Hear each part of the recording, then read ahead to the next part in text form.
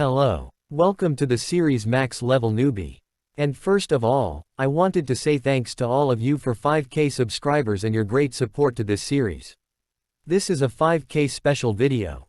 If you want to support me financially, you can join my Patreon only for $5.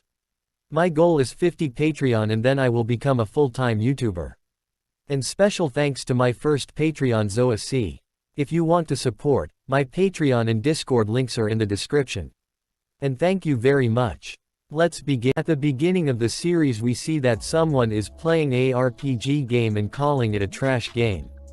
It refers to a game that simply isn't fun, or is unbalanced, or has subpar administration, or has absurd difficulty. The virtual reality game, Tower of Trials, is in this category. When the game was released, Korean gamers, whose hobby was to conquer the game before even the developers expected them to, got on the grind to conquer the game. It continued for 365 days a year, without eating or sleeping. But once 3 years had passed, people started realizing that the Tower of Trials is an unbeatable game. The Gate Guardian is practically invincible. The Arvidic's temperature is -60 degrees. Which kills anyone within an hour. A labyrinth that exceeds 10,000 km² in size. The game wasn't intended for fun. Rather, it was almost like a torture for those who play it. Afterwards, the game started declining. To be exact, it almost went under. There were still pros who didn't give up challenging this impossibly difficult game. Then a window appears saying you have conquered floor 50. Congratulations. You are the first to have cleared the Tower of Trials. After that we see that our protagonist is standing injured with dagger in his hand, saying, "Is this for real?" It was simply fun. The sense of accomplishment that came after researching unknown ways to conquer the tower. And repeating it again and again until it became second nature to finally beat the level. It was enough for me to devote 11 years of my life to it. Then he says, "To think that I'd really clear the last floor. Maybe I should have streamed this. Or maybe I could upload this onto YouTube." Then a message popped up saying, "Thank you for playing our game until now. A reboot update is planned to happen in 12 hours, so please continue to enjoy the game after the update." He thinks this is unexpected. They're doing a reboot update. Did they find an oil field in the middle of a desert or something? This really makes no sense. This shouldn't be profitable for them. Oh well, they probably have their own thoughts about doing something like this. Even if this game is getting a reboot update, I don't intend on playing this game anymore. Then he put down his headset and says that, "I plan on quitting my job as a streamer and a YouTuber, which I have continued up until today. Although I don't have a family to support, I'm already 27 years old. I can't afford to continue living on an income of $500 a month. I should probably tell the gym owner that I won't be working out for a while." He looks outside the window and says that people used to tell me that I should become a professional fighter, but right now, money is more important than fighting. After that, we see he is streaming live. And live chats say, "What's up today, you're early." Then he gets serious and says, "Hey guys, I have something I need to tell you." Someone in the chat says, "Don't tell me you're getting married or something. Boring." He suddenly starts laughing and says, "No, is just wanted to change the way I talked as a joke." He thinks, "I should probably just post an announcement about me quitting tomorrow." He goes to sleep after drinking some bottles. Then he wakes up saying, "Damn my head. I should probably upload my Tower of Trials clear video." He turns on his computer and sees a live stream titled that, "The Tower of Trials actually became reality." He thinks the Tower of Trials became reality. Then we see a huge mana wave came out of the Tower of Trials. He thinks, how could this be? This is the sign of beginnings in the Tower of Trials. Then a message popped up in front of him saying Tower of Trials reboot version first update has been completed. A message popped up in front of everyone saying, "Everyone please clear the next floor of the tower within 90 days. If you fail, humanity will be eliminated." Then another message popped up saying, the acceptance of reality for people has greatly increased. Our protagonist thinks that, I need to cool my head off. If the Tower of Trials has really become reality, I can't be here wasting time like this. He is running while thinking, I need to hurry, to the place where I can get that item. The world might end, but despite that, my heart is beating in excitement. Then we see the central city where a lot of people are gathered, saying what's the fastest train to Busan. Another man says, not even Busan's gonna cut it. We need to get out of Korea. Then a girl says, what are you talking about? That tower appeared in other countries too. Then where can we go? We see that, our protagonist is running behind the people. He thinks now is not the time to retreat, but instead the time to charge in. In the Korean server, this place was selected as an external zone. In the whole country there are 30 or so. This was the closest to me. Then a message popped up saying you are now entering an event zone. The people here, are all people who've played the beginning of the Tower of Trials. They're all glaring at each other. That's natural, I guess. The item that will soon appear is limited in quantity. If we're lucky, we might get 5 at most. A man appears behind our protagonist and says, yo, you're Kong Jin, right? It really is you, Kong Jin. Wow, you came here as well. I mean, you did do nothing but play this game all day, holed up in your room. Our protagonist says that, he is Paprika TV partnered streamer. He also has 500,000 subscribers on YouTube. Lee Jong-soo. In other words, he's a really popular streamer. And at the same time, he was the CEO of the company I was a part of. Our protagonist asks him, isn't it time for one of your scheduled streams? Lee Jong-soo says, with things like this, what does streaming even do for me? Anyways, what floor did you hit on this game? Come on, let's gather the secrets together, as former co-workers. Our protagonist thinks, co-workers. His company tricked many streamers into a slave contract. The more they streamed, the more money they'd lose. So my closest friends that I'd been together with since the beginning, had left the industry. Lee Jong-soo says, I know you're a great gamer, and you do mukbang streams pretty well. I'll rewrite your contract so we can be on better terms, how's that sound?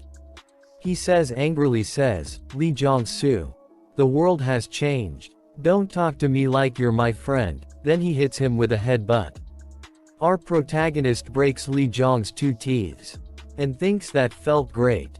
It should be about time the item comes out. Everything started shaking, and a tree grew up from the ground. Everybody says, it's a mangrove. Our protagonist thinks that, it's really the same as the Tower of Trials. Is this a dream? My memory was right. Then a message popped up saying the mangrove of greed has appeared. Everyone says, wait, isn't that fruits? The tree has fruits. Each of those delicious looking fruits that are ripening right now, raises strength, agility, health and magic stats. Our protagonist thinks it's a good item for sure, but there are only 4 fruits total. It's going to be a fierce competition. Everyone started pushing each other and started running to the tree. Then Lee Jong-soo says to our protagonist, if you had worked with me and split the fruits, we both could have gained benefit. Now we won't get any fruits. Our protagonist says, if you don't know shit, stay put. Now is not the time. Then one of them gets a fruit, he eat it immediately and his agility points increased by 3 points. Our protagonist says that most people don't even know about the fruit. Those that have played the game a few times will focus on getting the fruit. And people who've no life the game like me, enjoy the more sadistic and perverted process that follows. A tree branch hits the ground, and one of the other people says, I forgot it become dangerous if you eat all the fruits. It was so long ago that I forgot. Run. I died here at least 50 times. Then Lee Jong-soo tries to run. Our protagonist says, are you giving up? Lee Jong says, obviously. I don't want to die here like that. Our protagonist says, really? That's a shame. The real prize of this event can only be obtained once you eat all the fruit. Lee Jong says, are you serious? Our protagonist replies saying, if I wasn't, why would I still be standing here? Li Jong thinks, I was wondering why he wasn't going after the fruits. So that was why. I don't know the details, but it seems like a nice opportunity.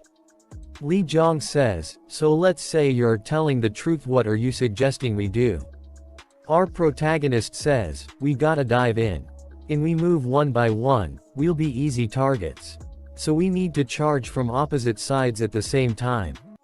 Li Jong says, so you want to distract it? Our protagonist says, yes. Remember, if even one of us hesitates, we both die. Li Jong says, don't worry, I've played plenty of this game as well. Then our protagonist starts running and say, now. Tree branches attacks our protagonist. Our protagonist thinks, what about Li Jong-soo? Li Jong-soo is standing and says, you stupid idiot. Who would trust your words? Go ahead and be bait. Our protagonist thinks, I'm so glad. You haven't changed. Our protagonist dodges tree branch attack, while saying, the one who is the bait is you. The person who is standing further away. The tree branches grabs Li Jong-soo. He asks for help. But our protagonist says, why should I? If you have a problem, take it to court with those lawyers of yours. Tree branches crushes Li Jong-soo to death. Our protagonist says, goodbye, you piece of shit. Next is, he is standing front of the tree alone. Then an attack come towards him. He thinks 22 degrees from the left. 35 degrees from the right. He dodges all the attacks like this. He thinks dodging isn't hard. A tree branch hits itself, revealing the hidden fruits. Our protagonist says, alright, finally. The core of the mangrove has revealed itself. It's exactly the same as what I experienced in the game. With a smile on his face, he thinks, yeah, finding out the exact angles the attacks come from and manipulating the attacks to my advantage is the difficult part. Then he picks up a broken branch of the tree. Our protagonist says, let's not trouble each other. Why don't you hand over the tree orb? This is an event mob, so it doesn't even give experience. All it does is give you a spot in the Hall of Fame at best. Then a lot of tree attacks come towards our protagonist. And message window appears saying the mangrove of greed uses the skill vampiric vines. He says, even though I am a no-lifer, I can't dodge all that. However, then he deflects an attack of the tree with the broken tree branch. He gets only a scratch on his face. Then he thinks, however, deflecting the attacks is still definitely doable. A bunch of tree branches merged and attack the protagonist. He thinks there's no need to be scared, and no reason to be afraid. He deflects all the attacks and tries to reach near the tree. And says, it's something I've repeated many times before. After that he thinks, almost there. Then a lot of butterflies come toward him. He says, sleep butterflies.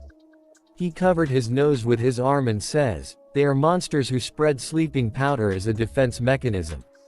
It's easy to get done in if you don't take countermeasures against breathing in the powder. It's simple to counter though. Just holding your breath suffices. Then jumps towards the orb of the tree. He grabs it. Then a message window popped up saying, you're the first to defeat the mangrove of greed. He says, to think the excruciating amount of pattern and timing research would help me in this way. I'm feeling unexpectedly thankful for everything I've done so far. A message window popped up saying your achievements will be recorded in the Hall of Fame for the entirety of tomorrow.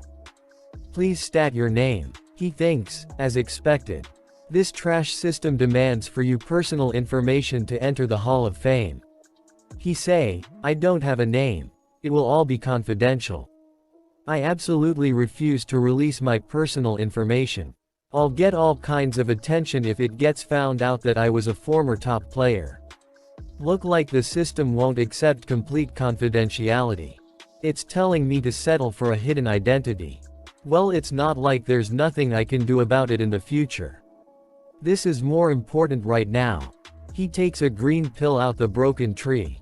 A message popped up saying obtain tree essence, tree orb. If each fruit increases strength, agility or magic by 3. The tree orb gives as much as 12 bonus stats. Considering that leveling up once gives 3 points, it's the same as leveling up 4 times. It's a broken item. There's nothing as cost-effective as this even in all the 50 floors. He eats it. He starts glowing. Alright, should I check its effect? We see his status window. He has 12 stat points. Level 1 with 12 stat points. I'm the strongest level 1. 1 hour later, a message popped up saying the video will be uploaded in 10 minutes. The chat exploded. Other than the initial few comments, most of them were disbelief. Saying I got lucky, or that I cheated. But a message popped up saying the video uploaded. The doubtful reactions disappeared once the video was uploaded.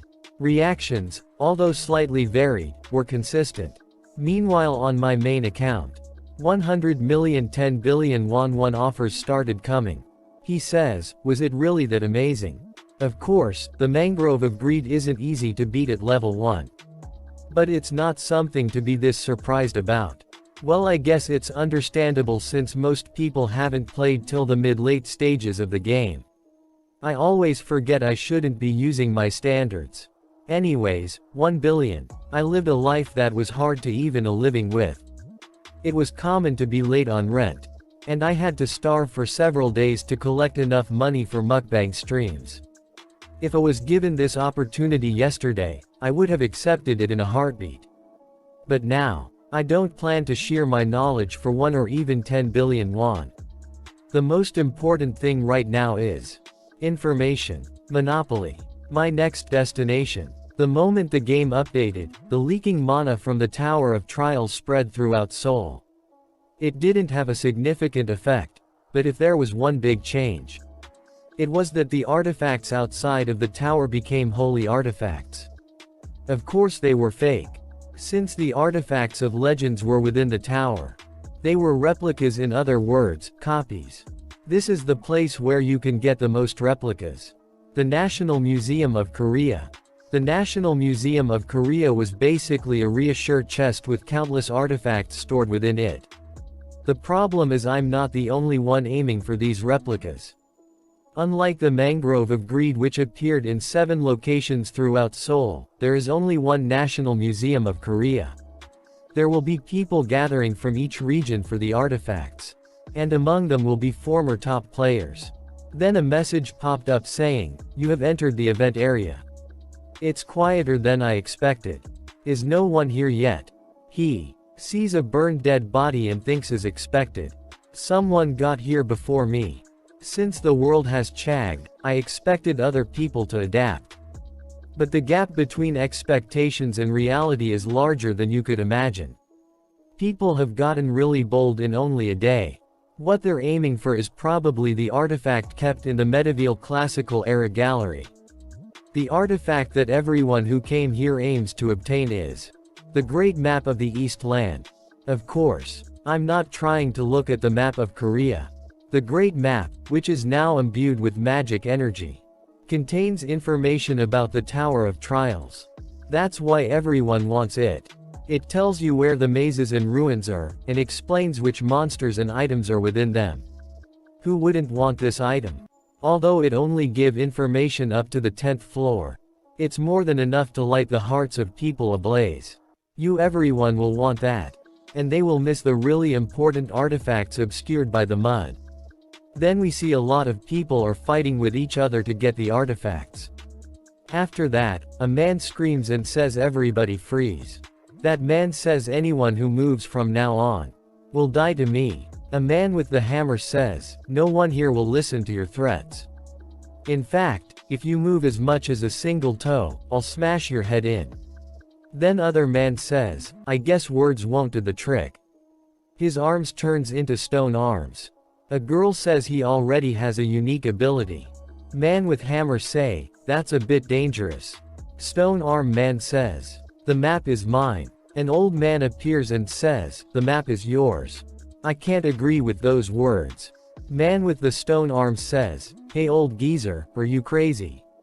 Old man says, your mouth is dirty for someone so young. You've got a knife for a tongue. However, which do you think is faster, for you to break my neck, or for me to turn you into coal? Man is surprised to see the old man use magic ability. Old man throws a fireball at him and says him catch. The heat turns into coal. Old man says, "It was your tongue that brought you misfortune." A schoolgirl says, "Man, fire type magic really is hot. I'm glad I decided to join forces with you." Old man says, "Oh Miss Lee Yuri, did you get the goods? I'll leave my back to you." She says, "Leave it to me. I just need this guy. If anyone gets in the way, he'll take care of it." Then her statue gets big and strong. She says, "Anyone moves from now onwards will be seen as an enemy." Got it. I'll make him munch on your head. Let's cooperate. Okay. Then everyone throws their weapon and says, "I'll give up on the map and whatever else, take it all." She says, "Thank you." Our protagonist is walking around with hands in his pockets. He says, "You've really make a mess of this place. Do you all have no respect for history? But at least you didn't tear this." Lee Yuri says, "Hey Mr. Fearless. Do you think I'm joking right now?" She orders her statue. Get him. Her statue threw his spear at our protagonist. He is standing fearless, in front of the spear with serious face. In this part, we are shown that a spear is coming toward our protagonist. He deflects the spear with one hand. Lee Yuri gets surprised to see how strong our protagonist is. Then other players says, "What in world, what did that guy just do? He deflected the spear. Is that even possible? He didn't even dodge it. His hand is fine too." Our protagonist thinks, they don't know what my stats are like right now, which is why they are reacting that way. Then he says to Lee Yuri, "What are you going to do? Your puppy, its only weapon is gone, isn't it?" She puts her hand in her bag, and says, "Who said so? I have other statues." Then she takes out 4 more statues from her bag. After that, a message popped up saying, "Artifact the avatar of Anubis replica in coming to life." She says, "How's this? Are you still smiling?" He says, "That's pretty nice." He thinks, seeing that she can operate 5 statues at the same time with her small mana pool. She's definitely not your average person. Just like the magic using old man from earlier. There's a fair amount of players who've graduated from being a newbie. She says, "Nice." After that he says, "Yep, well, somewhere between decent and nice to be exact." She says, trying to act cool, "I don't like you." He says, "Oh, really? Then I should show you." After that he thinks, if the gap is too large, she won't even be able to comprehend it. I need to show her with her own 2 eyes. He throws a paper behind. He thinks, the canyon that exists between our levels. Then he puts his mana in the paper he thrown behind with a painting of tiger. A message popped up saying, "Mana has been injected into the Pinewood tiger replica. The ruler of the mountains is appearing." After that, a huge tiger appears beside our protagonist. She is shocked to see that and says, "No way." He says, "A mere jackal bares his teeth in front of the ruler of the mountain." He orders his tiger to eat them up. The tiger kills one of her statues with 1 hit. The tiger eats the statues or destroy them. After that she thinks, "No way, I've heard of plenty of different ways to use artifacts, but I've never heard of a method like this. And this magical force. I feel like my skin will tear off." Then she sees a huge shadow of the tiger. And thinks, "I can't win. I thought I drew the strongest cards. But how? Who is this guy?" Then we see our protagonist with a creepy smile. He came near her and said, "Hand it over." She asks, "What are you asking for all of a sudden?" He says, "The mask of Tutankhamun." She says, "It's useless in Korea. What are you even going to use it for?" He calls his tiger with a finger. She gets scared and says, "Fine. I'll hand it over." She takes it out of her bag and gives it to him. A message popped up saying, "You have obtained the artifact, the Mask of Tutankhamun replica." Our protagonist thinks, "Alright. With this, I've obtained the 2nd artifact." She asks him, "Are you aiming for the great map of the East Lands?" He thinks, "Map. Oh yeah, I forgot about that." He says, "You don't need to worry about that." He ordered his tiger, "Keep guarding this area, so that nobody can follow." Then with a big smile he thinks, "The preparations are done. Let's go. To get the strongest skill in the Tower of Trials." After that we see Old Man is thinking, "How is this happening, Lee Yuri?" The old man and our protagonist are standing side by side. The old man thinks, "Who is he, and how did he come all the way up here? Don't tell me, did he get past Lee Yuri to come up here?" Then we see that, there's a barrier blocking the entrance to the relic room. Our protagonist says, "I think it's a 1-star ranked barrier." Old man says, "Seems like you know about this. I've never seen a barrier like this before. Neither physical nor magical attacks work on this barrier." Then our protagonist touches it and thinks, the spot where the flow of mana diverges. Carpo. "I think there is a way to destroy this, but there is a condition." Old man says, "A condition?" Our protagonist says, "You must be constantly using your flame magic in order to make the barrier weaker." Old man says, "How long would I need to use it for?" Our protagonist says, "Until I go inside and come back out, with all the necessary relics." Old man says, "So you're saying, while you're inside, I'm just going to stay outside and keep using magic?" Our protagonist says, "I can't hold magic that's powerful enough to weaken the barrier for a prolonged amount of time. I know you may not trust me, but this is the only way. It'll be morning soon, and we can't get out of here without getting anything, can we? I'll let you keep the map. After all, I am in need of something else." Old man thinks, nothing gained from hard work. That would be the worst possible outcome. Old man says, "Do you promise to hand over the map to me?" Our protagonist says, "Of course. I wouldn't want to make an enemy out of a high-ranking magic ability user." Old man thinks, "No matter how hard I think about it, there is only one conclusion. I guess I'll have to trust him." Old man says, "Very well. Then I will trust you this time." Our protagonist says, "Then, I'll be in you care, Grandpa." Old man says, "I'll try my best." After that, old man uses his magic on the barrier, with full power. Then our protagonist says, "Here I go. Carpo." He jumps through the gate. Inside the room, old man says, "Hurry." Our protagonist says, "All right." Our protagonist thinks, "I'm planning on trying my best. In my own way, of course." We see there are a lot of relics untouched. He thinks, it doesn't seem like anyone has been here, unlike the lower floors. Except for this, of course. Then a message popped up saying, "The iron sword that has Qianlong inscribed on it." He thinks, that guy. He already finished his business here and left. And I'm sure he's the one who put up the barrier. He's planning of leaving after taking what he wants, whether other people are fighting or not. He's still not trying to risk anything, but I'm sure even you didn't know of this. Our protagonist says, this one, and that the relic you took is nothing but a second-rate relic. Found it. Songpyeong Tongbo D rank. My personal inherent ability. The last puzzle piece. Required to make the most powerful skill.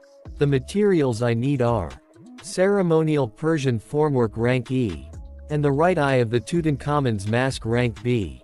By combining the two relics, a message popped up saying the two relics are reacting. It's a message that only pops up when relics that fit each other are met. And at the same time, it's a message telling me to pay the appropriate price if I want to continue. Then he breaks the relic Sangpyeong Tongbo rank D and drop it on the other two relics. After that a message popped up saying, the three relics are reacting with each other. Another message popped up saying, you have successfully combined the relics, against all odds. You have acquired the relic the Eye of Truth rank SS. After that a skill window appears, the Eye of the Truth. Obtaining difficulty, SS. Details, you are able to browse through other status windows, and you can tell whether one is telling truth or lying. 3 times a day. Our protagonist thinks, the eye of truth is the greatest eye, out of the 5 eyes that exist in the world. But there is another reason why I came to the museum today. Quest window popped up saying, Hidden quest, you have successfully combined 3 replica relics of B rank, or lower to craft an item of S rank or higher. You have met the requirements. He thinks, copying and storing the many abilities that exist in this world, and using those skills to create an even stronger skill. That is my weapon. In order to become the strongest, in the Tower of Trials. You have acquired the inherent ability, fusion over rank. Memory of the world is being created. Then a skill appears, inherent ability fusion. Obtaining difficulty, immeasurable overlink. Details, by completing specific quests, you are able to copy and store others, inherent skills in the memory of the world, and fuse the skills to create skills of higher dimensions. However, if the difficulty of the condition for copying a skill surges, the condition may be partially changed. Then the old man says, if you're done, hurry up and, I don't think I can hold on for much longer. After that our protagonist says, let's see in order to copy that old man's ability. Let's see what I need to do. He uses his ability on the old man. A message popped up saying, copy condition, Min Jungwoo has always been hiding his true feelings under a mask. Make him reveal his true feelings.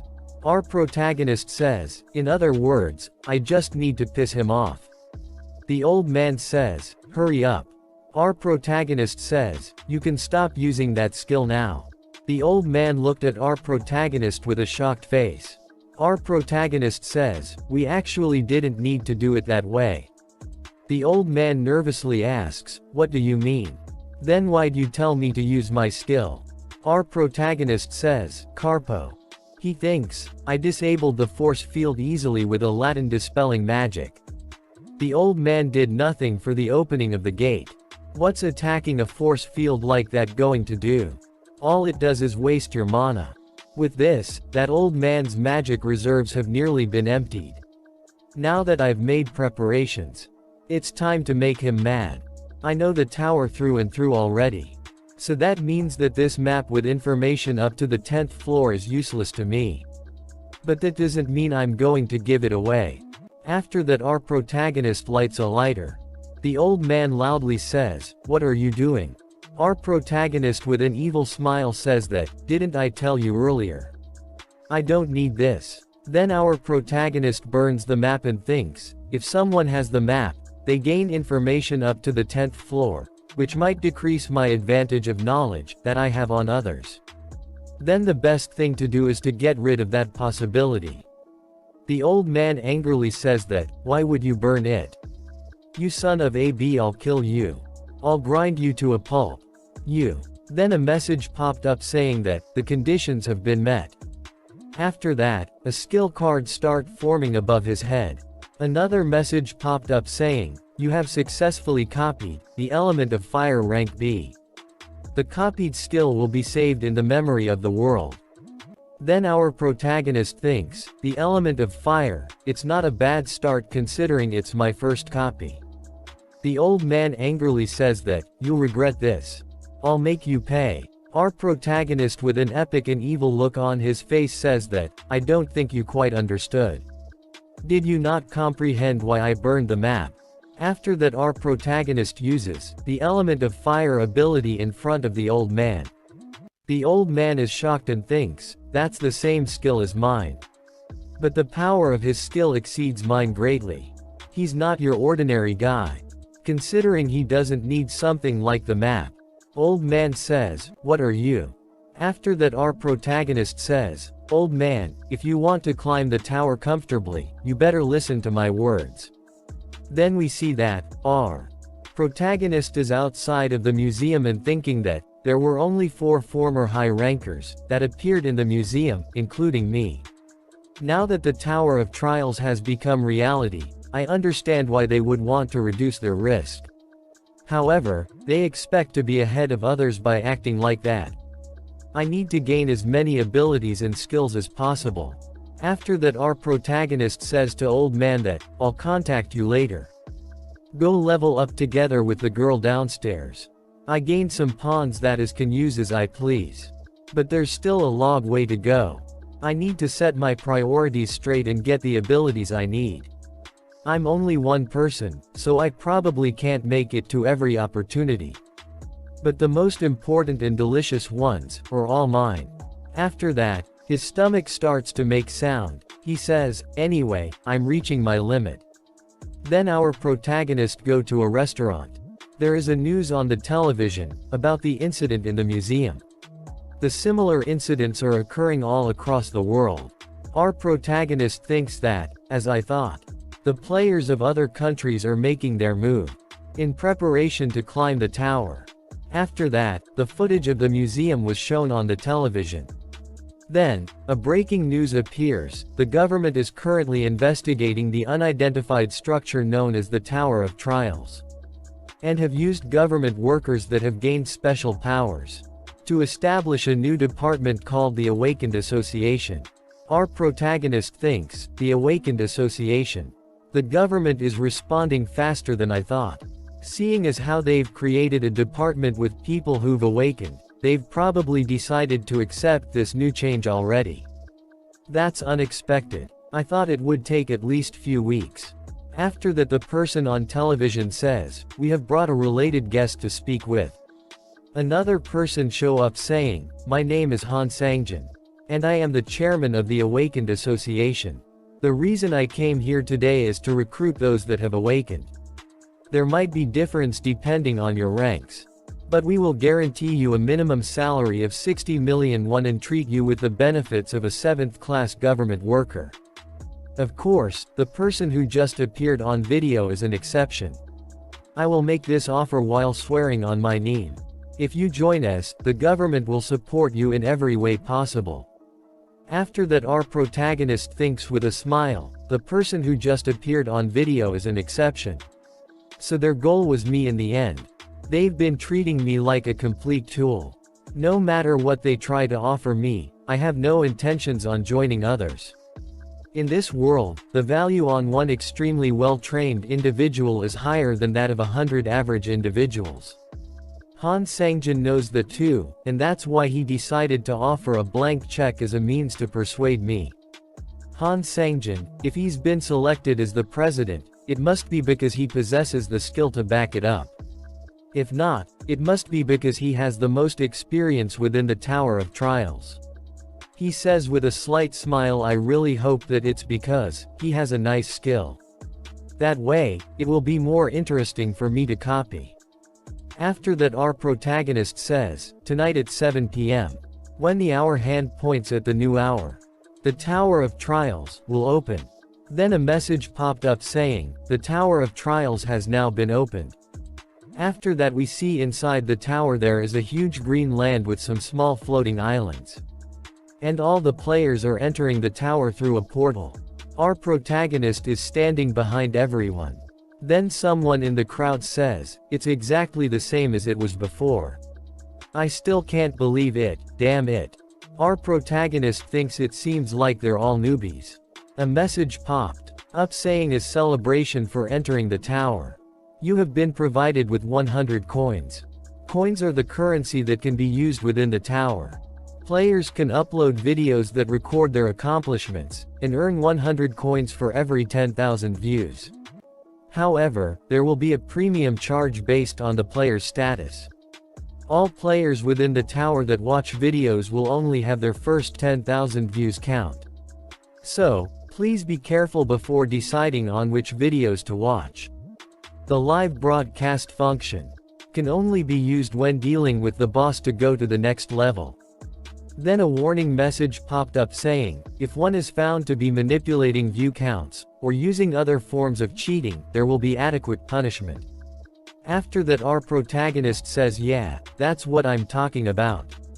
The bridge between people that want to climb the tower, and those who want to continue living outside the tower. The broadcast system. Viewers will choose to watch players that have a higher chance of showing off the top of the tower, thus increasing their views. After that, we see that a lot of players are streaming live. Our protagonist says, of the functions within the Tower of Trials, this is the most interesting one of them all. The more famous you become, the more coins you can earn. After that we see that, everyone is running to get a good spot to farm. They are bumping with our protagonist. Our protagonist is standing calm while thinking they're all in such a hurry. They want to try clearing it as soon as possible and try to be ahead of everyone else or be rich. Earning coins should be easy, since I know everything about this place. However, I don't have any intentions on uploading a video first. Rather than relying on the videos to earn coins, sharing the information that I know would be a greater loss. I already know what's that first thing I have to do. Something special that nobody else would do first. While we were clearing the lower 30 levels of the tower, there was a time where we couldn't proceed any further. In order to go to the next level, we needed to look for hidden pieces within the lower levels. And that meant retracing our steps from our previous experiences. In the end, we were able to find the solution in an abandoned ruin. And that was when we found out the fact that my character was flawed from the start. For this to be the result we found after all this time. For the character that I spent years growing to be shit. Then a message window appeared saying, "Would you really like to delete your character?" He says, "I devoted everything to this, so why was this the answer? No. Even the time I spent regretting was a waste. I'll need to start over." Then he presses yes. After that we see a delete icon and progress bar above our protagonist's head. He says with an epic look on his face, "Next time, I'll reach the top." He thinks was that already 6 years ago. Then we see that he is standing in front of a huge door. A message popped up saying, "Name, Labyrinthos. Type, Labyrinth. Difficulty, B." He thinks, the cornerstone of getting beyond 30 floors is building your foundation. The key to figuring that out is within this maze, Labyrinthos. He says with a gloomy face that, "I never thought I would have to go through this again. Even then, although I hate it, it has a sense of nostalgia." He inserts the key, and opens the door of the maze, and says, "Let's go." Inside the maze there are some glowing butterflies are flying around. He says, "This scene, this smell, it's all the same as before." Then a butterfly lands on his finger. He says, "It's nice seeing you, luminescent moth." But after that 4 people appears in the maze. He says, "Who are you people?" Then a girl says, "Nice to meet you. We were looking for a place to farm, but decided to come in here before the labyrinth closed." After that we see 10 minutes before entering. A man says while looking toward our protagonist, "I know we followed him because there might be something. But isn't that a labyrinth? He went to the labyrinth right after entering the tower, what is he planning? He even opened the door without a key." The girl says, "Let's go in too." Another man says, "Go in. Even though we don't know how big or dangerous it might be." The girl says, "Try thinking about it with that brain of yours. You all should know that the early parts of the Tower of Trials are the most important parts, right? He opened a labyrinth without a key for it. And if someone who was level 1 went in, it must mean that it's not that difficult. Well, I guess it is a labyrinth on the first floor." Another girl says, "But do you think that guy will just nicely share the items with us?" She says with an evil smile, "Of course he won't do that. All we have to do is let him have his eternal rest inside the labyrinth." After that she says to our protagonist that, "We can all share the risk of danger together." Our protagonist thinks with an evil and epic look on his face, "Is she trying to fool me while believing in her numbers? Is she the leader?" He uses his Eye of Truth ability on her. She says, "My name is Park Hannah. I'm 22, and I have once reached the 2nd floor of the Tower of Trials before." He sees her skill list and says, "This girl has quite an interesting skill. Level 1, Commune." A skill window appeared saying that, "Commune, can naturally become friendly with anyone, even strangers. This skill can completely erase feelings of discomfort." A copy condition window appears saying, cooperate with Park Hannah for at least 240 hours. However, once 240 hours pass, there must be no one nearby you and Park Hannah. He thinks a girl with black wings and white ears while saying, commune, it'll be helpful when dealing with her down the road. After her other partners introduces themselves. Our protagonist introduce himself as well by saying, I'm Kong Jin Hyuk. He turns around and thinks, they're obviously going to stab me in the back later, so there's no need to remember each of their names. Park Hannah grabs our protagonist's arm and says, then, Mr. Jin Hyuk. Up to what floor have you played the Tower of Trials? A message popped up saying, Park Hannah has activated the skill level 1 commune. He moves her to the side and thinks, so you use it like this. If I didn't know about it, I might have become intimate with her. He says to her that, I've gone up as far as I can. She says, wow, is that so? And thinks, what's with him? The commune skill should be in effect, strange. After that she asks him, then please tell us what kind of monsters are here and their traits, please. He says, I can do that much. This labyrinth changes at fixed time intervals. She says, what? With a nervous expression on her face. Then the labyrinth suddenly started shaking. She says, what's this? Shouldn't this only be a labyrinth on the first floor? Then the wall starts to move around at rapid speed. They all barely manage to survive. One of them says, I don't see Mina.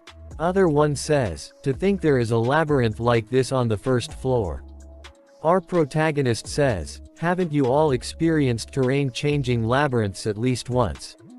She says, this is too dangerous for level 1 players. We need to get out of here ASAP. She asks to Min that, can you find the exit? You should be able to do that with your skill. Min says, the skill activation was cancelled when the labyrinth was changing. Park Hannah says, then you can't find the exit. We're trapped in here. Our protagonist thinks, I was wondering why they entered the labyrinth so confidently. It seems like they were only relying on a navigation skill.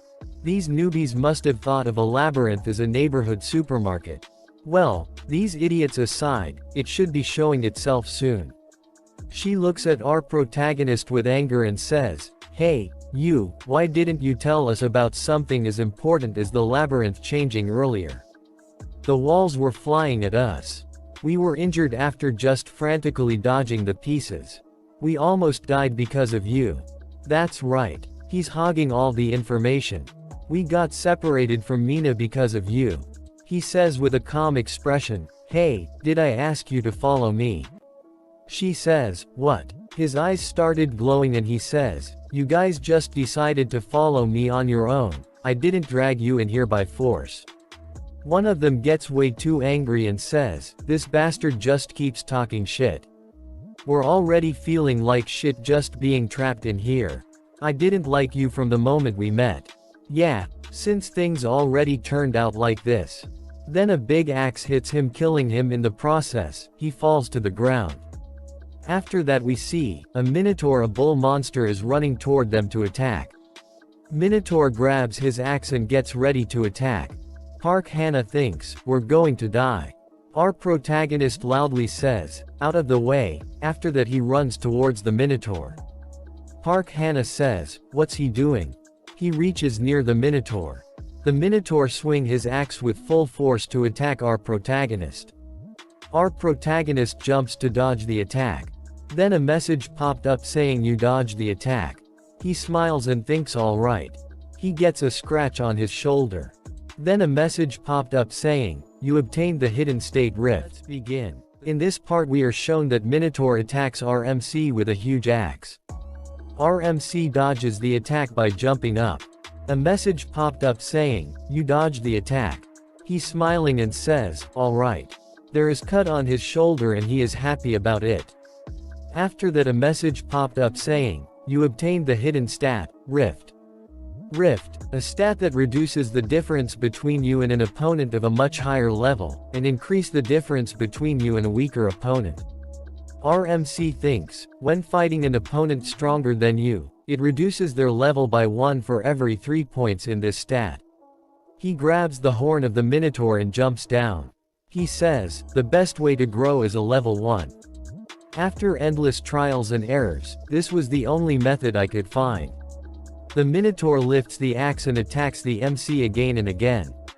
Our MC thinks, I've already been hit by his attacks tens of thousands of times before. His stat rift increases by 0.05. He says, his attack pattern has already been etched into my body. His stat rift increases by 0.05 again. He dodges Minotaur's attacks left and right, his stat rift increases a lot. He says, I am a former top player. Minotaur attacks him again, he dodges the attack by doing a backflip.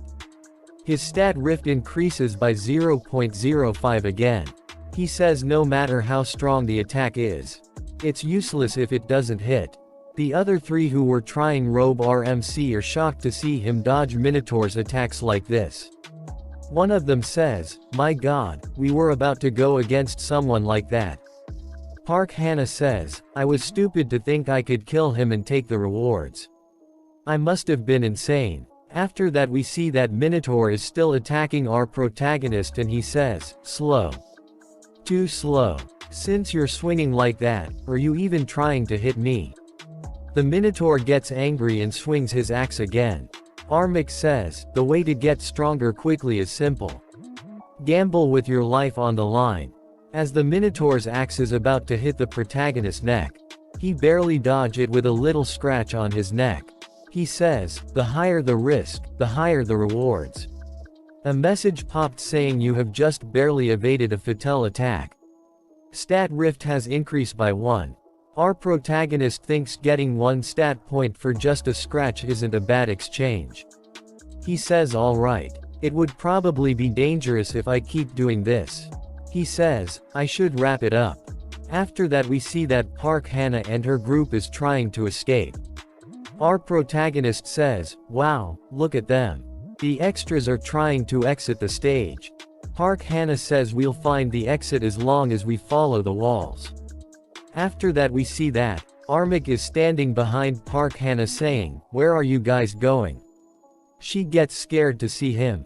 As Minotaur is about to attack, our protagonist says if you also want some stats, why don't you guys join me? You'll receive a hidden stat if you evade his attacks. It's easier than it looks, give it a try. We should all share something so great, no. Minotaur gets ready to unleash a big attack, our protagonist grabs Park Hannah's arm. Minotaur uses his attack destroy a bunch of stuff around the area. One of them dies and the other are shocked and scared to see that. RMC smiles and says, why would you just stand there doing nothing? At least, you should duck or increase the distance. Out MC stands in front of Minotaur ready to fight says, right you calf. Then the labyrinth starts to change again. RMC waves his hand in front of Minotaur and says, I'll see you later.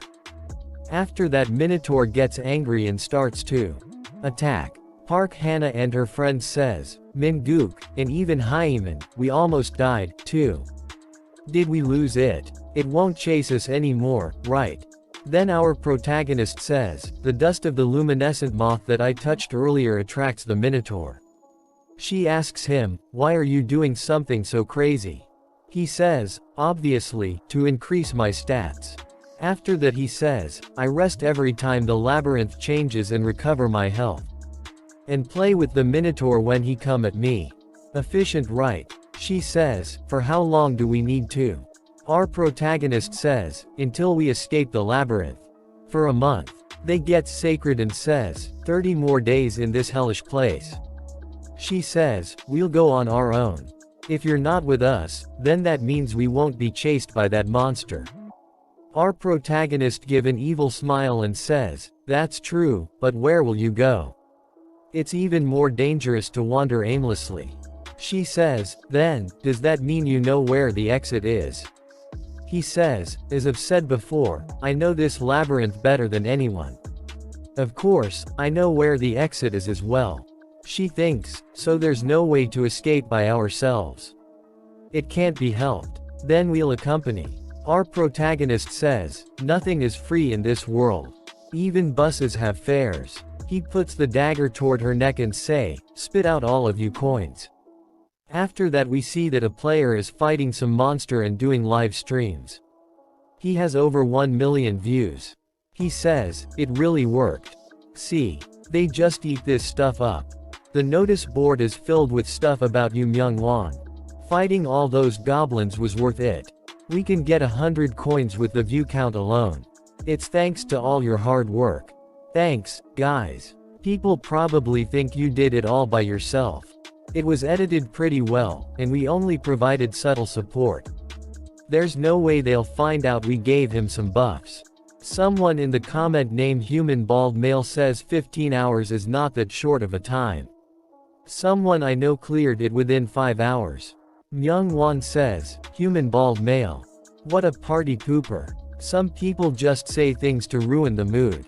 Don't be so depressed. The world is usually dominated by talented trailblazers. After that a message popped up saying a new video has been uploaded to the Hall of Fame. Myung-won says, what the hell is this? Crazy. Plus 10 reinforcement. Myung-won is shocked to see that and says, that's impossible. How can something like this happens? After that we see, 10 minutes ago, our protagonist says, now, pay attention. Don't stand there like poles and go to your jobs. We need to get some moss to sleep on, and some firewood to make a fire. We have a lot to do. Park Hannah says, alright. No need to nag at us.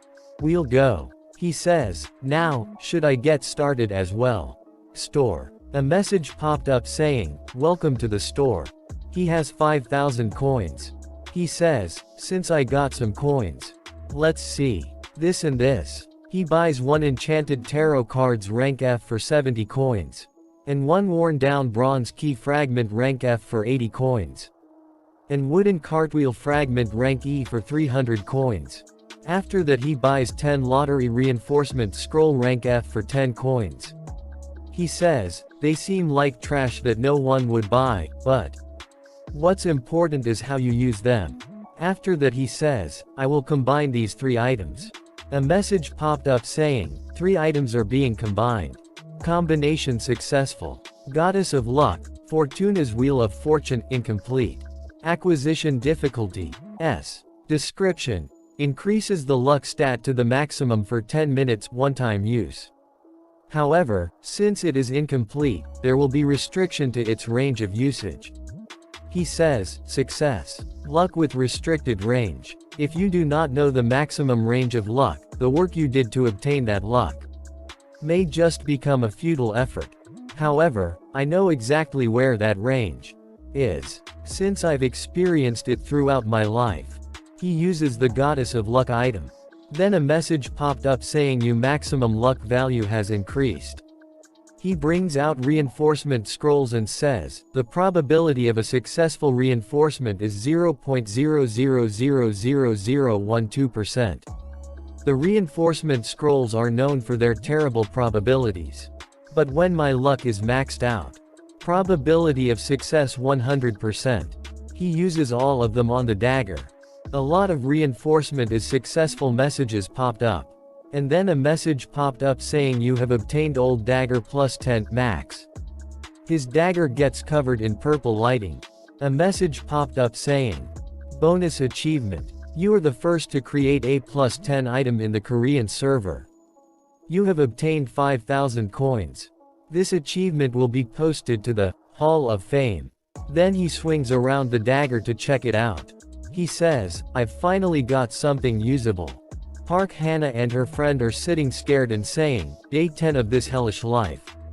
We made bonfire out of twigs, slept on a bed made of moss, and have had nothing to eat but mushrooms and moss.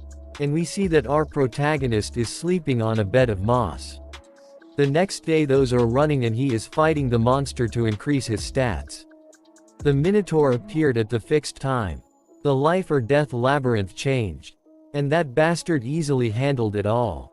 Park Hannah no more. We'll really die at this rate. We'll just be thrown away after being used by that devil. She is slowly talking to her chat. She says, have you found out anything about that guy? No one knows about him anything, she says, to think I selected these pieces of trash to support me from outside the tower. Stop blabbering. Did you tell my brother about the situation here? What did the Crow Guild say?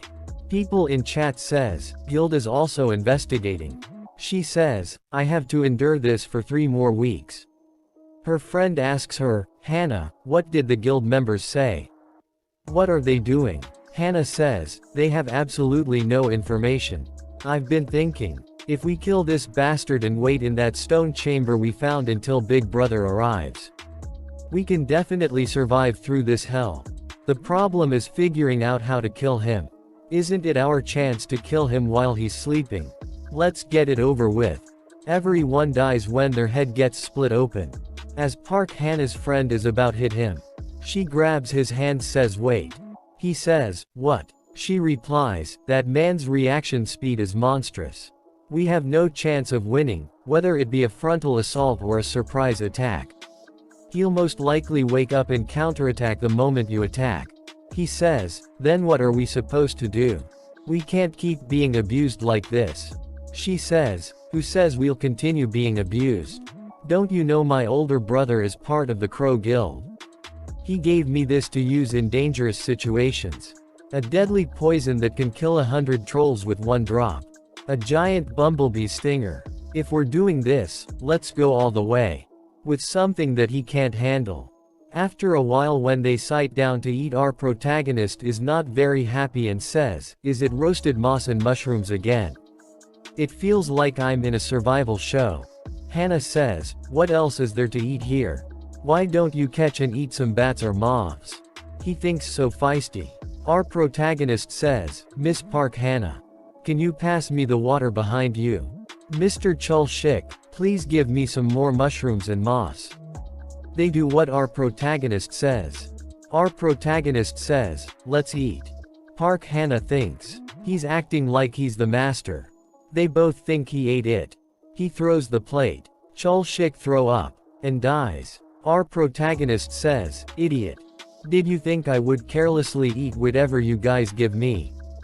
Park Hannah says, you knew that it was poisonous. Yeah, when is asked you to? Give me more, I made a quick switch while you guys were distracted. After that he opens the report button and says, and you guys hidden broadcasts are an illicit act. She says, what are you talking about? Do you have proof? Let's see here. Live broadcasts can only be turned on when fighting the boss to go to the next stage. If any illicit acts such as viewer count manipulation, etc. are caught, appropriate measures will be taken. Then a message popped up saying in no illicit act are discovered, the reporter will receive a penalty. Will you continue with the report? He says, you should pay attention to your expression when you're broadcasting. It's so obvious. You're only at this level. Park Hannah, what a disappointment. He presses yes. She gets shrouded by warning messages. A message popped up saying report confirmed, anonymity has been removed. Everyone her broadcast gets scared and start to leave the broadcast one by one. Her viewers count go to 0. Viewers related to this incident cannot watch videos for the next month. If caught for the second time, they will be banned permanently. She says, what happened to them? Where did they go? A message popped up saying penalty to the involved paler has been changed to a harsh fate.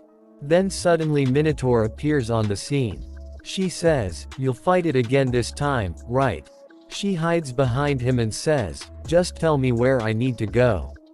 He says, Miss Park Hannah, you're quite shameless. You just tried to poison me. So why should I tell you anything? She says, what do you mean? You were telling me things up until now. Then a message popped up saying condition has been fulfilled. You have succeeded in copying the skill commune rank C. He looks at her with an angry look and says, you're no longer needed. She says, wait, you'll regret this. My older brother is in the Crow Guild. Minotaur attacks them. Our protagonist jump in the air to avoid the attack and she gets hit by the shock wave. He says, what carefully from over there. Between that stupid guild and me. Which you should fear more. He attacks the Minotaur on the head with his dagger. He says, "Still too shallow." Minotaur tried to hit the protagonist with a powerful punch. He dodges the attack and says, "It's still receiving damage. It was worth it to raise Rift. Regardless, I can't kill it." If that's the case, he dodges another attack by sliding on the ground, and says, "I just need to make it so that I can." He uses element of fire attack. Minotaur blocks the attack with the axe. Protagonist appears behind the Minotaur and cut his legs. Minotaur falls. Our protagonist says, "Don't flail around so much. The meat gets too though if there's too much muscle." Almost there. The moment that he reveals his trump card. After that, a message popped up saying the Guardian of the Labyrinth Minotaur has activated level 10 Berserker. Minotaur gives a loud scream and he gets a power up. He muscles get bigger. Minotaur gets surrounded by green aura. Our protagonist is calm and standing there blocking the wind. On the other hand, Hannah is scared and says, "How are we supposed to defeat something like that?" A skill description popped up saying the Minotaur's attack power, attack speed, and movement speed increase by 30% for 5 minutes from the moment of activation. Additional option temporarily increases intelligence. Able to speak a language. Minotaur says, "Human, I'll rip you to shreds. And scatter you pieces all over the dungeon. So that you can never trespass into this dungeon again." Our protagonist says, his magic power efficiency feels higher than before. Not bad. Bring it. Minotaur attacks our protagonist and says, "I'll crush you." Our protagonist deflects the attack with his dagger. They do it again and again. Park Hannah is shocked to see the battle end. Says, "How can this be?" He's not dodging anymore, but rather blocking by redirecting the force of the attack. It's a booze monster that has activated a skill over level 10. Not even the full force of the Crow Guild could be a match for it. But how can that crazy bastard be laughing in this situation? Our protagonist says, "It felt like time had stopped.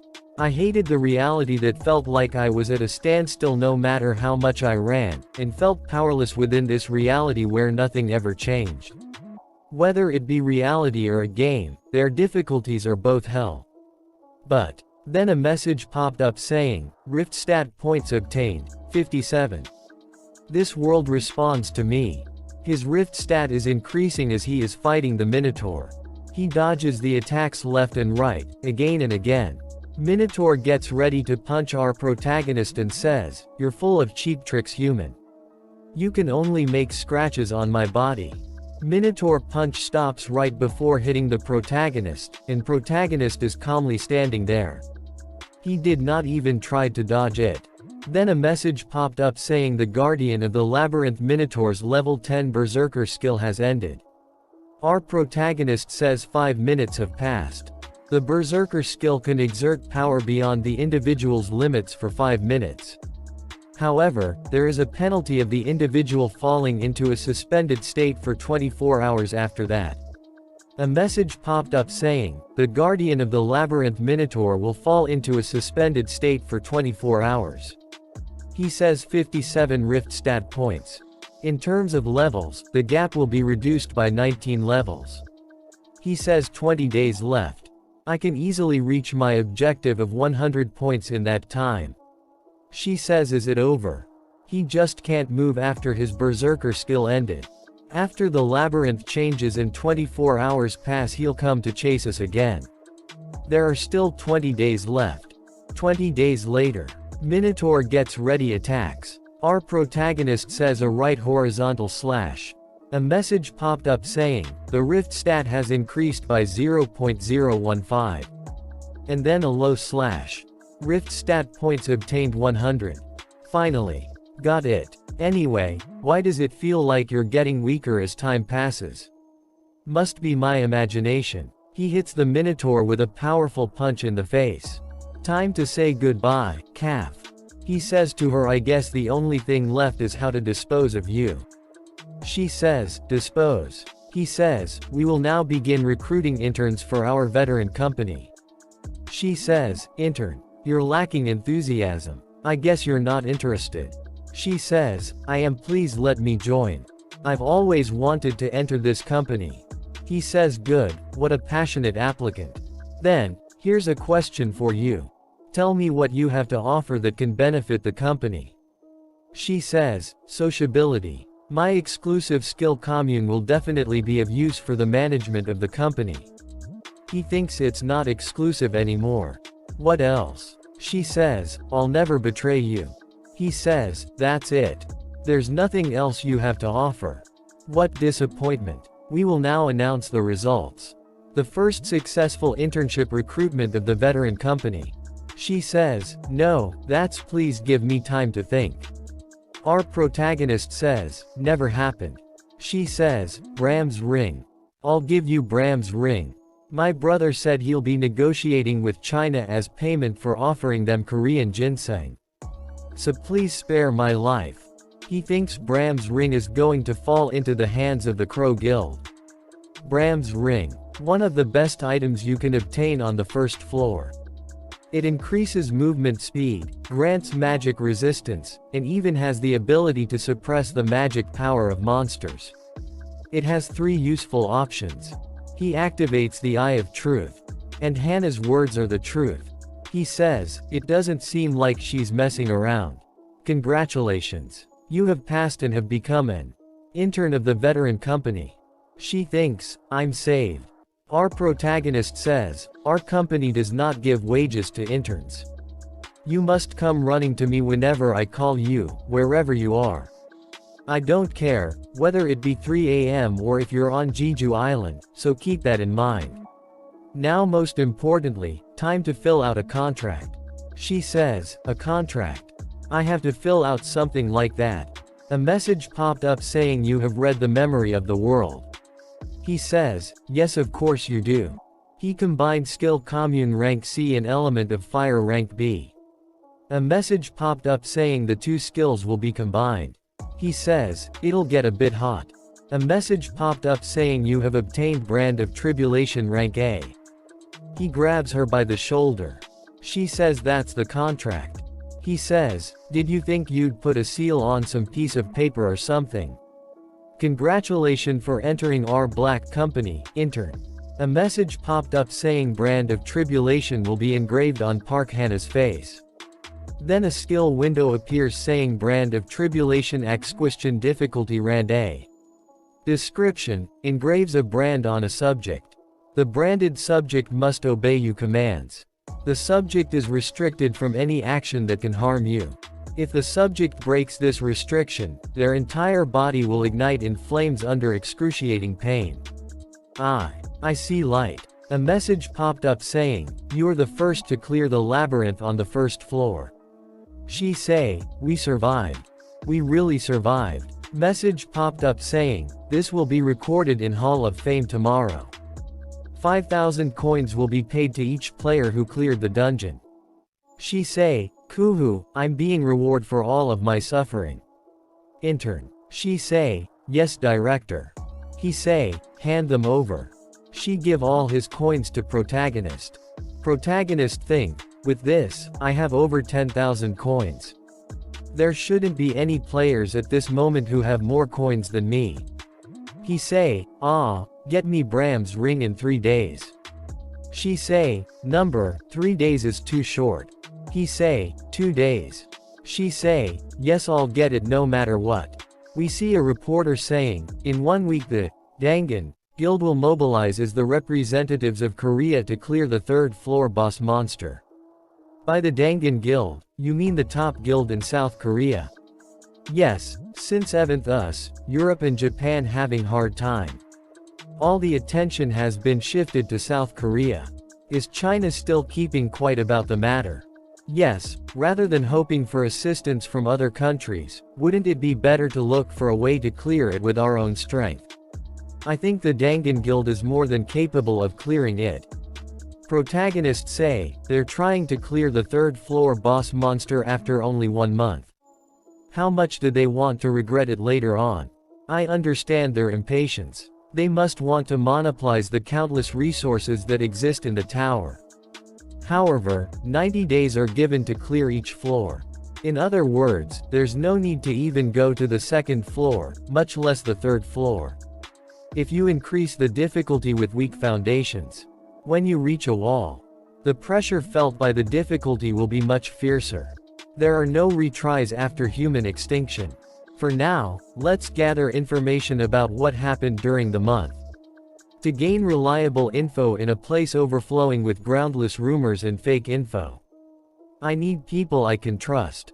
Sources that I've known for a while and can trust. He searched something in his mobile and say, as expected, they're the only ones.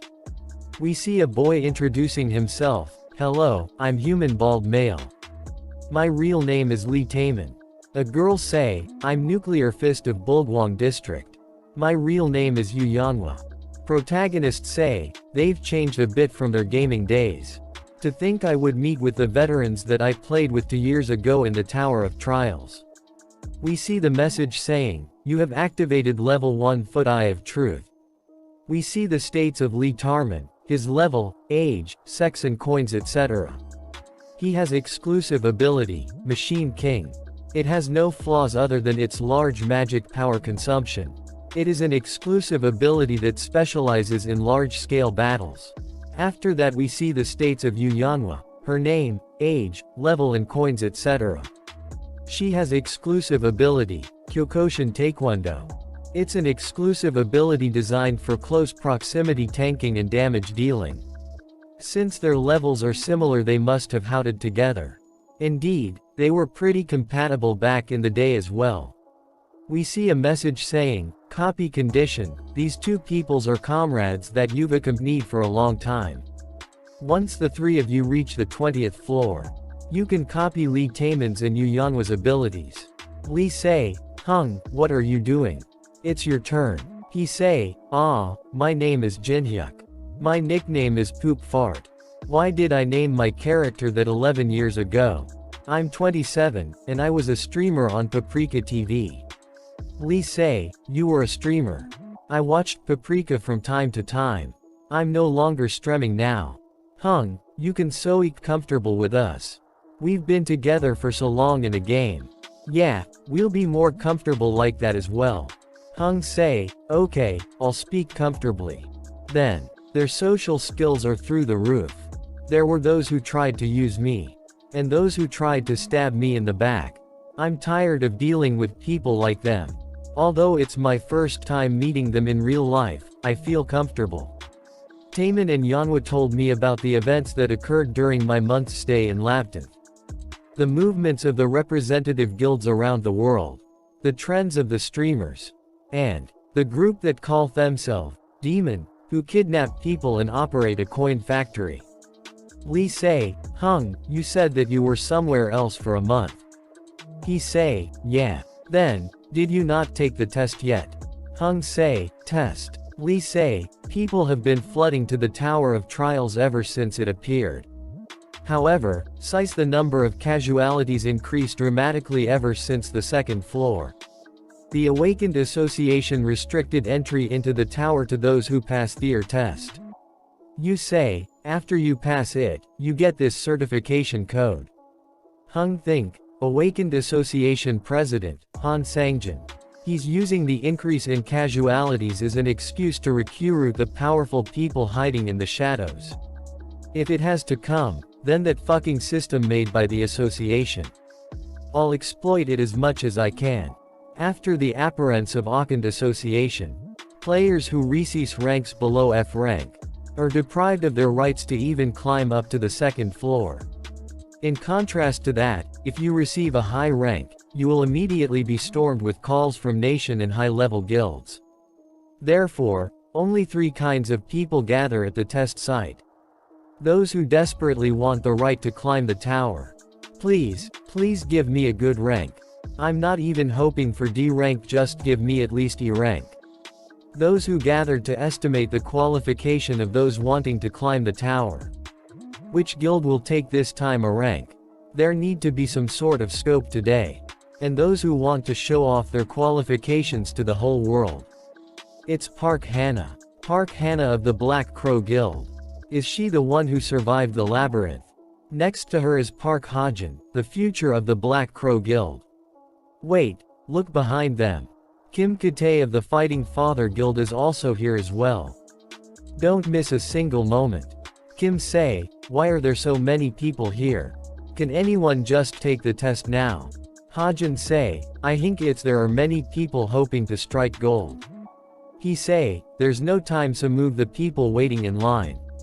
We can't afford to stay here for hours when the reporters are waiting. I came all the way here because of you siblings, so don't mess up. You know what will happen if you do, right? They both say, please don't worry, we'll do well. Guards say, get out of the way. Can't you see someone's trying to pass through? Move to the side. Hurry up. You'll get a beating if you keep stalling. What the hell are you doing? Are you deaf? Hung say, move. Why should I? I'm waiting for my turn after getting my number, so why should I move? Ha-jin say, what the hell? You can't even get rid of one person. I don't know who you are, but you are making a huge mistake. It's not too late, so fuck off now. Is that person standing up to Park Ha-jin? He must want to die. Is he insane? Park Ha-jin. Is he the brother that Park Hana was talking about? We see a message saying, you have activated level 1 Foot Eye of Truth. Now we see the states of Park Ha-jin, his name, age, level coins and his exclusive ability. He say, what the hell are you staring at? Again message pop up saying, copy conditions. If you reach maximum friendliness with the subject, you can copy their exclusive ability. If you reach the maximum hostility with the subject, you can copy one of the subject's skill that you want. Hung say, oh ho, maximum hostility. Ha-jin say, this bastard, you're still not getting out of the way. You think nothing gonna happen since there are many eyes on us. Hannah say, Oppa, what's going on? We see protagonist giving dangerous look. He catch the finger of Ha-jin and break it. He say you insect and run to attack the protagonist. He attack the protagonist but get knocked down. Everyone shocked, saying what the hell happened. Hannah say, why is that man here? Kim say, leave it at that. Fighter Father Kim Katae. Protagonist try to activate Eye of Truth. But get the warning, due to level difference being over a fixed limit, the skill activation will be cancelled. He must be over level 20. Hung say, I didn't know this guy had his nanny with him. Kim say, he's a bit of a handful, but it can't be helped. Since he's useful in some ways. Hung say, useful, huh? Is it because he's supplying Korean ginseng to China? Kim say, how do you? Hung say, does the how matter? Can't you ask a more practical question? For example, the method of dealing with the side effect of Korean ginseng. Kim say, stop there. We see message saying, Kim Katae has activated level 3 feet blackout barrier. We see a black barrier start a pairing around the Kim and Hung. Kim say, so what you are saying is, you want an exchange with 10 of our monopolized dungeons. How can I be certain whether you know the information that you claim to know? An edible item known for its excellent stamina and magic power recovery. Korean ginseng. However, if you eat it raw, there is a magic power poisoning side effect. You must already be having a hard time due to this side effect. But it can easily be dealt with by using 3 items. Kerosine's extract, moonlight stone, and most impotently, the mandragora root. Besides the other 2, you must be having a hard time finding the root, right?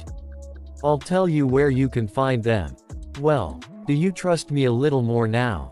Kim think, it matches with the information from the guild research team and the explorers. This man, who in the world is he? Very well, I'll play your game. However, if you're playing some poor trick, be prepared. I won't just let it slide. Kim think, even for this info, demanding 10 of our most profitable dungeons that we monopolized is an extremely expensive price. I need to draw the line here. Hung say, you must be misunderstanding something. The one who's offering the opportunity is me. Hung hit Kim. We see Lee and you fighting outside the barrier. You say, get back. if you don't want to die. We see message, level 3 feet blackout barrier, has been removed. Hung say, calm down Yanhua. Lee say, Hung weren't you dragged along by force. Just say the word. I'll wipe the floor with all of them. Hung say, I'm really alright. He was a better listener than I thought. Hajin say to Kim, please wait. Are you just going to let them go? If you give me one more chance, I'll go all out. Kim catch Hajin from his neck and say, he's not someone the likes of you can handle. I'll make you regret it if you act out on your own again. Got it. Hajin say, yes I understand. He think, what the hell happened inside the barrier? How dare you to humiliate me to this extent? I'll kill you no matter what. We see a message, copy condition met. You have succeeded in copying the skill, shallow breathing D. Shallow breathing, description, can control breathing capacity and heart rate. The copied skill will be saved in the memory of the world. Hung think, shall I take the test now? Oh, did our intern eat some ginseng before taking the test? Next person please. We see examiner he say, test is simple, you just need to strike the magic stone in front of you. You can use any item or you exclusive ability. This test measures the size of your potential when you strike the magic stone. A dagger, is it? Will you only use your weapon, and not your exclusive ability? Hung say, yes this is more than enough. Examiner say, okay you can begin whenever you are ready. Huh, Mr. Jinhyuk, that's a mid-grade magic stone. Please use this. Low-grade magic stone. The mid-grade and higher stone don't even budge against normal people. Jinhyuk about to take the stone. The stat, rift will be activated to its maximum amount. Shall I see how much my suffering in the labyrinth has paid off? He attacked the stone with so much force. Examiner is in shock. He say, I've never heard of someone cutting the magic stone in two. Congratulations. You're S rank. I will report this to my superior, so please wait here. Jinhyuk say, wait. Please postpone the report by 1 week. Examiner say, what? What do you mean by postpone? Jinhyuk say, personal reasons. I won't care where you release it after 1 week. Examiner say, but. Jinhyuk say, I've learned many things in my life. One of them is, the fist that's close to you is much scarier than the law that's far away. Examiner say, yes. Jinhyuk say, you're here. Intern Park Hannah. She say, I have what you asked for. We see Bram's ring increase the states of Jinhyuk. Jinhyuk say, see it was possible. We reunited earlier than I expected. She say, I kept my promise, so please remove this. Jinhyuk say, I'll decide from your actions. What? Lee say, you're F rank. What? How I was sure you'd be higher than us. She say, Oppa, you have to go to a dungeon for the second test.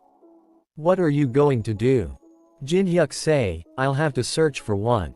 Don't worry about me and keep climbing the tower. I'll contact you soon. The first test classifies your rank by measuring your magic power. And those who have passed the test will take second test. The contents are simple, you just need to clear one of the dungeons in the Tower of Trials. Since the test has no difficulty restrictions, most people choose the dungeons with goblins or orcs in them. However, the one that I'll be going to are the only ruins that exist on the first floor. Even when the Tower of Trials game released 11 years ago. Nor even now when the Tower of Trials appeared in reality. It is a domain that no one has ever cleared. It's been a while since I was here. The Hall of the Depraved. Hey Master Kong. Hurry up and move the luggage. Tower of Trials East Floor Mountain Area Ruins. Since I am in F rank right now, I cannot enter the ruin alone, as the guild regulating the ruins won't leave me alone if I do. If that's the case, I just need to register as a porter. A person asked Jinhyuk, what's your reason for coming all the way here, Mr. Kong? Jinhyuk say, it's because I need money to live. He say, true, I guess we're all the same. I'm here so that I can feed my wife and kids. Jinhyuk think, these kinds of things are usually death flag. He say, F ranks like us have to be especially careful. We'll die if we make a wrong move. Ambulances can't even reach us. SICE machines don't work here. Jin-hyuk say, don't worry. At the very least, the people here will be able to return home safely. He say, what? Yeah, I'll accept your kind words, at least. You have guts to compare to the other young people these days. We see a message, the attack force exclusive quest will begin. Number 1 Clear the ruins difficult. Details. Defeat the boss monster and recover the throne in the heart of the ruins reward. You will be granted the choice to choose one of the holy artifacts. However, if you do not kill the boss monster, the holy artifact choices will be limited. We're here. Good work, everyone. Take a rest until the attack force arrives. We see a message saying, the benefit for the one of the first conquered the tower has arrived. Jin-hyuk think, benefit. Am I the only one who received this? The benefit will open. Your luck and adaptive stat will both be increased by 10. Cold Heart will be activated. Cold Heart. You are able to keep your composure even in tense situations. However, your human emotions may start to diminish. The passive, Monopoly, will be activated. Monopoly. When you take all the final rewards alone without sharing, you can receive the best possible reward among those. This is awesome. There are countless section-type rewards in the Tower of Trials. It's a win if you get one good reward out of the thousands possible. But with this, the probability itself won't apply to me. We see a light appearing from the ground. And some people coming out from the light. One of them say, my head. I can't get used to this no matter how many times I do this. Have you confirmed all the members? Other guys say, all 50 of them safely arrived. Of course, whose magic do you think this is? Are those people the main attack force of the Balhae Guild? That man must be the captain. Jin-hyuk activate his skill, Eye of Truth. Attack force captain say, from a line as we depart. We'll catch up to the advance party.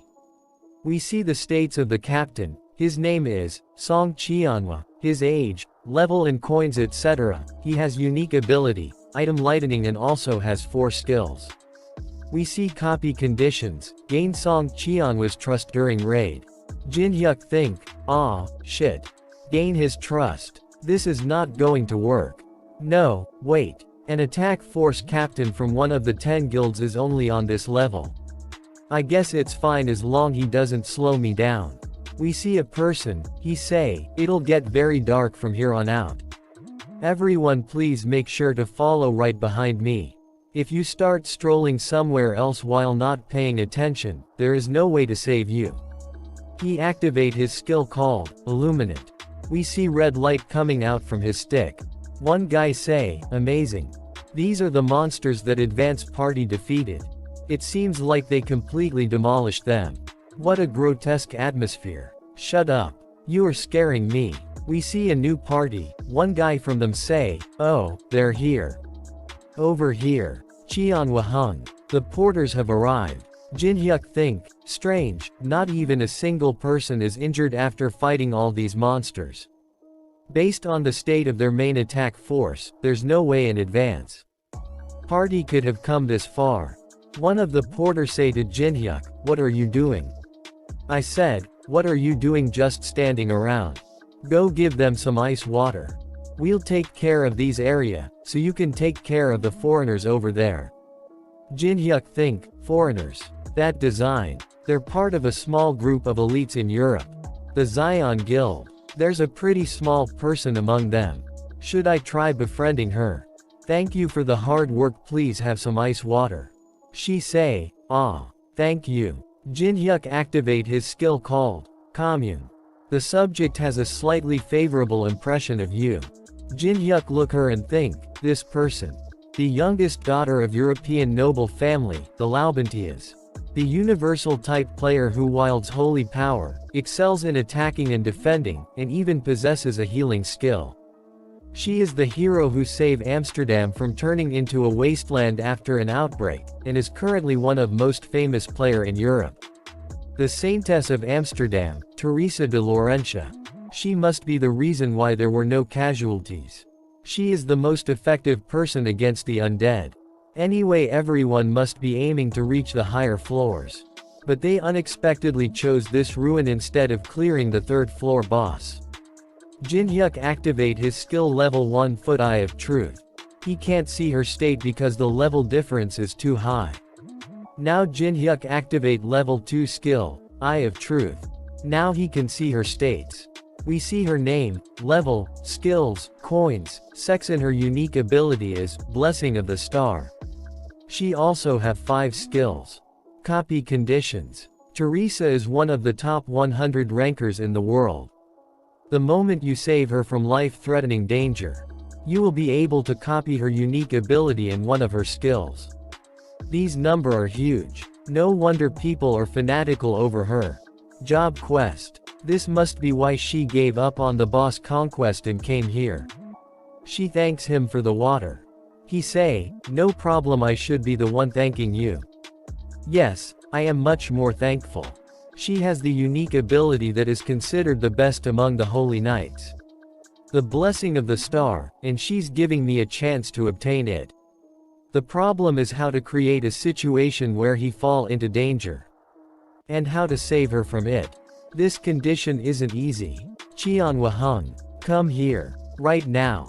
Captain say, "Oh my god. Hung, this is bad. The guards that were keeping the eye on the Guardian are dead." It's too late. The Guardian of the Ruins gazes upon the trespassers. The remaining 959. The security system that protect the ruins, sleeping bomb, awakens when it receive a stimulus from the outside. When it wakes up, it will call upon the Guardian that protect the dungeon. It wouldn't be dangerous as long as it was left alone. Captain say, "Who the hell touched this? Who cares about at this point? It's starting to awaken. It's too late. There's only 10 minutes remaining. It's practically suicide to face the Guardians with these forces. At the very least, half, no, more than that die. As long as we can evacuate the non-combat personnel within 10 minutes we can escape. I can't stop before it even starts. I worked my ass off to get to the attack force captain position. I can't let it end like this. We'll keep heading inside." Hung, are you serious? The late arriving force hasn't even arrived yet. Guardians will rush from all directions, is that really alright? Captain say, "Stop complaining and follow me. I will take responsibility. We have a chance even if we don't have the late arriving force. Since we have the Saintess, Teresa. Did you all hear? The Guardians are awake. What are you so worried about? There's no way a large guild like the Balhae Guild are doing things without a plan. Is that so? Of course. Solo player like us just need to follow what the attack force captain says. The Balhae Guild probably already destroyed the Guardians. One of the Guardian attach him with his sword. Now the fight is start between the Guardians and attack force. Main Vanguard force, the Guardians are here. Prepare for combat. Tanker, forward. Porters, get back. Hurry up. Buff the tankers. Dealers, gather magic power. Song Cheonhwa has activated level 0.3 feet Iron Shield. Song Cheonhwa has activated level 2 feet Wedge Formation. Lee Yunmi has activated level 2 feet Warriors Song. They are coming, maintain the formation. They start fighting with Guardians. One person say, "Captain, send some tankers here as well. We can't hold on by ourselves." Healers. Where are the healers? Captain, the solo player. Quiet, focus on the battle. There are bound to the casualties. If can't be helped, there's no need to take care mere solo players. Unlike the guild members, who knows systematic tactics, the solo player lacked the ability to fight as a group.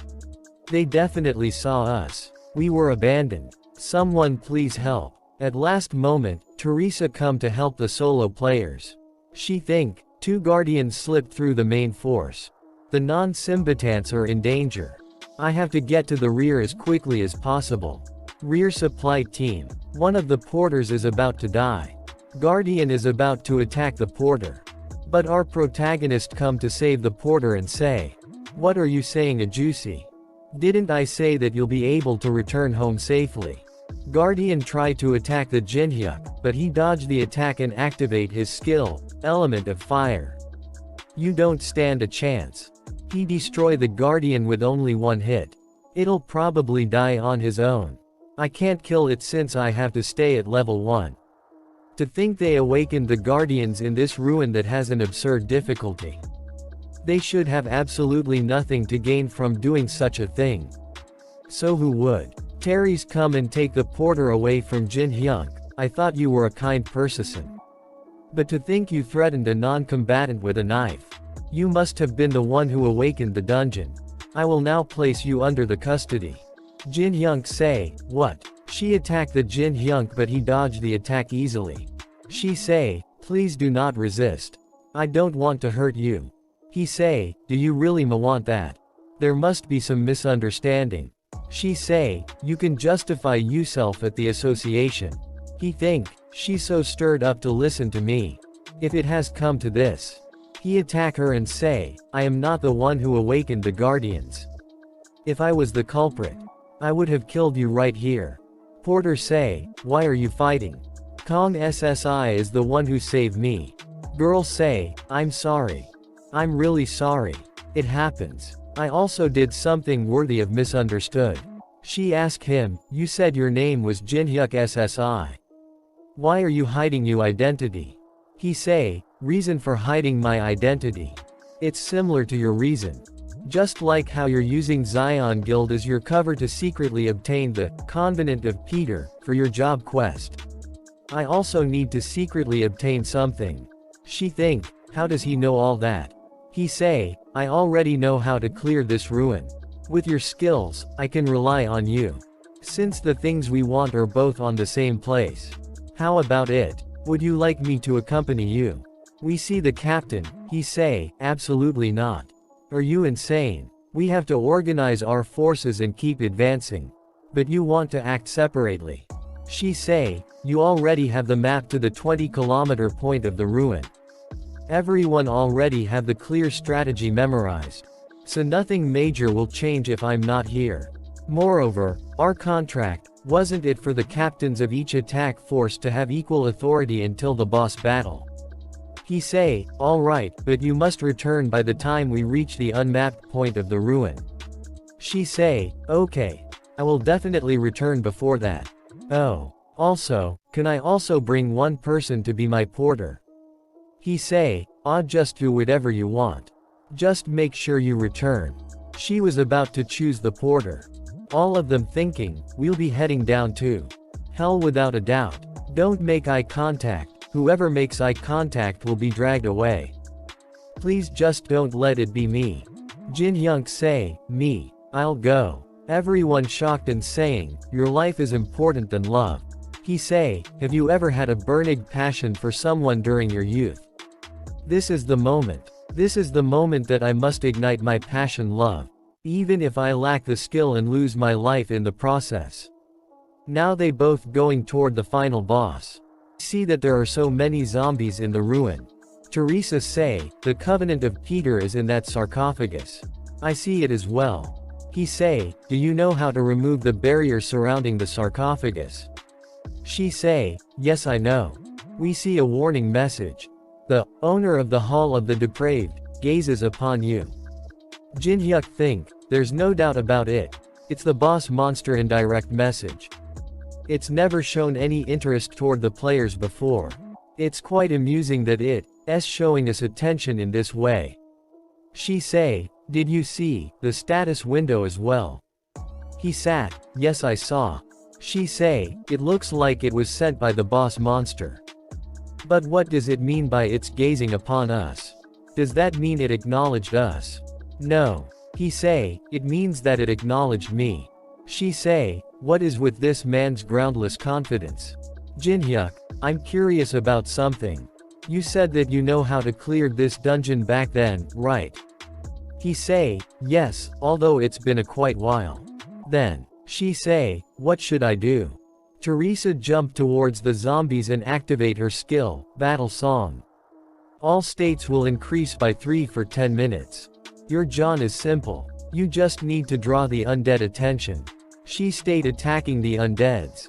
Teresa, when you emit divine power, the undead will fall into confusion. She activate her level 5 skill, Sacred Reinforcement, and start killing the undeads. Jinhyuk say, please let me through. Most of the aggro is drawn to Teresa. By leaving all the mobs to Teresa, the risk of my leveling up the accident decreases. He noticed the energy coming from someone. We see, the hidden dead of the ruin, Elite Lich, has appeared. It finally appeared. The Elite Lich. One of the Dullahan attacked the Jinhyuk, but he dodged the attack in a cool way. He think, what the hell, the Dullahan shouldn't be over here though. Did its pattern change because I brought Teresa along? I should take into account all the variable from now on. We see the Elite Lich's black lightning. That can easily destroy something like Dullahan. And it's fatal for even talented veterans. Jinhyuk dodged the lightning of the Lich easily. Most class 3 barriers are no match for it. He destroy the magic barrier of Elite Lich. He attack the Dullahans and destroy all of them, with only one attack. We see Teresa fighting the undeads. Teresa is almost done on her end. Elite Lich say, and you're alone you bag of bones. Jinhyuk attack the Elite Lich and destroy his skull. Someone say, there's only one person can move as if he can anticipate the monster's actions. I would certain that you would come here. It's been a while. Jinhyuk say, you. Who are you? He say, yes, you must remember. You don't recognize me. Jinhyuk uses the Eye of Truth. A message popped up saying the stat effects have nullified the level difference. You have seen through the subject status window. His name is Chun Yu-sung. Then a copy conditions. Chun Yu-sung believes to be stronger than anyone else in the sword. Defeat him using the sword, which he believes in the most. Jinhyuk an iron sword with Qian Long engraved on it. It's the artifact that disappeared from the National Museum of Korea. If he has that, then. Back when the Tower of Trials was just a virtual game, there was someone who, after losing to me once, kept on challenging me no matter where I was or what I was doing.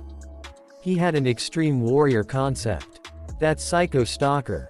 Chun Yu-sung says, to think you wouldn't recognize me just because the game became reality. Did you only see me to that extent? Jinhyuk says, I remember. I didn't want to believe it back in the museum. Just give up already, man. You're that bastard who kept following me around every day to challenge me. Chun Yu-sung says, it will be different this time. Since we both started from the beginning, I won't be pushed back by you any longer. Jinhyuk says, I won't stop you if you really want to fight. But will you be okay? My comrade won't just sit still if you do. Chun Yu-sung says, the Saintess. You've brought quite the annoying comrade. I will no allow anyone to intrude. Chun Yu-sung uses Battlefield Selection Level 5 ability. Saintess says, Jinhyuk. Jinhyuk picks up a small ball from the tomb in front of him and says, I'll see you later. Jinhyuk and Chun Yu-sung both disappear in front of her eyes. And appear somewhere else. Chun Yu-sung says, there won't be anyone to bother us anymore. I challenge you again. Chun Yu-sung uses his ability one-on-one level 5. All of Chun Yu-sung's stats have increased by 10%. The opponent Kong Jinhyuk's stats have decreased by 10%. Jinhyuk says, I'm currently being nerfed by this bastard's skills, battle selection and one-on-one. The situation has become very disadvantageous. A message popped up saying, an overwhelmingly disadvantageous situation has been detected. The special condition of the skill fusion has been activated. When a situation becomes overwhelmingly disadvantageous for the original copy conditions, the conditions will be modified accordingly. Copying the skill before fulfilling the conditions has been approved. I will copy Chun Yu-sung's unique ability. You have copied the unique ability Song of Swords rank S. Song of Swords. Increases you understanding of swords by 200%. Your body will naturally follow the most efficient sword path, and your body senses will dramatically increase. The copied skill will be recorded in the memory of the world. Chun Yusing's run towards Jinhyuk and says, "You're ignoring me again. Don't be so relaxed." He brings out his dagger and blocks his attacks. Chun Yusung is shocked to see his sword play and says, "This bastard, what are you planning? What happened to you mid-range fighting style? You're fighting me with only a dagger." Jinhyuk says, "This much is enough for now. Swordsmanship is quite fun as well." Chun Yusung gets angry and says, "You're ignoring me until the end." Chun Yusung activates soul-chasing sword energy. Jinhyuk says, "Aren't you trying too hard? You're using sword energy against a swordsmanship beginner." Chun Yusung get angry and says, "The fact that you're calling yourself a beginner is bullshit." Jinhyuk thinks, "The blade is bound to break if I go against sword energy with this. Then I'll make an ability that can go against sword energy." Jinhyuk says, "I'll fuse Song of Swords with the Demosnic Soul Pill." A message popped up saying, "Fusion Overrank has been activated. The skill Song of Swords and the item Demonic Soul Pill will be fused. You have obtained the unique ability Grave of Swords rank SS." Then a skill appears saying, "Gave of SW Rods, increases your understanding of swords by 500%. Your body will naturally follow the most ideal sword path, and your body senses will reach the maximum. It is one of the talents necessary to receive the title Sword Demon." He activates unique ability Gave of Swords and Night of the Black Moon. Jinhyuk says this isn't even a tenth of its normal strength. Yet my magic power isn't enough to handle it. I should increase it as soon as possible. Chun Yusung thinks, "What is this unbelievable strength? I'm in a battlefield that's most ideal for me, and my opponent isn't even using his specialty, mid-range combat. Everything should be overwhelmingly in my favor." Chun Yusung gets frustrated and says, "Why can't I win? Inside game and outside the game. I did my absolute best only to defeat you." He screams and says, "Why can't I surpass you? I can't accept this." He uses his full force to attack Jinhyuk. Jinhyuk cuts through all of his sword energies. Chun Yusung says, "You slashed all my sword energies. I fought against someone who was faster and used something much stronger until I was tired of it." Jinhyuk lifts his dagger and hits him with an upper slash with full power.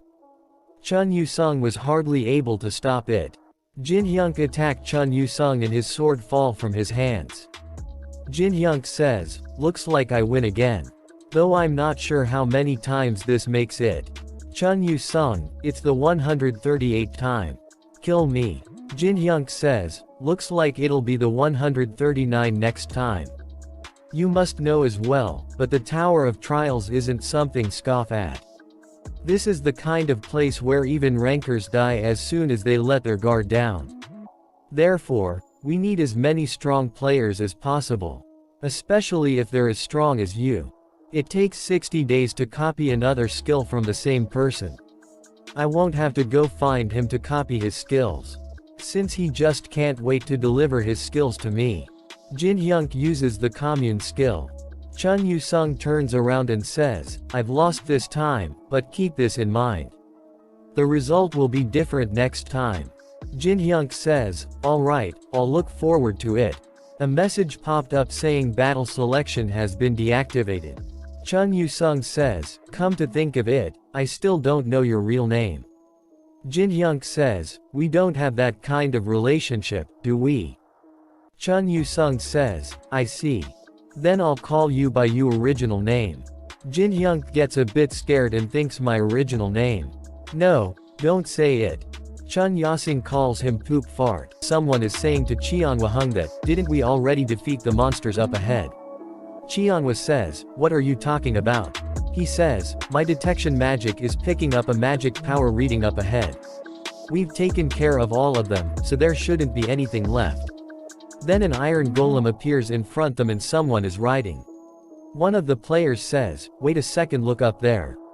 Someone's on it. It's an high-ranking vampire."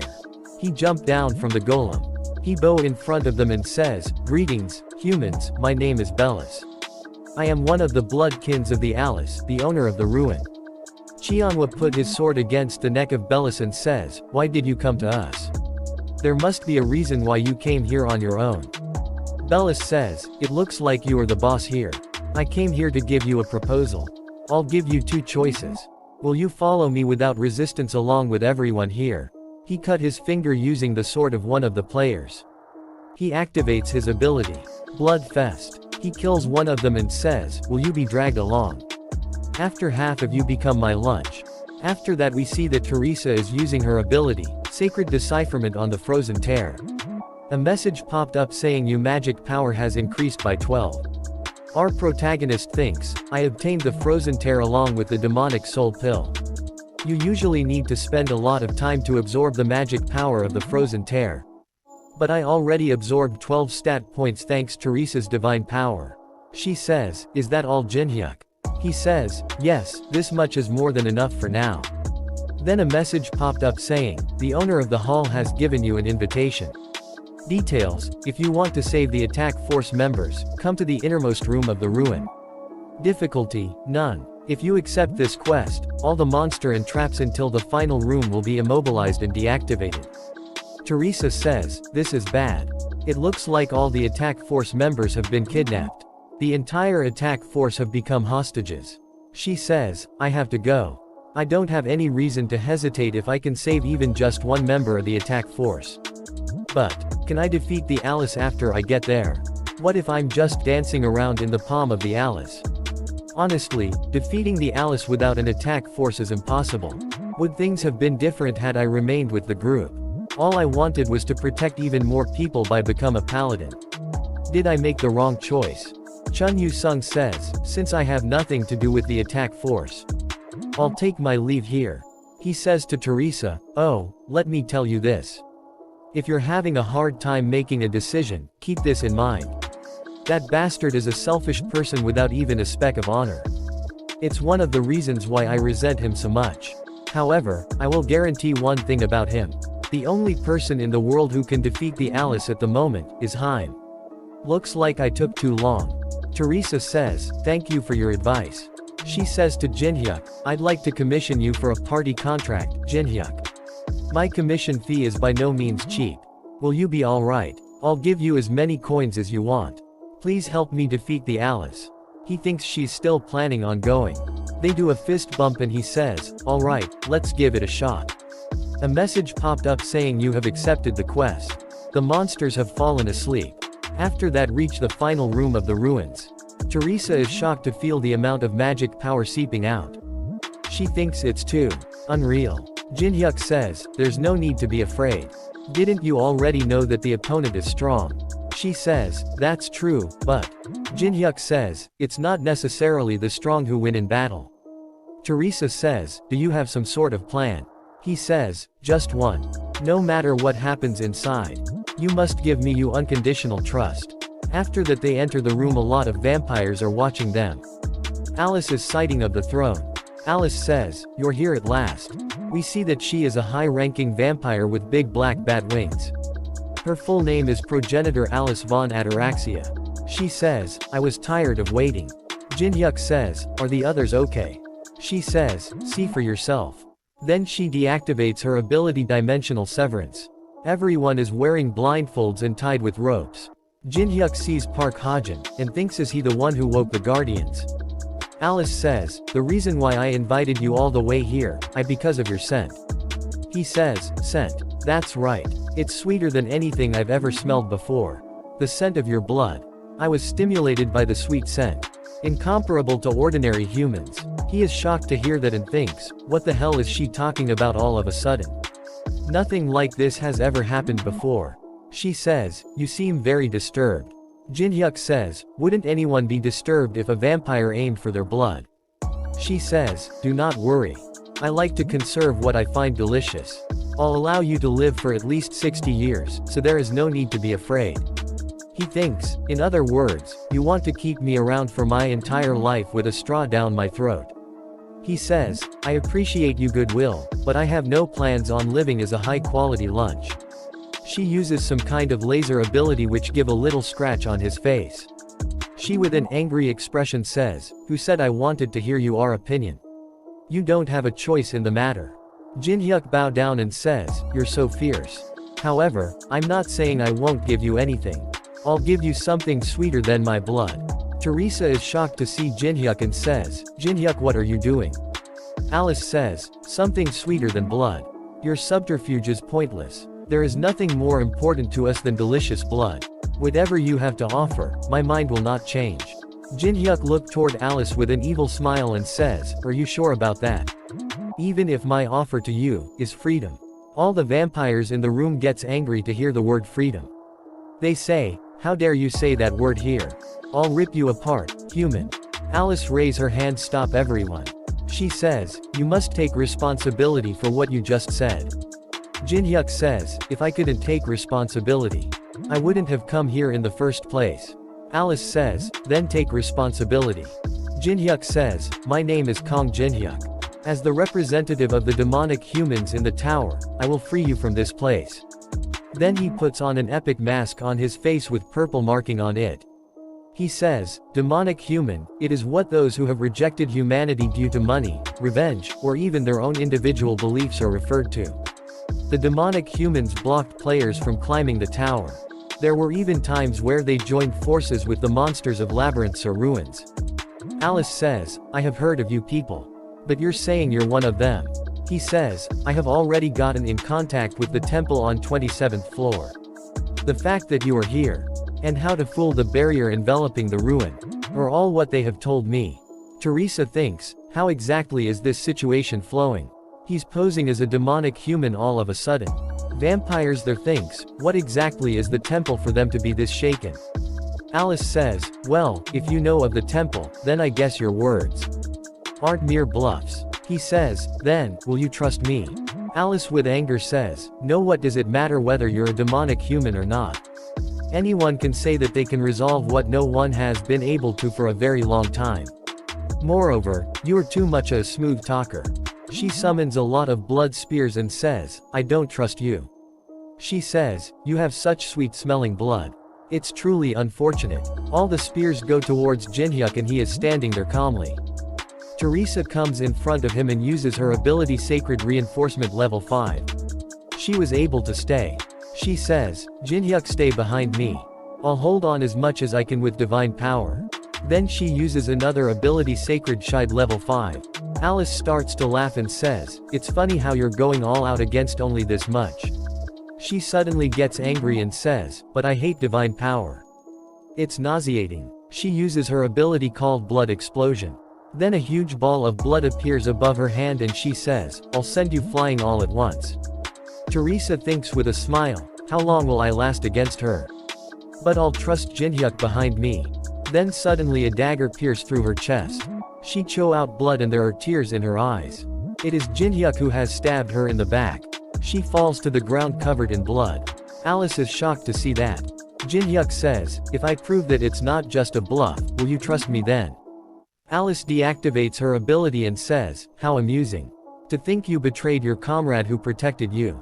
Prove it to me some more. Teresa grabs his leg and says, we decide to save the attached force together. You said you had a plan. Was this your plan? Jinhyuk stabs her again. Alice starts to laugh and says, impressive, for a human. Very well. I understand that you're on my side. I'll give you a chance to speak. Jinhyuk brings out Bram's ring and says, to fool the barrier entrapping Alice, I've prepared a 7-star spell. If I seal Alice's soul in this item, the barrier can be temporarily foiled. She says, seal my soul. That's the first time I've heard of it. Jinhyuk thinks, the reason why I maintained my level 1 status. To the point I gave up on all the experience I could have gained since the start of the Tower of Trials. The 7-star skill soul transfer can't be used unless you're level 1. A message popped up saying the level condition level 1 of the user Kong Jinhyuk has been fulfilled. The casting of the 7-star soul transfer will be activated. The casting cooldown time is 365 days, you can only bring one soul with you at one time. The spell will be completed once you receive the subject's consent. This magic circle will forever disappear once a minute passes. The magic will activate right away once you accept. The choice is now up to you. Now, what will you do? Bellis thinks, to think it can be used in this way. Alice says to Bellis in his head, my confidant Bellis. He says, yes, Alice. She says, I can't completely trust him. If he tries anything strange, kill him and destroy the magic circle. He says, yes, Alice.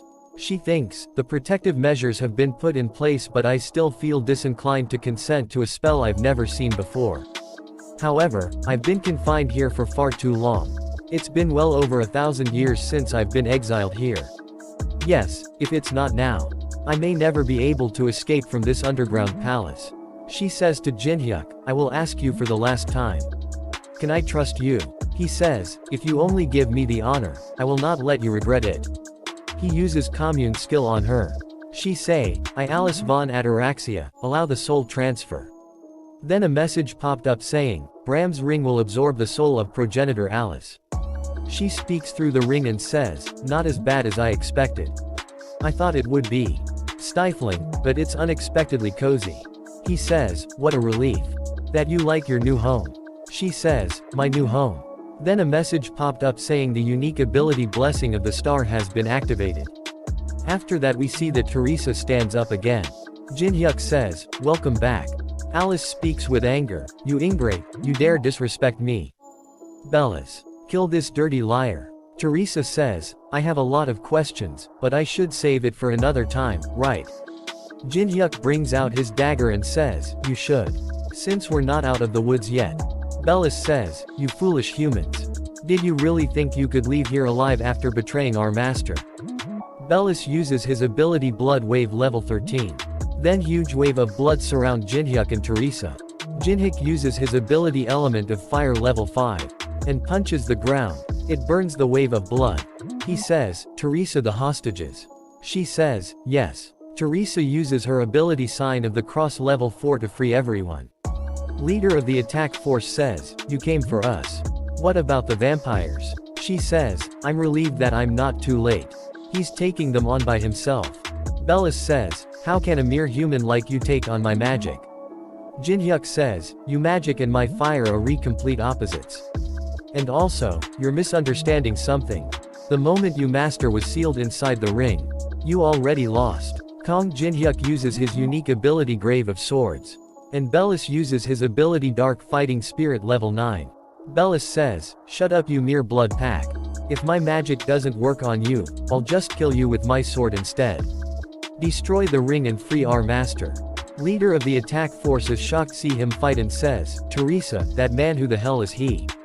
Then we see that all the vampires are dead. Bellis is sitting on his knees in front of Jinhyuk. Teresa thinks, if he's wearing a mask, her must not want his identity to be revealed. She says, I just happened to meet him on my way here, I don't know the details either. She says, to Jinhyuk, that really hurt. That was my first time dying, and to think it was by my ally's hands. Jinhyuk says, but didn't we succeed regardless? She says, yes, we really did it. Her tears of joy start to fall and she says, thank you. Everyone survived thanks to you. Then a message popped up saying you have saved the life of Teresa, the holder of the unique ability Bellising of the Star. You have fulfilled the conditions. You have succeeded in copying the unique ability Blessing of the Star. The copied skill will be saved in the memory of the world. Then a skill window appears saying, Blessing of the Star, acquisition difficulty SS. Details, can wield divine power and return from the threshold of death. Cooldown time 240 hours. Jinhyuk says, why are you crying? She wipes of her tears and says, I don't know. I can't help it. Teresa says, you knew that I was able to revive, right? He turns around and says, who knows? I'll just say that I'm glad you're still alive. She gets angry says, do you want to die? He says, shall take the divine artifacts and get out of here. Song Cheonhwa says, I am the captain of the attack force. Song Cheonhwa. All of the items found from this raid are under the ownership of the Balhae Guild. Jinhyuk says, I saved your life, and now you're asking for the ruin rewards as well. Song Cheonhwa says, that's not what I'm saying. We'll give you another form of reward. We'll give you money or coins that you won't be dissatisfied. Jinhyuk thinks the audacity of this failure of an attack force captain. He says, if you really want it so much, then take it. Song Cheonhwa says, do you really mean that? Jinhyuk says, yes, however no matter the result, please do not regret it. Captain thinks even if the majority of the attack force were captured as hostages, we'll be able to redeem ourselves as long as we obtain the divine artifacts of the ruin. He touches a broken staff, a red cross mark appears on his hand. He says, "What, this?" Jin-hyuk thinks, "What do you think?" "It's a curse. Melon's staff is an okay combination material, but it has an annoying curse imbued in it. It's a divine artifact that you can safely obtain only by killing Alice. However, Alice is alive in my ring." Captain's hair starts to fall off. Teresa is shocked to see that. Jin-hyuk says, "Let's just go." After that we see that in Seoul Tower of Trill's entrance someone is calling Department Head. She says, "Department Head, are you sure we haven't been given false info? Is what that man said really true? We're not even certain." She is an Awakened Association affiliate. Her name is Young Jae-hun. Department Head says, "I told you, we should just wait and see. Stop whining." His name is Kim Tae-chun. He says, "We should at least try to do something with the info that we got." Jae-hun says, "The experts said that it would take at least 3 weeks. It was Chun Yu-sung who told the department head that the ruin subjugation will end soon." Kim Tae-chun thinks, "I'm a bit concerned that he wasn't a member of the Balhae Guild, but I have a strong feeling about this." Then a message popped up in front of everyone that the ruin hall of the depraved has been bleared. Kim Tae-chun is shocked to see the message. The media was waiting for the subjection squad in front of the gate. Everyone starts to congratulate them and media starts to ask them question. After that, as soon as captain of the squad come out of the gate, everyone is shocked to see his bald head. They say, "Oh my god, just what in the world happened inside?" Teresa says, "It is not Song Cheonhwa who cleared the ruin." Someone in media says, "Did the Zion Guild clear it?" She says, "No." Then Jin-hyuk come out of the gate. She says, "This man alone cleared the ruin. We were nothing more than spectators at his stage performance." Young Jae-hun says, "Should we contact the association immediately?"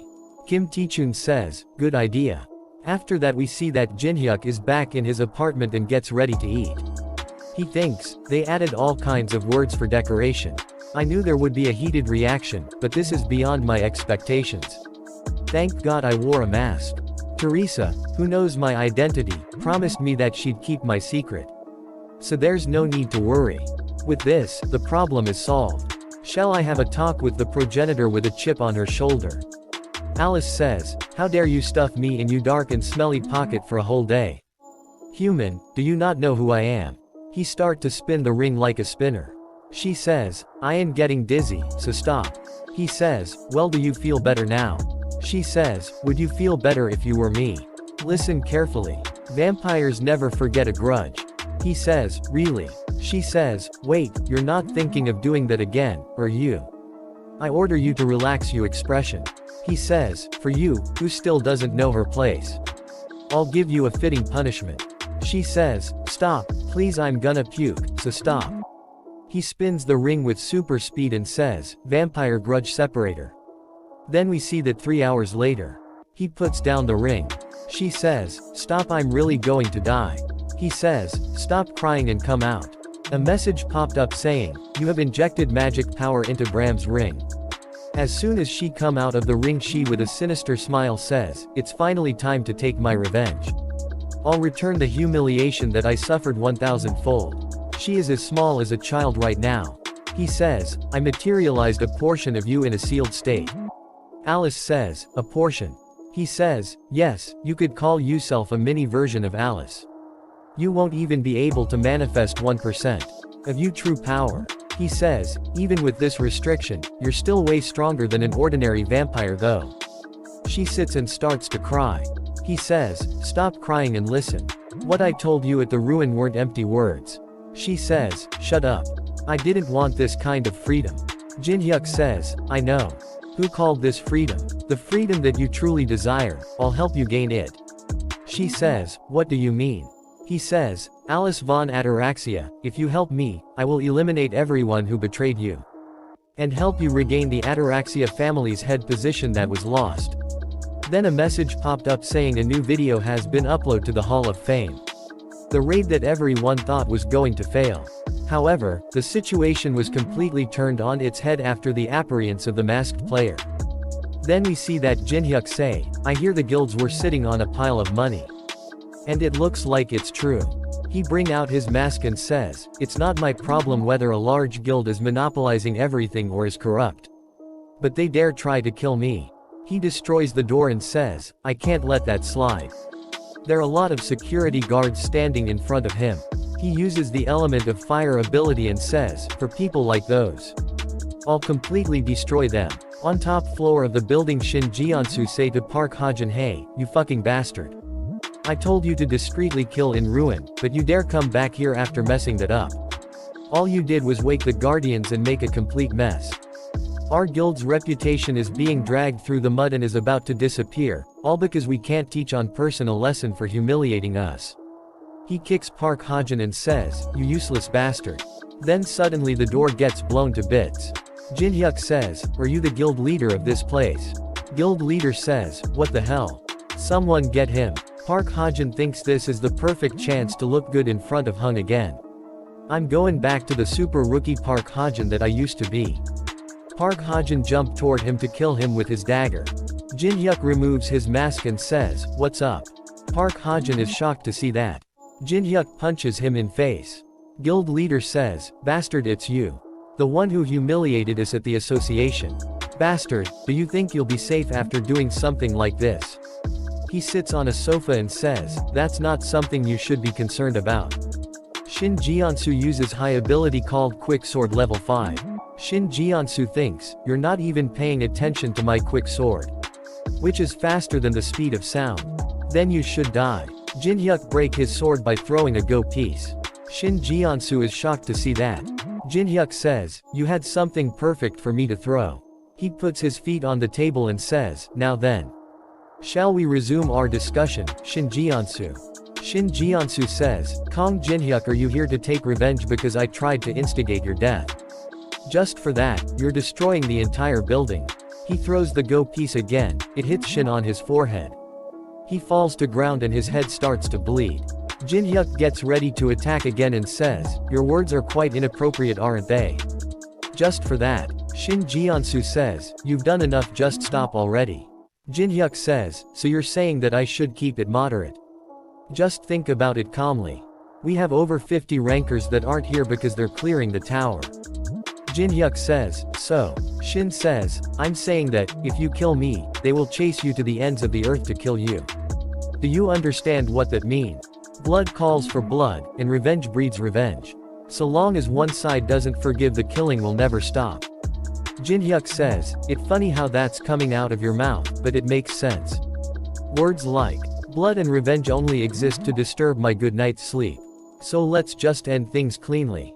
Shin says, what? Jinhyuk says, I'll be the last one to take revenge, so you guys forgive me. Shin gets scared and says, wait. How does that make any sense? Jinhyuk says, what do you mean? I'm just following you logic. Then Jinhyuk kills the guild leader. Jinhyuk says, Park Ha-jin, the only reason you're alive is because of you, sister. You better stay out of my sight until you die naturally. Hey, you over there. The one who's pretending to be dead, get up. He says, yes. Jinhyuk says, if you show me that you're useful, I'll let you live. Start you self-introduction. He says, my name is Kim Hee-wong, 26-year-old. I was in charge of managing general businesses of the Black Crow Guild. I majored in computer science and accounting at Stanford. You can leave anything to me. Jinhyuk sighs, wow, very good, I'm very impressed.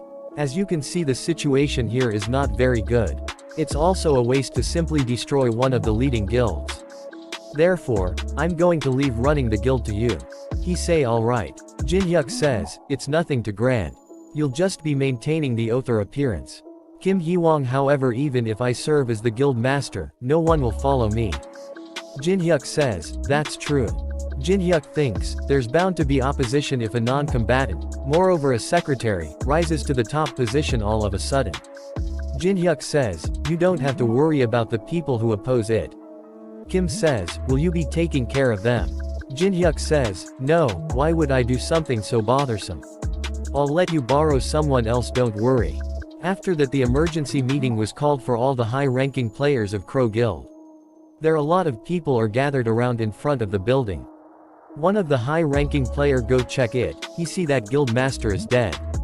Then he rush toward the office of the guild master and says, who sent the emergency gathering order? Kim Hee-wong is sitting on the chair of guild master. He brings out the dagger and says, why are you sitting there? He grabs Kim from the tie and says, tell me everything that happened without leaving a single detail. New consignees have come. He says, new consignees. Alice she says, this is so bothersome. I told you to make it so that I don't have to step in. He says, I'm lost for words. Are you seriously telling me that this child is the one who caused all this? She gets angry and says, did you just call me a child? She destroys the office. Jin Hyuk is watching from the outside. He say, I asked her to take care of the guild, but she went and did that. It's been around 2 months since the Tower of Trials appeared. The world order is changing drastically. People were also quickly adapting to the new world at a matching pace. The news was broadcasting a special program about the masked players. It drew a lot of attention because a ruin that even a large attack force couldn't clear was cleared by a single person. There are only 2 people who know that I, who entered as a porter, am the masked player. Mr. Kim, who was the porter leader, joyfully accepted my request to keep it secret. And Teresa, who also promised to keep my secret. The me who wears a mask, and the me who does not. With this I'll be able to act much more easily. Then we see that he going into awakened association. Thinking all the condition have been fulfilled. There are no more restraints binding me. Now, it's truly time for me to monopolize everything. In this see that in front of the Hunter Association Jin Hyuk is checking out his new awakened certificate. His rank is F. He thinks, the certificate looks more ordinary than I expected. His friends were waiting for him out the Hunter Association. They say, we leveled up a bunch too. And also, these people said that they knew you, so we were just talking. Jin Hyuk says, I'll introduce them to you. He says, she is Alice, a player from Northern Europe. He think, there's bound to be chaos if I reveal that she's a progenitor. He says, and this is Kim Hee-wong, who will be managing the Black Crow Guild I took over. He'll be managing stuff like dungeon scouting and the likes. Kim says, if your acquaintance is of Representative Kong, then I will help you to the best of my ability. Jin Hyuk says, it's okay to ask him for favors whenever you need it. His friend says, then are you the Black Crow Guild master? Jin Hyuk says, although he's the master in name, I'm the true master. They say, let's get along even better from now on. Alice and Jin Hyuk starts to yell at each other. Alice says, what, it's their fault for irritating me. I wasn't planning to go that far. He says, how could you possibly blow up the building for being called a child? You can't even endure provocations like that when you've lived for thousands of years. She says, there wasn't anyone who provoked me like that. Jin Hyuk says, alright, just follow me. Let's go hunting. She says, can't you hunt on your own? Jin Hyuk says, I'm gonna be hunting a horde, so I need a supporter. Alice says, a horde? Are there even any hunting grounds left? Jin Hyuk says, indeed. As long as the 3rd floor booze isn't defeated and the 4th floor isn't open. The cream of the crop dungeons are regulated by guilds. There aren't any unknown hunting grounds. Or so everyone thinks. Of course, excluding me. After that we see that at Tower of Trials 1st floor Moon Lake. Jin Hyuk says, the place famous for being the most beautiful scenery in the Tower of Trials. However, ironically, there's no longer anyone who visits this place. It's been a long while since I've been here. Since they have no time to enjoy themselves when facing the extinction of humankind. Alice says, it's quite an elegant place, but how are you going to hunt here? Jin Hyuk says, just wait and see. He starts walking in the lake. Alice says, are you going into the lake? Water won't fill up your pants, right? Right. He says, there are 12 statues ordaining the tranquil moon lake. And among them, this one. This statue has another objective other than ordaining the lake. Alice says, does this statue have some sort of secret button? Jin Hyuk says, everyone would have already found it if it was that obvious. There must be hundreds of players who have found this groove on the statue. It was enough to be brought up in the community, after all. However, no one has ever successfully discovered the key that fits this groove. No wonder, since the key for this isn't just some piece of metal. It's moonlight. Use my palm to regulate the amount and angle at which the moonlight enters the groove. to match it with the sequence engraved on the sequence stone inside the groove. Then after much effort, and opening it very carefully, the door leading underground opens. He says, "Let's go. You have entered the lower ground first floor of the Tower of Trials." Alice says, "Oh my. To think such a space existed in the Tower of Trials." She thinks, "This feeling, it's truly been a while. This sense of freedom I've forgotten. How is it? Aren't you glad that you made a contract with me?" She says, "Well, it looks like you weren't talking complete nonsense." Then a message popped up says, "You have used the blessing of the start to manifest divine power. The second defrosting of the frozen tear will begin. Mana has increased by 18. It will be available for use again after 24 hours. Remaining absorption amount 70. He thinks, after absorbing the frozen tear again, it's become much easier to retain Alice. Now that I think about it, what do the beings in the tower think of players? We know that it's a game that's been made into reality. But would Alice, who has lived for thousands of years, think that she's part of data within a game? She says, "Alice, I want to ask you something." She says, "What is it?" He tried to say something but glitches out. And Alice gets scared. Alice says, "What are you saying? You scared me." So it's like that. Information related to the tower is being completely blocked. But the fact that I found out that I can't talk about it to the beings within the tower is enough. She says, "Something's coming. It's a beetle. He kills using the element of fire." He says, "I call the lower ground first floor of the Tower of Trials a spawning ground. The reason for that is..." Then suddenly hundreds of beetles starts to spawn. He starts to kill them using the element of fire. He says, "Because monsters endlessly crawl out of the abyss." Then a giant beetle scarab level 25. Alice freaks out and says, "Disgusting." Jinhyuk says, "Alice, get back." He uses unique ability Blessing of the Star. Then a huge yellow energy ball appears and hit the beetles. Then a message popped saying, "The monsters' physical defenses have decreased by 30%. Jinhyuk says to Alice, "Show me what you're made of." Alice gets angry and says, "What? You dared tell this noble one to face those disgusting insects?" Jinhyuk says, "What noble?" and starts to spin the ring around. She gets scared and says, "All right, I'll do it." Then she uses her ability called Blood Bind to kill the beetle. Jinhyuk brings out his dagger and says, "Perfect," and uses his stat Rift. Then a message popped up saying Rift stat possessed 100. Reduces the level gap by 33. He kill a lot of beetle in one move. And level up a bunch. He says, "I was sick of holding myself back all this time. Looks like I was quite stressed out from maintaining my level 1 status. So I'll be counting on you guys." He suddenly gets surrounded by the hundreds of beetles. He uses unique ability, Grave of Swords. He gets way too excited and says, "Don't stop coming at me." After that we see that in Olympus Guild conference room, there is a meeting going on. Titan Guild representative Patrick says, "Since it looks like most of us have gathered, let us begin. As you all know, the 8th raid to climb to the 4th floor has failed. Among the 15 attack forces made up of 100 people, the number of people who have returned is only 9. The boss of the 3rd floor is nothing but ordinary. However, we need a way to defeat the 100,000 statues that he commands." Jonghwa Guild representative Ten Wei hits the table and says, "Even with a divine artifact with the response force ability, we still failed. So how are we going to get through that huge mass?" Olympus Guild representative Maria says, "The 2nd and 3rd floor raids were done too quickly. The players did not have enough time to grow. If only we had enough players who were over level 15. Teresa is also standing behind her. Dangan Guild 3rd raid captain Baek Jinyo says, "Indeed.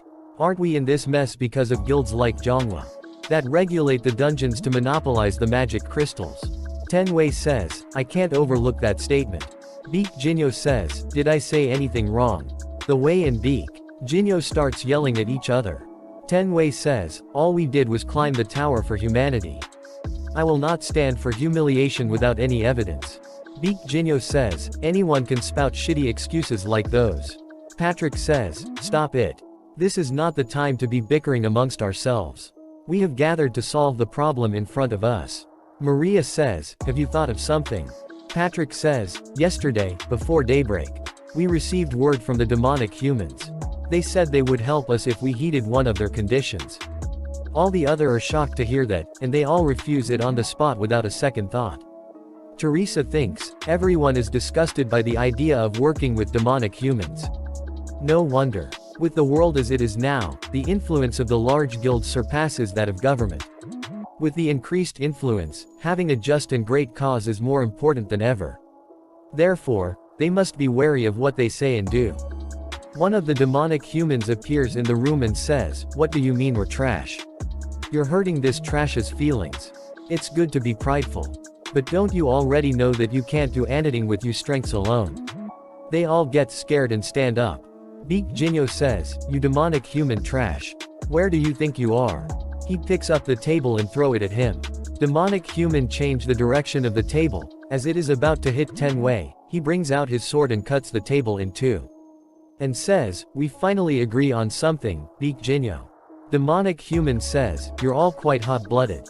However, you might change your mind after hearing my proposal. Join forces with us. We have the power to defeat the third floor's boss." Beak Jinyo says, "Bullshit. The Demonic Human Association doesn't even have 100 people. How could you possibly be able to penetrate through that army?" Demonic Human says, "We just need to have quantity, don't we?" Then he uses his unique ability Gravekeeper of the Black Tomb. Patrick sees outside of the window and sees that there is a huge army of the skeleton is coming out of the ground. Demonic Human says, "Thanks to the long history of wars, it looks like there are many useful corpses buried around here. As you can see, there are many among the demonic humans who are well versed in necromancy." Patrick says, "So you were a necromancer? But to command a force this large, could that staff be?" Demonic Human says, "You recognize this thins? The special item that can only be produced by obtaining 99 materials. The Staff of Greed." Tenwei says, "If it's a combination of the famous Staff of Greed and a necromancer, the chances of success in the third boss raid are not non-existent." Maria says, "Tenwei, what are you saying? Those bastards are evil demonic humans." Beak Jinyo says, "We know, Maria. We should be ripping this bastard to pieces right now. However, if they ask for a condition that the public will never know about, I believe it's worth a shot." Teresa thinks, how did things turn out like this? To think they'd even consider joining hands with the demonic humans. They're out of their minds. If only Jinhyuk were her, we wouldn't be in this situation. What should us do? Then a message popped up saying a video call request has arrived from the outside. Will you accept that call request? Caller, Kong Jinhyuk. She accepts the call and says, "Jinhyuk." Jinhyuk says, "Have you been well? Have you leveled up a bit? What's with this situation here?" Demonic Human says, "Who are you? Why don't you reveal yourself T instead of hiding behind a screen?" Then a message popped up saying, "The video call will be changed to a collective call." Jinhyuk says, "As you wish." He appears on a big screen in front of everyone with the mask on. The says, "The super rookie who single-handedly cleared the first floor ruin. Unknown. Guilds from all over the world wanted to recruit the super rookie.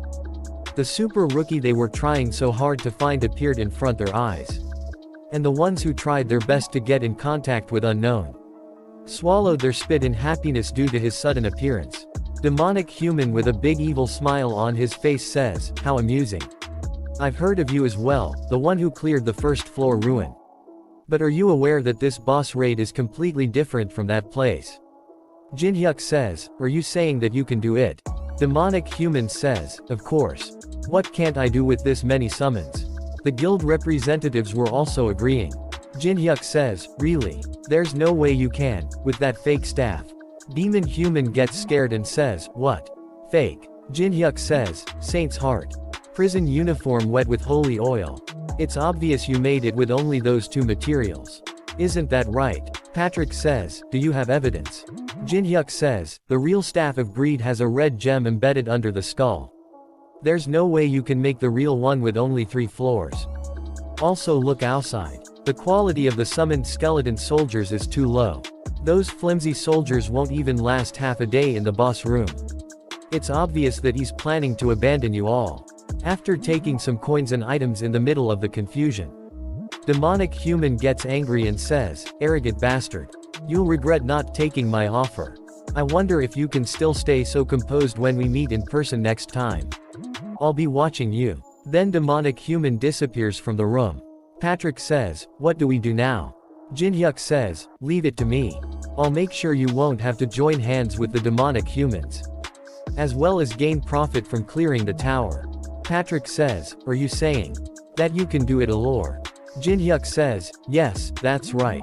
They thinks even if he fails, it gives me an opportunity to recruit him. Compared to joining hands with the demonic humans, this has no downsides. There's no way I can miss a chance like this. Tenwei says, unknown, how much are you thinking of for the down payments and rewards? Maria stopped Tenwei and says, wait, Olympus will give you all the support you need. Patrick says, what are you talking about? Titan is most suited for providing monetary support. Baek Jinyo says, money may not be the thing that he wants. If you have anything you need, then I, Baek Jinyo, will. Jin-hyuk stops them and says, you don't need to give me anything. Please block the entire area so that no other hunters can enter. If you let me go in by myself, then I will not take any rewards. Maria says, no wait, why are you doing all this for us? Tenwei says, you're only making us more suspicious. What is your reason? Jin-hyuk says, a reason. I'm just doing what needs to be done. For the person I consider as my precious comrade. Jin-hyuk thinks, I'm cringing for my own words. Baek Jinyo gets excited and says, how marvelous. This is true camaraderie. Man is a guild representative, I have nothing to say. You're really making me reflect on myself. Jin-hyuk says, any normal person would have received the down payment. But people like that can't see the big picture. A play that gives up on rewards for his comrades.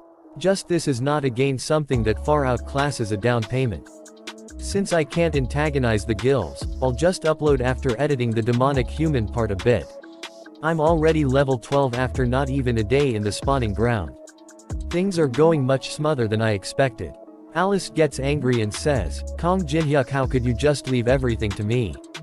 Jin-hyuk says, since you have the strength to complain, it looks like you won't die. She says, you think that's funny? She start to act like child and says, what we have isn't a partnership, but a slave contract. Jin-hyuk says, a slave contract? You're hurting my feelings. He opened the shop and says, I was going to buy you a mana supplement. Sorry, but that kind of supplement won't cut it. Jin-hyuk says, it won't. She says, there's no way a mere supplement is able to fill my mana. Moreover, if I'm low on mana, I can't give you decent support, right? So I'll be taking the mana that I consumed, every single drop of it. She bites him on the neck and drink his blood. He thinks, how much blood did she suck from me? I feel dizzy. She says, now my mana is full, what do we do now? He says, he'll be doing some shopping. He buys some items. Alice says, what the hell, you bought a bunch of useless stuff. He says, it may look like that, but they all have their purposes. Alice, we'll be getting extremely busy from now on. We have to get to the end of the underground first floor by today. Hold on tight. He jumps down into a deep hole. Alice gets scared and says, why are you jumping down when you don't even know how deep it is? He thinks, how deep it is? I know exactly how deep it is, since I've jumped down over 100 times before. He says, now Alice. She grabs his cloths, and uses reverse gravity skill. She says, you're too reckless. Are you skilled, or are you just lucky? He uses element of fire to light up a big fire in middle of the room. He says, it's okay, I know.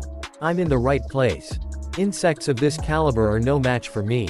Why don't you just come out, yourself? Then a huge statue appears in front of him saying, you know about me. Jin-hyuk say with a smile says, of course I do. The hound who roams the desert. Anubis. Anubis says, since you're the first human to ever come here, I was planning on killing you after some amusement. But you're hastening your own death. Jin-hyuk says, I didn't come all the way here to chat. Hurry up and come at me. Anubis gets angry and says, the absurdity. You're telling me, a divine being, to fight the likes of you myself. Alice come in front of Jin-hyuk and says, this guy is seriously dangerous. She says, I'll handle this guy somehow, so get out of here. He thinks, look at her, worrying about me. Jin-hyuk says, don't worry, just watch. Alice says, what? This is no time to put on airs. He says, I'll show you what kind of person you make a contract with. Anubis bring out his staff and says, how amusing. Anubis uses his unique ability, Judgment of Anubis. Anubis says, answer. Did you hear about me from the vampire of yours? Jinhyuk says, this skill is always activated when him. The absolute judgment skill. Judgment of Anubis, activates once you answer 3 questions. Then a copy condition window appears says, make Anubis's patience run out to destroy the vessel holding his consciousness. If I make his patience run out, I gain the power to answer the most powerful question in the world. In truth, I can just answer by saying anything, regardless of whether it's true or not. That's right. How else would I have known about this place? A message popped saying, the subject has answered the question. Anubis says, as I thought. Did you come here hoping to obtain the hive? Jihyuk says, it sells for quite the price on the black market. He says, then I will ask the last question. Did you think you could get out alive after entering my territory? He says, if I can't slip out from this like of you, I might as well just give up on life. Then a message popped saying the required conditions have been fulfilled. Judgment of Anubis has been activated. A giant wolf appears behind him. The message popped up saying, all stats have been reduced by 50%. The usage of unique abilities and skills will be sealed for 1 minute. Anubis says, now, I need a proxy for the judgment. A message popped up saying, Anubis is selecting a warrior of judgment. Anubis says, let me introduce you. Giant Mantis. This is the warrior who will judge you. What do you think of my brave warrior? Jinhyuk says, quite amazing. But this is all I need to beat it. He brings out a mini phonograph. Anubis is confused to see that, and says, the musing of humans, all of a sudden. Have you gone mad after seeing my warrior? Jinhyuk says, nothing of the sort. I'm just getting absorbed in the music. The perfect song that I found after hundreds of thousands of trials. The beat that perfectly reproduces the giant mantis's attack patterns. Like I've always done, follow the beat of the music. To conduct its attacks like a conductor. Anubis thinks, he's following the beat of the music to perfectly evade. This is definitely not a coincidence. It's a meticulously calculated move. Alright, it should be time. Then a message popped up saying, 1 minute has passed, you are able to use your unique abilities and skills. He thinks the penalty duration has ended. He uses the skill Grave of Swords. And Giant Mantis into pieces. Giant starts to regenerate. Anubis says, do you really think that's enough to defeat my warrior? The warrior can instantly regenerate its body. But it's over for you the moment your stamina runs out. Jinhyuk says, you're right, I can't kill that mantis the way that I am right now. But I can make it so that it doesn't want to live anymore. He cut Giant Mantis arms and legs again and again. Alice is watching all this and thinks, what the hell? He's completely treating it as his plaything. I knew he was strong, but not to this extent. If it's him, it's possible that he really could fulfill my revenge. Giant Mantis starts to back down. Anubis says, what the hell are you doing? Don't fall back and fight. Jinhyuk says, the warrior chosen by a divine being has a high level of pride. The final blow to completely break the will of a warrior that never thought it could possibly lose. Humiliation and provocation. Jinhyuk sits on his face. Giant Mantis gets angry and cuts his own head off. A message popped up saying the warrior of Anubis has collapsed. Anubis is shocked to see that and thinks, the warrior committed suicide. Jinhyuk's level increases. A message popped up saying, Grimoire of the Felteris Principality. Once deciphered, you will be able to learn ice magic. Jinhyuk says, would you look at this? You can only see something like this in the middle floors of the tower. So this is the effect of Monopoly. A message popped up saying, you have obtained the skill level 1 ice formation. He uses ice formation ability. And says, what an unexpected reward. Anubis says, I will certainly admit that you are no ordinary human. But are you seriously going to fight me with that ice toy of yours? Jinhyuk say, fight you? You can't even come fight me, so I don't know what you mean. You're only backseating from the 42nd floor. Anubis says, so you already know that only my consciousness is here. If that's the case, what is your reason for picking a fight with me? Jinhyuk says, reason, well, because it's fun. Anubis gets angry and says, fun you say? How dare you use me for your amusement? Disrespectful. Anubis activates the hive. Hive, an ancient beehive that endlessly summons giant insects. Anubis says, kill that disrespectful human this instant. Hundreds of insects appears in front of him. He use ice formation skill to kill the insects. He says, I guess this won't even make a dent. H fuses the skill's element of fire rank B and ice formation rank A. Then a message popped up saying the fusion has succeeded. You have obtained the skill Daylight Rand AA. He uses Daylight level 1 skill. A lot of laser beams hits the insects and kill them. Anubis says, it looks like I need a change of plan. Anubis activates his ability subject selection. Then a message popped up saying, a reinforced entity has formed within the hive. A huge bee comes towards him with rapid speed. He uses ice formation to kill it. Anubis says, it's useless. The subjects who were selected will not die and keep proliferating. Then be multiples to 4. Anubis says, no matter how strong your skills are, it's pointless. Jinhyuk brings out a pill and says, finally. It's a gigantification pill rank C. A special item that expands a subject's side by a maximum of 10. He throw the pill into one of the bee's mouth.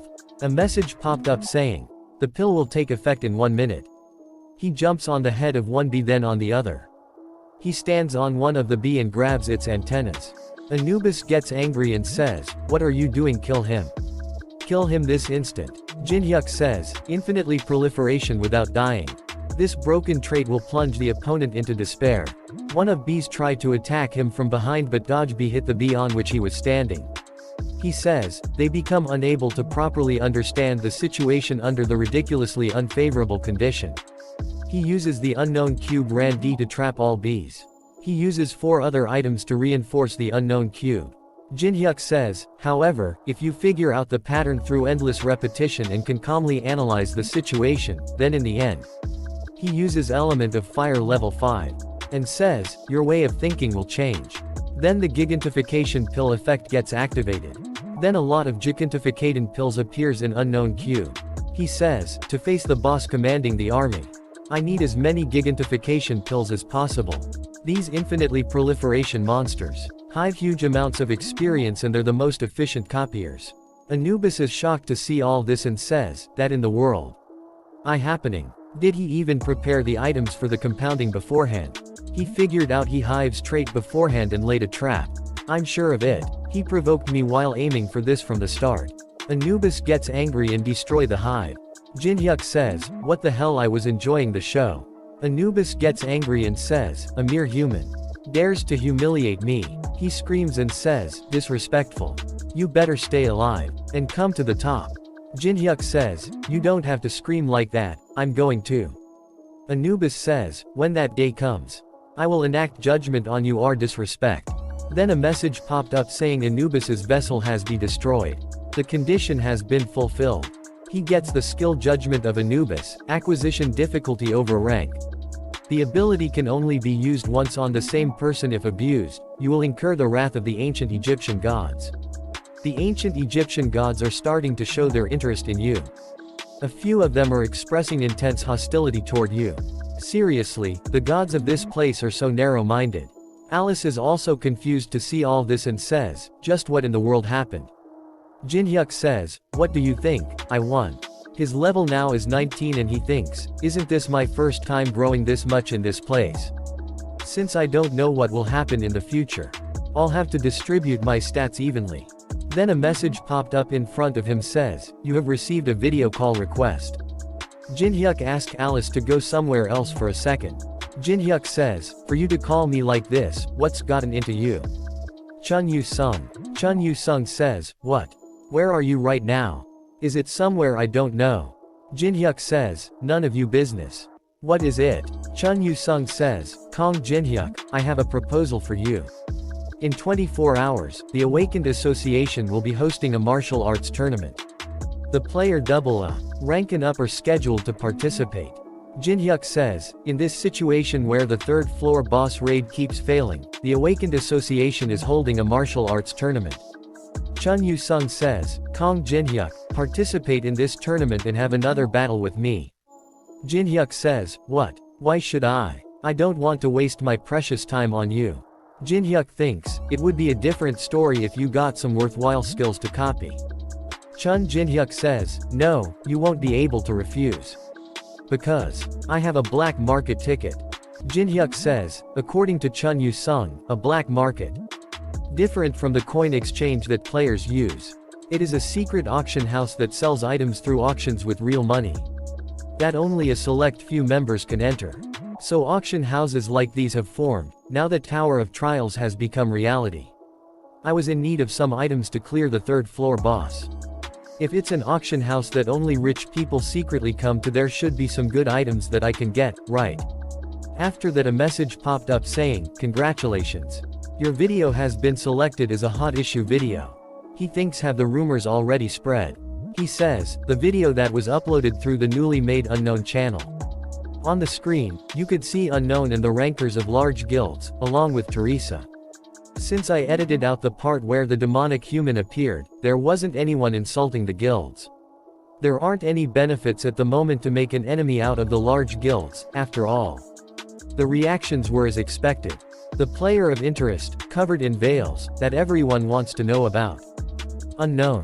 Since he declared to solo clear a dungeon that all the large guilds failed to clear. Everyone was bound to be hyped. Considering that a person can only watch a video a day. 50 million views is quite an astounding number. Since 100 coins are given for every 10,000 views, 50 million views could give me 500,000 coins. With the 90% commission fee, it comes to around 50,000 coins. Although the commission fee is harsh, it's not bad. He yawns and says, anyway. When is this going to end? This damn martial arts tournament. There are 24 martial arts tournament participants that are double a rank or higher. To raise public trust in the Awakened Association and the large guilds that have fallen due to consecutive third-floor boss raid failures. The association decided to broadcast it live without any edits. To show the citizens how strong and trustworthy the players are. In other words, it's a show. Like the gladiators of ancient Rome. I guess it makes sense, since not everyone watches YouTube, and you don't get to see the players' abilities very often. It's not a bad idea for loosening up the tense atmosphere. Then we see that Chun Yu-sung says, if you agree to the match, I will give you this ticket. Jin Hyuk says, wait, I haven't even been judged as double a rank or over. I can't participate in the tournament. Chun Yu-sung says, the winner of the tournament is given two choices. One is the opportunity to choose one divine artifact replica from the National Museum of Korea. Jin Hyuk thinks he's completely ignoring me. Chun Yu-sung says, the other is the opportunity to choose a player to duel against. Who hasn't participated in the tournament? Chun Yu-sung starts to yell and says, this time for sure, where everyone is watching. I will defeat you. After that we see that in tournament, the players are fighting to each other, it's a battle royal. The old man and schoolgirl from chapter 5 are also there. Some peoples are watching them from the sidelines. They say, that group of two also looks quite useful. The standards of the match are quite high.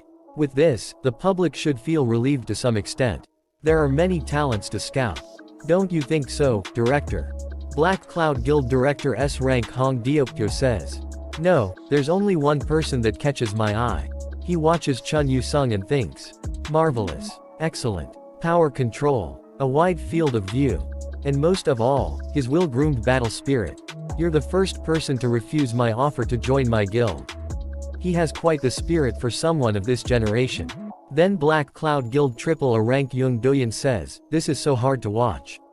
If only you let me participate, I would have destroyed all those insects. And even made that arrogant Chun Yu-sung kneel before me. Don't you think so, Hung? Director Hung says, stop saying the same thing over and over again and worry about your interview later.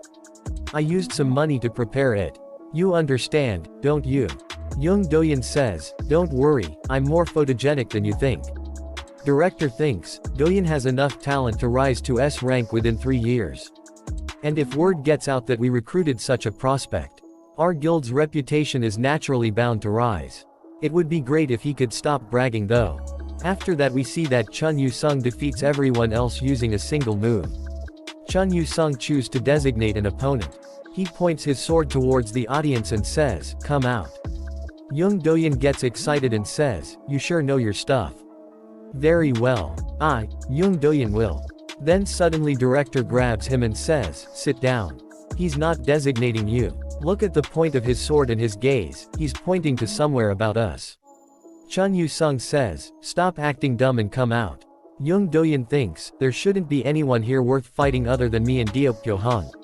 Then Jin-hyuk stands up says, for God's sake. You're an expert at annoying people. Crowd says, what? Chun Yu-sung lowered his sword. It looks like it's that person. Who is he? Look through the database this instant. Found him. His name is Kong Jin-hyuk.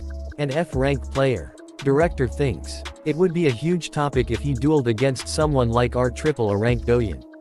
But he chose an F-rank player. This doesn't benefit him in any way whatsoever. Does Ha have some fetish for tormenting the weak in front of a crowd? What are you thinking, Chun Yu-sung? Jin-hyuk says, I'm begging you, if you lose this match, please stop challenging me. You should know when to give up. Chun Yu-sung says, you're acting like I'll lose. Are you seriously saying that after you saw me win the tournament? Jin-hyuk says, it does seem like your skills have improved. You must have trained hard, yeah. Chun Yu-sung gets angry and says, hard. I didn't stop for a single moment and did my absolute best to catch up to you. If you want the ticket, you'll have to give it your all. Chun Yu-sung activates his soul-chasing sword chi level 6. Soul-chasing sword art second movement. Soul-chasing Inferno Emperor. Jin-hyuk thinks there he goes again. He use element of fire and says, alright, bring it on, you damn stalker. After that we see that roof of arena explode.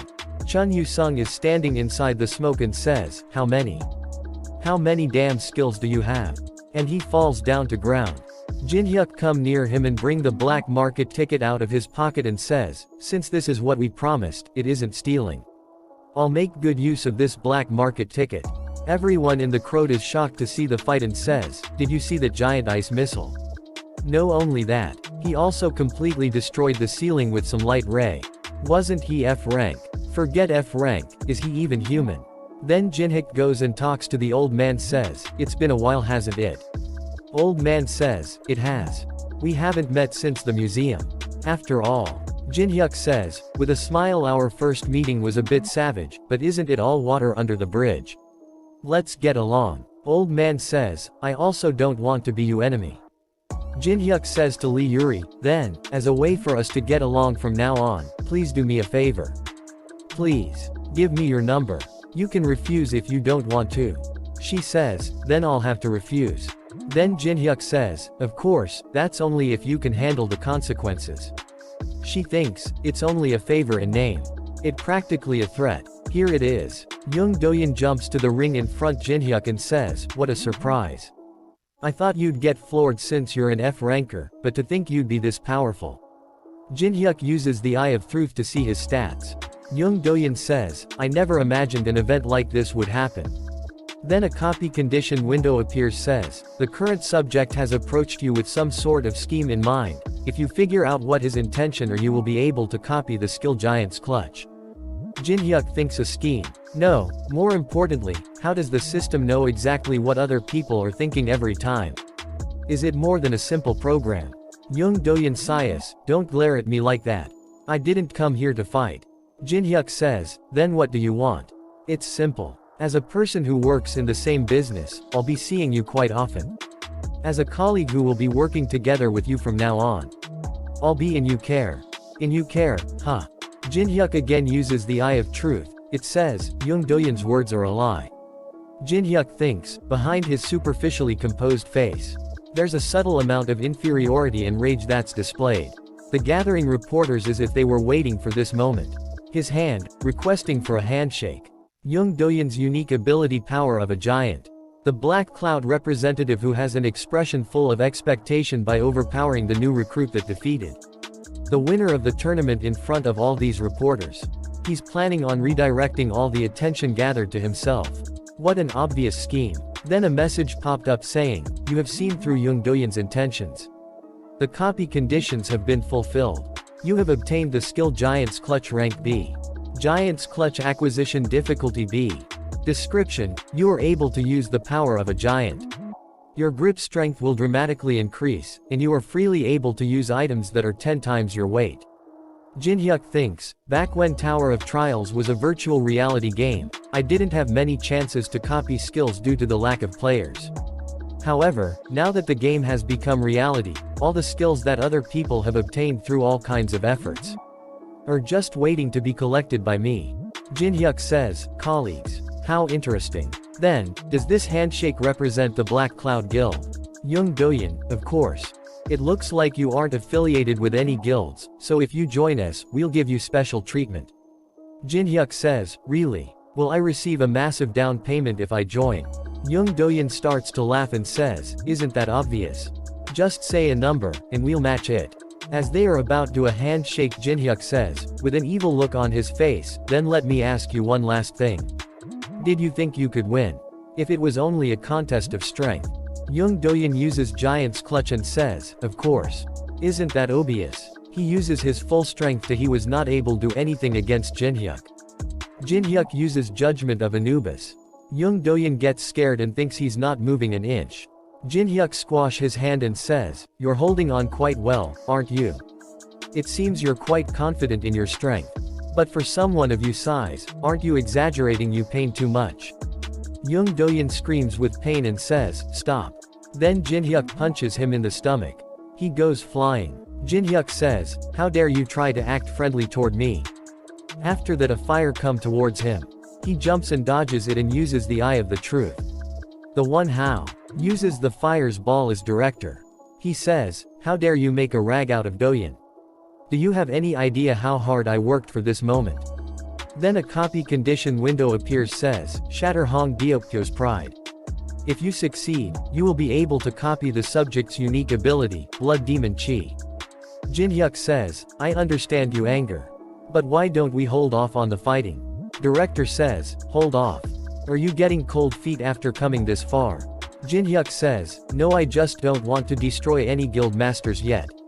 Director jumps and says, you fucking bastard. And activates his unique ability Blood Demon Chi, then says, are you seriously saying that? Jinhyuk uses his ability Daylight level 2. He start to shine really bright and bring out his daggers and block Director's attack. And uses his Rift stat. A message popped up saying, using the 99 points, the difference has been reduced by 33 levels. Director thinks that, to think this bastard can withstand my Blood Demon Chi. Impossible. He's on par against me, who is at the vanguard of the raid. Against Colossus, the boss of the second floor. Don't make me laugh. Then Sam says, please stop. And uses arbitration level 4 skill. Don't you think you should try to look dependable in this martial arts tournament that everyone is watching? It is Association President Han Sangjin. Jinhyuk thinks, so this is the man who leads Korea's Awakened. The Awakened Association President Han Sangjin. Director says, Association President. You're just in time. This man made a rag out of a player affiliated with our guild. President says, calm down, Representative Hong. This isn't some talent show, so isn't it obvious there would be injuries in a match? President says to Jinhyuk, it's nice to meet you, player Kong Jinhyuk. I am Han Sangjin, the president of Korea's Awakened Association. To be honest with you, I did not know anything about you until about 20 minutes ago. However, I received a call from Department Head Park, who was in charge of the martial arts tournament. He said to come here immediately. That something unbelievable was happening. There were some weird things about it, so I decided to investigate your test results. I see you pressured you examiner. Kong Jinhyuk. Congratulations on becoming the 16th S rank in Korea.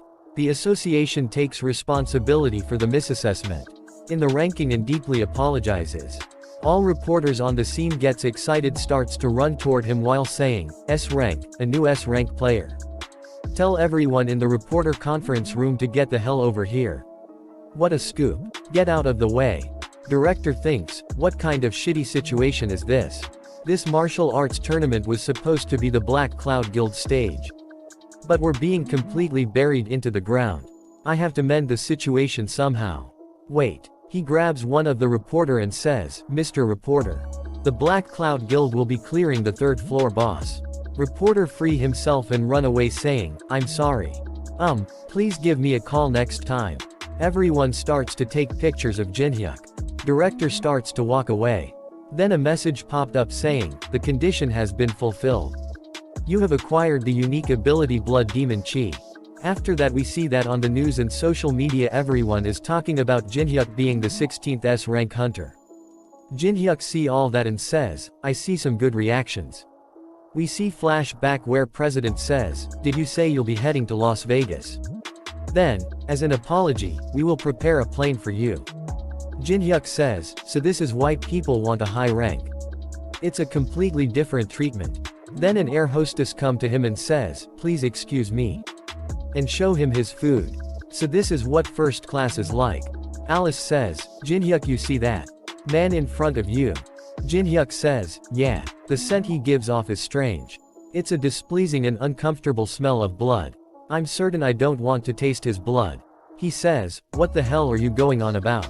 Alice says, "I'm not joking. That man isn't some ordinary human." If Alice, who sees humans as mere blood packets, is saying something like that, then there must be something to him. Jin-hyuk uses the eye of the truth. His name is Alex Judra, and is shocked to see that he is with the Demonic Human Association. And a copy condition window appears saying, based on your affinity with the subject, you may copy his unique ability and one of his skills. However, to reach maximum affinity with the subject, you must apply to the Demonic Human Association. He thinks a demonic human. To think that man was one of the demonic humans. I can't believe he's putting on an act with such a calm look on his face. Alex comes near him and says, "Could you be player Kong Jin-hyuk? Aren't you the person who was recently assessed as S rank in Korea?" Jin-hyuk thinks, "This can't be coincidence, he definitely got on the same plane as me on purpose. I guess the large guilds aren't the only ones who are taking interest in me after the S rank announcement." Jin-hyuk says, "Yes, I was reassessed as S rank not too long ago." Alex says, "I thought so. I saw the martial arts tournament coverage, what a surprise." Alex bring out his ID and says, "Please excuse my manners. My name is Alex Judro. It must be fate for us to have met like this. Shall we go have a drink? There's nothing like alcohol to pass the time during such a long flight." Jin-hyuk thinks, "I guess I can play along for a bit." "I guess you're right."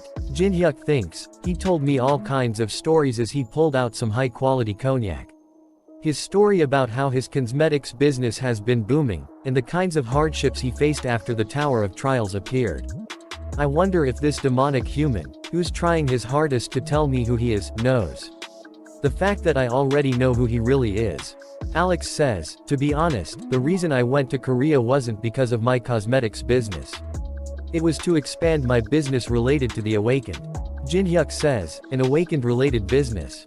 Alex says, "Yes, I thought I'd give it a go, considering the change in times. But, there's a slight problem." Jin-hyuk says, "What kind of problem?" Alex says, "Jin-hyuk, are you aware of the recent player who has been going wearing a mask?" Jin-hyuk says, "Oh, that unknown person. I saw him declaring that he'll clear the third floor boss. Do you have some sort of relationship with unknown?" Alex says, "To be honest, we were going to participate in the third floor raid. But we've gotten into a difficult situation because he's stopping our efforts so strongly. Though he says, it's to protect his comrade, he told us not bother him since he has something to do alone." Jin-hyuk says, "You're talking as if you know unknown personally." Alex says, "You could say that." Jin-hyuk gets frustrated and thinks, how calmly he's lying to the person in question's face. Jin-hyuk says, "Unknown is quite greedy." Alex says, "You're right. He's too much. So my point is, if you come to the third floor boss room with us, you'll be a great help to us." Jin-hyuk says, "Me? Didn't unknown declare a solo raid?" Alex says, "Since S ranks are given the right to act on their own, no one will be able to touch you. Moreover, you'll be able to obtain a hidden item from the third floor boss room." Jin-hyuk thinks, in a situation where the large guilds have promised unknown a solo raid, since they will be strictly restricting any entry into the third floor boss room, they're trying to enter this way. Jin-hyuk says, "But isn't this a bit too much for a request? I've only just became an S rank, but aren't you basically telling me to go against the large guilds already?" Alex says, "Kong Jin-hyuk, I am an entrepreneur. The harsher the demand, the more rewarding the payment you'll receive in exchange. I wonder if you've heard of this. The Potion of Legends. That can cure any disease, and even heal a destroyed heart. It's an elixir." Jin-hyuk thinks, what the hell does the Demonic Human Association do to have something this rare? Jin-hyuk says, "This is quite tempting." Alex says, "Anyone would desire such an item. I will give you that elixir as an advance payment." If you just sign this contract, that is. Then a message popped up saying Alex has activated level 6 contract of the dead. Alex says, you won't come across such an opportunity very often. Jin-hyuk thinks, contract of the dead. Just from its looks, it's no different from an ordinary contract. However, it's a contract where, if you breach the conditions, death will come to you. However, there's nothing to worry about as long as you don't sign it. Jin-hyuk says, I apologize, but I can't sign this. I'm the cautious type, so making an enemy out of the large guilds is a bit. Alex says, so even this won't satisfy you. How unfortunate. I had high hopes for you. Alex says, then let us forget about the deal with the elixir. As he about to grab the elixir, Jin-hyuk take it away. Alex says, what are you doing? Jin-hyuk says, though I am the cautious type, I'm also the greedy type, who needs to have everything that I want. Alex says, what the hell are you talking? Alex felt strong pressure in the air. Alex thinks, what is he trying to do by pulling out this much mana? Is this crazy son of a b planning on crashing this plane if need be? Then the pilot says, this is an announcement for all passengers in the cabin. The plane is currently experiencing sudden turbulence. We ask all passengers to get back to their seats and strap on their seat belts. Jin-hyuk says, you heard the announcement, right? I should get back to my seat. Alex says, did you know from the start where I'm affiliated? I had a rough idea. You're pretty good at acting. Alex says, you do well not to irritate us too much. Unknown will demand you pay the price for this matter, no matter what. Jin-hyuk says, that's an obvious lie. You're on the same side as Unknown when you were the ones who were humiliated during the Olympus meeting. Alex thinks, what the hell? How does he know that? Is this guy actually close with Unknown? No, he might just be bluffing. The large guilds may have shared some info since he just became S rank. Jin-hyuk says, who knows? I might give you some info about him if you're nice. I'll see you next time. Alice says, this is a human city. Well, I guess it's not bad. Jin-hyuk says, as promised, don't cause trouble. If you do, you're going straight back into the ring. I took her out as a reward for discovering the demonic human. Though 150 centimeters is my limit with my current mana. I call out the memory of the world. Then a message popped up says, fusing the skill Eye of the Truth double S rank and Blood Demon Chi S rank. He acquired a new skill Eye of Gluttony triple S rank. Eye of the Gluttonly. Acquisition difficulty, triple S. Description.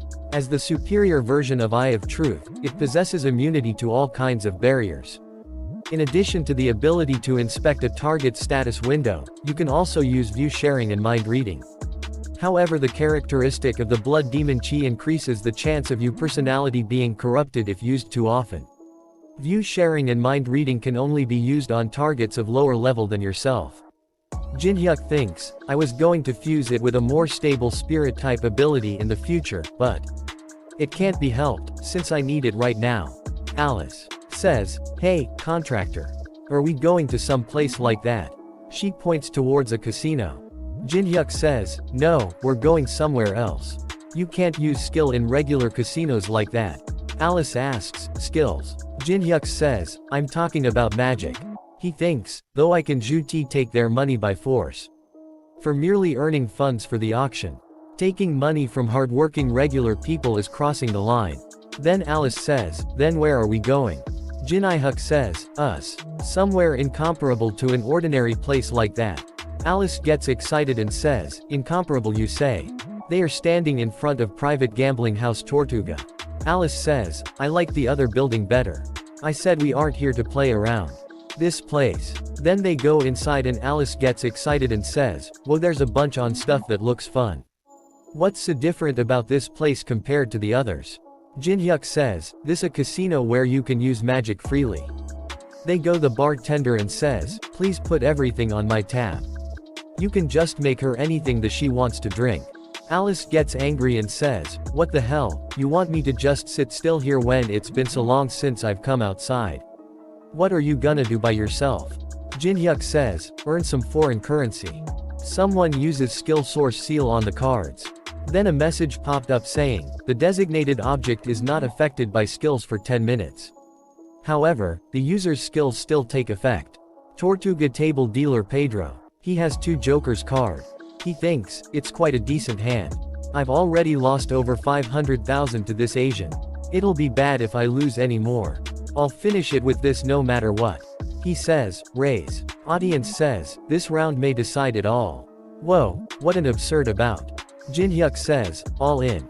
Someone in audience says, wow, isn't that at least $5 million? Jin-hyuk says, is this really alright? It's quite a large amount of money. Pedro says, the house is always confident. Jin-hyuk says, in any case, which guild manages this place?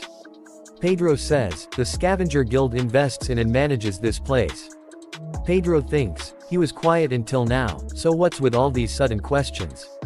Jin-hyuk says, am I not allowed to ask many questions in this place? Pedro says, of course not. I can always answer questions to the extent for you, dear customer. Pedro thinks, shit, does he have some sort of mind-reading skill? Pedro says, then, I will flip the cards. He thinks, but that doesn't matter. If I substitute the cards as soon as I flip them, you won't be able to do shit. He uses strange gestures. He flips the cards but they are still 2 jacks. He is shocked to see that and thinks, what the hell happened? We see that Jin-hyuk has activated Judgment of Anubis. Pedro thinks, I'm sure I substituted them with my ability. Jin-hyuk says, wow, what a relief. I won by a hair's width with my pair of kings. Jin-hyuk thinks, my newly obtained Eye of Gluttony. Its mind-reading function is quite useful. Jin-hyuk says, then, I will take the chips. Then a lot of people surround says, I don't know what skill you used to win this big, but you need to come with us. Jin-hyuk says, is this how you treat you customers? He says, we don't consider people who take this much money from us as customers. Jin-hyuk says, that's so. One of the people says, drag him into a room. One of the people goes flying above his head. Jin-hyuk says, after hearing what you just said, you reminded me of what I heard outside as I was about to enter this place. What was it? That's right. In this place, the one who gets scammed is the dumbass. One of the guards shoot him with a gun. Jin-hyuk dodges the bullet and punch him in the face. After that we see that Jin-hyuk is fighting them and Alice is drinking calmly like nothing is happening. She says, what's this called? Bartender says, it's a cocktail called Kiss of Fire. It's an alcohol that represents the passionate love between couples. She says, passionate love between couples. One of the guards says, are the guild executives not here yet? Other one says, they said they'll take at least 30 minutes. He thinks something's wrong. No matter how lawless this place is, no one goes wild like this all by themselves. One of them says, Section Chief. There's serious trouble. Please take a look at this. What could possibly be more serious than this right now? He's someone who was newly assessed as S rank in South Korea a few days ago. Player Kong Jin-hyuk. S rank, even America only has about 20 S ranks. But to think someone like that is before my eyes. If he resolves himself to do it, he could destroy this whole casino. He shouts and says, all of you stop.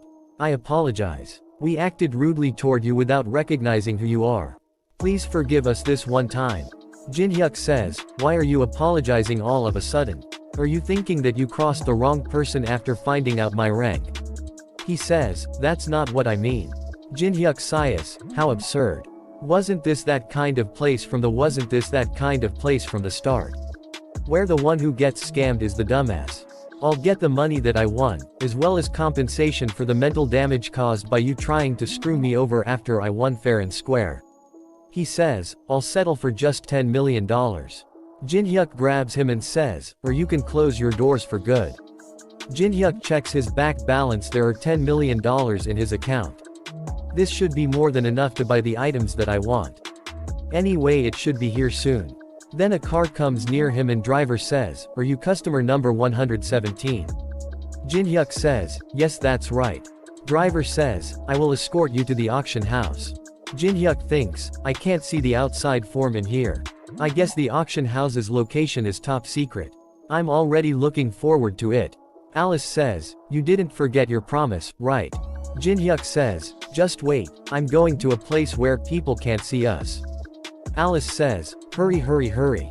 Jin-hyuk says, stop pestering me. Alice says, the outside air is the best, after all. Jin-hyuk says, are you that happy? Alice says, yeah, I am. This place is befitting of a noble being like myself. Are you going to do that thing called auctioning now? Jin-hyuk says, yeah, we're heading inside now. Don't do anything that stands out in there, Alice. Alice says, why? Jin-hyuk says, because there are many eyes in here. It's already that 175th, though I attend this every year. I'm especially nervous today. Aren't a bunch of items from the Tower of Trials going to appear? From what I heard, the ichthyosaur's heart is going to appear in this year's auction. Really? It's all thanks to the appearance of the Tower of Trials.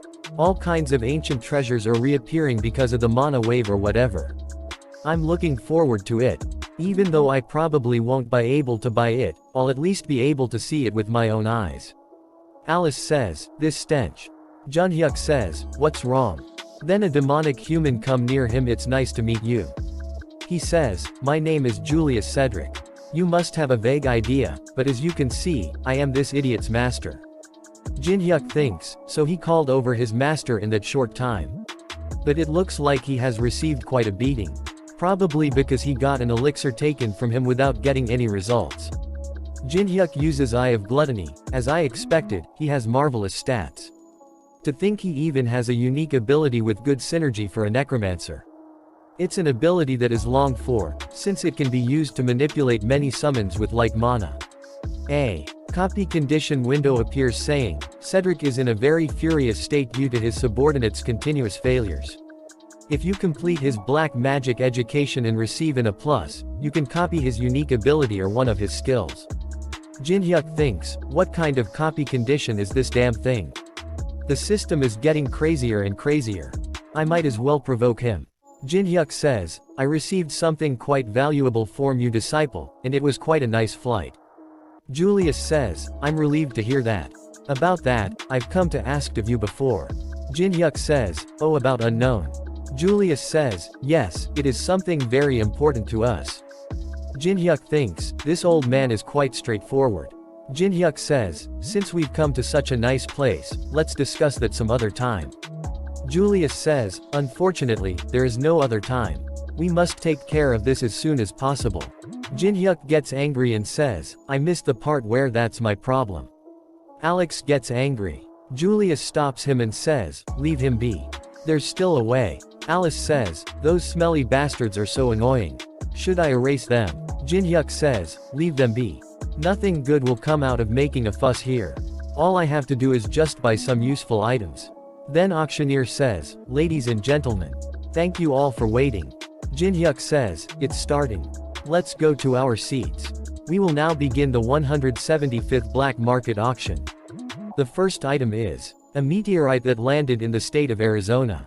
It's said that it's been emitting powerful mana ever since the Tower of Trials appeared. Auctioneer, we will start $100,000. We have 150,000. We have 200,000. Jin-hyuk says, there are currently no artisans who can work with meteoric iron at the moment. In other words, right now, when there's currently no one who knows how to use it, is the best time to buy it cheap. Jin-hyuk raised the purse. Auctioneer, whoa, we have 300,000. Do I have anyone else? Nice, I bought meteoric iron for dirt cheap. $1 million. Julius bid $1 million. Auctioneer says, we have $1 million. Huh. Jin-hyuk says, would you look at them? Auctioneer, do I have anyone? Auctioneer says, now the bidding for the sealed psychiatric ward catalog will start at $100,000. Bid raises to 150,000, 200,000, 250,000. Jin-hyuk raises the bid 300,000. Demonic human raises the bid to 1 million. Everyone is shocked to see here the new bid. Auctioneer says, 1 million. Is there anyone else? Sold to the old gentleman for $1 million. Jin-hyuk gets angry and thinks, I knew it. He's planning on buying everything that I bid for. That's how you're gonna play, is it? After that, auctioneer says, the next item has been found in South America. The Maya civilizations. Auctioneer says, we have 500,000. Alice says, you're buying it without even listening to its description. Jin-hyuk says, just wait, I have a plane. Then demonic human says, 1 million. Auctioneer says, we have $1 million. Is there anyone else? Jin-hyuk says, 1.5 million. Demonic human raises the bid to 3 million. Auctioneer says, we have $3 million, are there any more bids? Sold to the old gentleman for $3 million. Demonic human thinks, would you look at him? After that they continue to bid against each other. Demonic human buys another item for $2 million. And one more for $3 million. Another one for $5 million. Auctioneer says, the next item is quite amazing as well. When Columbus discovered the new continent. Alex says to Julius, Master, why don't we give up on something at least once? Julius hits Alex and says, you imbecile. What are you gonna do if he easily gets something that he wants if we do that? Julius thinks, though I'm suffering some losses, I have plenty of funds. I'll secure the items that he's aiming for. And exchange them for information on unknown. Auctioneer says, the next item is for the true fans. I introduce to you the first chess board. All the buyers says, how trivial, what the hell are we supposed to do with a chess board without any pieces? Let's conserve our funds for the ichthyosaur's heart that will come out later. Jinhyuk says, 50,000. Julius says, 100,000. Then both of them go higher and higher. Julius reaches 8 million. All the other buyers thinks, is there something to it that we don't know? This is crazy, who the hell buys a chess board for 8 million? Jinhyuk says, 10 million. Julius gives an evil smile and stand up says, $30 million. Julius says, $10 million seems to be all you have. I've finally found what you really wanted. Julius shouts and says, you'll have to beg me on your knees if you want this item. Auctioneer says, 30 million, is there anyone else who'd like to bid? Jinhyuk thinks, I wasted so much of his funds yet he still has this much. He has way more than I expected. I need a plane. Auctioneer says, then, the 56th the auction item, the first chess board, is sold to the old gentleman for $30 million. As auctioneer is about to complete his sentences, Alice stand up says, 100 million. Julius is shocked to hear that and thinks, 100 million for the mere chess board. Auctioneer says, young lady, it's not that I'm doubting you, but can you provide proof of balance? She says, proof, and opens a small portal. A lot gold coins come out of it. That checks the items and says, unbelievable. Just this crown alone is easily worth over $500 million. Julius thinks, that crown alone is worth over $500 million. That brat. Was she not an ordinary human? But what's more dangerous than that girl is Kong Jinhyuk, who's treating that girl as if she's his subordinate. Perhaps an enemy more annoying than unknown may have appeared. Julius says, our plan has been overturned. Julius says, to Alex, proceed with plan B. Alex gets excited and says, I've been waiting for you to say that. They bring the chess board and says, congratulations. We will deliver the first chess board to the young lady. Alice says, give it to him, not me. Jinhyuk says, I'm thankful, but isn't it too much? Alice says, it doesn't matter, I was thinking of clearing out my treasury either way since it was so full. Moreover, I won't tolerate imbeciles looking done on my contractor. Jinhyuk thinks, this girl, so she knows how to say some commendable things. Then suddenly something explodes behind Jinhyuk. A girl says, it's collapsing. Everyone, evacuate. We have to get out of here. Everyone starts to run to evacuate.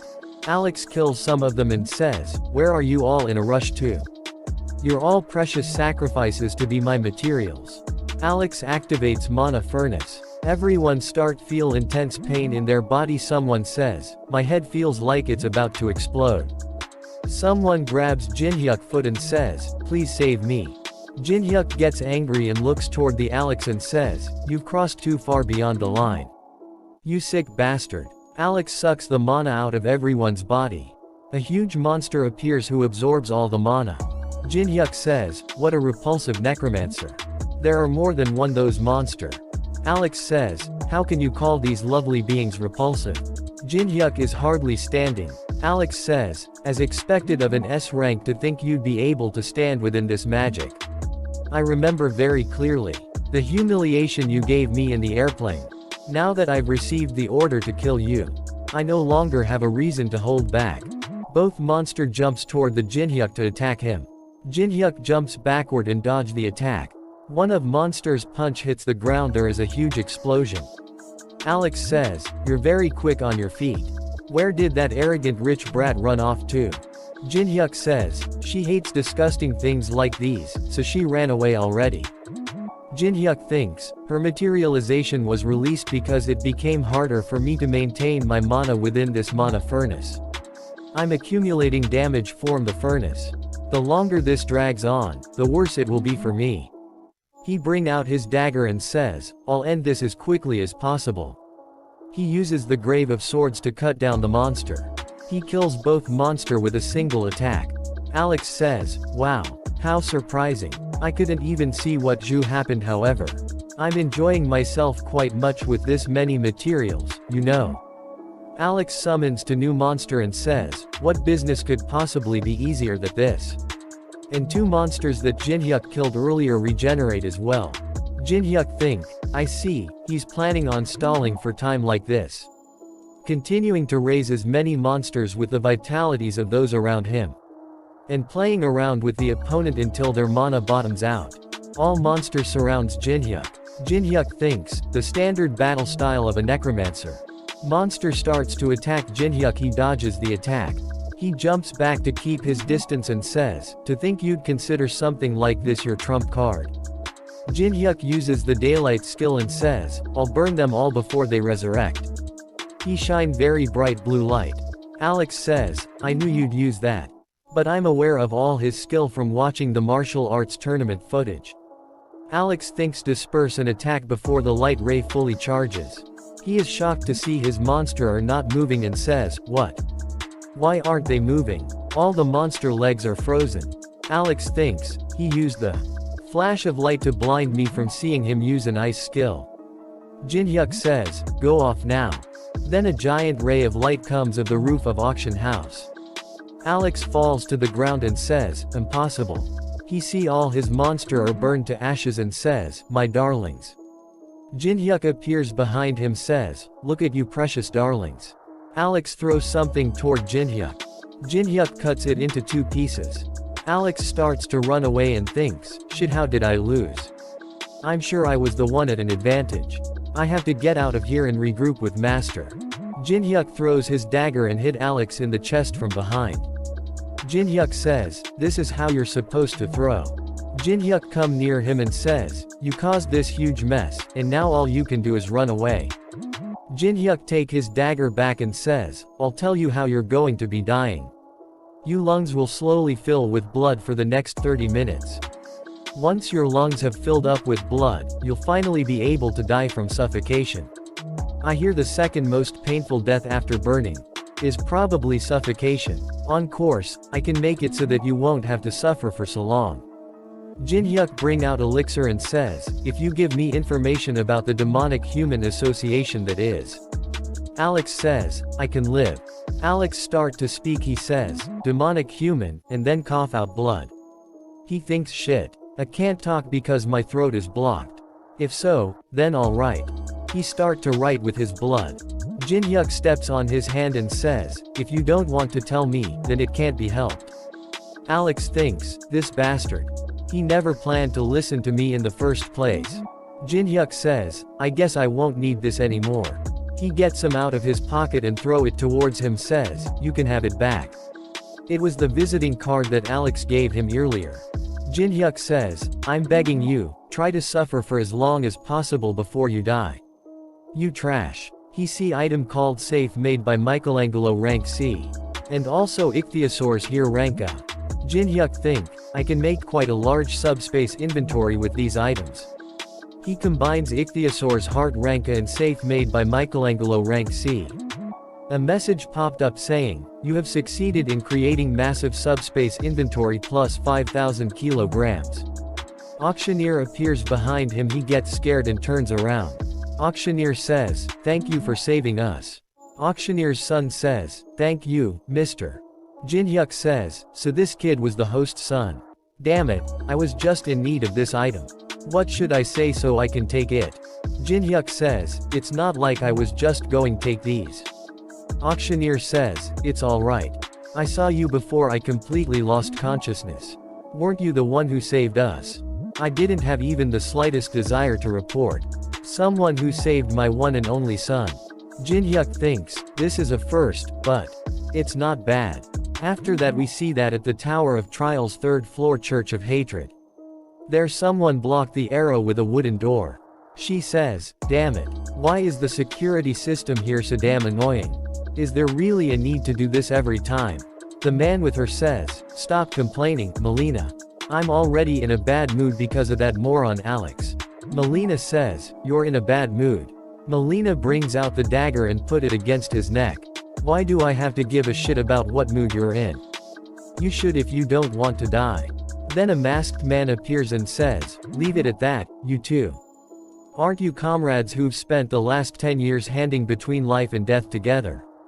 Why are you always trying to kill each other? He says, the reason why I summoned you is because a new person of interest named Kong Jin-hyuk has appeared. Melina says, this Kong Jin-hyuk guy must have played this game a lot too. Though he's probably at the same level as every other ranker out there. Do not let you guard down. He may have reached a floor much higher than us. Our executives who've reached the 20th floor are already considered lunatics, so wouldn't that be unlikely? I also think that it's an overassumption. In our case, we chose this unpopular virtual reality game Tower of Trials to escape from Interpol's eyes. So we know more about the tower than the average person, but Melina say, he's right. There's no way other people would have a special reason like that, right? No matter how bored you are, playing a sadistic game like that. There's no reason to continue playing it unless you're some insane pervert. Masked man thinks, they're not taking this seriously.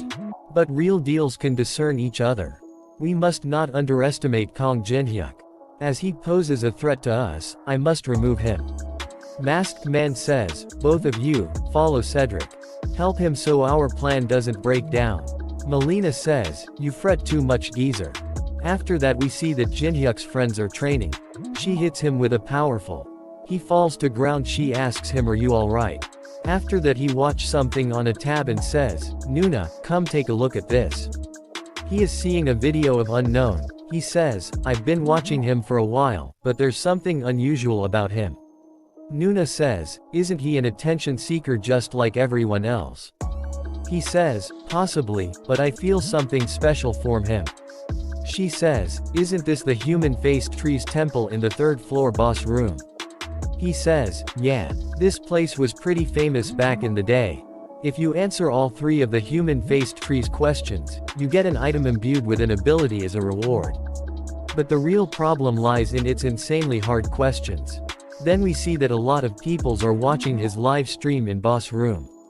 After that human-faced tree says, I haven't seen a human in a while.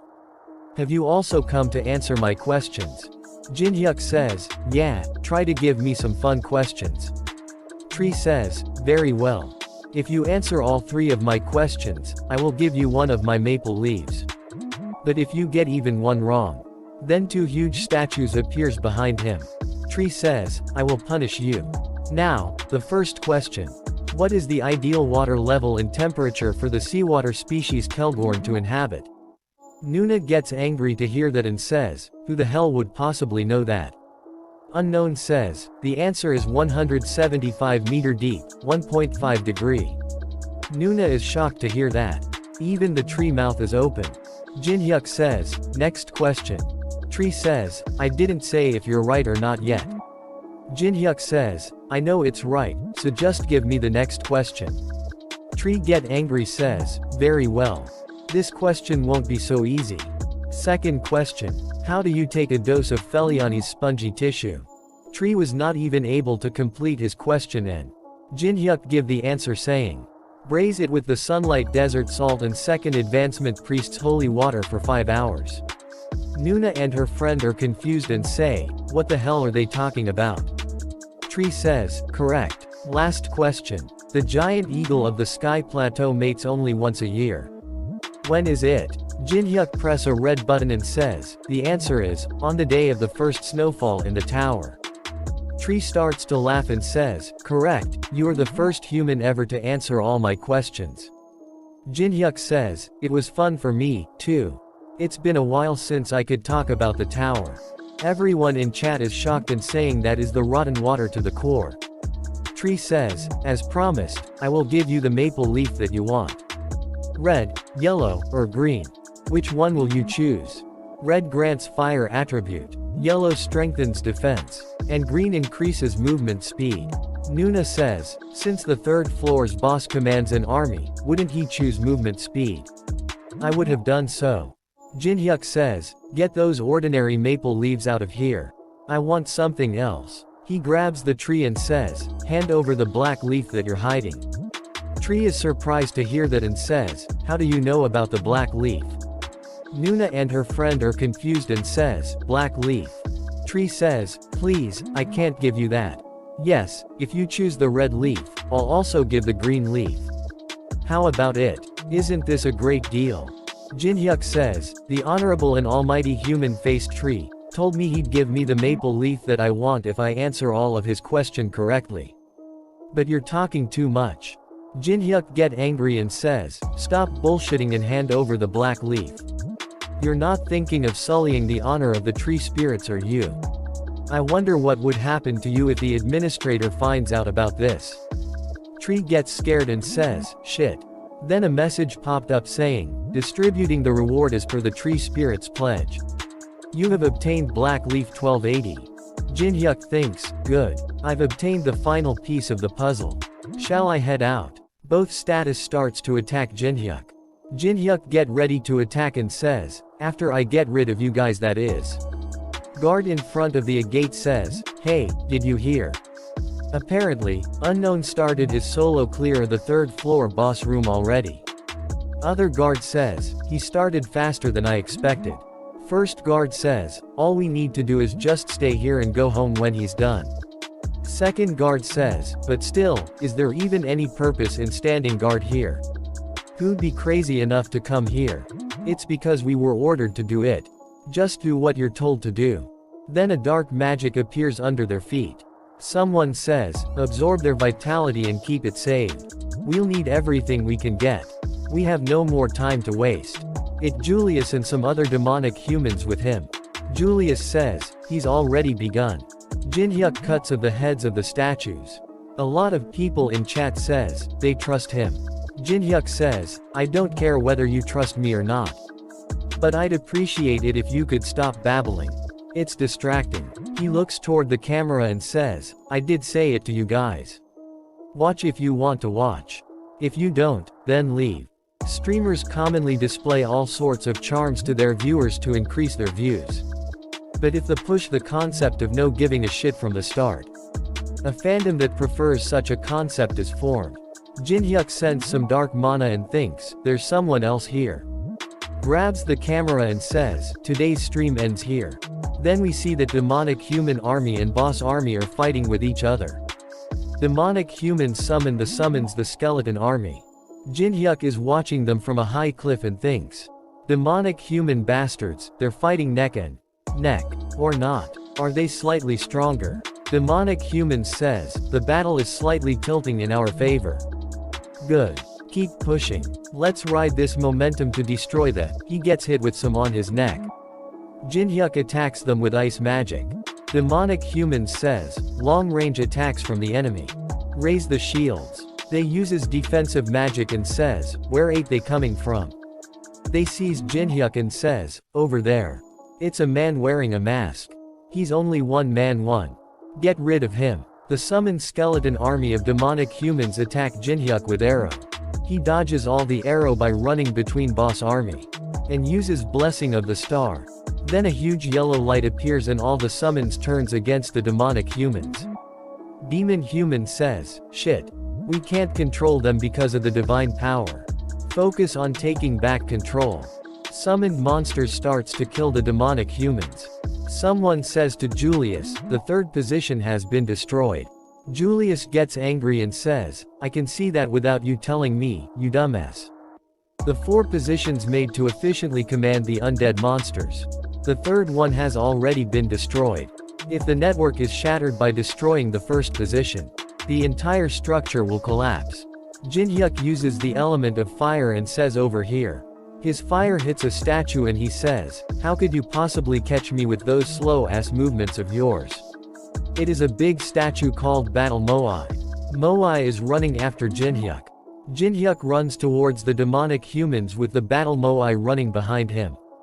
Jinhyuk grabs two of the demonic humans and no, you can't stop it. Battle Moai do a high jump and land on them. Demonic human says, "The first position has also been destroyed. We'll be surrounded at this rate." Julius gets angry and I said, "I know, you dumbass." Julius says to Unknown, "What sort of grudge do you have against us to keep ruining our plans every single time?" Julius activates Guardian of the Pyramid. Someone says to Julius, "If you use that here, you won't have enough mana to face the booze monster." Julius says, "Shut up. I'll use my full power to kill you." He says, "Awaken, Guardians." Some strong mummies appears. Julius sits done tired and says, "It seems I've pushed myself a bit too much." Julius says to one of his subordinates, "Come closer." Julius grabs him and absorbs all his mana. Julius says, "Stay still. You'll only prolong your suffering." Jinhyuk sees that and thinks, "Damn, he's even absorbing his allies." Julius fully absorbs him and says, "Good. I finally feel better. I've made you wait." A huge army of mummies appears and he says, "Then, shall we get back to it?" All the mummies get ready to attack. Julius gets excited and says, "What do you think of my strongest troops? My mummy soldiers can freely utilize their bandages that are as hard as steel." One of mummies destroy one of the statue using its bandages. He says, "They have both defense and attack power. Truly, the strongest undead. I had to save them until I faced the third floor boss. But I'd at least save some face if I kill you here. So just die, you goddamn masked bastard." Melina and other one is watching the fight from top a tree. Melina says, "Isn't that masked bastard more fearless than I thought? It's been a while since I've seen Julius blow his top." Other demonic human says, "His intentions up to destroying the structure were good, but he was stupid not to get out of there after. He must have miscalculated the difference in overall power between him and his opponent. He must have thought it was manageable from looking at just the skeletons and the Death Knight. A complete misjudgment. Julius's unique ability is much more bothersome than that. Considering the circumstances, there's not even a need for us to intervene." Jinhyuk do a high jump. Melina says, "What's he doing?" He uses the element of fire. Jinhyuk thinks recall the experience of those days. Then we see a flashback, where an old man says, "Your sword is sharp and powerful. But its flaw is that its force is dispersed because you put too much strength into it. Take a good look at this rope. A true master can exert several times the force with the same amount of strength. Like the wind enveloping the air. Around yourself within the fluidity. And at the right moment. Outstretch strongly. Would you like to try applying it to your soul-chasing sword?" A message popped up says, "A portion of the skill soul-chasing sword dance has been reproduced." Mommy starts to get burns. Jinhyuk swings his dagger with full speed. Then a message popped up saying, "Dramatically increasing the understanding of the skill soul-chasing sword."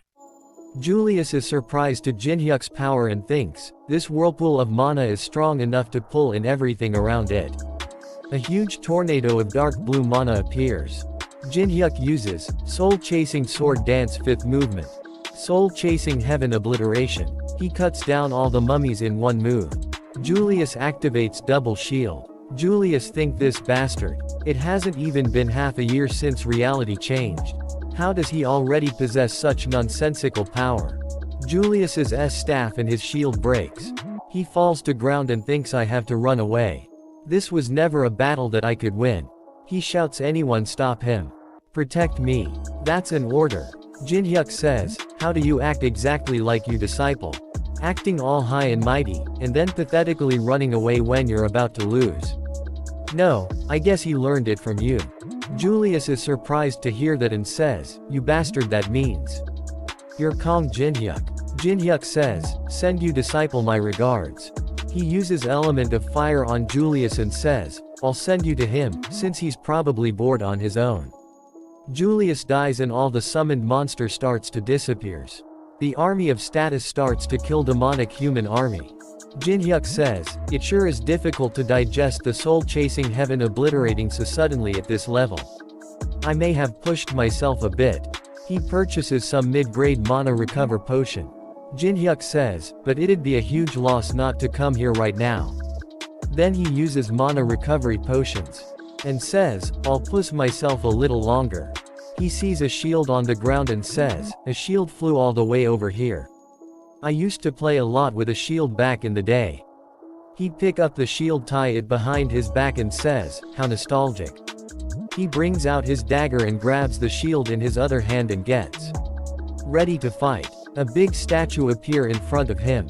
Jinhyuk says, don't you think so too, guys? Guardians of the temple, 4 heavenly kings. Then 4 really big statues appears in front of him. He get ready to fight. Guardians attack him. He blocks attack with the shield and says, I love that you guys are silent. He slash attacks with his dagger on 2 of them and says, spit out the key already. I'm tired. Statues attack him again. He jumps and hits one of the statues on the head. Jinhyuk says, did they have a pattern like this? One of the status uses stone pagoda of enlightenment and bring out the key. And put it in the keyhole. Then a message popped up saying, the key that leads to the main room is reacting. The being beyond the gate is responding to the call. Jinhyuk says, damn, he was more determined than I thought. Then a huge flower appears and shine bright yellow light. A huge golden being come out of the flower. Jinhyuk says, he's calling out his hung right off the bat. The named monster, 1,000-armed and 1,000-eyed Avalokitesvara is manifesting. 1,000-armed says, it's been a while since the 4 heavenly kings summoned me. To think there was a human among the invaders who could pose a threat to even the key within the stone pagoda.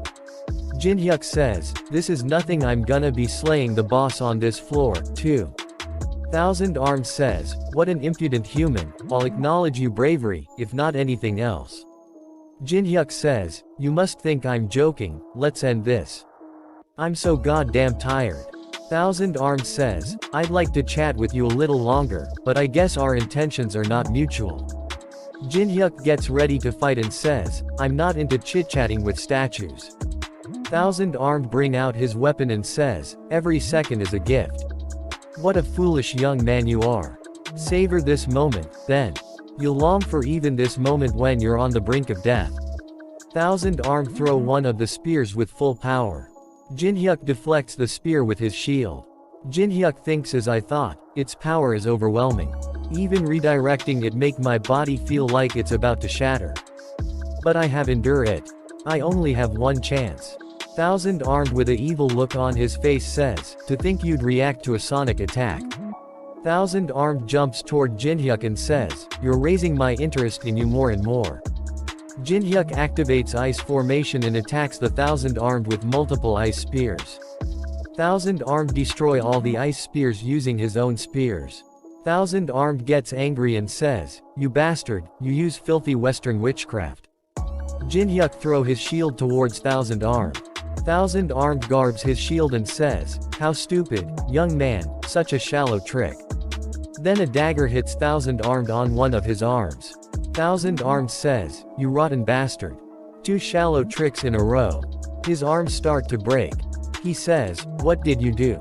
Something like poison shouldn't work on me. Jinhyuk says, it's something called blood demon chi. I can deal a continuous amount of damage once I cause even one injury. 1,000-armed rip his arm off and says, it matters not. Such a petty trick will not work a second time. And what will you do from merely taking one arm from me? Jinhyuk stepped on his ripped of arm and says, yeah, taking a single arm from you is nothing if I want to kill you. I also know the same thing won't work twice on you. But, do you know? He gets a blue sphere out of his arm and says, I got exactly what I wanted. 1,000-armed says, he was aiming for the arm that the jewel was attached to from the start. Jinhyuk bring out the grimoire of the Felteris Principality and combine it with 1,000-armed Avalokitesvara's jewel. He gets a new item called Lemegeton of the Golden Dawn rank S. He thinks this much is enough, and activates his Eye of Gluttony. His level is too low to check 1,000-armed skills. Then a copy condition window appears saying, the Thousand-Armed has an utmost disgust for Western magic. Mock the opponent for 5 minutes using ice magic. And create a large and beautiful sculpture for him. However, an appropriate song and appropriate attire must accompany the fulfillment of the condition. Jin-hyuk is surprised to see that and says, wait, I'm not seeing this wrong, am I? A song and a sculpture. The system is growing more and more insane by the minute. Thousand-Armed is confused to see him and says, what are you doing all of a sudden? He brings out small podium and says, no matter how eccentric the condition is, I can't give this up. This is the only place where I can obtain mandala beneath the 25th floor, after all. Thousand-Armed sees that and gets angry and says, you bastard, just what do you think you're doing? Jin-hyuk plays the music and says, I'm begging you, don't ask anything from here on out. I hate it too. Thousand-Armed gets angry and says, how dare you play around in front of me? Thousand-Armed activates mandala and says, I'll let you experience pain worth 1,000,000 samsaras.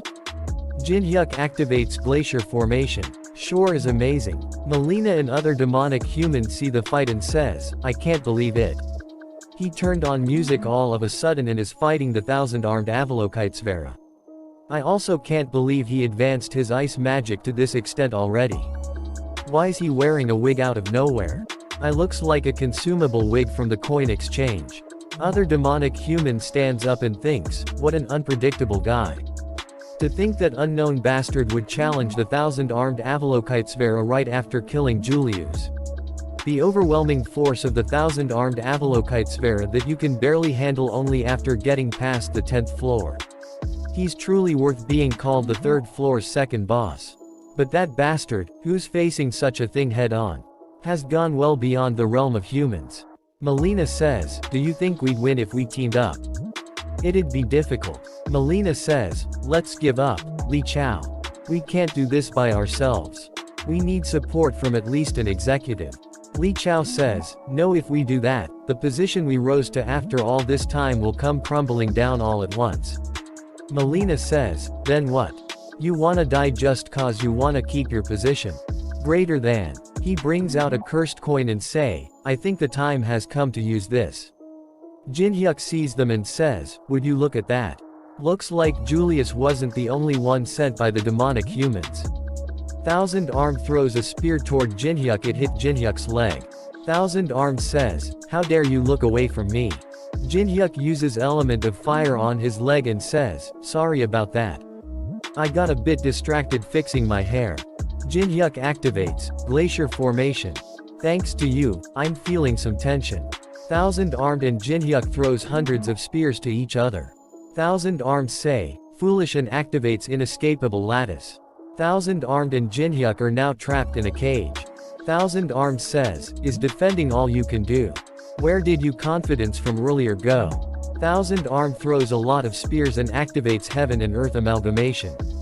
Jin-hyuk activates glacier formation. Thousand-Armed spears are bouncing of the shield. He says, a pointless resistance. He uses displeasure. And also used swastika spear. Jin-hyuk says, Guanyin Bodhisattva. Such a petty trick won't work a second time, was it? Sure works pretty well. Jin-hyuk uses his glacial prison and traps the Thousand-Arms. Jin-hyuk says, do you know how much your hate for my ice magic saddens me? How can someone said to have attained nirvana through self-discipline be so prejudiced? There's nothing better than shock treatment for such an obsession. I makes Thousand-Armed really angry and he says, you damn human. I'll make you suffer endless pain in the Avachi.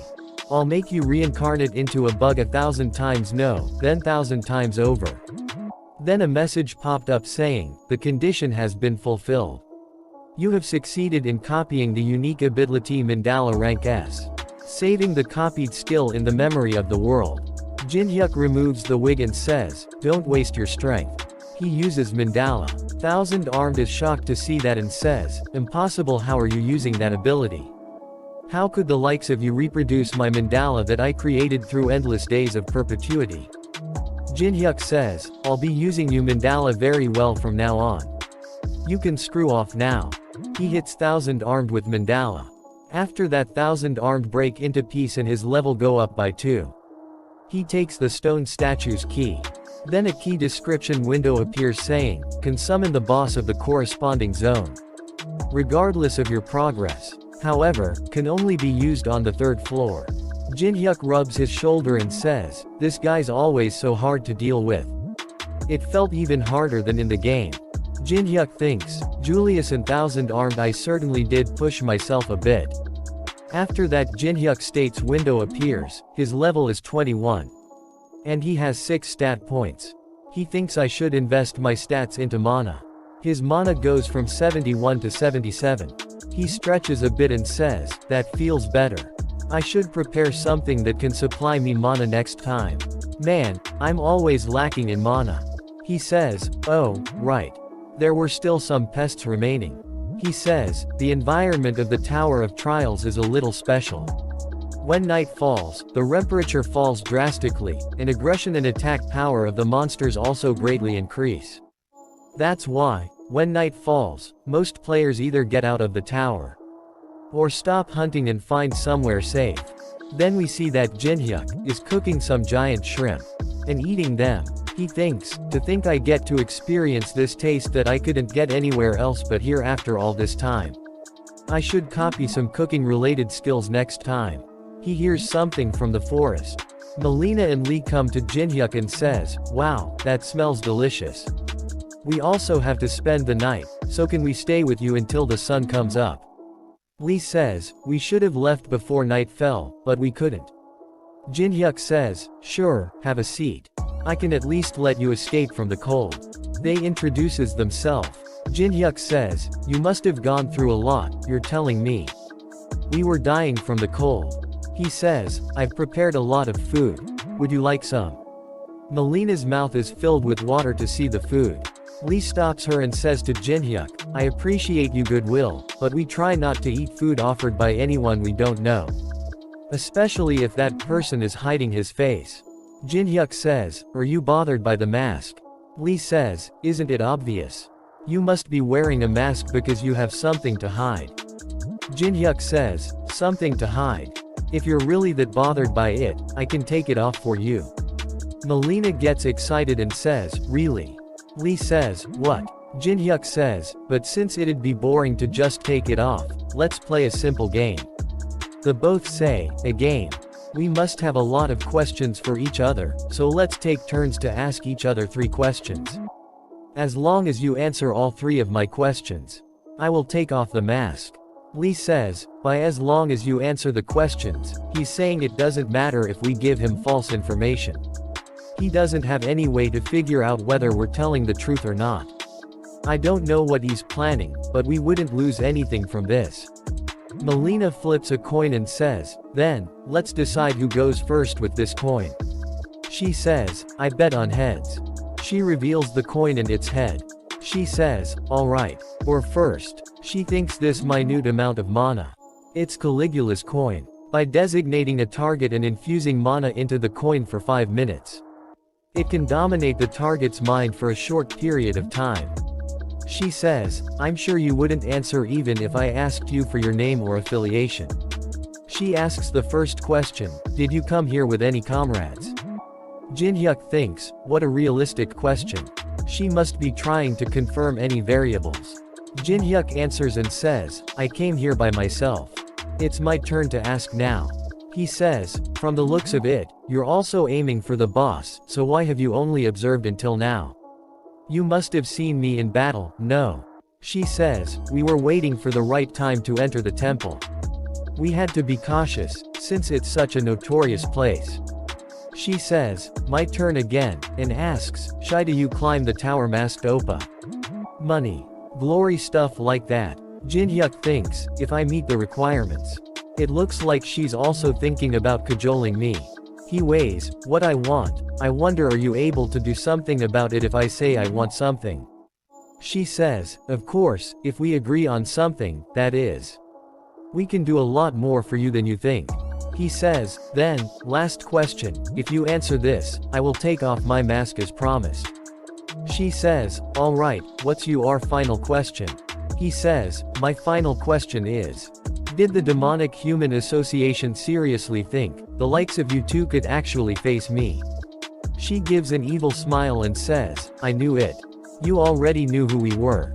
I've confirmed how strong you were with my own eyes, masked Oppa.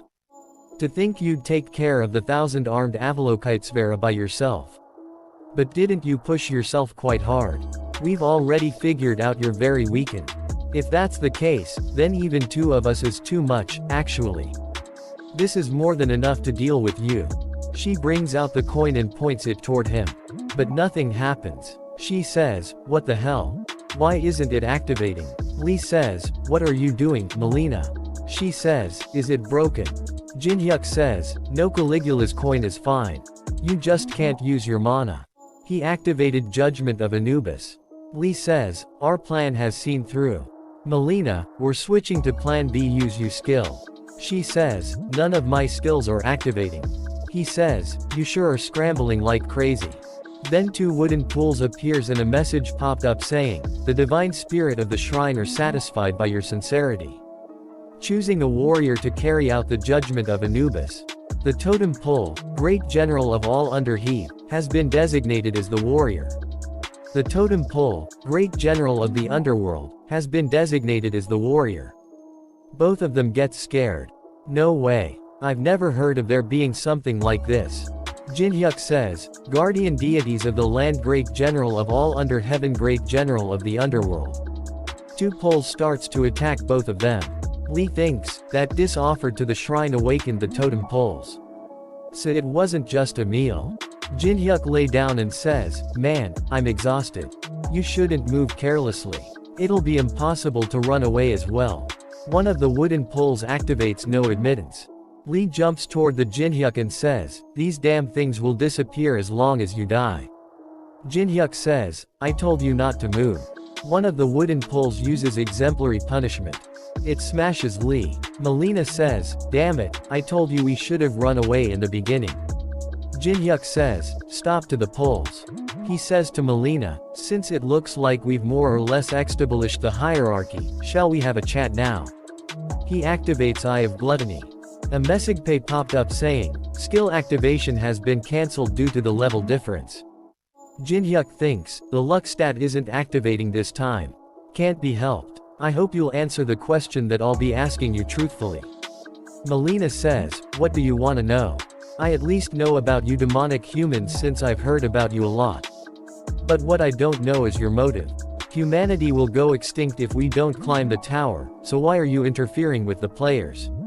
That's. Lee says, don't, shut you mouth Melina, you mustn't tell him. He says, never. Then a wooden pole killed him. Jinhyuk says to Melina, though it's commendable that you're trying to stay loyal, you really should know the time and place for it. He says, listen carefully. It's my policy never to spare the people who am for my life. But I may let them live if they give me useful information. She says, you'll let me live. He says, yes, information from the inside is quite costly, isn't it? Not as costly as your life, though. She says, I don't know the actual name of the one who sent us to kill you either. But we call that person Lancelot. She says, there are 11 other executives besides him, but I don't know much about them since I'm in the assassination division. Jinhyuk uses Eye of Gluttony. A message popped saying, Melina's words are the truth. He says, continue. The executive said that, if you gather all 12 of the cursed divine artifacts, we can survive even if humanity goes extinct. And we'll receive enormous amounts of rewards for it. I don't know anything else beyond this either. This is everything I know. Melina's words are the truth. Jinhyuk says, I guess this is as much as I'll be able to find out. Lancelot and 12 cursed divine artifacts. I see. They're crazier than I expected, aren't they? So the demonic human's objective is to summon the Demon King. We see an epic and awesome demon. Jinhyuk thinks, also, what's this about them surviving even if humanity goes extinct? I should calculate my plans while taking this into account from now on. Jinhyuk says, thank you for giving me useful information. You were a great help. She says, then I can go now, right? He says, no. She is surprised to hear that and says, didn't you say you'd let me live? You promised you'd let me go if I told you everything I knew. He says, don't worry, I'll keep my promise, after you sign the contract, that is. She says, contract. He activates Brand of Tribulation. He says, contract that states you'll do everything that I say from now on. She says, no, wait. This is 100 times better than dying. As long as I can live. Jin-hyuk posts a notice and says, I will not stream the 3rd floor boss raid. I will upload a video later, so watch if you want to. He says, they must be pissed off since I previously said I'd stream it. He is standing in front of a castle and says, now then, shall I begin? He brings out the stone statue's key. Then a message popped up saying, the stone statue's key is reaction. A gate opens to the 3rd floor boss castle. And a message popped up saying, the master of the 3rd floor is answering your call. Then a lot of big and small statues come out of the gate. The boss come out of the gate and says, who dares to interfere with my break time? He activates the Eye of Gluttony. Then a message popped up saying the luck and adaptivity stats have nullified the level difference. He is 3rd floor boss and his name is Muhan and his level is 105. A copy condition window appears saying, copying unique. Abilities or skills is impossible due to the level difference. Boss say, although countless humans have challenged my army so far. You're the first to call me using the key. He is sitting on a giant statue's head and says, but where is your army? We see big army of statues called, Muhan's 100,000 stone statue soldiers. Jin-hyuk says, my army. He summons first chess board. And activates first chess board. He summons 2,851 mana infused chess pieces. Muhan says, what an original idea, certainly, you'd be able to act as a one-man army with those. But what can you possibly do with those little things? Jin-hyuk says, just wait, I'm not done yet. Then he uses 2,851 gigantification pills on 2,851 mana infused chess pieces. All the chess pieces grow big. Muhan says, I must admit that you're not like the other humans who came before you. Now Jin-hyuk is standing in between 2,851 giant chess soldiers. After that we see that old man is drilling something into chess piece and says, Miss Yuri, how many more are we supposed to make? She says, at least give us a number so we know what we're working up to. Why is he just forcing us to make these out of the blue? She says, mister, we don't have time to complain. We made at least more than 2,000. We'll be killed by that demon canned Jin-hyuk if we get on his bad side. So now that it's come to this, we might as well show him that we're on his side. After that we see that Jin-hyuk says, you acknowledge me. Acknowledgement from the likes of a boss who's putting on airs on merely the 3rd floor. He is riding on a horse and says, isn't worth shit. Muhan says, what did you just say?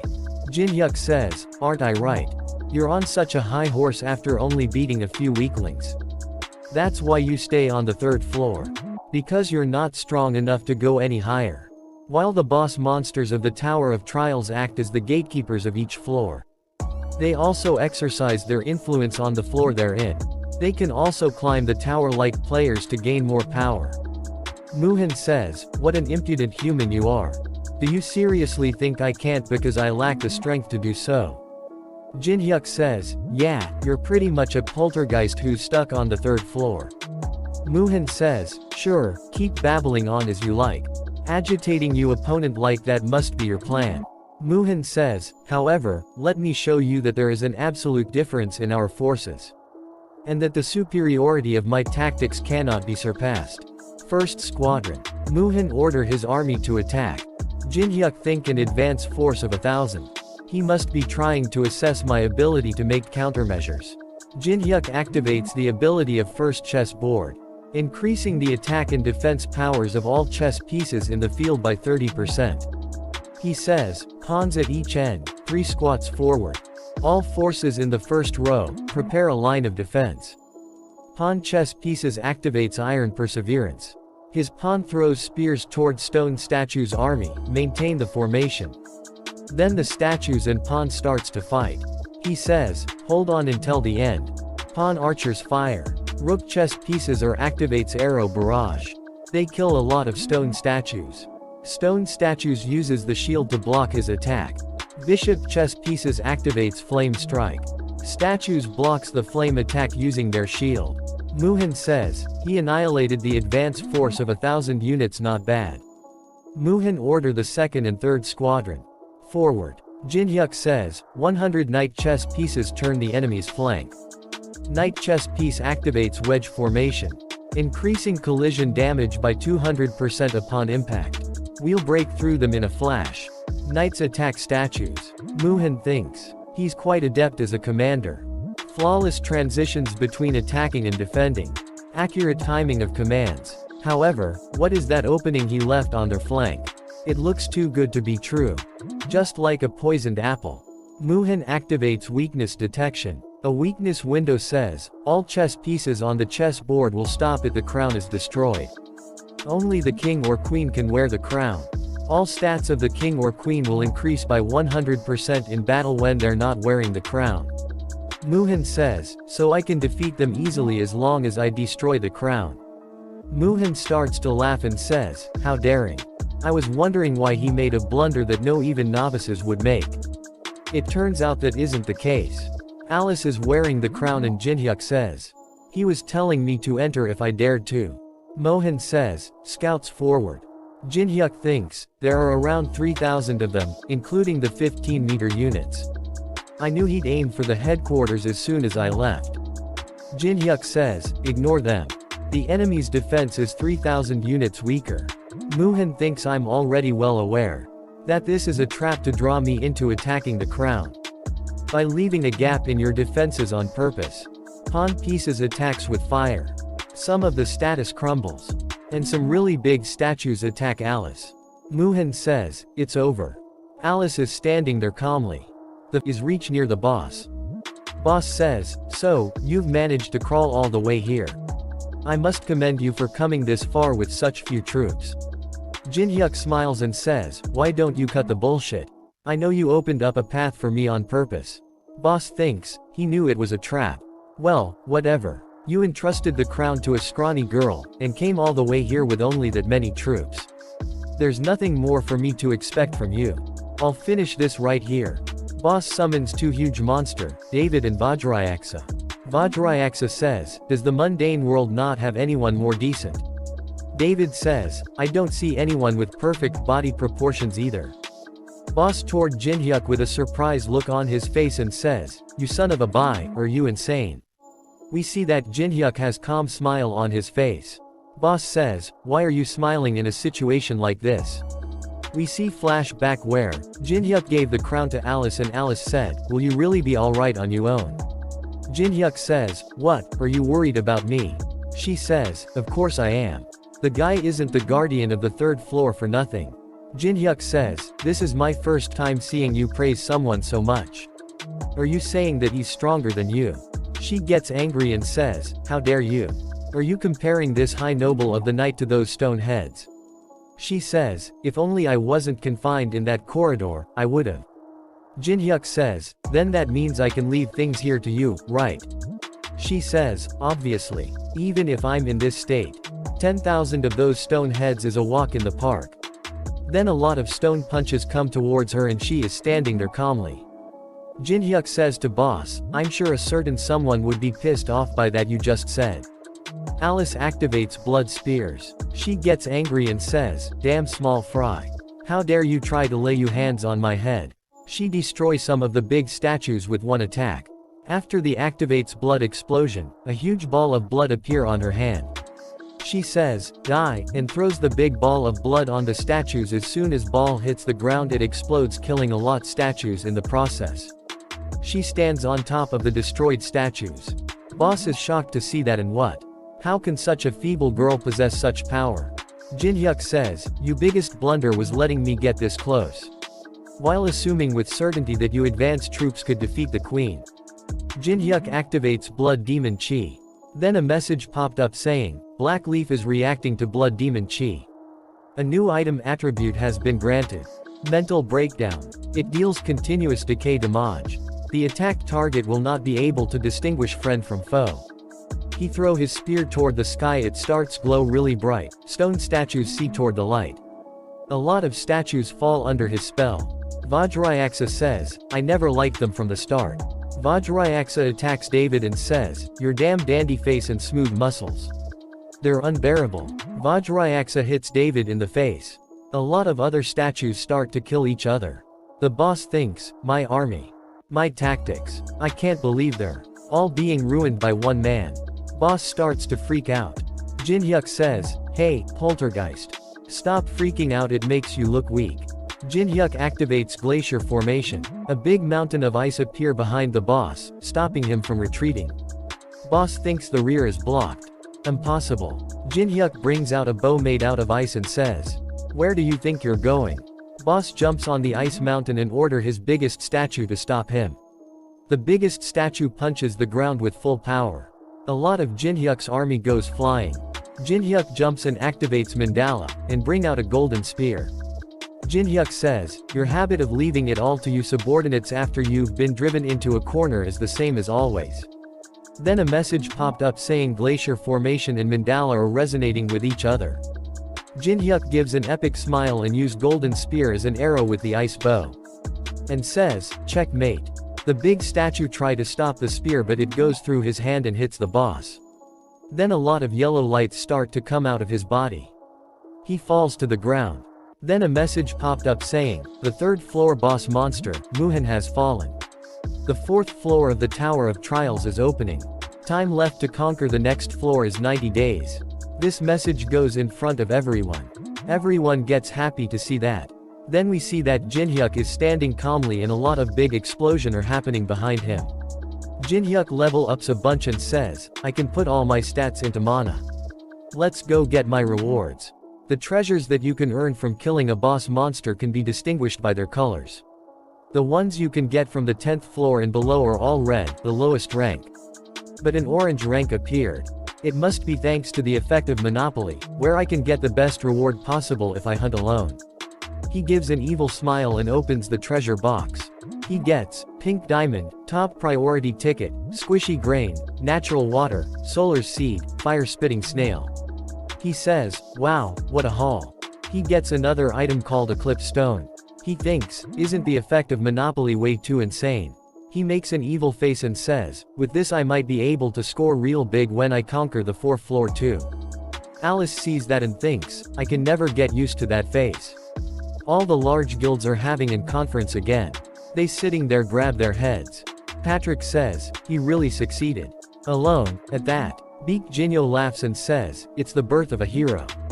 Maria says, thank God we bought 90 days worth of time for the next floor. We'll really have to prepare properly for the 4th floor. Tenwei gets angry and says, thank God. Thank God, you say. You fool. You seriously think raids like this benefit us in any way? He's gonna be getting all the views on his videos from now on. Teresa is also there and says, wait, what in the world are you talking about?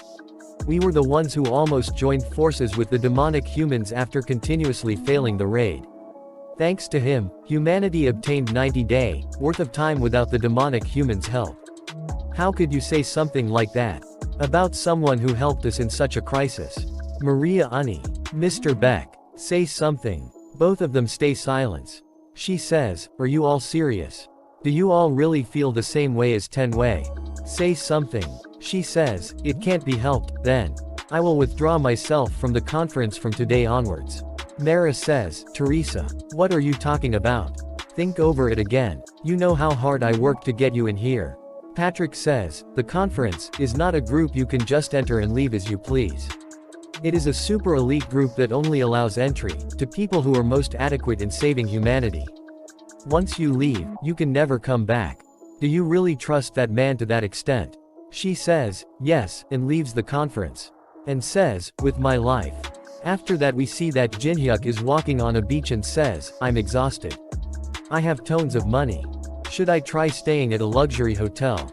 Yanhua calls him. He says, hey, Yanhua. Did you call? I was in the tower so I couldn't pick up. She says, Oppa. Grandpa isn't opening his eyes.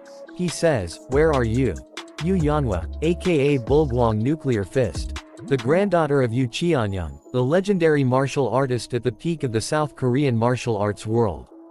It was my first time seeing Yeonwha, who's always tough, cheerful, and bright, make such an expression. He grabs her from her shoulder and says, "Don't cry. Can you tell me what happened? I think it started happening not long after the Tower of Trials appeared. Do you remember the outbreak in Incheon? He think, oh, when Park Hannah and I were in the labyrinth. He says, I saw it on the news. My grandpa was on the scene. Although grandpa who awakened during the outbreak, succeeded in subjugating the monsters, he couldn't fully recover after getting badly hurt on that day. And his condition has gotten worse recently. He thinks, so this person is Yu Cheonyang, the man who used to be called the strongest man in Korea. He checks his stats and a copy condition window appears saying, Yu Cheonyang's death is almost certain. If you save his life, you may copy one of his skills. Jin-hyuk thinks, is he seriously someone who has never entered the tower? Then someone comes to them and says, Miss Yu Yeonwha, what happened?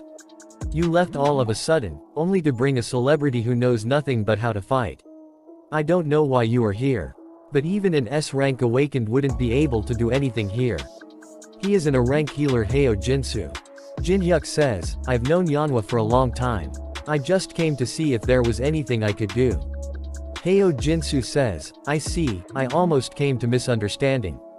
I was nervous that the famous Kong Jin-hyuk would lay his hands on even the world of healing. Yu Yeonwha gets angry and says, how frustrated do you think I must be to bring him here? The greatest experts of the field are looking after him. But why isn't Grandpa showing any signs of getting better? Heo Jinsu says, we're doing our best. But we're severely lacking in time to research every single disease caused by the Tower of Trials with our current medical expertise. I'd like you to at least understand the fact that we're doing our very best. She says, I'm sorry I let my emotions get the better of me. Jin-hyuk uses eye gluttony on Heo Jinsu. She says, Jin-hyuk oppa, let's leave so the doctors can focus. Jin-hyuk gets really angry on them. He reads their mind. They are thinking, why is a ranker here all of a sudden? Shit, we were scoring real big. He's not here to get in the way, is he? I'm tired. How much longer do we have to keep pretending to treat him? Jin-hyuk thinks, would you look at these leeches? Heo says, it seems the Elder's cultivation technique and the tower's mana are colliding with each other and causing this state of coma. We'd like to try out a treatment method involving magic crystals that we're researching, but the material costs are quite expensive. She says, don't worry about the money. I will prepare it for you, even if I have to sell the entire dojo. I don't care as long as Grandpa can make a full recovery. Jin-hyuk is standing there getting angrier and angrier. Heo says, very well, miss. Jin-hyuk says, what kind of bullshit are you spouting to scam her? You damn thug. Subordinates of Heo starts to say, what are you talking about? Scamming. Are you insulting us right now? Heo says, this is very unpleasant. Even if you're the young lady's guest, you can just spout whatever you want. Heo thinks, what? Is he just trying to egg me on? Even if we're caught, there's no way that he can find out about his 7 borrowed name accounts and crypto wallet. Even if he's a god. Jin-hyuk says, look at you, borrowed name accounts and even a crypto wallet. Just how far have you gone?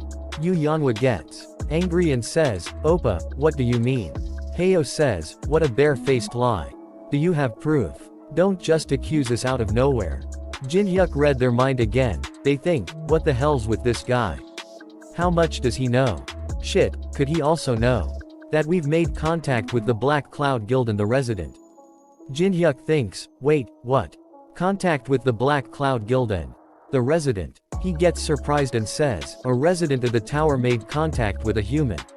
Jin-hyuk thinks, I can't believe Hong Deokpyo would make contact with a resident. In the eyes of the residents, humanity are outsiders that threaten the tower. Just what are they thinking? Yu Cheonyang suddenly cough out blood. She screams and says, Grandpa. Heo starts to run away.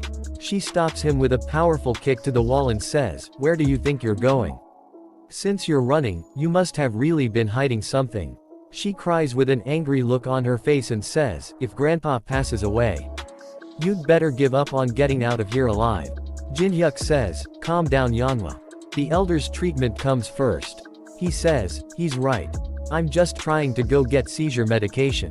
Why are you acting like this all of a sudden? It's thanks to us that Yu Qianyang's condition is only this bad. Jinhyuk says, you're still spouting nonsense after getting caught. Yanhwa, kick him just once.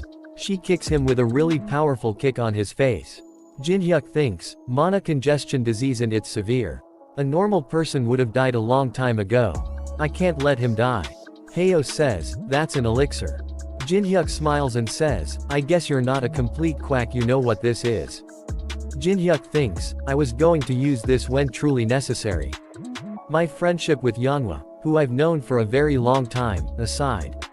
There's no way I'd let a chance to copy a skill from a big shot like Yu Qianyang slip by. He opened the elixir and throw it all over Yu Qianyang. A message popped up saying, the elixir is being absorbed. His condition immediately get better. She starts to cry happiness. Then a message popped up saying the condition has been fulfilled. You have successfully copied True Heavenly Flower Cultivation Technique Rank S. Hayo thinks, it can't be. He actually cured him. He tries to run away again and says, we have to get out of here. Jinhyuk kicks from behind and says, screw off small fry. Let's have a talk you and I. They go somewhere and Hayo says, what are you going to do to me? Are you going to kill me? Jinhyuk says, no, I don't kill people just because they scammed someone out of their money. I'll let you go if you return all the money that you scam. Hayo says, you'll let me go if I just return the money. Jinhyuk says, that's right. It's not a bad deal, right? I'll put in a good word to Yanhwa, so don't worry about her. Hayo thinks, he's letting it get resolved so easily. Something's suspicious. Jinhyuk says, what? You don't want to live. Yanhwa gets all her money back. Hayo is running away thinks, I'm alive. I'm alive. I'm alive. Alice, you're really gonna let him off like that? It's unlike you. Jinhyuk says, of course not. Alice, follow him to find out who he goes to see. Alice says, what, you let him go on purpose? Jinhyuk smiles and says, of course. You won't get anything useful out of a dreg like him. It's better to use him to find out where their base of operations is. If you understand, then go. She fly away. Jinhyuk says, don't stray off anywhere. She laughs and says, okay. Jinhyuk thinks, she's so excited. Jinhyuk says to Yanhwa, can you give us a minute? I need to confirm if the elixir was absorbed properly. She says, yeah, okay. Call me when you're done, then. Jinhyuk says to Yu Qianyang, everyone's gone now. He opens his one eye and says, you knew. I thought I had completely hidden it. Was my breathing that awkward? Jinhyuk says, no, it was perfect, sir. Yu Qianyang says, I'm sorry. I didn't try to fool you on purpose. Jinhyuk says, it's alright. I fully understand you for being wary of a person who appeared out of nowhere and treated a disease that no one else could treat. I would have done the same, sir. Yu Qianyang starts to laugh and says, how are you able to figure out how someone feels so? Well, you guessed what I was thinking so accurately that I have nothing to say now. Jinhyuk says, I'm happy to see you healthy, sir. Yanhwa was really worried about you, to the point that she called me when she usually doesn't ask for help. Yu Qianyang says, I see, so you're friends with my granddaughter. Jinhyuk says, sir, there was something I wanted to ask you when you woke up. Yu Qianyang says, you're my life's savior, so I'll answer anything that I can. What happened? During the outbreak, Yu Qianyang touches the scare on his chest and says, it all happened while I was heading to a conference. Then we see a flashback where he is sitting in a car. Suddenly a gate opens in front of them. And a lot of spider monster came out of it. A spider is about to eat a policeman. He tries to take out his gun, he doesn't have his gun. Yu Qianyang kicks the spider with full power to save the policeman. He says to policeman, you evacuate the people, I will keep those creatures at bay. A humanoid monster came out the gate and said, I see that there are some useful people among the outsiders. Well, then, let's play. After that we see that Yu Qianyang kills some other monster. He thinks, I can more or less take care of these giant monsters, but the humanoid monster jumps toward Yu Qianyang and cut Yu Qianyang. Yu Qianyang thinks, my fists aren't reaching this man. He says, damn it, and falls to the ground unconscious. He says to Jinhyuk, that's my last memory. I've never seen someone have command over such a swift sword. Jin-hyuk thinks, long hair and oriental attire. If the elder is telling the truth, then that means the Murim faction that rules over the 21st floor have started to move in an unpredictable direction. They were bastards who would use any means necessary to get what they wanted. I had a hard time because of them, even when I was playing the game. What could they be planning, for them to go as far as to pry their way into reality? Jin-hyuk says to Yu Cheongyang. The man who attacked you is one of the tower's residents. Yu Cheongyang says, the tower's residents. Jin-hyuk says, I never expected them to come out of the tower, things might get more complicated than I expected. Yu Cheongyang says, you said that you've known Yanhua for a while, didn't you? He says, yes, it's been quite a long time. Yu Cheongyang says, how reassuring.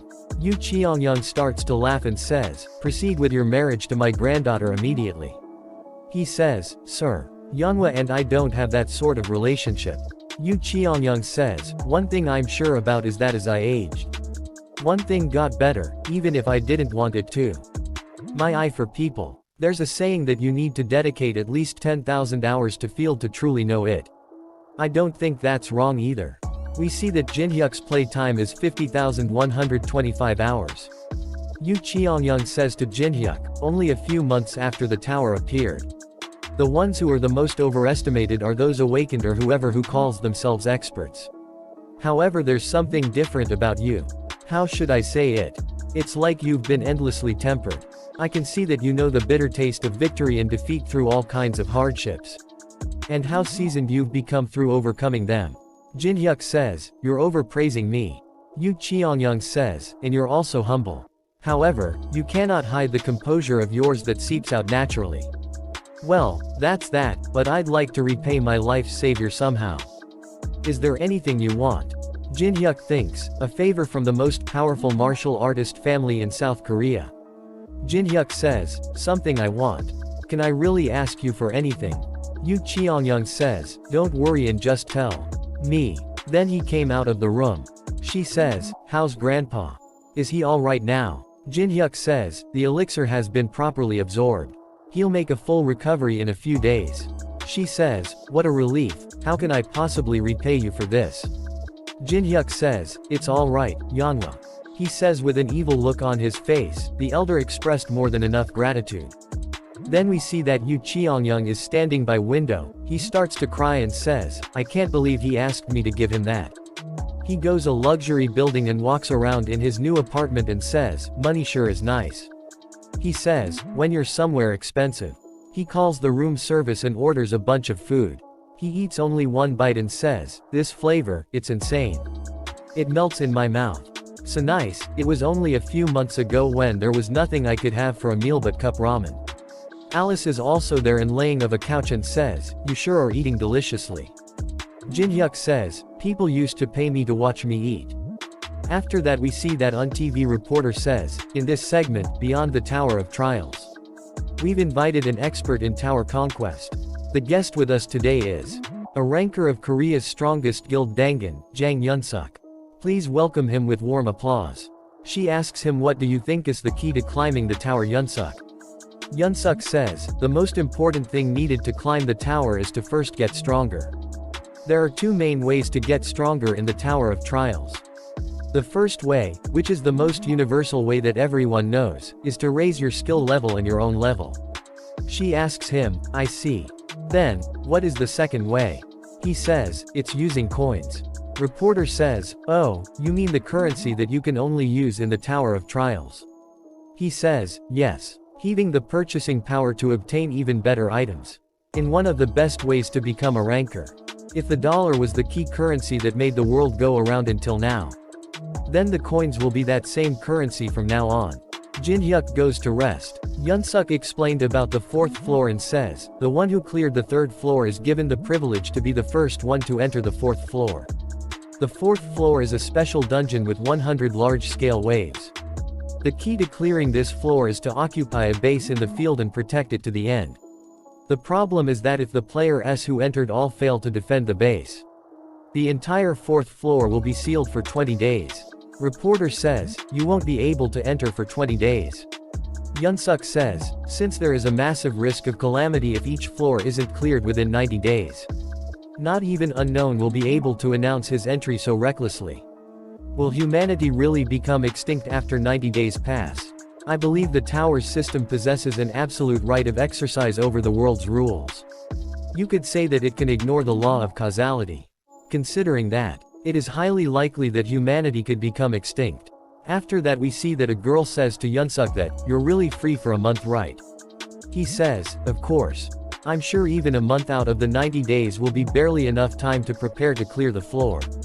So, let's go somewhere nice for about a month." She says, "Sounds good." Then a message popped up in front of him saying, "Player unknown has announced the start of the 4th floor conquest. We ask all players who will challenge the 4th floor to get ready. The first wave will be in 8 hours. He speed up his car and says, "Gather all the rankers. This is an emergency." All the large guilds starts to panic and says, "We're fucked. We only have 8 hours and we have nothing prepared. What the hell are you thinking to pull something like this?" Unknown. After that we see that Jinhyuk and Alice sleeping like a baby. Jinhyuk wakes up and says, "I slept like a baby." He asks Alice, "Shall we head out?" Then a message popped up saying, "Time until the first wave begins, is 1 hour 37 minutes 51 seconds. After that we see that there is a boss female monster and a lot of zombies. Jinhyuk says, 100 waves consisting of normal and special zombies. There are only 2 ways that players can block them. They can either optimally set up thousands of defense tower combinations, or choose a base that can be defended efficiently. For normal players, that is. Jinhyuk enters the 4th floor. A message popped up saying you are the first to enter the 4th floor of the Tower of Trials. Other players may enter the 4th floor in 20 minutes. Jinhyuk says, "This place is as dreary as always. 20 minutes isn't a lot of time, I should hurry." The 4th floor is a destroyed city. He come in front of the Sangam World Cup Stadium. He uses high priority base ticket. A message popped up saying Sangam World Cup Stadium has been selected as your base. He spreads squishy grain and plant 5 solar seeds, and uses natural water which increase the plant growth speed by 20%. Jinhyuk says, "Preparations are complete. Let's head back." We see that a lot of players are gathered at 4th floor staring point. Jinhyuk seeing them from top a building and says, "Most of the famous large guilds are participating." Yeonwha calls him. Teresa is also there. Yeonwha and her friend are shocked to see her.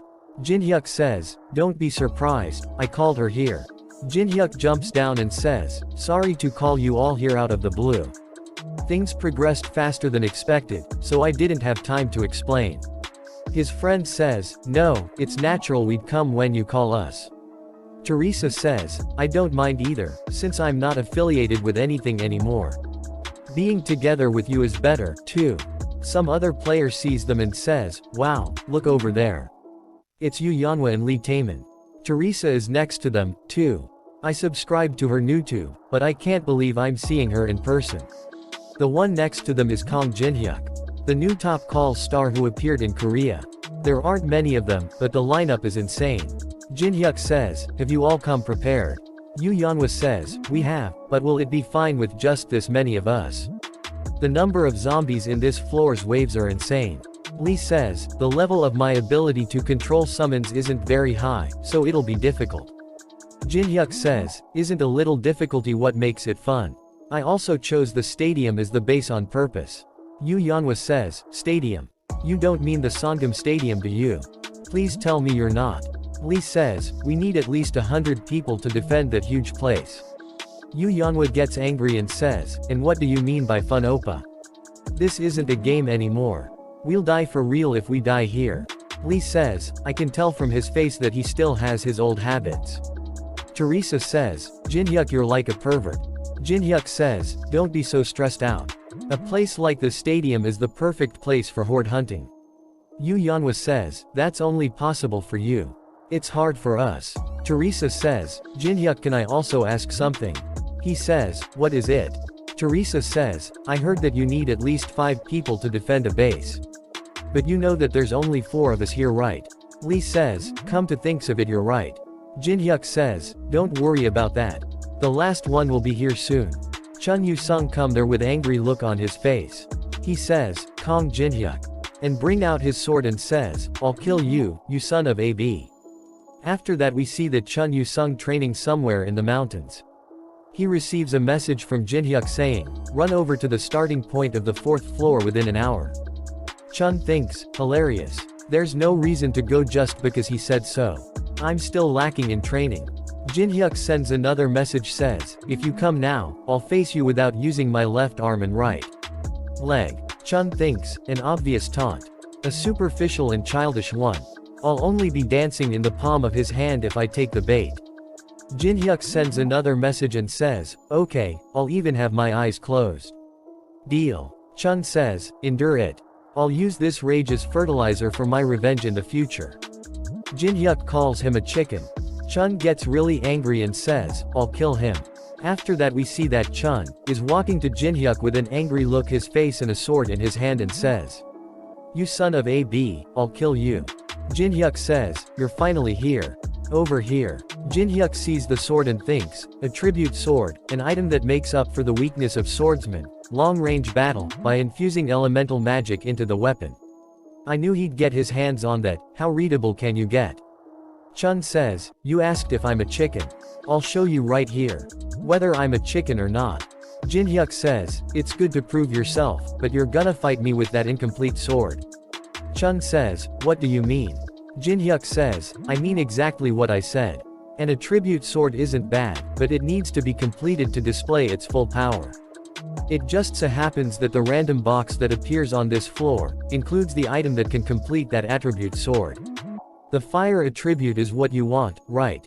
Chun says, stop bluffing. A random box, just as its name suggests, is random.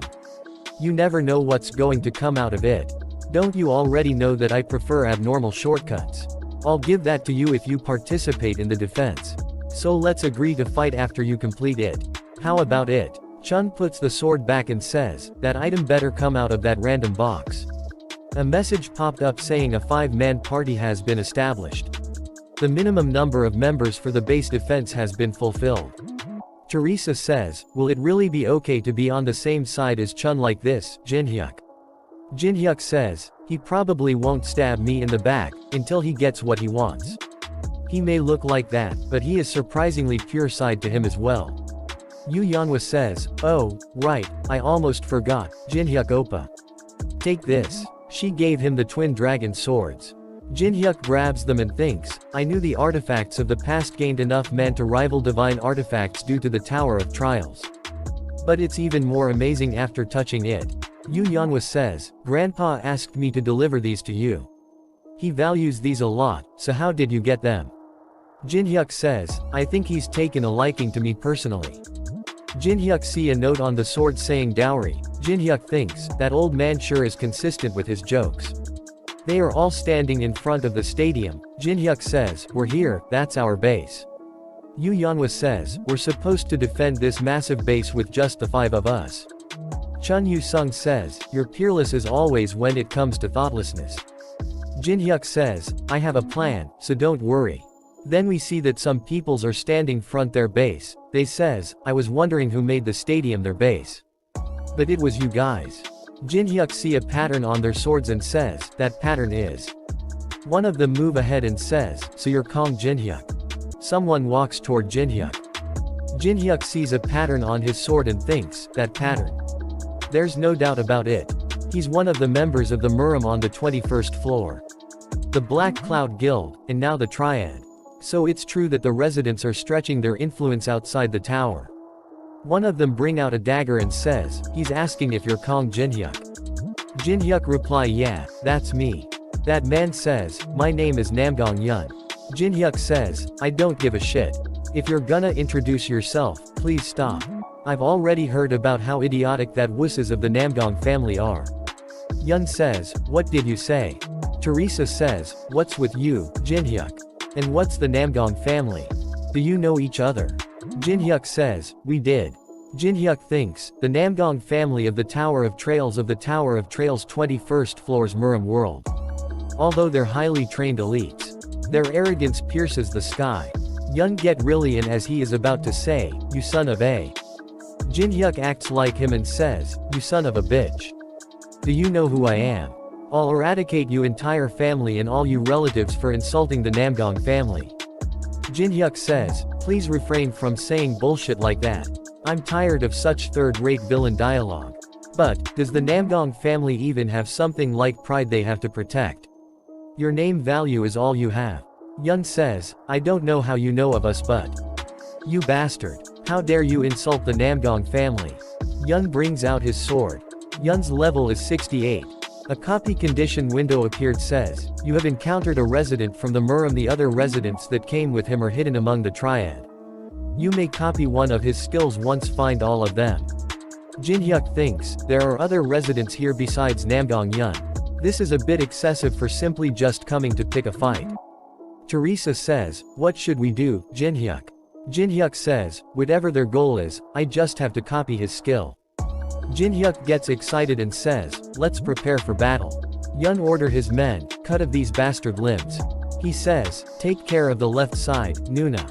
She gets ready fight and says, I finally get to warm up. He throws some gears and activates Machine King. A message popped up saying, manifesting machine summons. She activates, refusal to retreat. A message popped up saying, the damage you receive is reduced by 15% as long as you do not retreat. Teresa says, I will handle the rear. Chun says, I always think that whenever I see you, but you sure live without weighing the pros and cons. Jin-hyuk says, I need around 3 minutes. Can you buy me that much time? Chun says, 3 minutes. He says, there's no need for that. Since I'll take care of them all by myself. Teresa activates Sacred Reinforcement. She activates Battle Song. Battle Song increase all stats by 5 for 10 minutes. Nuna gets excited and says, nice. She kicks a lot of them. Teresa also beat a lot of them. Yun's men says, those bastards are strong. Chun also kills a lot of them. Yun says, looks like this place isn't completely made up of insects. Yun attacks Chun. Chun tries to block Yun's attack with his sword but was not able to and gets a big cut on his shoulder. Yun says, good reflexes. You seem to have handled a sword before. But it's nothing more than flailing without any foundations. I will personally show you what the true swordsmanship of a noble family looks like. Yun uses King's Sword's form. A lot of attacks come toward Chun. Chun blocks the attacks and thinks, it's heavy. Compared to the triad, he's on another level. Yun gets ready to attack, as his attack about to Chun. Teresa blocks the attack with her shield. And saves the Chun. Jin-hyuk says, nice timing, Teresa. That's 3 minutes, switch. Jin-hyuk activates Element of Fire. Fire surrounds Yun. Yun swings his sword and says, tricks like this. Jin-hyuk jumps really high. Yun says, you fool. You put yourself in a position where you can't evade. I'll pierce you in the air. One of his legs is covered in ice, he can't move by it. Jin-hyuk says, people don't usually look twice at the place that just swept. You should always double check. Jin-hyuk activates Daylight. Someone jumps in the middle of their fight and blocks the daylight. They say, he's completely destroyed my expectations. Yeah, I don't think Yun can take him on his own. Yun sees them and says, hung. One of them says, I didn't think someone from outside the tower would possess this much internal energy. Other one says, indeed. Isn't he the first? Jin-hyuk smiles and thinks they're finally all here. A message popped up saying you have discovered all the residents within the trade. The condition has been fulfilled. You have successfully copied the skill, Infinite Steps. He fuss Infinite Steps and Grave of Swords. A message popped up saying you have acquired the skill Sword Demon King Steps rank S. Jin-hyuk thinks, alright. One of them says, are you alright, Yun? Yun says, I'm perfectly fine. One of the residents says, it's my first time seeing brother Yun so dumbfounded. Other one says, it looks like he's past his prime. Yun gets angry to hear that and says, I was fine on my own. Who told you to butt in? One of them says, we weren't doubting your skill. However, do not forget that the Lord's order was not an execution, but rather a conciliation. She says, Brother Hwangbo Gunnet is right. If you're planning on being with us, then there is no need to fight. Yun says, I already know something like that. However, son of a bitch. Already know that we were from the tower. All of them are surprised to hear that and says, what? They say, he knew about us. Is that true, Hung Nim? Yun says, why would I lie about this? Yun get really angry and bring out his full power and says, screw conciliation, I have to kill at least that guy of all people. I don't like him. Gunnet says, Yun, I understand you rage, but we have to go now. Yun says, what? Someone comes to them and says, there's a zombie wave coming from the right. They're 3 minutes away. Jinhyuk says, shoo, shoo. The stadium is ours, so go find someplace else. Gunnet says, we wouldn't take such a garbage location even if you asked us to. We already have our own base. It's much more magnificent than a place like this that's as huge as a construction site. Try to hold out. We'll be back once the first wave is over. Move to the ba and build a strongpoint. All of you, move it. Yun says, consider yourself lucky. I won't let my guard down next time. Nuna says, I wasted energy before we even began. We need to save as much stamina as we can. Hung, we should go get ready too. Jinhyuk thinks, a supermarket. It's an ideal place for a long-term siege due to its tall walls and the abundance of food inside. Although, it has a fatal flaw. Jinhyuk says, yeah, let's go. Then we see a drone is flying toward the zombies. There are a lot of zombies. He says, Hung, can we really stop all those zombies by ourselves? She says, Oppa, you didn't choose this for the thrill like you used to do in the past, right? Jinhyuk gives a smile and says don't worry. A huge sunflower appears behind him and he say, these things are more useful than they look. Teresa says, I've never seen such huge plant defense towers. Jinhyuk picks up a stick and say, now, I'll explain the plan. All of you gather around. The purpose of this base defense is to stop the zombies from occupying the flag. I set up the flag in the middle of the stadium so we don't lose sight of it. This stadium has 4 large entrances in all 4 directions. And I've spread those plants around each of those entrances. Jinhyuk says, as long as these plants are safe, not only will we be able to protect this huge base, we'll also be able to aim to the most kills reward using this huge field. They all get surprised to hear that and says, are plant tower really that strong? What are we supposed to do, then? Jinhyuk says, the plants will kill most of the zombies that come from each wave, but they need around 1 minute to charge from time to time. Chun says, so you're asking us to stop the zombies during that time? Then, I will take the west. Jinhyuk says, don't push yourself too hard and get bitten by the zombies. Chun says, do you seriously think I'll be done in by mere zombies? Jinhyuk says, you were beaten by those Murum guys after you said the same thing. Chun says, that's different from this. Jinhyuk says, Taemin, you're in charge of checking the situation from the center and assisting when necessary. Don't forget to widen your field of view using drones. Taemin says, alright, leave it to me. Nuna says, can I take care of the north, then? Teresa says, I will handle the south entrance. Jinhyuk says alright. Everyone, to you positions. Jinhyuk smiles and thinks, I can finally test these twin swords out. Taemin also bring out some of his own turrets. A message popped up saying, beginning the first wave. Taemin says, they're coming. They all get ready to fight. Zombies starts to walk in the stadium. A message popped up saying, the solar plants are activation sunlight.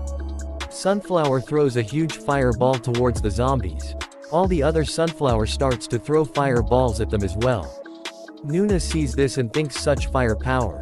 They can't even compare to normal defense towers. A lot of zombies turn into pails of ashes. Sunflowers starts to recharge. A lot of zombies starts to walk in. Jinhyuk bring out the twin dragon swords.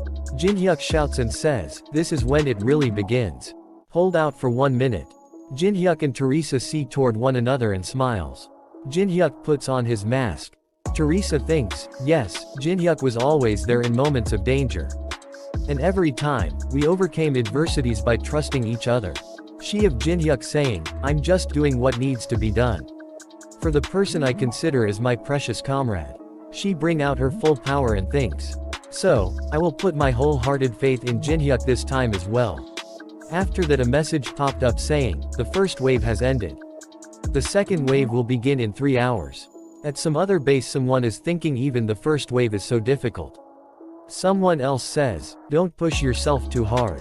Dangan Guild member Song Cheonwa in saying, just think only about the items and experience points. We can just run away if things take a turn for the worse. Other one says, yeah, I'll be careful.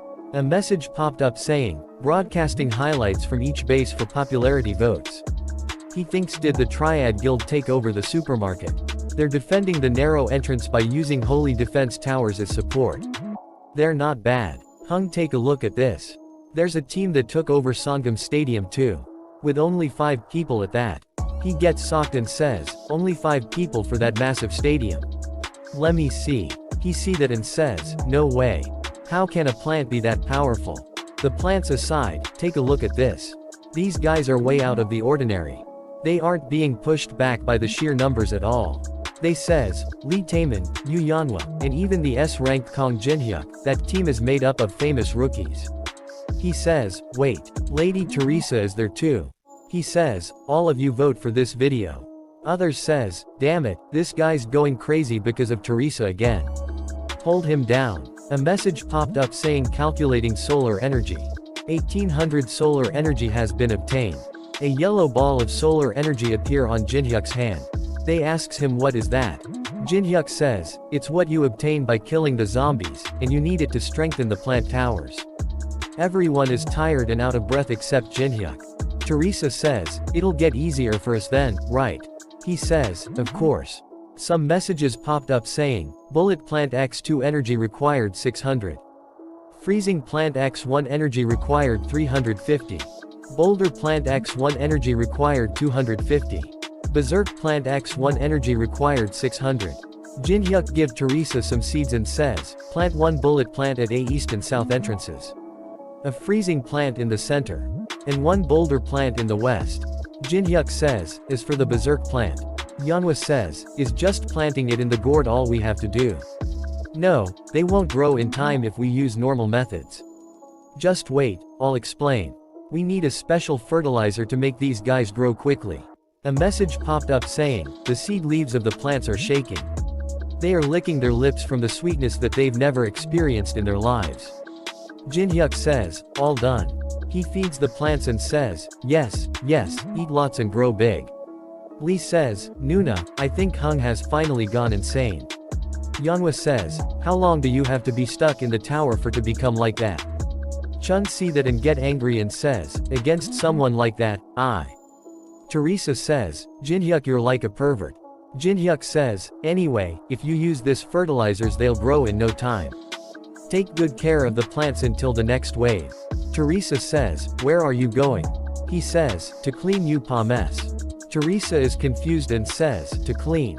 He sees some people and thinks, they're all frantically gathering supplies in the field. They must be preparing for a long-term battle. Idiots, you're only wasting your time. Only weakling prepare for a long-term battle. He goes inside a building and thinks, it's been so long since I've been here, around 8 years as IR. The huge number of spider webs is the exact same. Same goes for the view. He removes a cloth from a mirror and says, this is also the exact same. He touches it with one finger and says, let's see. He comes of a mirror from some other mirror somewhere else. Yun says, I'll kill Kong Jinhyuk, that son of a bitch. I won't let him live. Other girl says, I'd usually disagree with you, but I think you're actually right for once. No matter how much we need to increases our forces, there's no need to take in someone who's difficult to control, no. What's with you, Tang Soha? You never take my side. Gunnet thinks, we've secretly made contact with my outsiders until now. But none of them ever figured out our identities like he did. How in the world does he know? We may be better of elimination him, like Yun said. They hears a loud sound. He says, what's going on? Someone says, from the storage room. A huge plant is destroying everything. Jinhyuk says, I've brought a housewarming gift, but my little cherry here has quite the appetite, as you can see. Unfortunately, it ate all the food you had in your storage room. Gunnet get angry and says, Knag Jinhyuk, how did you get in here? Whatever you're thinking of doing, stop it. Stop it this instant. Jinhyuk says, why should I? Gunnet says, you daredevil, do you have any idea what you're doing right now? Jinhyuk says, what are you talking about, the queen? They gets really surprised to hear that and says, you know about the queen.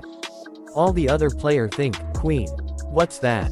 Jinhyuk says, the one that appears when a base that 200 people or more are defending is destroyed before the third wave.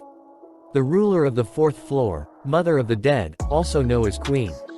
I was wondering how to fill that number. But thankfully, you guys set up your base here. The queen is impossible to defeat even everyone here were to join forces. Why is someone who already knows that trying to summon here? Facing 100 waves of zombies is a hassle. So just let yourself be destroyed. Yun says, you goddamn son of a b. Don't you dare run away after you've said you fill. Come back and fire me. The destroys the base supermarket. Teresa thinks, what is this vibration? The supermarket is being destroyed. Teresa says, by supermarket, do you mean the base, that the triad who fought us earlier made is there? No way, could it have something to do with Jinhyuk Oppa? Chun says, I have a bad feeling about this. A message popped up saying, a unique event has been triggered. We see that Queen wakes up and says, weak human, punish. A message popped up saying the master of the 4th floor, Pendriel, is making her move to punish the weak players. Yeonhwa see the message and shouts, what the hell does it means by master of the 4th floor? Lee says, no way. Wasn't blocking the zombie waves all we needed to do? Chun gets angry and says, Kong Jinhyuk, what the hell are you planning? He stands on top of building seeing towards the stadium and thinks this seems like a good spot. He brings out the Eclipse Stone, and thinks, the item that I earned by killing the 3rd floor boss. It's time to use it. He breaks the Eclipse Stone. A message popped up saying, activation Eclipse Stone. Sun gets covered in by some and it gets dark like a night. A message popped up saying, strengthening dark attribute abilities by 100%. Weakening light attribute abilities by 50%. Lee says, what's wrong Teresa? She says, no way. My sacred power was reduced by half all of sudden. Boss Monster sees the message saying, strengthening dark attribute abilities by 100%. And says, impertinent human. The master of the 4th floor is staring at your position. The master of the 4th floor declares an all-out attack on the Sangam Stadium base. Jinhyuk sees that and says, good. Shall I start uploading now? All the players starts to run and says, this is crazy. I never heard about there being a boss on the 4th floor. Let's get the hell out of here. This run is already over because of those damn triad bastards. But this floor is gonna be locked for 20 days if we don't clear it. We shouldn't be running like this, but rather helping. Shut the hell up. We'll figure it out after we survive. A message popped up saying a new video has been updated. This video shows the destruction of Triad, an appearance of hidden boss. Then another message popped up saying, a new video has been updated. Jinhyuk says, cleaning up the Triad's massive shit. People in comment says, at least people managed to survive since Kong Jinhyuk shifted the boss's attention to him. But is it possible for 5 people to fight a boss? I'm not sure about the others, but Kong Jinhyuk is Korea's S rank, doesn't have a chan. Where's unknown at a time like this? I wanna see him fight alongside Kong Jinhyuk. Yeonhwa sees the video and says, wow, when the hell did he find time to shoot a video? The views are already no joke, She gets angry and says, but Oppa, didn't you set way too big of a stage? Lee says, why would you make them come to this base? Teresa says, the second wave hasn't even begun yet. The one who destroyed the supermarket base wasn't you, right? Jinhyuk says, I wonder, I'm not too sure about it myself. Chun says, regardless of whether you destroyed the supermarket or not. I couldn't care less about pointless stuff like that. So do you have a way to face the queen? Jinhyuk says, I have a way to win. Chun says, I'm glad you didn't do this without any plan at all. So what is it? He points toward Chun and says, you will be the most important part of this plan. After that we see that boss monster and zombies are walking towards the stadium. She says, weak human. They reach the stadium. She says, here. That human, mine. Rest, punish. All zombies starts to run toward the stadium. Teresa says, they're coming. Everyone retreat. A tank and some small turrets attack the zombie. Lee says, be careful, Nuna. Damn it. These guys are unique zombies. Just use everything without holding back. And a lot of new zombies appears. Boss says human, idiotic, and weak. Punish. This is my home. A huge mountain of ice appears in front of and some people are trapped inside it. Boss is surprised to see that and says, what is this? Lee, Yeonhwa, Chun and Teresa, all of them are trapped inside the ice.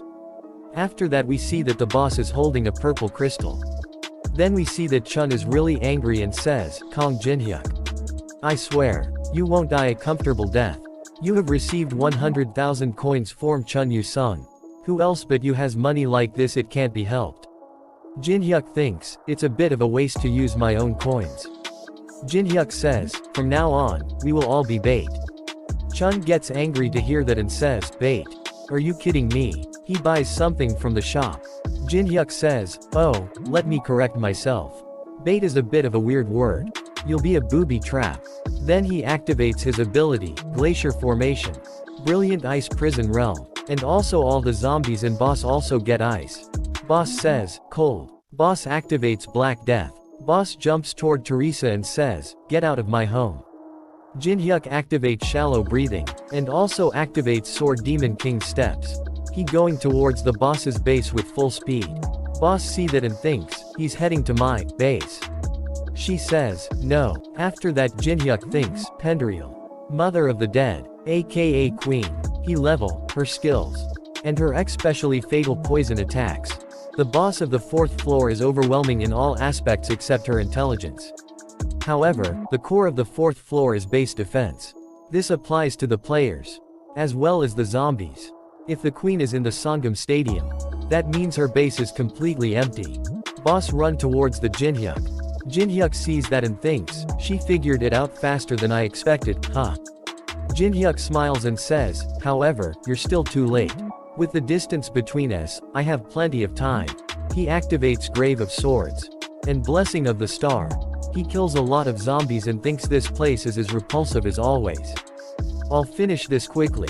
In any case, that should be appearing soon. It's the flag. A blade covered in red energy comes toward Jin-hyuk, with full speed. He dodges it by sping and thinks, I appeared. A monster says, pray dodge. Jin-hyuk says, the watchman that protects the queen's flag. Monster starts to laugh and says, meet. Jin-hyuk says, now then. How should I take care of you this time? Booker has a big Caesar. Booker attacks Jin-hyuk. Jin-hyuk blocks the attack with the twin dragon sword.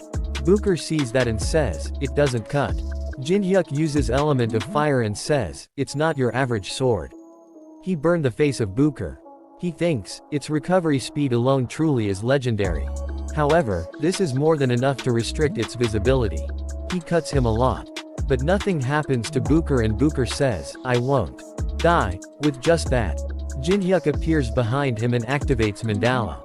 And says, you will. A huge explosion happens. A message popped up saying, you have leveled up.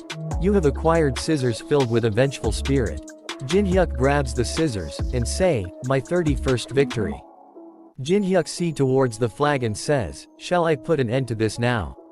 A message popped up in front of Jin-hyuk. Jin-hyuk says, would you look at this? The message says, Black Hound is revealing their recents. They wish to make you a proposal as the representative of Egyptian mythology. The Black Hound alias this is Anubis. Jin-hyuk thinks though he'd be dormant for a while after I gave him a scolding in the underground 1st floor. Interesting. Jin-hyuk says, I'm listening. A message popped up saying Black Hound is making a low roar. Jin-hyuk says, huh, what? Are you getting angry? Jin-hyuk grabs the flag and says, you want me to just pull this out? Message popped up saying, Black Hound is getting very flustered. They urge you to calm down. They claim that the Egyptian gods want to see a proper end to this battle. Jin-hyuk thinks, from the perspective of the ones who rule the higher floors of the tower. It's difficult to acknowledge the fact the 4th floor was cleared without even a proper battle with the boss, Or it could simply be because they don't like this impudent human. Jin-hyuk says, and why should I accept that proposal? I can win if I just pull this flag out. Black Hound proposes a contract. Jin-hyuk get really excited and says, you sure are generous, aren't you? After that boss reaches back to her base. She is surprised to see the flag is not pulled out. She says, why is the flag untouched? Jin-hyuk says, you're asking why I didn't pull the flag out to win right away. It's because someone insisted that I fight you. I've already received a deposit, so I can't pull the flag out until I defeat you. She says, a deposit. Jin-hyuk says, yeah, a deposit. He changes the style of scissors and says, and not only that, I was paid in advance. The boss bring out her sword and says, you'll regret it. Jin-hyuk activates Blessing of the Star. A message popped up saying, weakening light attribute abilities by 50% due to the effect of the eclipse stone. Jinhyuk thinks, even if my rift stat is taking maximum effect, I have nowhere near the sufficient stats to kill her. She appears behind Jinhyuk ready to kill him. She swings her sword and hit the Jinhyuk. Jinhyuk blocks her attack with his scissor. She says, you blocked. Jinhyuk used mandala. She says, why aren't you disappeared? Please disable. Boss gets really angry and says, disappear. She attacks Jinhyuk with a lot of attacks. He uses Sword Demon King's steps. To dodge all her attacks, a message popped up saying, increasing movement speed by 70%. He smiles and activates Glacier Formation. She gets trapped inside the ice. Jinhyuk jumps and hit he in neck with a powerful attack. She only gets a small cut. She frees herself and says, I won't die, with just that. I know, this is nowhere near enough. She attacks him with a powerful attack. He uses Glacier Formation and covers her eyes. He dodges her attack by moving just one step. He attacks on her eyes. She says, irritating human, that was a mistake. She attacks him, but blocks her attack with his weapon. He goes flying above to the skies. She activates Requiem of the Dead. As her attack about to hit him, Anubis gets excited to see that. A message popped up saying, Black Hound is gloating. Then we see that Jinhyuk is thinking about something. Then a message popped up saying, Black Hound offers the item Jackal's Tooth as the deposit. Jinhyuk thinks, it's a material item that increases movement speed by 10% and attack by 30%. Jinhyuk says, you sure are generous, aren't you? However, it feels a little lacking. I'll agree to this battle if you agree to one condition. A message popped up saying, Black Hound is curious as to what the condition is. Jinhyuk says, it's nothing special. There's a B-grade item called White Branch. Give that to me. He thinks, White Branch is an item mainly used for medical purposes. It's actually an extremely common item. It can be obtained very easily from the 10th floor and above. In the eyes of Anubis on the 42nd floor, it'd be nothing but worthless trash. Anubis give an evil smile and accepts your condition. A message popped up saying, receiving the items Jackal's Tooth and White Branch. You may not pull out the flag until your battle with the queen is over. He bring out the two items that Anubis gave him and gives a big smile. Anubis is confused to see that. A message popped up saying, combining White Branch, Jackal's Tooth, and scissors filled with a vengeful spirit. He successfully fused 3 items. He gets causality severing side rank immeasurable. Boss is surprised to see that. A message popped up saying, the system is intervening due to the appearance of a divine artifact that must not exist on the 4th floor. Due to the downward scaling effect, this item may only be used once. Jinhyuk thinks, I guess artifacts that go against probability can only be used once. But that one chance is plenty. She gets scared and thinks, danger. She thinks I can't dodge. She attack him using her sword. And he used scythe. It hits her sword and breaks it. It cuts her too. She thinks of a flashback. She goes through a big door. Jinhyuk says, to her, that son of a bitch Muhan did nothing but hide at the back. But you were far stronger. Goodbye. A message popped up saying, the 4th floor boss monster, Pendriel, has been defeated. Jinhyuk leveled up 3 times. A message popped up saying, you have successfully defended the base. Each party member will receive a ranked random box X5. Teresa gets really happy and says, Jinhyuk did it. This time, as well. News reporter says, only 24 hours have passed since the 4th floor opened. I still can't believe it. Yes, since everyone expected that it would take at least 20 days to defend against all 100 waves. It's certainly hard to believe that KNAG Jinhyuk and his team cleared the floor in just 1 day. I think we've seen the true power of an S rank. Truly amazing. Jinhyuk goes to meet Yeonhwa and Lee. Jinhyuk says, sorry I'm late, I had to pick someone up. Yeonhwa says, who? And Alice is also there and says, this is quite shabby for a banquet hall. The says, oh, Ms. Alice, the one we met before. Jinhyuk says, I brought her here since she's also a member of our veteran company.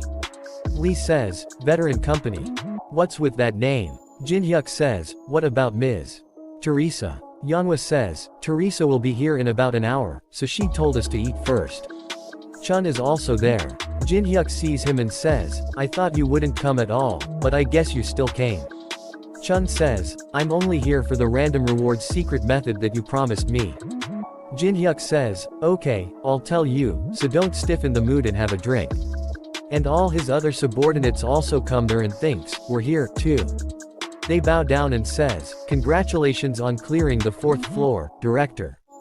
Jin-hyuk says, thanks. Jin-hyuk says, eat as much as you want tonight. It's all on her as a commemoration for clearing the 4th floor. They all order a lot of food and drinks. Jin-hyuk drinks, and says, that hit the spot. Alice says, I can't believe it. Alice also eats a lot and says, to think I can eat so much of something this delicious with just 2 coins, and had lots of meat. But the taste of THS region is on another level. Alice gets angry and take the piece of chicken. Jin-hyuk says, okay, you can have it. Alice gets happy and says, thanks. I'll never forget it. Jin-hyuk thinks, who'd possibly think she's one of the strongest in the tower by looking at this? Lee asks Chun, what did you do before all this happened, hun? Chun says, I was a medical student. Lee gets surprised and says, really? No way. Teresa also come there and says, everyone. I'm sorry I'm late. They all gets happy and says, Teresa in the flash. Can I tag you? Let's take a selfie together, Unnie. Jin-hyuk thinks and says, whenever I cleared floors in the Tower of Trails before, I was always alone. Alice says, why are you smiling? Jin-hyuk says, just cause. It's pretty rowdy. Jin-hyuk level 29. He sees his stats and says, I went up 3 levels. Jin-hyuk thinks, I thought I grew in the most ideal way in the past, but I'm growing incomparably faster than before. Jin-hyuk thinks, I wonder if it's being influenced by the variables that are showing up now that the game has become a reality. Well, it's fine, since I get more profits than losses. Now then, let's take a look at the 4th floor reward. We sees an item high-grade skill strengthening scroll. Jin-hyuk bring is out and says, I'll use this on glacier formation that I'm making the most use of. His skill glacier formation level 8.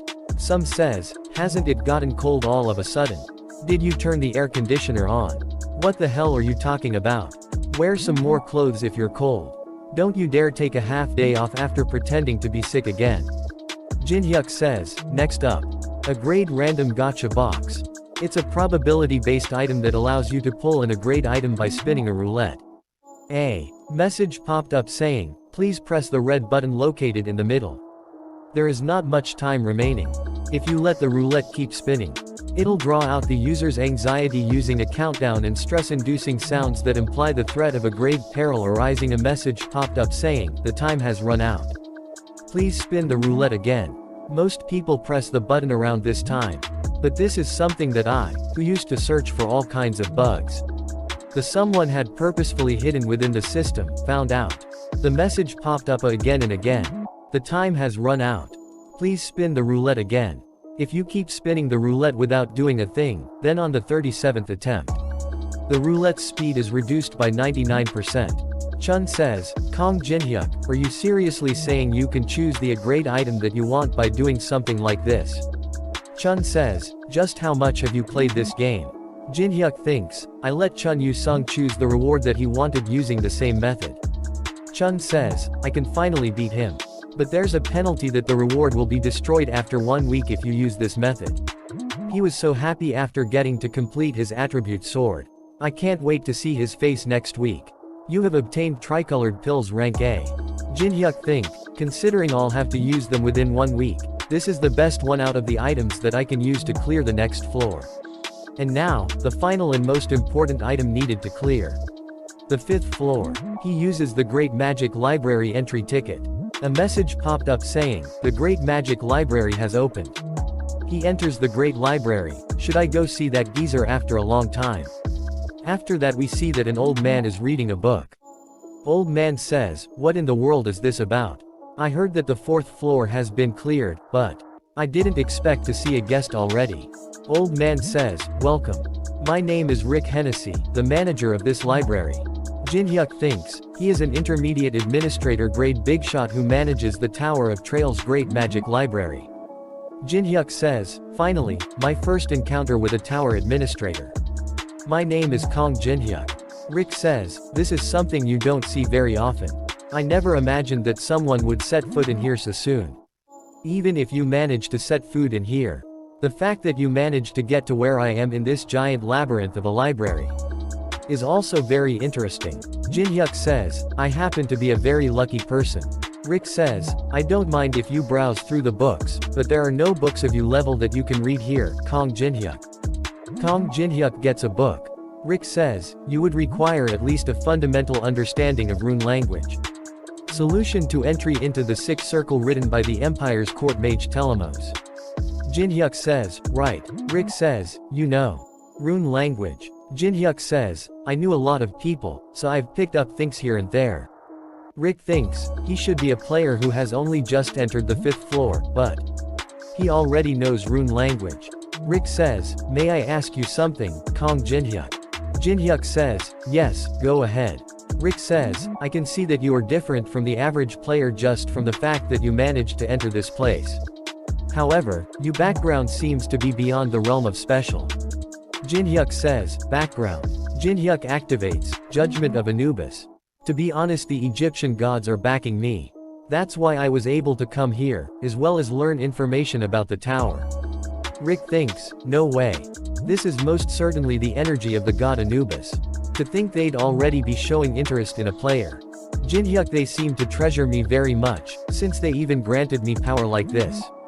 A message popped up saying, because a subject was not selected, Judgment of Anubis will be cancelled. Rick says, a person of value must receive corresponding treatment. Rick says, it seems I've mistreated a valuable guest. My sincerest apologies. Jin-hyuk thinks, Anubis would have collapsed from stress if he saw this. Rick thinks, to atone for my mistake, I will give you one of the books here as a gift. Jin-hyuk says, can I really choose anything I want? Rick says, of course. I would like to offer a valuable guest a gift of the same value. In that case, I will take this. Are you really fine with that? Jin-hyuk says, it certainly is a good grimoire, but because it's written in ancient rune language, it cannot be read unless you're an ancient species. I, the Black Dragon Matrion, record this commemorate my ascension to an ancient dragon.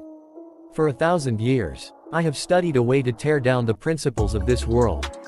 Blah blah, it's just a book written by some Chunabu lizard. I'll take this. Rick says, pardon me. As expected of someone who has received the blessing of the gods. Rick starts to disappears, I will keep my eye on you from now on, Kong Jin-hyuk. I will look forward to the day that we meet again. Player Kong Jin-hyuk. Someone says, I was truly gruesome. The 5th floor of the Tower of Trials seemed like the world of an already collapsed civilization. And in that collapsed world, we see some people screaming and saying, capture them. Find the sacrifice. All that remained were fanatics crazed with blood. It felt like some massive psychiatric ward. We see that a news reporter says, a psychiatric war. I see. Reporter says, fanatics don't seem all that threatening. Why did you decide to run away without fighting? I also tried to subdue them by using skills at first, but there's a completely different obstacle aside from them. And that is the inability to use skills. What? Skills can't be used? Player says. Because I couldn't even summon my subspace inventory, I was only able to escape by using a return stone that I had in my pocket. That's why we're giving a special 20% discount off the Exit Guild's return stone, with the cheap price of 5,000 gold. Teresa says, take me with you to the 5th floor. Jin-hyuk says, no. Teresa says, why not? I'm sure you're going to challenge the 5th floor right away, so I can't let you go alone. Jin-hyuk thinks, she's so persistent, why is she acting like this all of a sudden? Jin-hyuk says, you can't. No matter how much you want to come with me, I can just sneak in by myself, so give up. She grabs Jin-hyuk's arm and says, promise me that you won't push yourself, then. Jin-hyuk thinks, don't push myself. A message popped up saying, a sponsor gift has arrived from the Caladium Kingdom. Isn't the Caladium Kingdom the kingdom hostile to the Muram forces? A message popped up saying, you have acquired Faint Odor rank F. Due to a sponsor from an upper force, you have broken out from the 5th floor's restraint.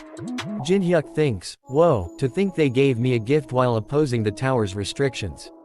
Looks like they've started approaching players with potential, just like the Muram. I'll make very good use of this skill. A message popped up saying, "You have entered the 5th floor of the Tower of Trials. You will start from a random location. Skill usage is blocked. You will receive a random F-grade item. There is only one rule: escape alive. Due to your possession of Macrian's ancient grimoire, one of you skills will be free from restraint. You may use Eye of Gluttony. This is why I chose this in the Great Library. I'll leave using this for later.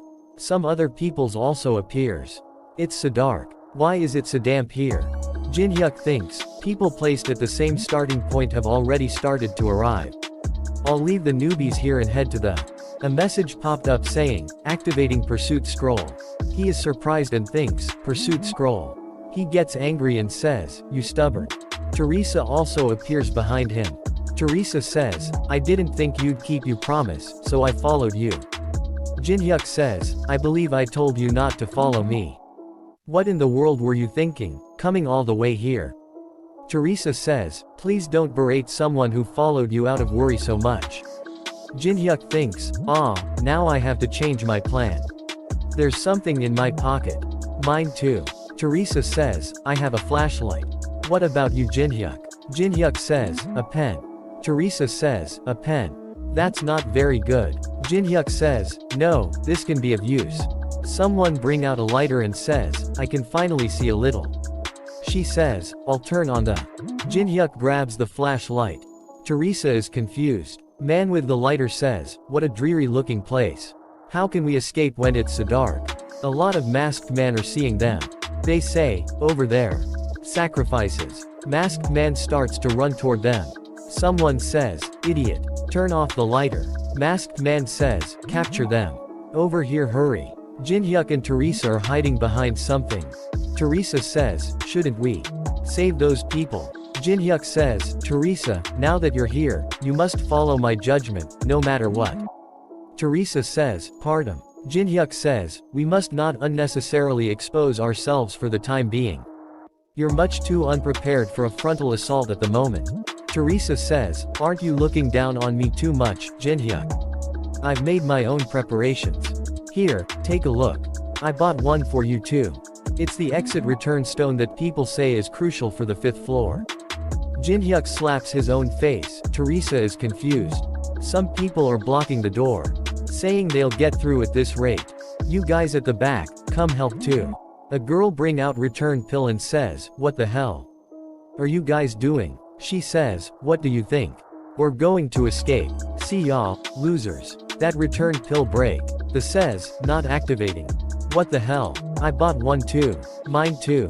A big man appeared with a weapon, all of theirs pill broken. They says, "It was a scam." Jinhyuk says, "You trusted it just because it was on a broadcast. This world is full of scammers." Teresa says, "I bought two to give to you one as well." A man appears behind her with ropes in his hand. Teresa says, "I really should go." Masked man says, "A sacrifice for our god." Teresa throws him. All the other masked men are shocked to see that. Teresa says, "We've been discovered, haven't we?" Jinhyuk says, "Looks like it." Masked men says, "Our god desires a sacrifice of sacred blood. Let us accomplish the advent of our king together. Eternal happiness." Jinhyuk bring out his pen and hits one of them in the neck. He hits a lot of them in the neck. Jinhyuk says, "Who wants to do the next sermon?" All the masked men gets really scared. A big man appears behind them. A man says, "Sir Proxy." Jinhyuk says, "Teresa, you've played tag before, right?" Proxy throws away one of his man. Jinhyuk says, "That giant head is it, so don't get caught by him." The giant attacks him with his hammer. The starts to run away. We see a man in purple hoodie saying, "What of the sacrifices?" His man says, "We are capturing them without complications." He says, "Our god desires more sacrifices. Now that the tower has opened and ignorant people are entering, it is the promised time for the Great One to descend once again at last." One of them says, "Cult leader, I think you should see this." He says, "They're sacrifices that we discovered just now." Leader says, "It's my first time seeing the proxy have such a hard time. He's quick on his feet for a mere sacrifice." One of them says, "Kong Jinhyuk." Leader says, "You know him?" One of them says, "Yes. He is the most dangerous obstacle to our plan." Teresa and Jinhyuk are still running from proxy. Teresa says, such speed for a man that big. He can't even be compared to the regular cultists. It's impossible for us to face that giant head right now. Jinhyuk says, let's focus on outrunning him first. Could you give me that for a second? A huge light appears. He hits with hammer the spot of light. It was a flashlight that Teresa brought with her. Jinhyuk says, that should have bought us not time to think up a strategy. Jinhyuk listened carefully, Teresa. Teresa says, okay.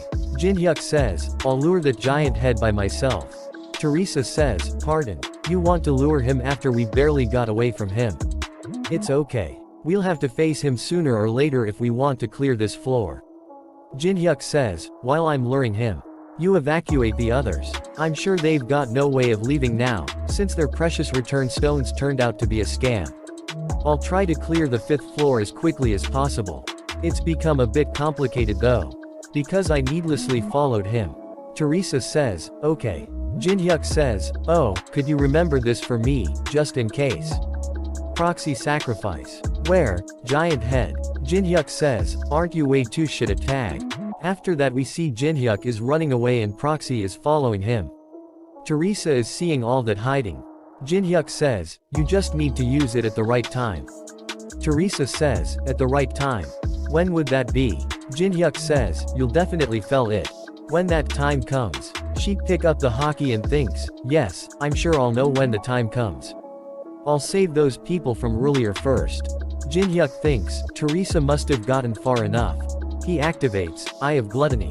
A message popped up saying, warning. An act that defies the 5th floor's causality has been detected. Jinhyuk says, Rotting Heart, is showing interest in you. A secondary advancement condition has been generated. Rotting Heart suggests that you become their sword. You may advance to Dark Apostle once you accept the condition. Jinhyuk says, Rotting Heart. One of the absolute beings of the tower, just like Alice, who resides in the upper floors of the tower. He is commonly called the Demon King in this place. In such a place, where skills have been sealed by borrowing the Demon King's power. If one tries to break through the restraint in any way possible, the will receive attention. A message popped up saying, Dark Apostle. Dark Apostle. It boasts extraordinary power, but one must live as the Demon King's pawn for the rest of their life. The people in the Demonic Human Association would have accepted with their mouths foaming. But, how could a tiger possibly become a dog's subordinate? Jinhyuk says, I refuse. Demon gets angry and a message popped up saying, Rotting Heart is enraged. Proxy removes his helmet. A message popped up saying, you will receive the Demon King's curse, for the sin of refusing the Demon King's offer.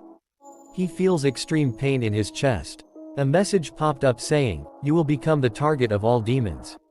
This curse will last until death. He cough out blood. Jinhyuk says, that fucking hurts. Jinhyuk says, but. Jinhyuk says, are you guys just gonna stand there and watch? Come at me. Then we see that all the other players are caught, they are begging for their life. One of them grabs a girl's head and says, sacrifice for our god. Teresa appears there and ready to attack. She hits him on the face. Teresa says, take care of the others.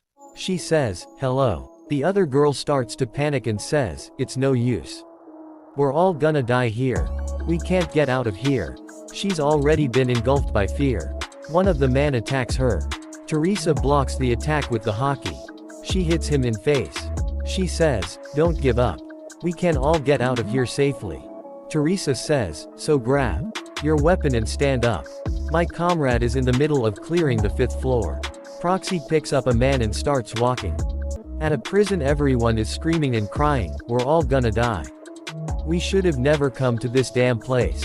I was planning on returning right after getting some items. One of the guards shouts and says, shut the hell up. We'll torture you if you don't stay quiet. Guard bow down in front of leader and says, I've silenced him. Please continue your conversation. Leader says, yes, thank you. Is that him? The man with him says, yes it is. The man is Demonic Human. Demonic Human says, it's our first time meeting in person. Kong Jinhyuk. Jinhyuk sees him and thinks, this mana belonged to a human. Since he's on the same side as the 5th floor boss, is he a demonic human? Jinhyuk uses Eye of Gluttony. A message popped up saying, status window inspection has failed. The subject is currently activating a high-level mental barrier. Jin-hyuk thinks, mental barrier. I was planning on using this in my fight against a cult leader. But I guess I have no choice. A message popped up saying, you have used white pill. Increasing one of you stats twofold for 10 minutes. Increasing adaptability stat from 10 to 20. Another message popped up saying, Eye of Gluttony, sees through the subject. His name Hassenfeld. And his level 38. Jin-hyuk sees his stats window and thinks, if he's a Knight of the Round Table, then he must be the demonic human association Begshot that Melina talked about last time. A big shot much greater than I expected appeared. He give an evil smile and says, I was too busy suppressing the darkness within me. Cult leader say, are you sure this is the person you spoke of? He doesn't seem to be alright in the head. Demonic human says, I'm certain. Leader says, even I'm not this bad. You two can talk it out. Alice is laughing so hard that she starts to cry and starts hitting the ground. Jin-hyuk thinks, I'm cringing too, so just pretend you didn't see anything, please. Demonic human says, you don't seem to understand what's going on. Are you aware you've been captured to become a sacrifice? Jin-hyuk says, you think you can imprison my madness of destruction? How foolish of you.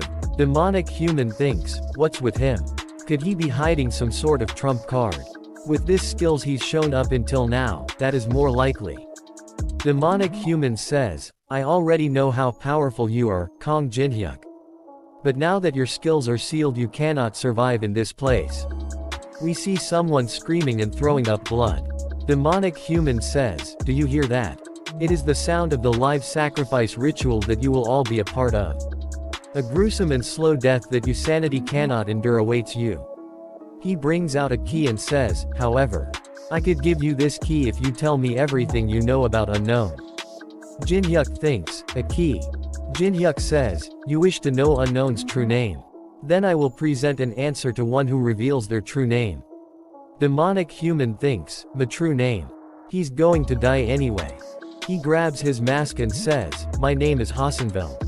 I'm also known as Lancelot. Are you satisfied now? A message popped up saying, the condition has been fulfilled. You have successfully copied mental barrier rank S. It's your turn now. Tell me about Unknown's identity. I'll only say this once, so listen carefully. Unknown is. Demonic human says, I see. I'll keep my promise. I hope you have a quick death. One of the other prisoners run and grabs the key, and tries to unlock the door. But was not able to and says, what the hell? There's no keyhole. Jin-hyuk thinks, they'd obviously pull something like that. Any case. By now Teresa must be. After that we see that Teresa is also caught and thrown in a jail cell. One of the guards says, it's my first time seeing a sacrifice resisting so intensely. I think she defeated more than 20 people. That's an attestament to her vitality, so I'm sure our God will be happy. Teresa says, where are the others? The girl with her is shouting and hitting other prisoners saying, this is all because of you lot. If only you bastards weren't here. It's all your fault. Teresa stops here and says, what are you doing? Stop it. She says, you're only shielding that person because you don't know. Teresa says, what? She says, the one you're protecting is an inhabitant of the tower. They say, the tower never would have existed if it weren't for you lot. Yeah, and I never would have been imprisoned in a place like this. So it's all your fault. Right. Little girl gets really scared and starts to cry. Teresa stops them and says, inhabitant of the tower or not, it doesn't matter. Hasn't she also been captured by the cultists, just like us? We see that Jin-hyuk thinks, I really want that mental barrier skill. It could become a driving force that could withstand divinity. A copy conditions window appears saying, 1. Make the subject say his knight name. 2. Act as if you have Chunabu until you find out his knight name. You may copy one skill of your choice once both conditions have been fulfilled. Jin-hyuk thinks, what sort of crazy son of a bitch is managing the tower system? I'll need at least 6 bottles of soju for this. Des Moines human says, why aren't you saying anything? Jin-hyuk says, oh, sorry. Teresa asks little girl, what's your name? It's okay, as long as I'm here, no one can hurt you. She says, Andrea. Teresa says, what a pretty name. I'm Teresa. Andrea tells Teresa her story. She says, the devotees came to our village one day. They said they'll save everyone in the village if the villagers offer on person as a sacrifice. Once they said that, the villagers said that I, who doesn't have parents, need to step up for the sake of the village. Saying that it's a meaningful duty. And that it can't be helped. Teresa says, I see. You must have been very lonely, Andrea. Teresa thinks, although she's a tower inhabitant, she's no different from an ordinary human. Teresa listened to one of the guards saying, hey, we're supposed to prepare the next batch of sacrifices. Select one from each room. If no one is selected, you will all participate in the ritual together. Struggle as much as you can if you want to live for even a little longer. All of them gets really scared after hearing that and says, again. I don't want to. No, I refuse. One of them says, wait. Yeah, let's send that kid out first. She's not even human, right? Teresa says, wait, stop. Don't make such rash decisions. Get a hold of yourselves. One of the guards is enjoying seeing all this and says, good, struggle more. The Lord is even more delighted. And another guard is confused to see what is happening. Jinhyuk says, I volunteer. Any objections? His cellmate are also confused and says, no, go ahead. They tie him up and some other people as well, they all are walking to somewhere. He bring out a pill out of his mouth. And throw it in the water system right beside them. One of the guards sees him, he starts to whistle. Jinhyuk thinks, the necessary preparations are now complete. Teresa should have been captured and be behind bars by now. And considering her personality, she would definitely volunteer herself. It's my first time progressing through this section like this, but it's going rather smoothly. The hidden quest was generated, just as planned. A hidden quest window appears saying, contents, the fanatics who recklessly take the lives of others are regarded as villains. The adaptive stat will rise by 0.1 for every fanatic that is eliminated. The adaptive stat will rise by 30 if the cult leader is eliminated. Jinhyuk thinks, I was always given one of the stats as a reward, but to think they'd give me the adaptive stat. We see a lot of them are shouting saying, oh, Lord. The glory. The advent of glory. Some players are hanging with chains tied to the pillars. Jinhyuk thinks, there are so many of them. One of prisoners puke by just seeing all this. Jinhyuk thinks, this place isn't really bad enough to puke. Bearing out the next batch of sacrifices. They lower the gate, and ask prisoners to go ahead. They untie their hands. One of them says, glory to the Lord divine joy. The Lord desires sacrifices that tremble in fear. Jinhyuk is surprised to see something. One of them says in a mic, what sacrifice does the Lord enjoy most, gentlemen? A noble sacrifice. A noble sacrifice. In that case, take a good look. This woman sacrificed herself to save a child she barely even knew. Teresa is also hanging to one of the pillars. The one with the mic says, what a noble act. The of this noble woman will adorn the final of this live sacrifice ritual. A noble sacrifice. Jinhyuk walks out and says, I was gonna put an end to this floor after raising my stats, but he uses Maekdrian's ancient grimoire. Escaping from the 5th floor ruler's restraints. Freeing everything that had been sealed due to the restraints. Jinhyuk gets really angry and uses element of fire and says, fuck that. He can use all his skills for 10 minutes. He uses the element of fire on the pill that he thrown in water system earlier. He activates red pill, blaze. It blows up everything around him. They all get scared and says, what the could that be a skill? Impossible. Skills should be unusable here due to the Lord's commandment. He bring out his dagger and throws it toward the chains that ties Teresa.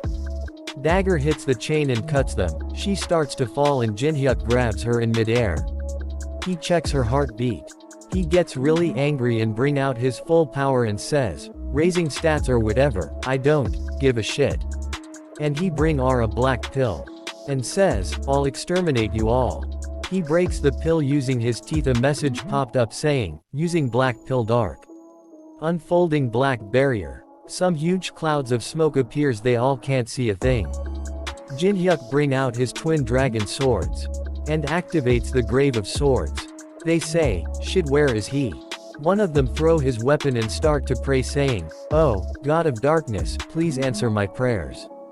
Oh, almighty demon king God, please guide use. They some intense energy and says, this energy is the demon king God's energy. They all gets excited and says, he answered our prayer. Jinhyuk cut them all down. A message popped up saying, the villain has been disposed of, the adaptive stat has increased by 0.1. He kills some more of them and his adaptive stat keep increasing.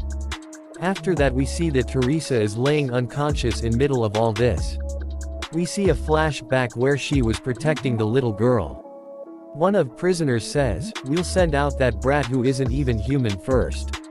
Teresa says, how is that fair?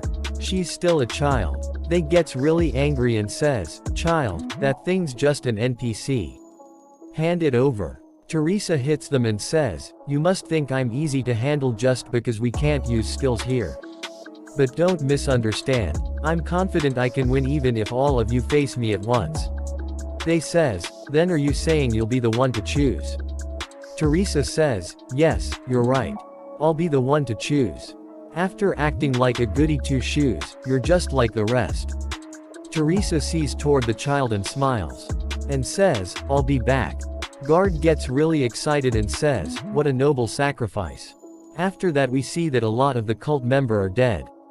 Teresa wakes up. Jinhyuk says, you pushed yourself pretty far again. She smiles and says, I knew you'd come. He cut the chain and free her. He obtained 23 adaptive stats. He thinks, now as long as I defeat the cult leader and escape. Teresa say, I have to go first, Jinhyuk. They open all the cells. She gets back to her cell and says, Andrea.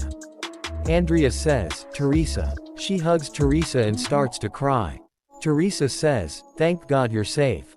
Jinhyuk is confused to see that and says, what's going on here? Teresa says, Andrea is an inhabitant of the tower. They were dragged here by the devotees and forced to either become a sacrifice or become one of them. Only 2.5 minutes are for the effect of Macrian's ancient grimoire's effects to end. Jinhyuk thinks, I can't believe she made me use my precious 10 minutes on this. Wait, if she's an inhabitant of the tower. He give an evil smile. He goes near Andrea and says, Andrea, right. Jinhyuk says, why didn't you become a devotee? All the inhabitants here are madly faithful to God. Andrea says, I didn't want to believe that there was something like a God. Even the villagers in my hometown sold me because I had no parents. If there really is something like a God, then they would be responsible for creating this despair-filled hell. So if this was God's plan, then I'm sure he's a Dutchbag. Jinhyuk says, I'm not sure if this will console you, but I'm similar to you. I was abandoned in an orphanage soon as I was born and grew on my own. Living without parents is a difficult thing. Teresa thinks, Jinhyuk is talking about himself. But I had to keep living on. Resenting and despairing doesn't change a thing. Andrea says, but, as long as the cult leader is here. Jinhyuk says, yeah, the cult leader is here. Let's do this, then. I'll get rid of the cult leader for you. So try living in this world free from the douchebag's restraints. He activated Brand to Tribulation. And in exchange become my comrade, okay. He puts Brand seal on her and says, all done. I'll be in you care from now on, Andrea. Teresa says, wait, he didn't do anything like that to me. Jinhyuk says, let's go defeat the cult leader. A message popped up saying, the duration of Macrian's ancient grimoire has ended. Sealing all skills. Cult leader says, let there be joy. Cult leader is about open an evil looking item, and says, glory to our God. Jinhyuk says, the cult leader is completely different from the other Fantics. He can't use skills like us, but he's just as strong as Breaker. Teresa says, then can't you just defeat him easily by using skills like you did earlier? Jinhyuk says, I was going to. But the time limit ran out, so I can't use my any more skills. Teresa say, oh, I see. Jinhyuk says, I can do something about it if we fight hand to hand. But the divine artifact he uses is the most dangerous risk factor. Teresa says, divine artifact. Filth-eating urn. It's a divine artifact that kills a designated target with absolute certainty. Teresa says, absolute certainty. Then does that mean we can't win? I'll try to block it at least once. It takes a while to reuse, so your role is the most important. You must subdue the cult leader before the spell activates again. We're here. Are you ready? They both says, yes. Jinhyuk says, keep this in mind. As long as you remember what I told you, you'll definitely see the right path. They enter the leader's room. Leader sees them and says, the perpetrators who made a mess of the ritual came to me themselves. How interesting. Jinhyuk says, where's the one who was with you? Leader says, he left a while ago. He said he'd obtained everything he needed. Jinhyuk thinks, he sure is quick-witted. I wanted to get rid of him here. I don't know how you broke free from the god's restraints and used your skills, but...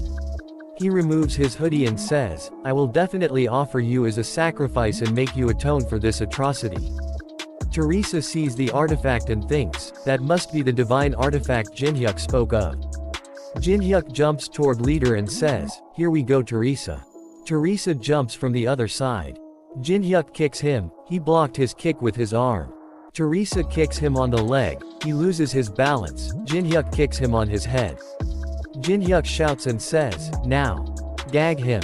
They tie his mouth so he can't speak. Jinhyuk jumps toward him. Leader throws Teresa away. She hits wall. Leader's punch is about to hit Jinhyuk. Jinhyuk spins and dodge attack and punches him in face and uppercut. Jinhyuk says, I beat someone 10 times larger than you barehanded before.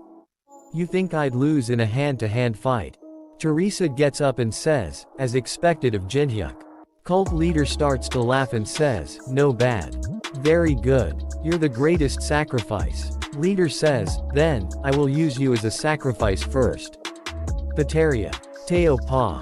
Joy to our God. Some dark energy come toward Jinhyuk. Teresa sees that and thinks, that's the spell Jinhyuk told us about.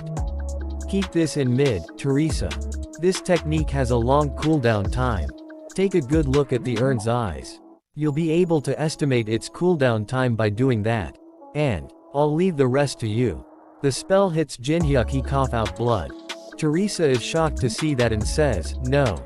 A message popped up saying, you have died.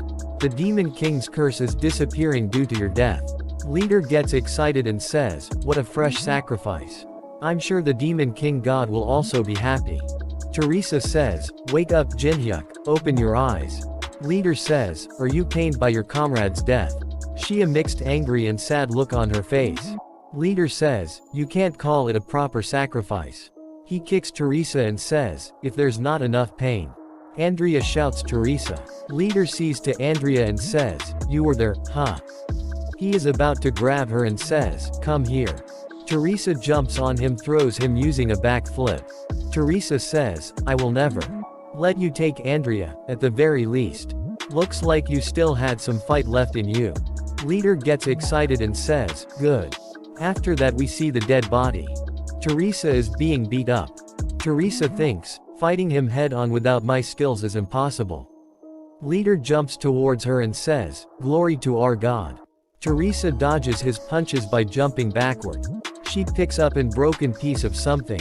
She destroys the lights with them. Leader says, you think darkness is your ally? How ridiculous. Teresa hides and thinks, alright, his visibility should be restricted. I have to take that urn away from him first. I have no chance of winning if he activates that spell again. Leader finds her punches. She dodged the punch by jumping aside and thinks, how did he find me so quickly? Leader says, you're quick on your feet. But I simply have to find you again. Your radiant blonde hair stand out even in the darkness. After I knock you out, I'm going to look for the hiding child. And when you wake up, I'll have you watch as she gets sacrificed to the urn. With your own 2 eyes. She gets hit by a powerful punch. She hold herself and start to run away. Leader says, you're sturdy as well. Endless glory to our God. Hit as best you can. It's only a matter of time. Until I find you. Teresa thinks, I can't waste the precious time Jinhyuk bought for me. If I fall here, even Andrea will. She picks up another broken piece. Leader sees her hair, and says, I've changed my mind. I'll let you live if you swear to become a devotee. Yes, I'll make you the demon king god saintess. So why don't you come out with that child? If you don't, oh. We see that she not there, only her ears are hanging there. It was a distraction. She come from behind him and about to grab urn. We see flashback, where we see cuts of her own hair and thinks compared to Jinhyuk's sacrifice. My hair is nothing. Leader see toward her. She thinks his reaction speed is fast. He turned toward her ready to punch. Andrea throws something of Leader's head. He gets distracted and says, cheeky brat. Teresa grabs the urn and says, nice timing, Andrea. Leader says, what are you going to do after taking that? Are you going to appoint yourself as a sacrifice or something? We see another flashback where Jinhyuk says, oh, and could you keep this in mind, just in case? Memorize this, Pateria de Amarius. Teo pa vericio. Teresa says, what's that? It's a rune language spell. Use it at just the right time. The right time. You'll know when the time comes. I know now. This is the right time. She says, Pateria de Amarius. She thinks Jinhyuk knew about this. Leader is shocked to hear that and says, how do you know ancient rune language? Teresa thinks, that I could do this in your place. She says, a veteran taught me. Teo pa vericio. Divine artifact gets activated and some dark energy goes toward Leader. Leader says, wait, impossible. Demon King God. That dark energy kills the leader. A message popped up saying, the boss of the 5th floor has been defeated. She picks up the Andrea and says, are you hurt, Andrea? Andrea says, no. Andrea points toward Jinhyuk and says, but that Oppa. She says, I did it. Jinhyuk, wake up. I'm sorry for following you as I please. I won't do it again. So please wake up. She starts to cry really hard. A message popped up saying, the Demon King God's authority had disappeared due to the absence of a boss monster. Lifting skill usage restrictions.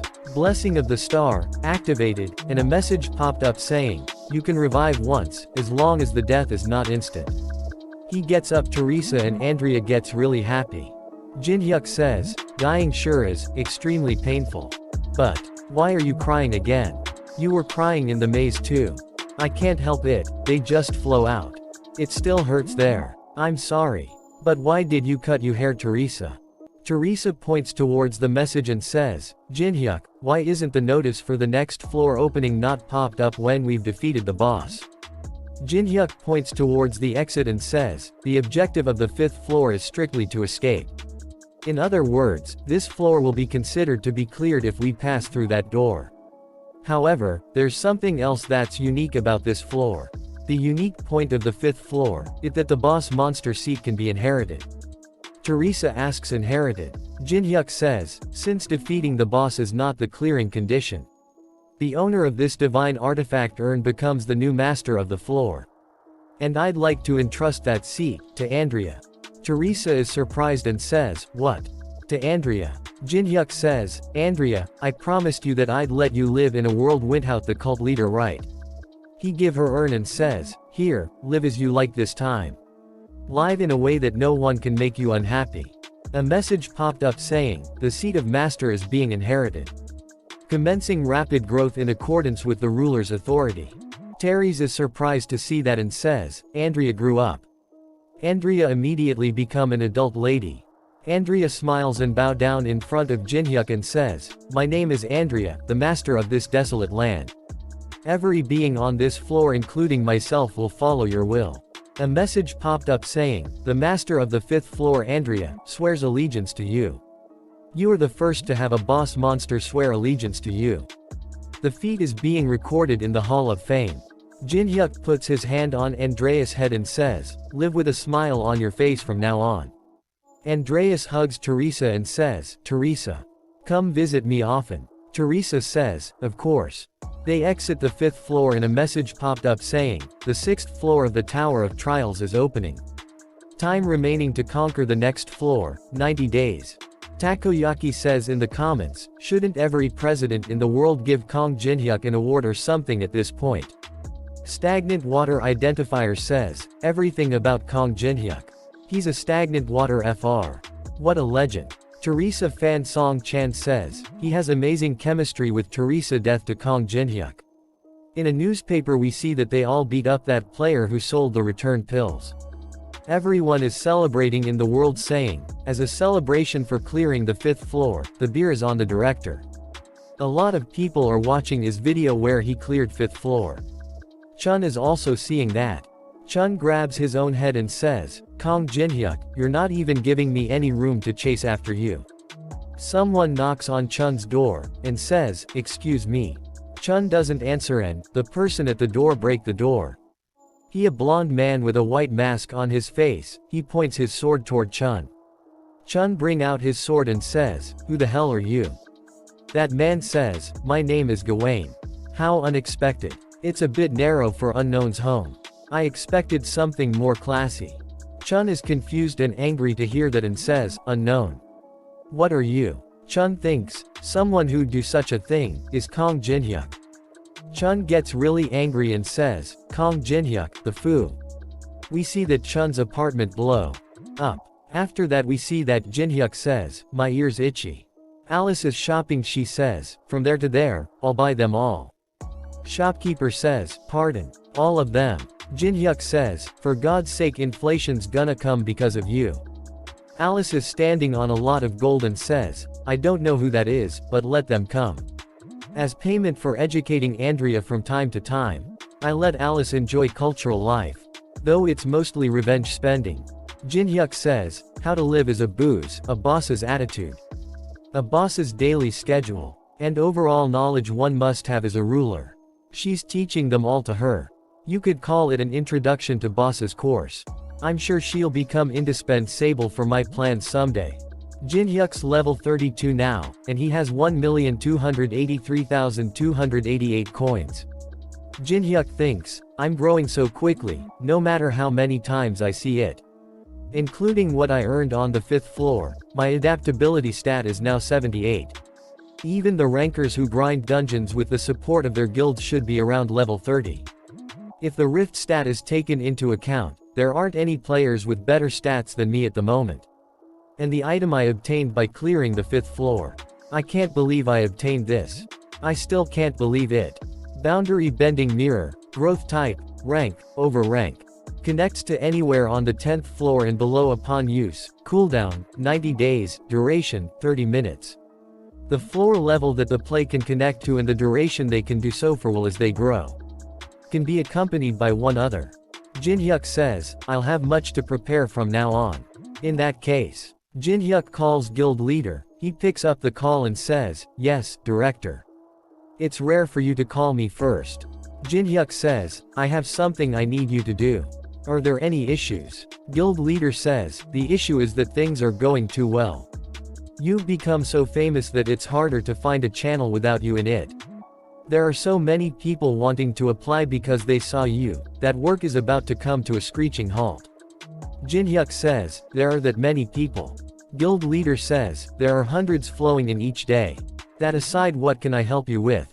Jinhyuk says, I'll just send you a list, so reserve them all. Guild leader says, a list. Yes, also, schedule a meeting with Fighting Father. Jinhyuk goes to a cafe to meet someone. Then other person says, have you finished replenishing your carbohydrates? I've been waiting for your call, player Kong Jinhyuk. He is Fighting Father Kim Katae. Jinhyuk says, the last time we met was at the test, so it really has been a while. Jinhyuk thinks, it sure is nice to have power. The big-headed Kim Katae from the test is now this polite. Jinhyuk says, I'm sorry about our deal regarding the Mandragora route. I've been a bit busy climbing the tower. Kim get angry to air that but keep the smile on his face and say, of course you were. Jinhyuk says, lighten up. That's why I showed up. As a form of my apology, I'd like to change the conditions of our deal. From what is heard, Fighting Father has around 10 rank dungeons on the 3rd floor. Kim says, that's right. Then let's just go with you giving me one of them. So what you're saying is, instead of the original deal of 10 dungeons on the 1st floor, you want us to give you on a ranked dungeon on the 3rd floor. Jin-hyuk says, yes. Kim says, so you want to raise the condition on our end. Despite you not having even told us the antidote recipe you promised yet. Jin-hyuk smiles and says, yes. That's exactly right. Kim says, play Kong Jin-hyuk. On what grounds are you suggesting such a deal? Jin-hyuk says, increase in inflation rate, price of raw materials, and labor cost. Kim gets angry says, we are not a charity group. I didn't come here to listen to your absurd demands. Looks like I wasted my time. Kim says, I will consider this as something that never happened. Jin-hyuk says, the third floor labyrinth, Grey Temple, that you guild possesses. You failed in every single attempt to conquer it, correct? Kim says, how did you know that? Jin-hyuk says, I'm also a guildmaster. I can acquire information like this anytime I want. I heard you're continuously challenging the Great Temple that you have monopolized. But your reputation within the guild is a disaster due to your continuous failures. Won't your position as team leader be in danger at this rate? So I will clear that labyrinth for you. After that we see at the Austria Vienna. Jin-hyuk and Alice are watching the performance. Alice says, what a beautiful performance. I'm completely lost for words. A message popped up saying, you have appreciated a masterpiece influencing an era. You have completed, going to a concert 7 times. The condition has been fulfilled. You have successfully copied the skill perfect pitch rank F. You have successfully copied the skill understanding of instruments rank F. After that they eat dinner. Alice says to a waiter, bring me 2 more bottles of your most expensive wine. Jin-hyuk says, I should be able to finish it all by today and go back to Korea. A message popped saying, 1 eat at Michelin 3-star restaurants. 2 observe the chef making food. 3 make different genres of dishes. Alice says, contractor, I'm not saying I don't like it. But why are we enjoying leisure like this? Jin-hyuk says, it's all for a reason, just enjoy it while you can. Alice says, that's fine with me. Jin-hyuk says, Tower of Trials 6th floor Elven Forest. The elves that are apathetic toward foreigners simply guard the beautiful forest. The next floor will open simply by spending 90 days on the floor. Most players simply mark their attendance on the 6th floor and go level up on some other floor. However, every single floor has an objective, as well as opportunities that one can acquire. I'll go there fully prepared. He received a video call from Kim. Kim says, it's ready. He appears somewhere and thinks, teleportation magic is pretty nice. The advancement temple is located on the 3rd floor of the Tower of Trials. It is the most popular and flourishing agency for players' first advancement. Most people come to see this place's priestess to change their class, without even realizing that there is a heinous labyrinth deep underground. Kim come to him and says, you're here. Jin-hyuk says, you're just in time, team leader Kim. Kim says, of course, since this is very important. They're the members participating in today's raid. One of them says, it's an honor to meet you. I am the captain of the 2nd raid team, Lee Youngwon. Youngwon says, I've watched every single one of your YouTube videos. Jin-hyuk thinks, Lee Youngwon is a rather famous raid captain of Fighting Father. A girl says, I'm sub-damage dealer Ha Yeonsu. I'm a huge fan. Another one says, I'm the raid team's main healer. Please give me an autograph. Kim see that and thinks, this isn't some fan meeting. Kim thinks, even super elites of our guild are reduced to mere fans before Kong Jin-hyuk. Well, I guess it doesn't matter. Kim says, Lee Youngwon is the raid captain in name, but I will give all authority to player Kong Jin-hyuk. You can also have whatever that comes out from the labyrinth. But just one thing. Please succeed in the raid. Jin-hyuk thinks, I was planning on backstabbing him if he tried anything funny, but I guess that's not necessary. Jin-hyuk says, understood. Then let's meet at the entrance in 30 minutes after finishing preparations. After that we see that Jin-hyuk is climbing the temple stairs. He reaches top, a beautiful girl is standing there. She is first advancement priestess. You must possess a class to become stronger. I ask you, which path will you pursue? A message popped up saying revealing classes. Jin-hyuk thinks, I've tried all the popular ones with my sub-accounts. The path I will pursue, arrange them in order of unpopularity. Jin-hyuk says, it's unpopular and hard to play. This is perfect. Jin-hyuk thinks about Chun and says, back in the museum, and in the labyrinth. He had a lot of pride in his barrier skills, didn't he? Then I should trample him more thoroughly. A message popped up saying, you have accepted the barrier master, advancement quest. He sees some people standing and thinks, what's with them? One of them says, is Kim Kate of Fighting Father here? They are all from Samurai Guild. Their leader says, let's talk. Kim says, why are you people here again? I told you before, I will not allow you to participate in the Great Temple raid. Samurai leader says, Team Leader Kim. Do you have any idea how many people are disappointed by Fighting Father's continuous raid failures? Rather than holding onto a labyrinth beyond your capabilities. Isn't it better to conquer it together for the sake of humanity? Kim team member talked to each other saying, hey look over there. It's the Samurai Guild, that had been showing enormous growth lately. I heard they were growing like Karzi with their strong teamwork and information gathering capability. Wouldn't they be able to clear the Great Temple? Kim thinks, they're even sweeping public opinion. This isn't good. Jin-hyuk says, you sure are popular, Team Leader Kim. Samurai thinks sees Kong Jin-hyuk and says, that man. It's Kong Jin-hyuk. The Korean ranker. The Korean S rank, Kong Jin-hyuk. Could he have some sort of relation to Fighting Father? I've been listening, but something bothered me. Samurai says, what are you talking about? Kong Jin-hyuk says, you've been saying how we'll fail because we're lacking in strength. But from what I can see, your forces are no different. One of them gets angry and says, you son of a, how dare you? Samurai stops him and says, calm down, he's an S rank. Samurai says to Kong Jin-hyuk that, are you saying we're lacking in strength? Jin-hyuk says, not lacking, but not even up to standard. Kim's team member thinks, since he said they're no different from us. Are we also no up to standard? Samurai says, it doesn't matter what you say. We have a stent that can't even be compared to you guys. Jin-hyuk asks strength. Samurai says, we have. A real veteran who's climbed all the way up to the 30th floor of the Tower of Trails. Jin-hyuk is surprised to hear that and thinks, 30th floor. Kim's team starts to says, did you hear that? They have someone who climbed up to the 30th floor. No wonder they've been rising up so quickly. Samurai says, we already have information about territories that no one even knows of. Whatever traps there are and strategies we need, we can prepare for them. We will use this knowledge. And become the first heroes who save humanity from the Tower of Trials. And it wouldn't be bad if we become rich in the process, either. Jin-hyuk activates Eye of Gluttony. And his words are the truth. Jin-hyuk thinks, that means he believes that is the truth, at least. Then I'll just find the one who spouted such bullshit. He uses Eye of Gluttony on all the members of Samurai Guild. He found him. His name is Takeshi level 27. Takeshi has a skill called Hemi Foresight. Jin-hyuk thinks, a half-baked foresight that can see into the upper floors based on its mastery. He gets really excited and things are getting interesting. We see a flashback where Samurai says, should I actually got it right?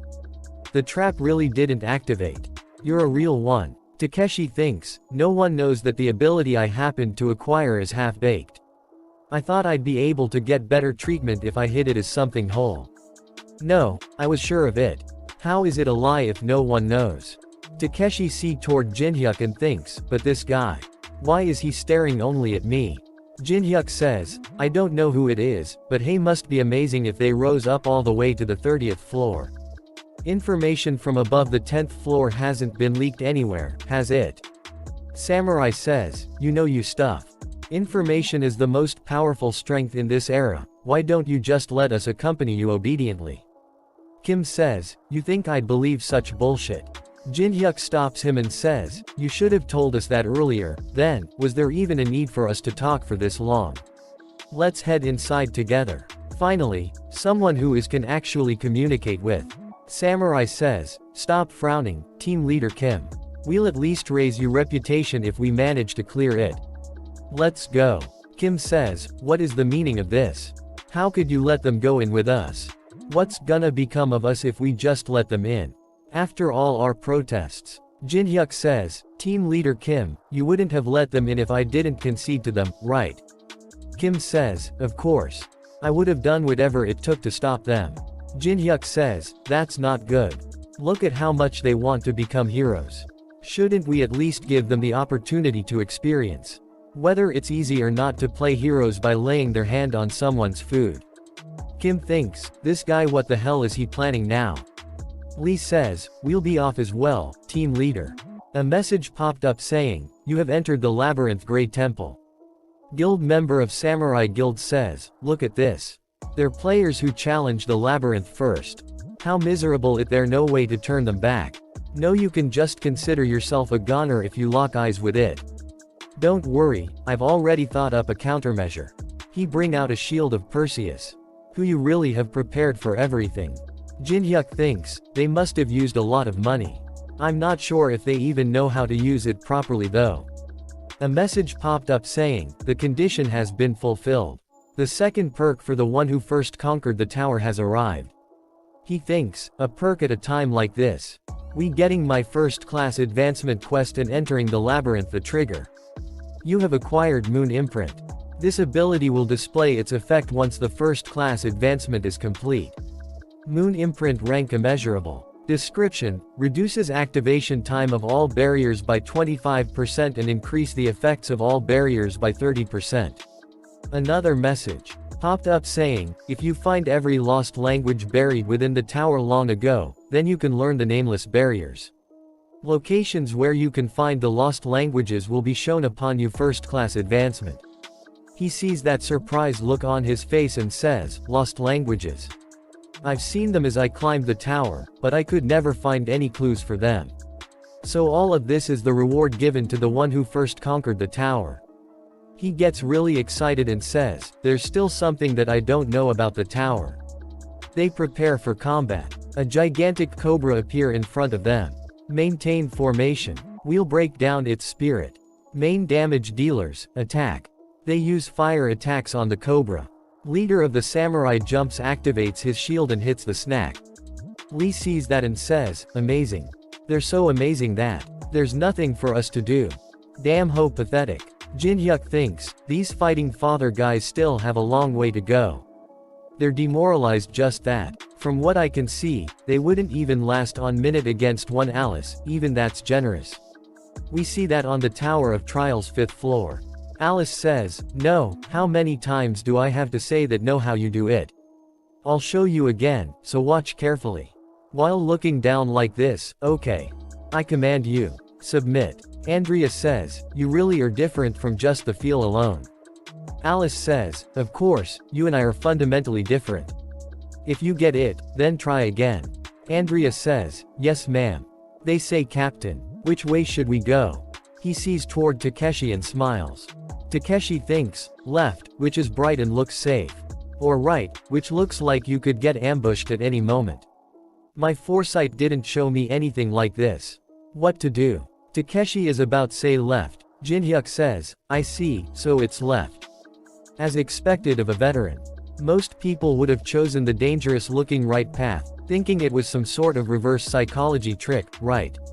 You're well aware that people who trust shallow reverse psychology tricks are sent to hell in this labyrinth. I don't know who you are, but I'll trust you to carry us. They goes left, the safe looking path. Jin-hyuk thinks, his foresight is poorer than I expected. To think he'd choose to go left. Well, I guess it doesn't matter. Since it's hell regardless of which way you go. They see an orange laser and say, what's that? It that a laser. It's coming this way. Samurai asks Takeshi. Takeshi says, isn't this just a simple trap? Don't worry about it too much. A lot more laser spawns. Samurai Guild says, what the hell? They all activate skill mana infusion. They're coming. Block them. Their mana infusion and shields does not work. One of the laser cuts their member's arm. Samurai says, shit, they're getting through. Infuse more mana. He says, Takeshi stay behind me. Takeshi thinks, damn it. This is all because of that bastard Kong Jin-hyuk. But you won't come out unscathed in this situation either. A message popped up saying, beginning the Barrier Master first advancement quest. He makes some hand signs. And activates inadequate physical barrier. A message popped up saying, you have fulfilled the first condition of the advancement quest. A strong barrier surrounds Jinhyuk and Fight Father's members. Kim's party members are surprised to see that. Lee says, "What in the world?" One other member says, "It's my first time seeing something like this." Jinhyuk thinks, "I guess this is the limit until the advancement." Well, it doesn't matter, since I fulfilled the first advancement condition, the activation of a barrier. Jinhyuk says, "Stay inside my barrier." A girl says, "Player Kong Jinhyuk. Where are you going?" Jinhyuk says, "I have to go get some items. You get an item if you evade these lasers 300 times in a row." They are shocked to hear that and says, "What? Feel free to challenge it alongside me. It's not as hard as it looks. As long as you follow the beat." He jumps around and spins around. And says, "It's not that difficult. It's like he is dancing." Lee sees him and thinks, "Unbelievable."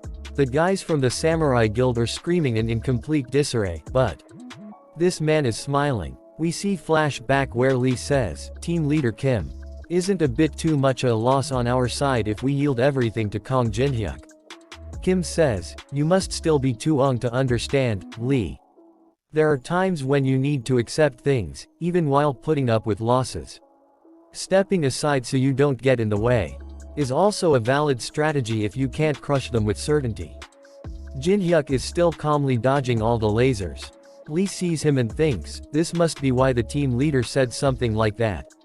Jinhyuk reaches the end of the laser path. A message popped up saying, "You have cleared the hidden mission." Jinhyuk gets a ruined stone and thinks, a reward is the best thing after working up a sweat. A message popped saying, "You have obtained Burning Flame." We see that Samurai Guild, one of them has lost his arm. And a lot of other members are injured. One of them says, "Yoshida is dead." Samurai leader says, "All of you get up. Confirm the number of injured and deceased first." Jinhyuk sees that and says, a lot of you are injured. This barrier was made to hold only 30 people, so I couldn't let any of you in." Samurai leader gets angry and says, "You piece of shit. You're all perfectly fine. Did you already know about the trap?" Jinhyuk says, "Yes, I knew. Is that a problem?" Samurai leader says, "Is that a problem? Are you seriously saying that? People are dead." Jinhyuk says, "I heeded to you tantrums and let you come with us. Since you were babbling about having a 30th floor veteran, you have no right to be angry. Did I ask you to come with us? Trash." Samurai says, "Son of a.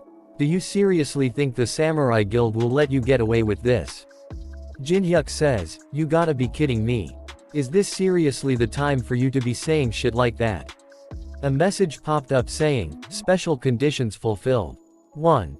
Death of more than 50% of the raid party members due to the traps. 2. Acquisition of Burning Flame. The Guardian of the Great Temple is awakening." Samurai leader says, "Shit. What is it now?" A huge fire snake appears in front them. It is called Fire Drinking Snake. Jinhyuk says, "Stay on your toes, this is where it really begins. If you have something to argue about, do it after you stay alive." It is a really big snake made of fire. Its stats window appears saying, Fire Drinking Snake. Level 55. Description: a pet snake that Medusa adores. Its entire body is made up of fire, and physical attacks are ineffective against it. Samurai leader says, "The formation isn't ready yet. If you've realized you place, then why don't you hand it over now?" Samurai says, "Hand what over?" Jinhyuk says, "Don't play dumb. I'm talking about that shield. Wouldn't it better to give it to me if you're not even gonna use it properly?" Samurai says, "Don't bullshit me. What kind of lunatic would just hand over a divine artifact?" Jinhyuk says, "Is that so?" Snake gets ready to attack. Jinhyuk uses glacier formation and says, "Then I guess it can't be helped. I'll just take it off your corpse." Samurai says, "Wait." Snake uses Spear of Fury. A hug fireball is coming toward them. They say dodge it. Samurai says, "This is a one-way tunnel. There's nowhere to dodge, morons." Samurai activates a barrier and says, "Takeshi, stay behind me." Samurai leader says, "Takeshi. Survive no matter what." After that we see that they all are burned to crisp. Shield falls down on the ground. Samurai leader is also dead. Jinhyuk cover his finger in ice and picks up shield and says, "I told you so. That's not how you use it."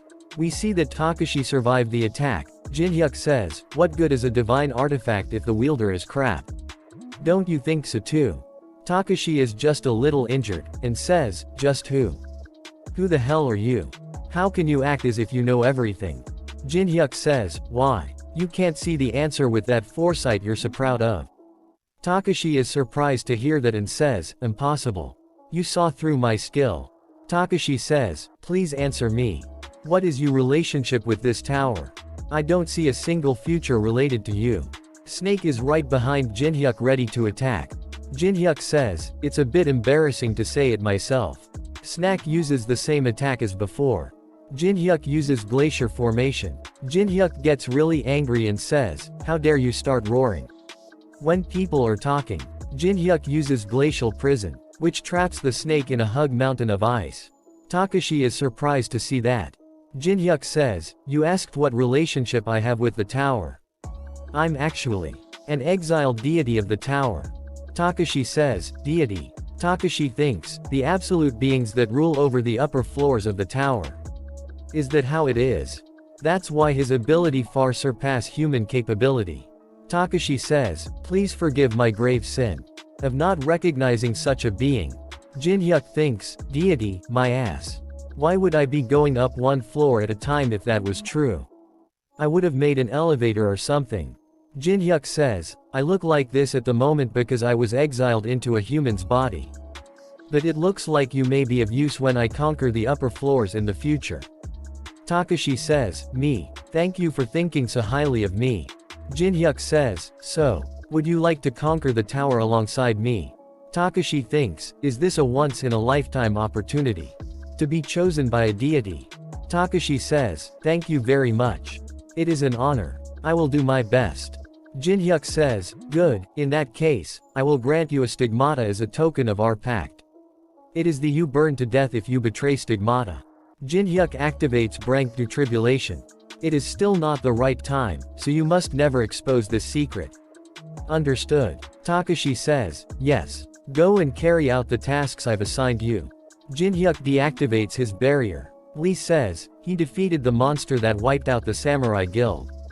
All by himself. Lee says, thank you, player Kong Jinhyuk. We all managed to survive thanks to you. It's a little frustrating though. I don't think we were of much help to you. Jinhyuk says, I appreciate your gratitude. But it's too early to talk as if everything is over. She's not the type to stank for the death of her pet. Lee says, no way. All forces, prepare for combat. You mustn't look. One of them says, pardon. We mustn't look at what? Medusa grabs his head to turns it toward her. He turns into a stone statue. Medusa break him. Medusa says, disgraceful humans. Not only did you invade my temple. She gets really angry and says, but you even laid you filthy hands on my child. She release a large amount of mana. They says, such overpowering mana. Lee says, all of you get yourself together. We've all gathered for this moment. Lee activates collective leadership, and says, attack. A message popped up saying, fear resistance and morale of party members increase by 20%. One of them uses lightning bolt. He misses. Medusa says, pathetic. Where are you attacking? She hits Lee with her tail and says, do you think I'm some moron who can only use petrification? One of them says, what was that sound? Did you get hit? Damn it, I didn't know what's happening with my eyes closed. Medusa is behind her ready to attack. She says, is everyone alright? Jinhyuk hits Medusa with a shield in her face. She falls to ground. Jinhyuk says, from here on out, please stay back. This one is mine. She is surprised to see that Jinhyuk is not turning into stone even after looking into her eyes. She says, how are you not turning into stone, after locking eyes with me? Jinhyuk activates Eye of Gluttony. A message popped up saying, you are immune to petrification. Jinhyuk says, isn't it because you're weak? Medusa gets excited and says, what an ill-mannered human. She actives Gorgon's Domain. Magic attack speed increases by 30% and movement speed decreases by 15%. She says, I won't let you have a quick death. She says, I'll melt you whole. She activates Acidic Fluid. Jinhyuk activates Sword Demon King Steps. His speed increases by 70%. Jin-hyuk dodge all her attacks and says, "How do you expect to hit me with slow attacks like those?" She activates Viper's Strike. A message popped up saying, "The divine artifact answers to its master's call, increasing physical and magical defense by 300%. Medusa gets angry and thinks, Eve after using Gorgon's domain. My strike was deflected. He hits her on the forehead and in the stomach some ruined letter appears where Jin-hyuk has hit her. He activates Sealing Coffin Barrier. He says, the final condition required to advance to Barrier Master. He traps her inside a barrier.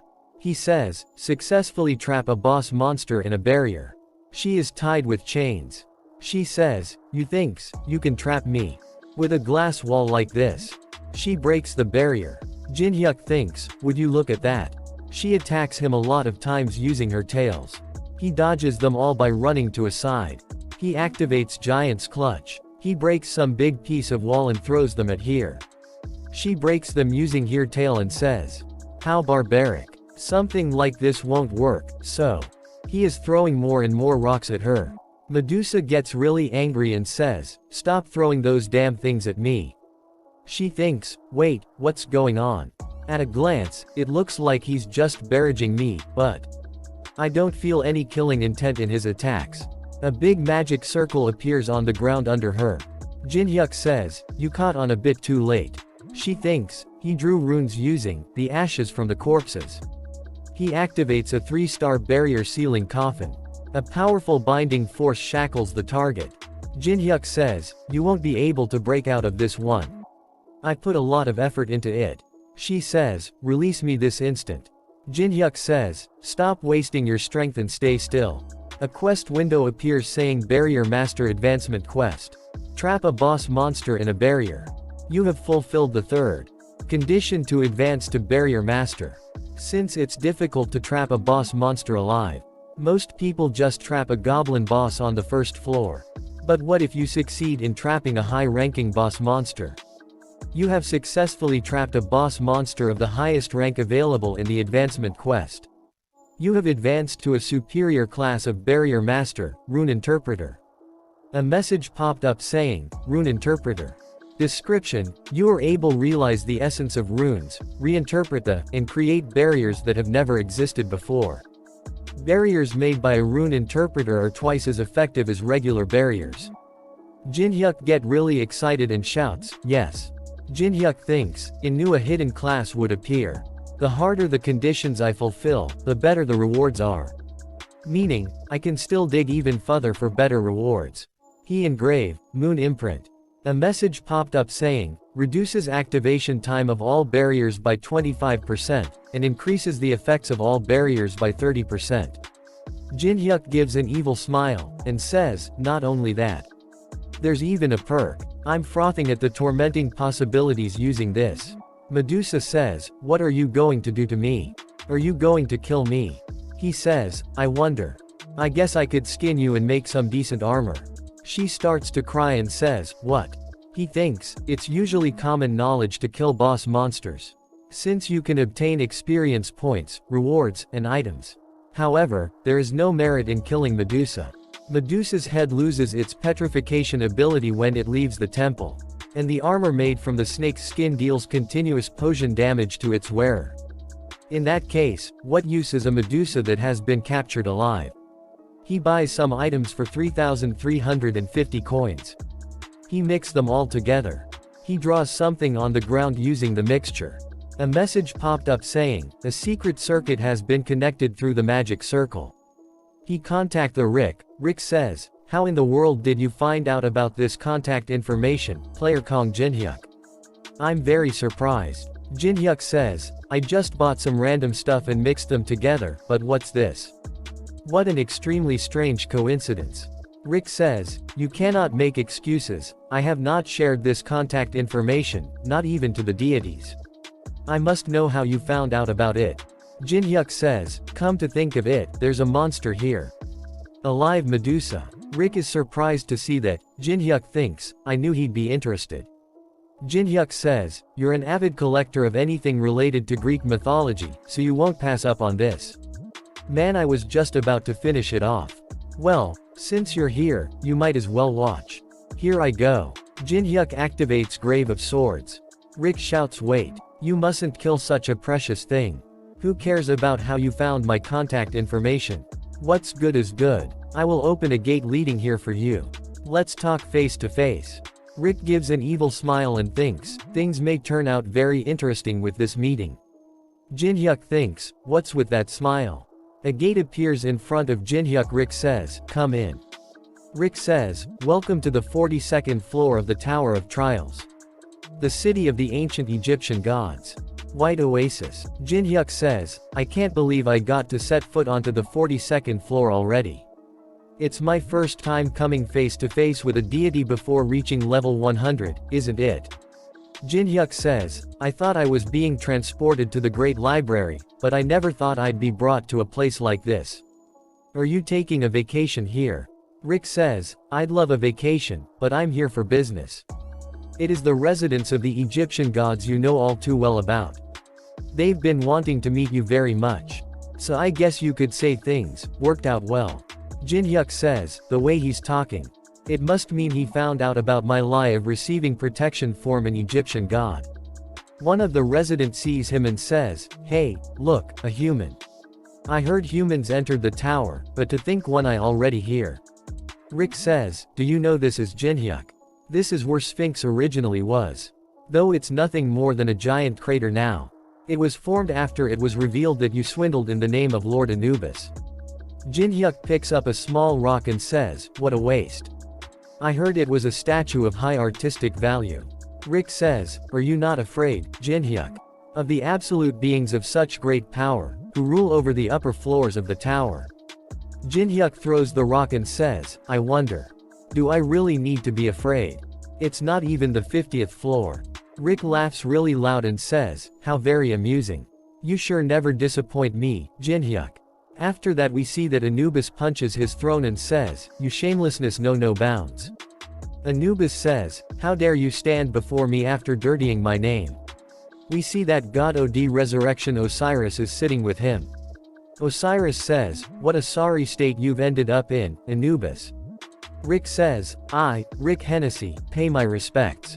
Jinhyuk says, it's not like I came here because I wanted to see you. I was just deceived by this old man. Anubis gets really angry and says, King Jinhyuk, you insolent bastard. Anubis tries to step on Kong Jinhyuk, but Rick puts up a barrier and protects him. Rick says, Kong Jinhyuk is here by his right as my guest. You wouldn't think of defying the laws of this tower in front of me, would you? Rick sees toward the Anubis with a serious face. Osiris starts to laugh really hard and says, you're pretty funny today. Rick sees toward Jinhyuk and thinks, player Kong Jinhyuk didn't even flinch. As if he already knows about the laws of the tower. Anubis sighs, if I can't kill him directly, then I'll do it within the rules of the tower. Anubis summons a warrior. Deliverer of the dead. Rick thinks, the strongest warrior that can be summoned against a player on the 6th floor. To think he'd bring out the Deliverer of the dead. It cannot be defeated with Kong Jinhyuk's current abilities. Now, how will you get out of this situation, Jinhyuk? Anubis says, if you last 5 seconds against my warrior, I'll let you choose one thing from this temple's treasury. A message popped up saying, would you like to accept the duel request of Anubis, a ruler of the 42nd floor? Jinhyuk smiles and says, I just have to last 5 seconds, right? Jinhyuk purchased the royal blood. For 2 million coins, he has on 1,242 coins left. He uses the blessing of the star on the royal blood.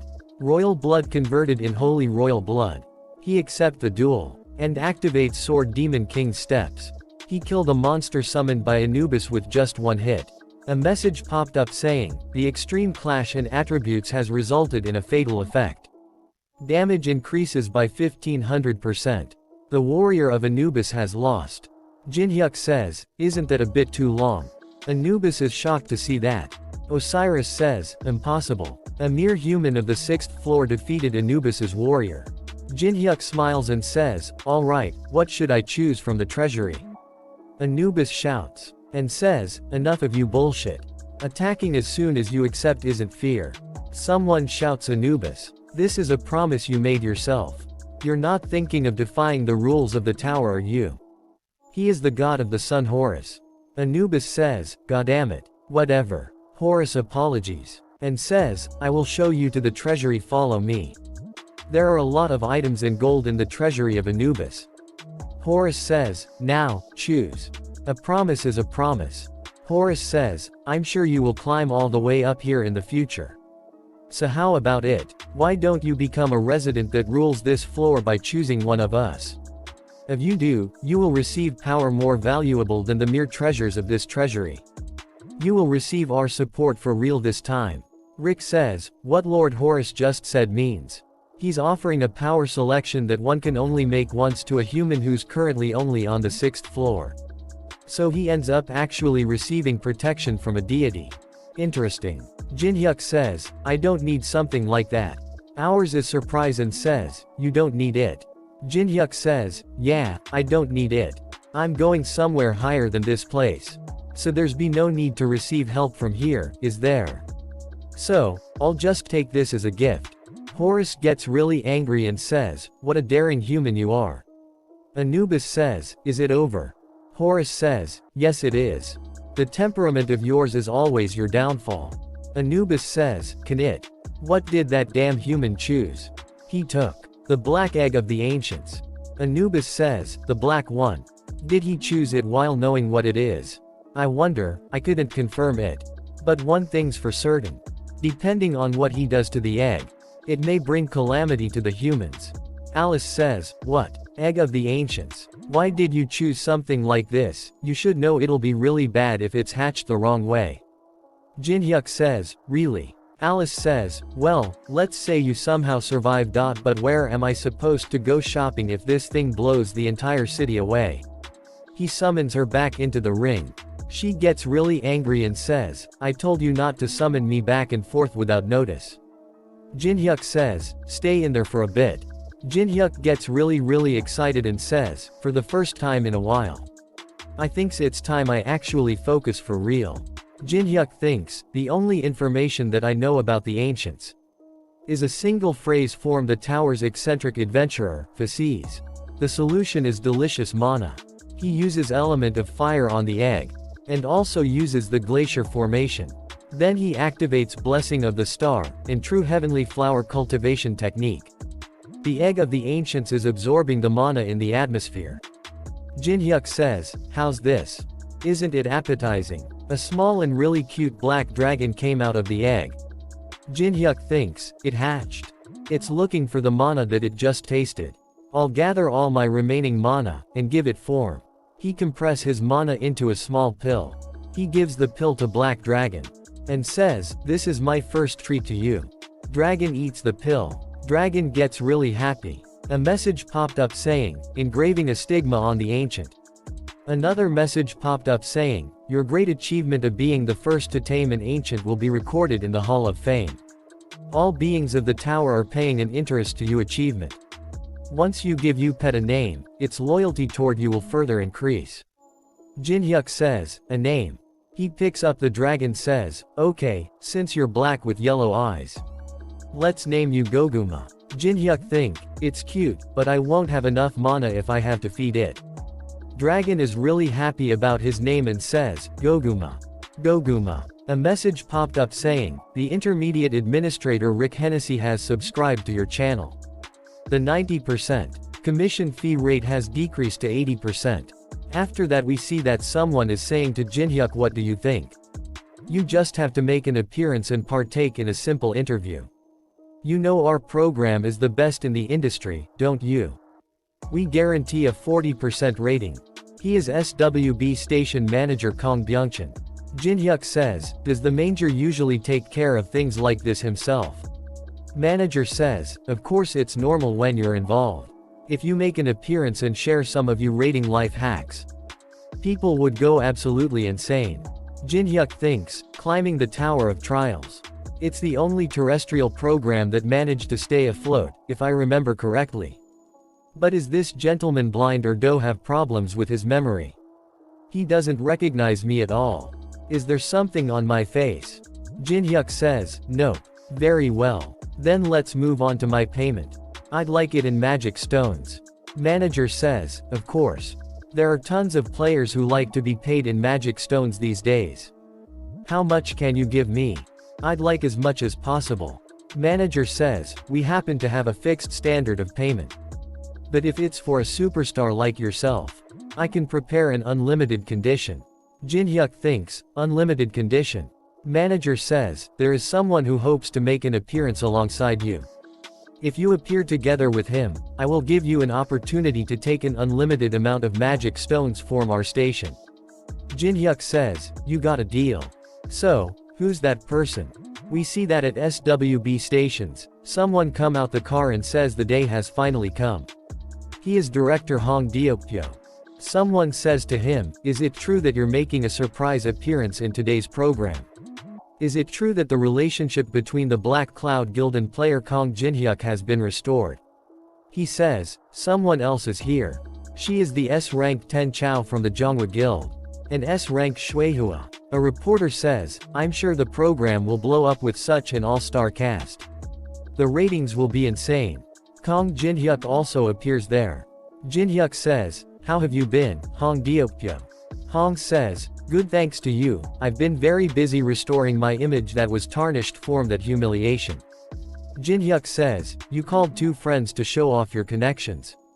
Hong says, you said you'd appear, so shouldn't I do at least as much? Jin-hyuk says, that's so. Shuihua thinks, so he's Kong Jin-hyuk. Ten Chao thinks, our target.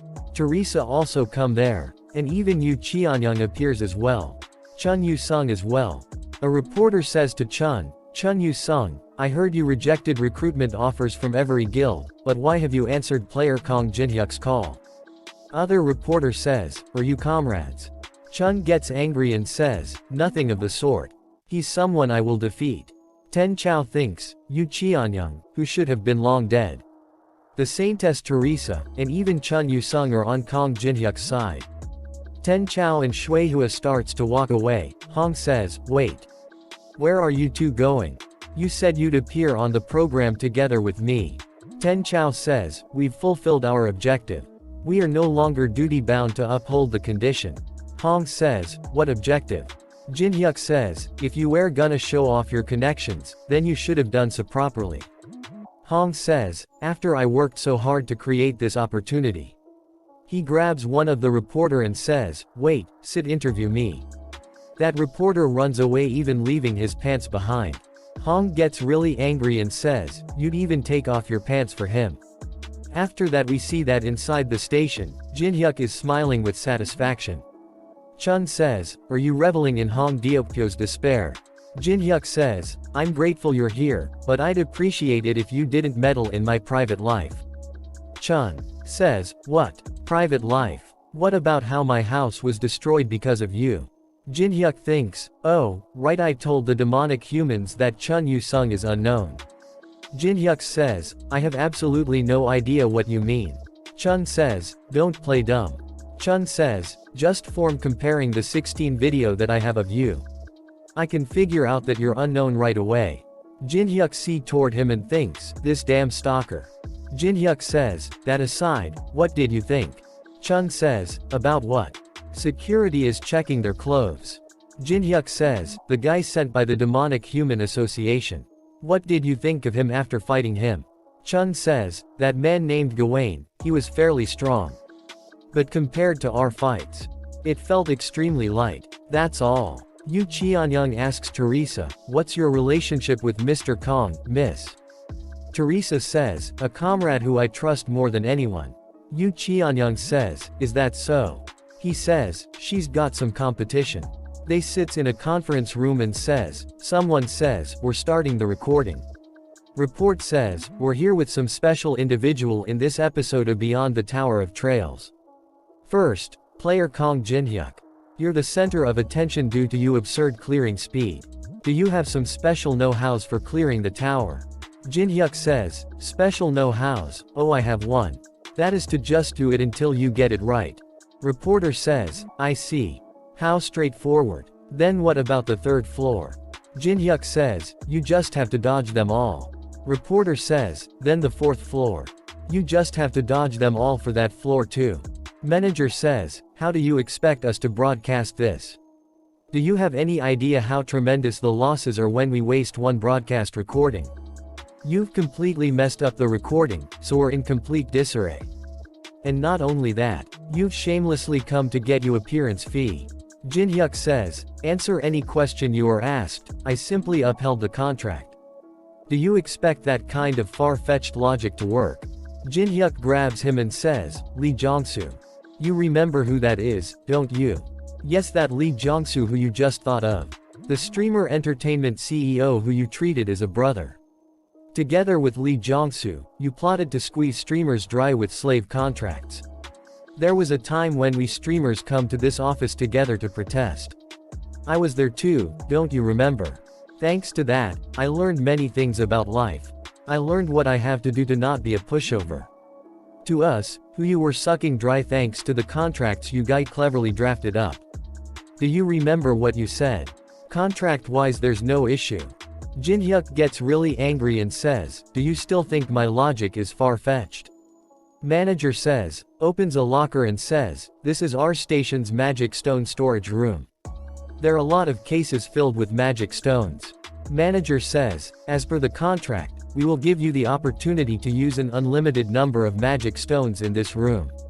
For the next 2 hours, that is. Jin-hyuk sees toward him with angry look and says, 2 hours. Manager gets scared and says, it was written in the contract. Very small, in the corner. You can use the magic stones here to do whatever you want. And by the way, there are anti-theft spells cast on these stones, so they cannot be put in subspace inventories. Manager thinks in which case, the only thing he can do is to absorb the magic stones. However, the average time need to absorb a low-grade magic stone is 5 minutes. No matter how many magic stones he absorbs, the number he can absorb in 2 hours is negligible. If you need anything you can ask the staff members here. Entry and exit is very restricted here after all. One of the employees says, wow, it really is Kong Jin-hyuk. Jin-hyuk thinks, so his intention is to make my reputation fall into a bottomless pit. If I try to take the magic stones by force. Jin-hyuk says, very well. I'll use as much as I can in the next 2 hours. Manager says, a wise decision. Then I will see you in 2 hours. Please treat Kong Jin-hyuk well, you too. Jin-hyuk says, hello. Would you like to see something amazing? Manager says, Jong-soo. It's truly unfortunate you died an unjust death.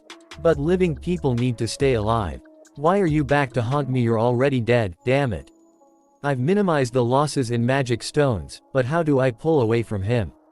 Should I place a few journalists on him and create some sort of controversy? I'll think it after I get out of this situation. He opened the room of magic stones and says, player Kong Jin-hyuk, were you satisfied with you 2 hours? We see that there is not a single magic stone left. Those 2 employees of his are playing the Black Dragon. Jin-hyuk says, oh, you're finally here, director. Do you have any more magic stones? My baby here is a big eater. Jin-hyuk thinks it's the price you pay for pulling tricks after still not knowing your place. I'll continue to use you for the rest of your life. We see the stats window of Goguma the Ancient. His has his 1 and level is 98. Jin-hyuk thinks, it's strong, but I'm severely lacking in mana for it to fight. I only have 80 mana. If I have Goguma fight alongside me, I can barely last 5 minutes.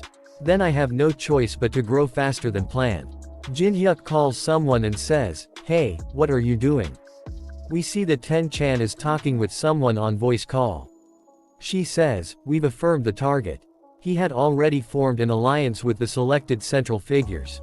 Caller says, he's rising his forces much quicker than expected. I thought his relationship with Chun Yu-sung was hostile. He responds aggressively, but from the fact that he obediently answered his call.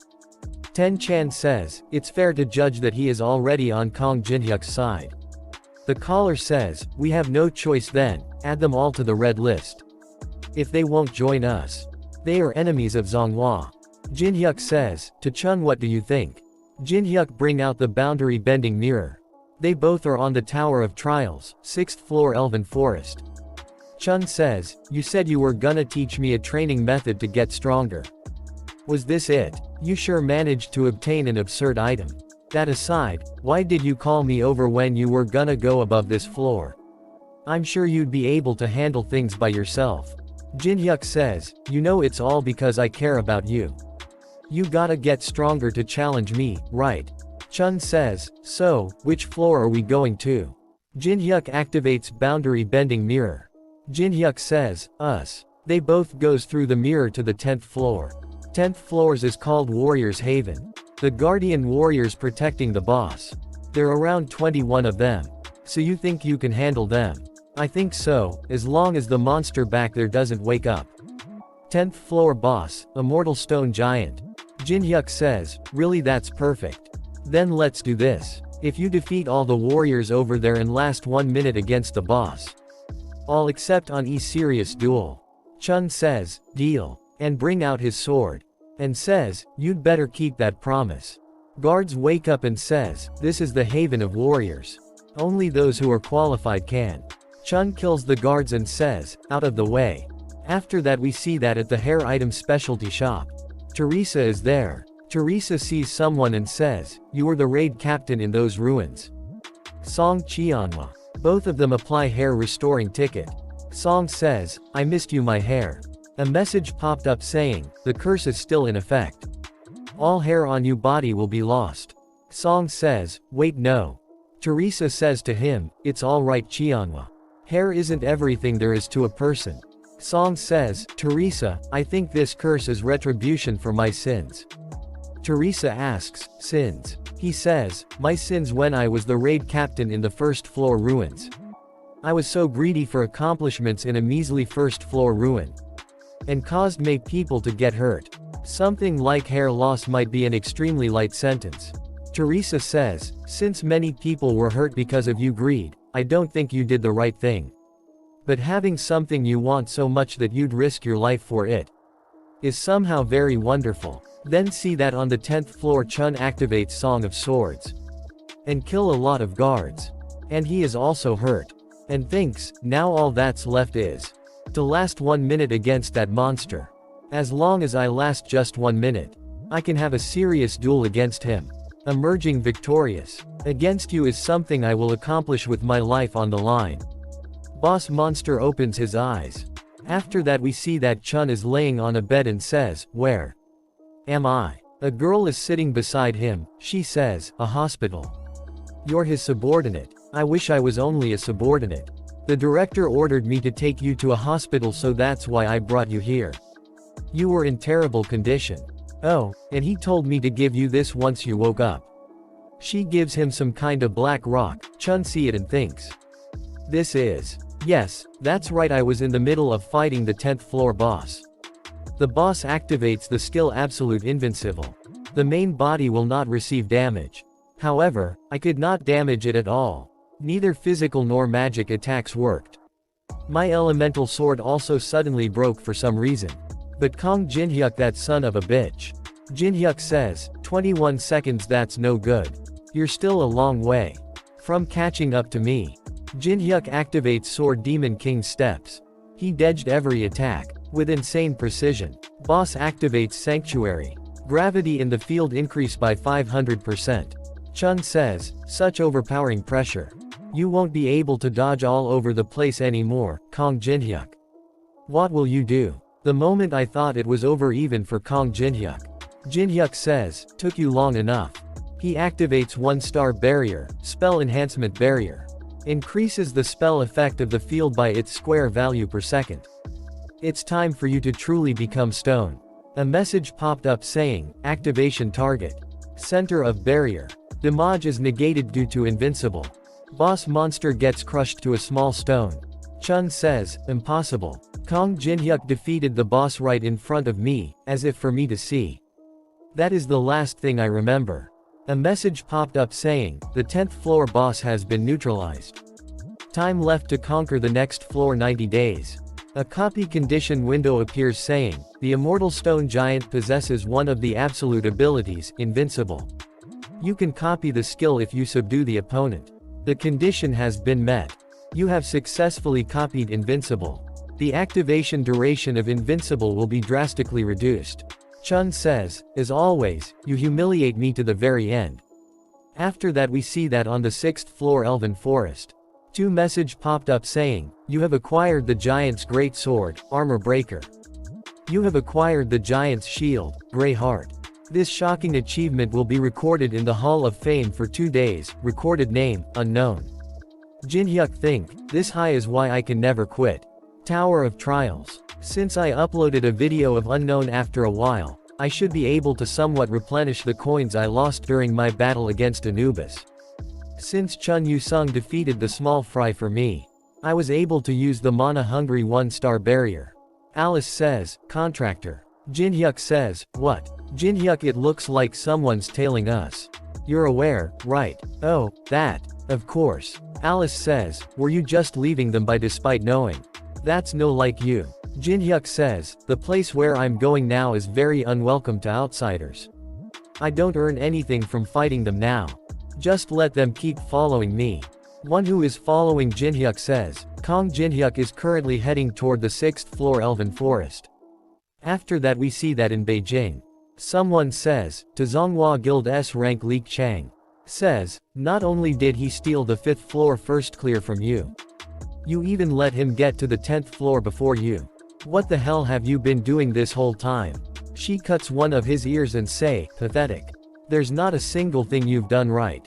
I have to step up for things to get going. She is Zonghua Guild Master S rank Nangong Tian. One of them tries to heal him. Guild Master says, leave him. It won't end with just one ear next time. Remember this moment every time you see that wound. They says, yes sir.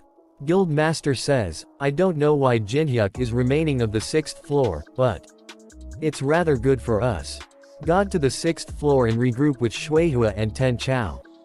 Burn the entire forest down along with Kong Jinhyuk, including the witnesses. On the 6th floor, the one who is following Jinhyuk receive call and they say, continue watching the target. He says, yes, sir. An elf from behind him. Jinhyuk says, the 6th floor of the Tower of Trials, Elven Forest, is one of the best resorts in the tower. Because the 7th floor automatically opens after 90 days. People looking to get away for recreation usually visit this place. We that some people are camping inside the forest. A horned rabbit appear behind them. One of them goes toward it. The girl with them says, hey, don't go that way. That's elven territory. It's dangerous. He says, but there's a cute horned rabbit here.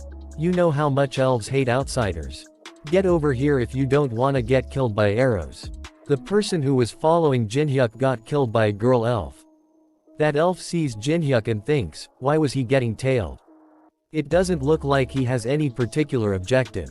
He just lost. But one can never pass through this forest without skill. You'll never get out of here. We see that Jinhyuk tries to smell something. And says, it's left. Elf see that with a surprised look on his face and thinks, that path is. On can only tell which way to go by smell after spending a long time in the forest. How does a human know of such a method? But it's okay. Fortunately, he approached an illusion barrier. Once he get caught in that barrier, he'll just march in place within an endless illusion and exhaust himself. I'll just keep watch on him. And just drag him back outside once he passes out. Jinhyuk says, man, this isn't how you do it. These should be in passive characters like this reduces the barrier's effectiveness by half. Whoever made this, they must have dozed off during grammar class. She is the one who wrote it. She gets angry and thinks, what the hell is that human? Jinhyuk thinks, I have a fledgling elf on my tail this time. Alright, it's about time. Jinhyuk bring out some stuff and says, I'm so hungry I guess I'll make something to eat. He activates otherworldly restaurant. He cooks something amazing. She sees that and says, I guess this human knows how to cook. Elf, how dare you? In the sacred elven forest. She says, cook animal meat. You dare disparage this forest. Jinhyuk says, what are you talking about? This isn't meat. This is soy meat, made from soybeans. If you don't believe me, come see for yourself. She says, don't play around with me. It looks like meat. She says, impossible. It really smells like beans. Jinhyuk thinks, the elves of the Tower of Trails have a morbid liking for cooking and music. However, animal meat is the one food item that is considered taboo amongst the elves. So, what would happen if I give them a chance to eat something that resembles meat? Jinhyuk says, would you like a taste? It's one of the best works. They'd be unable to withstand their curiosity. She picks up a bite and says, you're sure it's not meat? Jinhyuk says, do not insult my dedication toward cooking. I wouldn't dare lie or pull tricks using food. She eats it and says, delicious. My word. How can something be this good? Elf says, I didn't realize you'd be a precious guest who would present a new dish like this to us. She says, I am Sylvia, a ranger of the elven forest. I apologize for my misunderstanding. What must I do for you to forgive me? Jinhyuk says, then, could I visit the elven village? After that we see at the elven forest village hall. Jinhyuk says, my name is Kong Jinhyuk. One elf says welcome. I am Penheim, the patriarch of the elven forest. Jinhyuk is surrounded with elves with arrow. Jinhyuk says, but am I really being welcomed? One of the elves with white hairs says, how dare an outsider form who knows where? Expect a welcoming. You humans do not have the right to set foot into this sacred forest. He and his Teslon and his level is 30 and his age is 926. A copy condition window appears saying, he is a very prideful ranger. To copy a skill from Teslon, who takes pride in his bowmanship more than anyone, you must fire an arrow with higher accuracy than him just once. Jinhyuk says, he's the same as always. He was extremely wary of humans, even in the game. Well, I guess me making a complete mess of things here had a part in it. Jinhyuk says, I was invited here by Sylvia. As an arrow is about to hit Jinhyuk. Jinhyuk blocks the arrow with his dagger and says, your attitude toward guests need work. Should I have brought a gift or something? Teslon says, you have good reaction speed for a mere human. The next one will run straight through your forehead. Sylvia stands between them and says, Sir Teslon. Wait. This man is a guest that I invited as an apology due to my mistake. Teslon gets really angry and says, shut up, Sylvia. How can you still bring an outsider to the village? You'll need to take responsibility after we deal with this bastard. She says, I didn't bring him here blindly. He has great talent for cooking. And he can even bring us food that we've never tasted before. Teslon thinks, never tasted before. Teslon says, did you think I'd let you go just because you say that? Patriarch stops Teslon and says, Teslon, enough. There's no need to kick him out yet. We can at least confirm it for ourselves first, right? Teslon says, Chief. Jinhyuk thinks, the figs that grow in the elven village are extremely special. They contain magic as a magic crystal does, so your magic power will increase just by eating them. When the elves harvest the figs, they give thanks to the forest on that day. And call it the Moonlight Festival. Jinhyuk activates otherworldly kitchen. All the elves are surprised to see him cook. Jinhyuk, you may freely eat you fill. Rather than real meat, they're patties made from soybeans. Teslon looks around and tries to pick the food. Jinhyuk take the plate away, and says, don't you have any pride, you punk? You're the one who aimed an arrow at me. Everyone is eating, but Teslon does not get any food. Chief says, this flavor is quite extraordinary. He gets really excited and says, to think that an outsider could bring us such great joy. I've got a good feeling about this year's Moonlight Festival. We thank you, Great Forest Mother. Let the Moonlight Festival begin. Some player who are camping in the forest hears a lot of sounds from the forest. They says, it looks like the elves are doing something. You're right, it's pretty noisy. If they weren't so aggressive, I'd go see what's going on. Don't even think about it. Do you know how bad their tempers are? They'll probably go crazy and shoot their arrows at us if we go near. This might not be elven territory, but it's still amazing. Isn't that right? We see that some black masked man comes and kill his friends. Then they kill him as well. One of the masked men says, there are no witnesses. After that we see that, elves are practicing archery in the forest. Jinhyuk says, as I heard, elves are born with a natural talent for archery. Chief says, is that right? It's so natural to us that we don't even recognize it. What do you think? How do you feel about your first Moonlight Festival experience? It is quite rare for a human to participate in our festival. The more our figs are known to the outside world, the more people want to trespass into our territory, which causes us to isolate ourselves more. But I'm confident that we elves love music and food as much as others do. And I know that we are a race that loves peace more than others. Jinhyuk says, the elven way is impressive. Teslan says, who the hell do you think you are to judge us? Jinhyuk says, what the? Are you pouting since I didn't give you any food? Teslan says, it doesn't matter how good you are at cooking in the end, you're nothing but a human. Your existence in this forest is filth itself. Jinhyuk says, your face is filthier, you bastard. Teslan says, you wanna die, human. Jinhyuk takes out an arrow, let's not ruin the festival's good mood. Rather, let's do this. Jinhyuk says, let's challenge each other to an archery competition. And have the loser leave. Teslan says, how dare you bring up an archery bet in front of me? Fine, prepare the target. All elves get excited and says, wow, it's an archery completion. They run toward the match and says, let's go watch the competition. Leave everything behind and let's go. Jinhyuk says, it's a bit boring since I don't have anyone cheering me on. Teslan says, you're nothing but an outsider. Who the hell would cheer for you? Jinhyuk says, then I should bring some cheerleader as well. He bring out his small cute black dragon. Teslan says, what a strange summoned beast. Teslan says, that's a surprisingly cute cheerleader. If you're done, go first. You just need to hit the target on that tree over there. Jinhyuk says, okay. Jinhyuk hits the third layers. Teslan says, not bad. For a human. Teslan says, but if you want to beat me, you've got a long way to go. Black Dragon jumps and activates his fear skill. A message popped up saying, due to the effect of fear, you have fallen into a state of fear for 3 seconds. Teslan and all the elf falls to ground. Teslan says, what in the world did you do? Jinhyuk says, how naive. You'd do anything to win, right? A message popped up saying, you have met the conditions. Teslan gets really angry and says, crazy human. Jinhyuk says, to Goguma you have to be careful. This is important. Don't do that from now on. Teslan gets up and says, you damn human, did you bring that dragon out just to act as cowardishly? Don't you have any honor? Jinhyuk says, no, I have none. Because I'm a filthy human. He gets perfect marksmanship rank AA. Teslan says, I don't care whether you're filthy or not. I'll never acknowledge a victory that's won like this. Alright, I'll just count that one as a warm-up. You can shoot again if you want. Teslan says, I won't let it go if you're gonna play around again. Jinhyuk says, yeah. Teslan says, things have gone on for too long.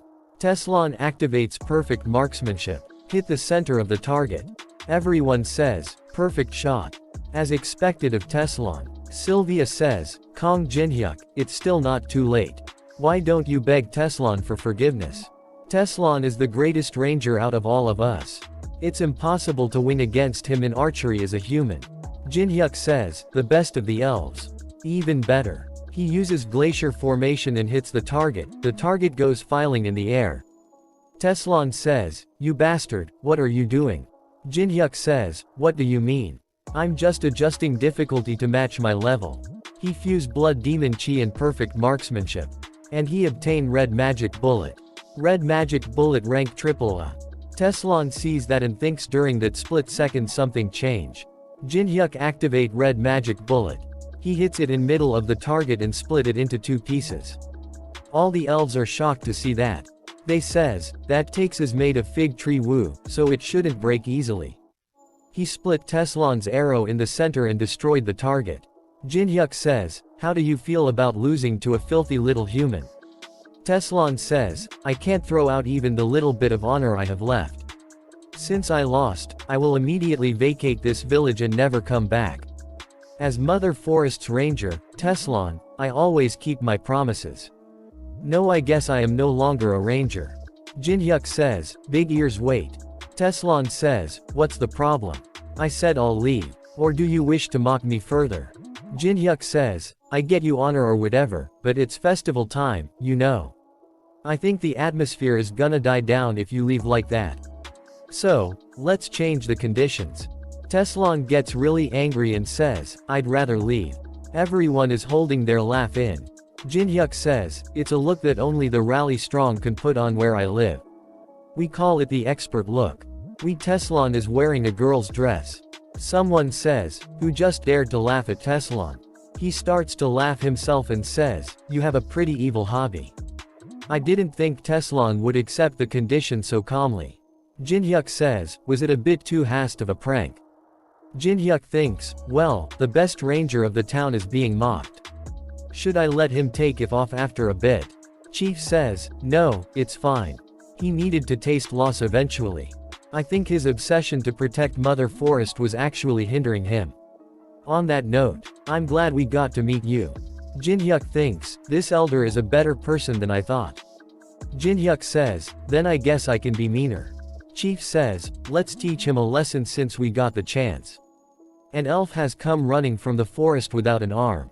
Chief says, you're Lucian, one of the guards from the village outskirts. What happened? Lucian says, invaders. There are invaders. A bunch of masked guys suddenly appeared and started swinging their swords at whatever was in front of them. It wasn't something the rangers of the village outskirts could handle. They're very strong. Even the higher-ranking rangers couldn't defeat them. Lucian, please stop speaking. You're not in good condition. Elder. Chief says, prepare for battle. Unload the weapons. Storage. The invaders should already have surrounded the forest. Fight with you lives to protect Mother Forest. Teslon says, I'm picking an emergency opposition group. High-ranking rangers, come to me. Jinhyuk gets really angry. Some players are running, I can't run anymore. Who are those bastards? One of them stops and says, wait, listen, we're just players. Other one says, you idiot. One of them kills all the players. Their leader says, don't let anyone escape alive. Everything within the elves' forest needs to disappear. They kills all the players they find. 2 arrows hit one of the invaders. One them get in the head with an arrow. Chief comes to the scene and says, how can this be? Mother's children were massacred so cruelly. Chief says, I'm sorry, I wasn't able to protect you. Chief says, I'm issuing a command.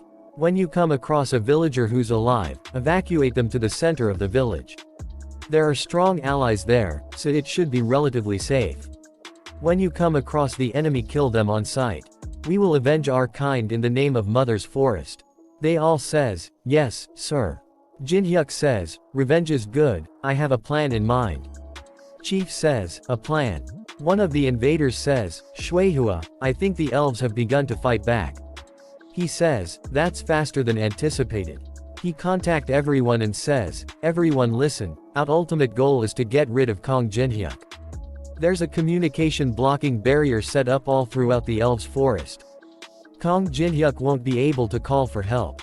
Ten Chao says, surround the enemies and approach the center of the village until you find the target. See Team Roger. A team, Roger. Including the S-rankers, our force consists of 150 people. We will soar around the forest and make our way inwards. The team that comes across Kong Jinhyuk first will stall for time. The rest of the teams will arrive for support and then attack together. No matter how strong the target may be, he won't be able to handle 3 S-rankers at once. Ten Chao thinks, you will quietly disappear from this world. As Jonghwa desires, Kong Jinhyuk. Then suddenly Kong Jinhyuk appears in front of her and throw her into a tree. And remove her mask. And says, I was wondering who it was, but it was you guys. Those Jonghwa Guild bastards that were loitering in front of the broadcast station. Jinhyuk throw the mask away, and says, I hope you're ready to pay for disrupting me. She gets excited and says, I didn't think I would hit the jackpot. She calls the other teams and says, we found Kong Jinhyuk. C team says, we're going to where the B team is. Move quickly. Some elves attack C team with arrows. Team leader blocks all the attacks. Teslon says, where do you think you're going, outsider? Your enemies are us. C team leader says, you piece of shit natives. Jinhyuk activates Grave of Swords, and Sword Demon King steps. He kill a lot of them. She say, don't stay closer, spread out.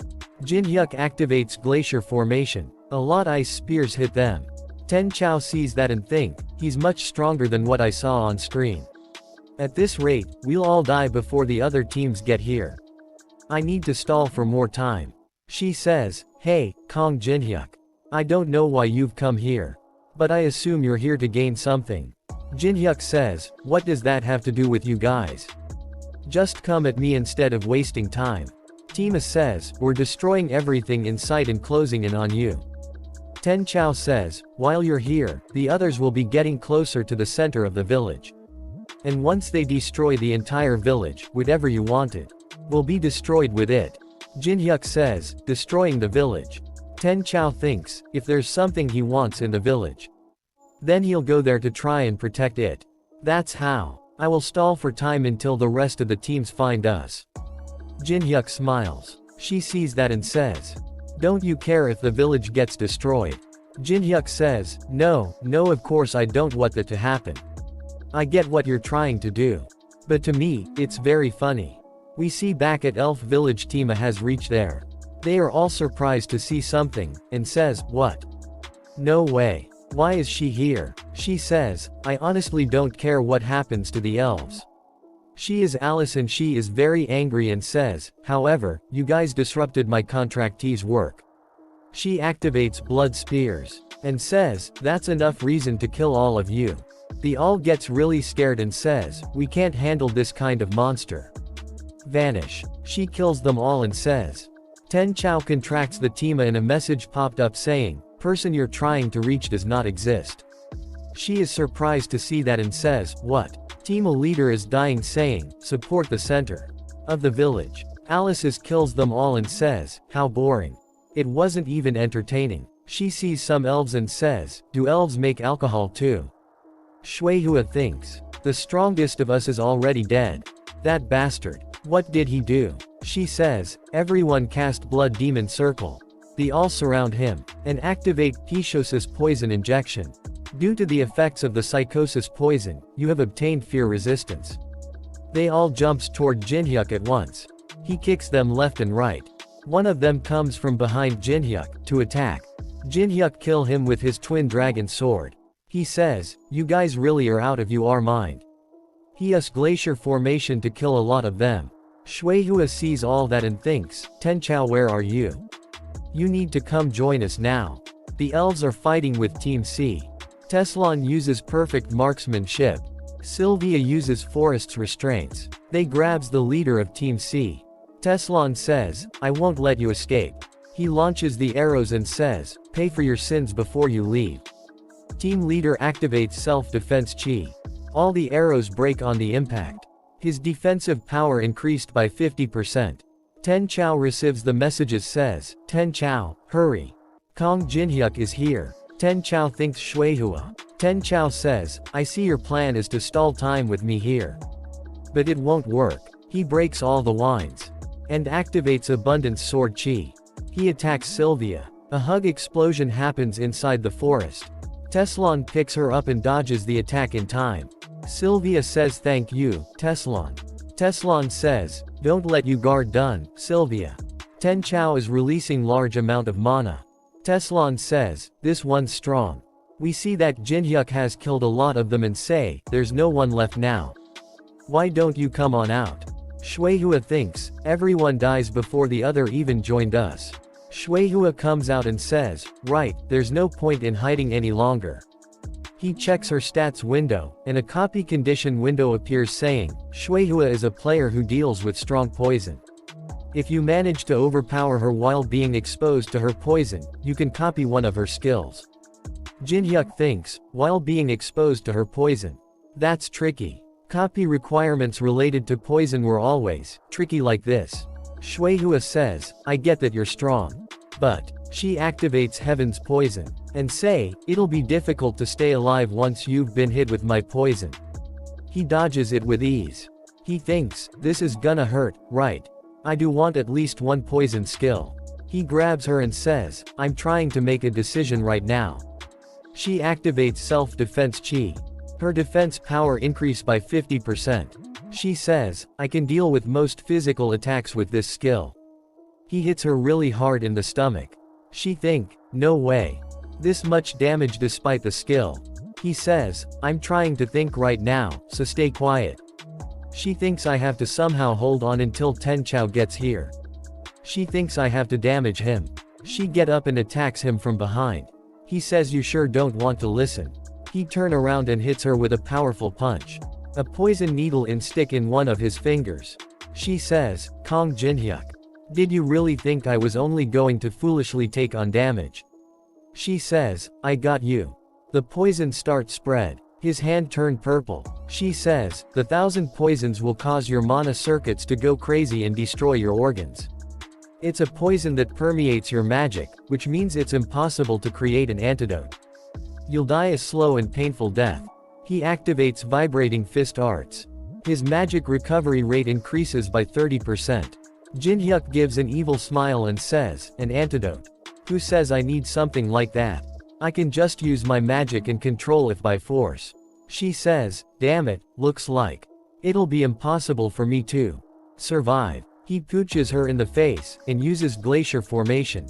As he is about to kill her, Ten Chao reaches there, and uses Great Mountain Sword Key. Ten Chao stands right in between them and says, hey, Shuihua, can you stand? Jinhyuk sees him and thinks, if this guy is here, then does that mean Teslan was defeated? A copy condition window appears saying, Ten Chao secret adores Shuihua. Ten Chao will attack in the name of friendship in order to keep her alive. If you suppress Ten Chao without a single injury, you may choose the skill you wish to copy. Jinhyuk thinks, I don't need Great Mountain Sword since it's a lower leveled version of the Soul Chaser sword. But root out the source might be useful. Wait, but what is the system, anyway? How can it know all about how a person feels? His head starts to glitch out. Ten Chao sees that and says, I looks like something weird is going on with that guy. Now's your chance. Hurry and get up, Shuihua. What about the rest, Ten Chao? Ten Chao says, I think we're the only ones left. She says, then listen carefully. There's something I realized after exchanging blows with him. I'm sure that, even if Li Qijiang was here, we would never be able to defeat him. Ten Chao says, you're saying he's that strong. The mission failed, so there's no meaning in going back to China. The only thing we can do now is see the mission through to the end. Jinhyuk holds himself together and says, what the hell are you guys doing? She activates pollution. A message popped up saying, you have developed a resistance to feed due to the effects of pollution. Ten Chao jumps toward Jinhyuk and says, even if I die, I have no regrets. Jinhyuk says, it looks like you're ready to get serious, then I'll get serious too. He activates Sword Cemetery.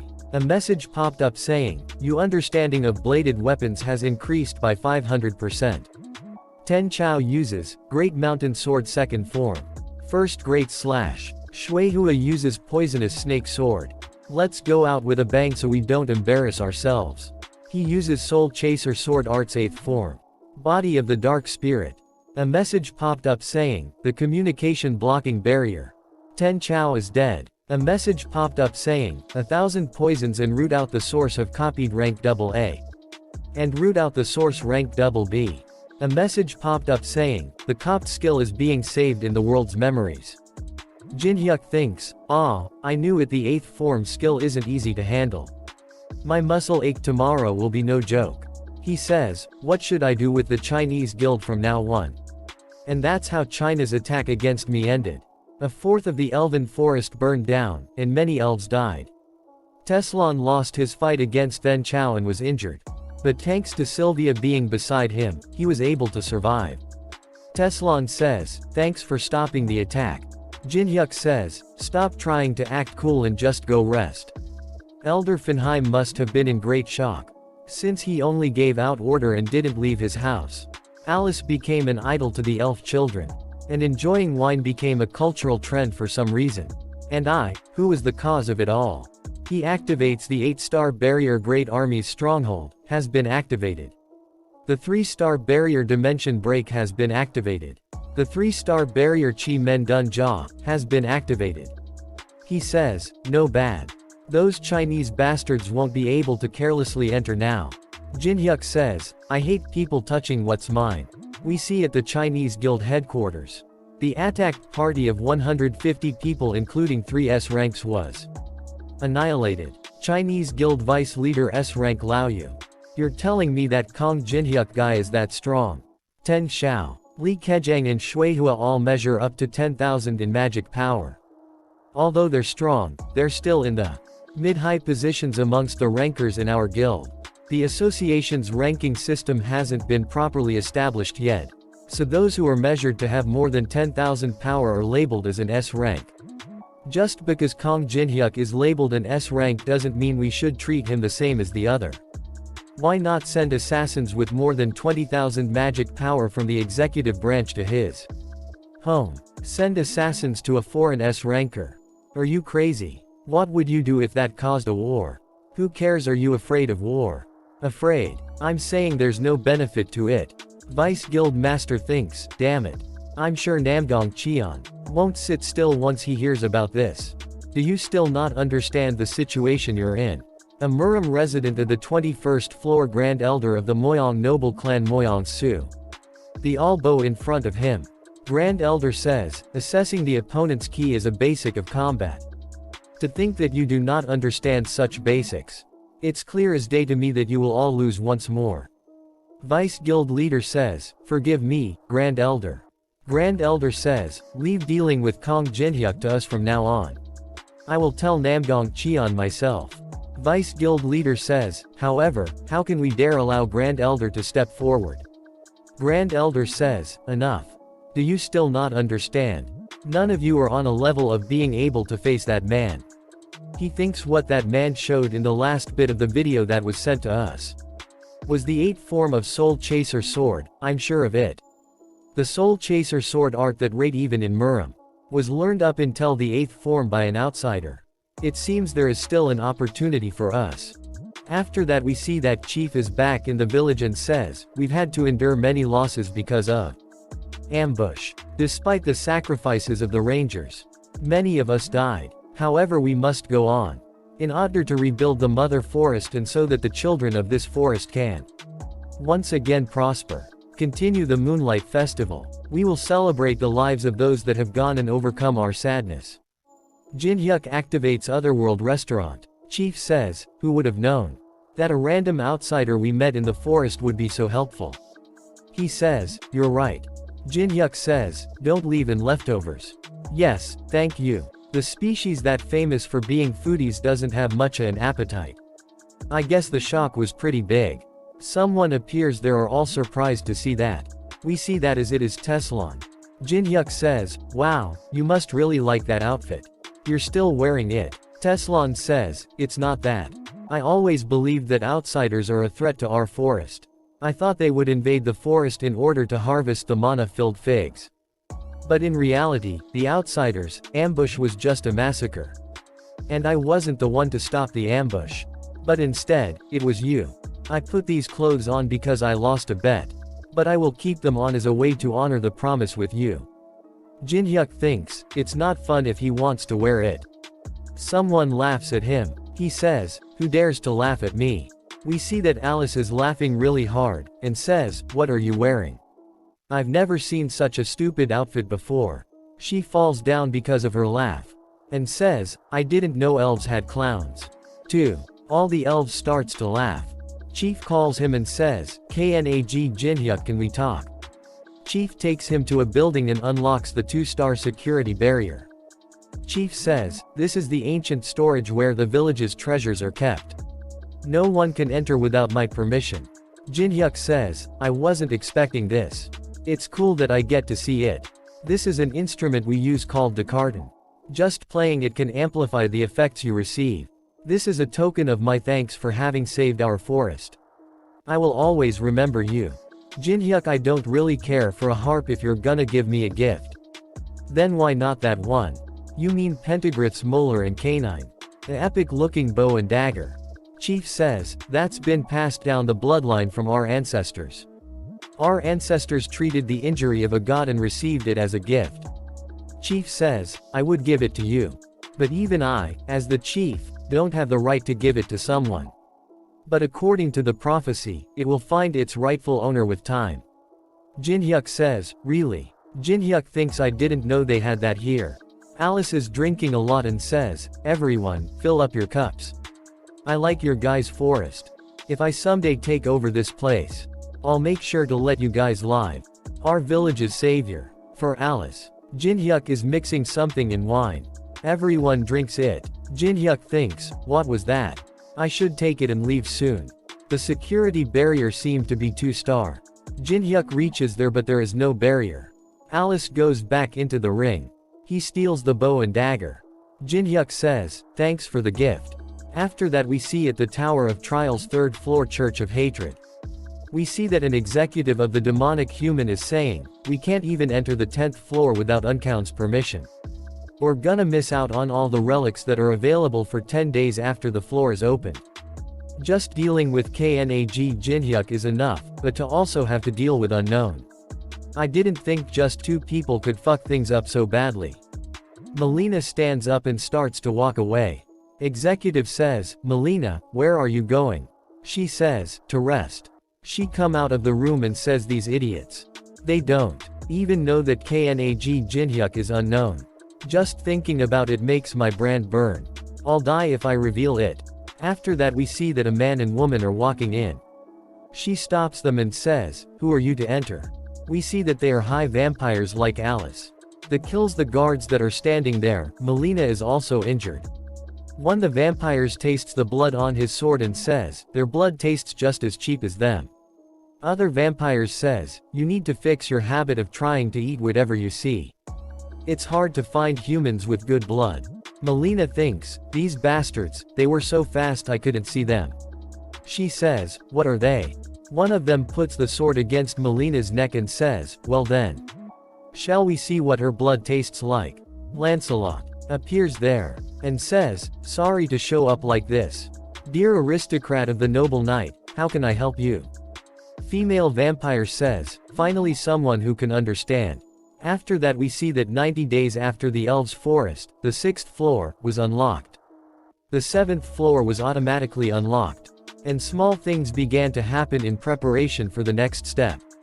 We see that one of Jin-hyuk's slaves is sitting and thinking, "Just on more year, I need to graduate at least.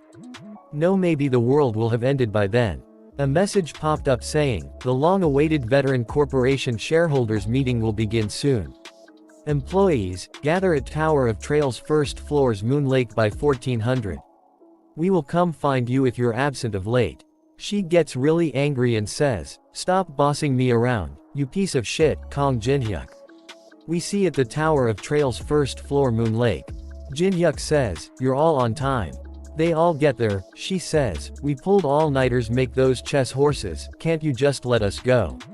"Yeah, please stop with this elderly abuse."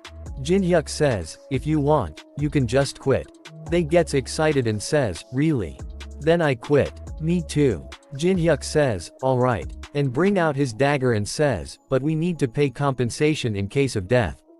So can you tell me your bank account details?" They both get excited. Old man says, "Getting a job these days is so hard, I've been thankful to you." She says, "Getting a job early is always good." Jin-hyuk says, I assume there's no one else who would like to quit. Shall I get to the point? We'll do a short introduction round first. And each one of you can report to me what happened." Kim Hee-wong says, "Hello. I'm Kim Hee-wong, a proxy guild master of the Black Crow Guild." Park Hana says, "I'm Parka Hana, I run errands for Kang Jin-hyuk." Kim says, "I've gotten information that Jang Yunsuk from Dangan Guild's 2nd attack squad has entered the 7th floor. According to the information, he's trying to find some kind of feather." We see that Tower of Trial's 7th floor tundra has a snowstorm all the time. If you make it from the starting point to the end, the next floor opens up. But the 7th floor is infamous for required a lot of time and preparation for the raid due to its harsh environment. Jin-hyuk thinks, a feather. It must be the phoenix feather. Well, blessing of the flames would be real helpful when going through the 7th floor. Park Hana says, Chun Yu-sung has fully recovered and has been discharged from the hospital. And he told me to tell you that he's gonna kill you. Jin-hyuk says, it does sound like he's fully recovered. Next, Takeshi is also there and says, I'm Takeshi from the Samurai Guild. It's an honor to be able to see you again. I've stolen the item you wanted from the Temple of Medusa. I'm sure they're in a frenzy because of their national treasure disappearing. Jin-hyuk says, nice, good job. He gets Heaven's Fountain Sword. Jin-hyuk says, well, I don't have a use for this now that I have the K9. But I guess I can trade it off for something useful later. and says, next. After that we see that, Andrea is also there. She says, hello, I'm Andrea, in charge of the 5th floor. The organization of power is complete on the 5th floor. There are almost no players coming to the 5th floor, but I'm increasing our forces in case there are. They all are confused to hear that. Park Hannah thinks, wait. What do you mean you're in charge of the 5th floor? Jin-hyuk says, Andrea here is the boss of the 5th floor. Floor management must be a lot of work. Good job.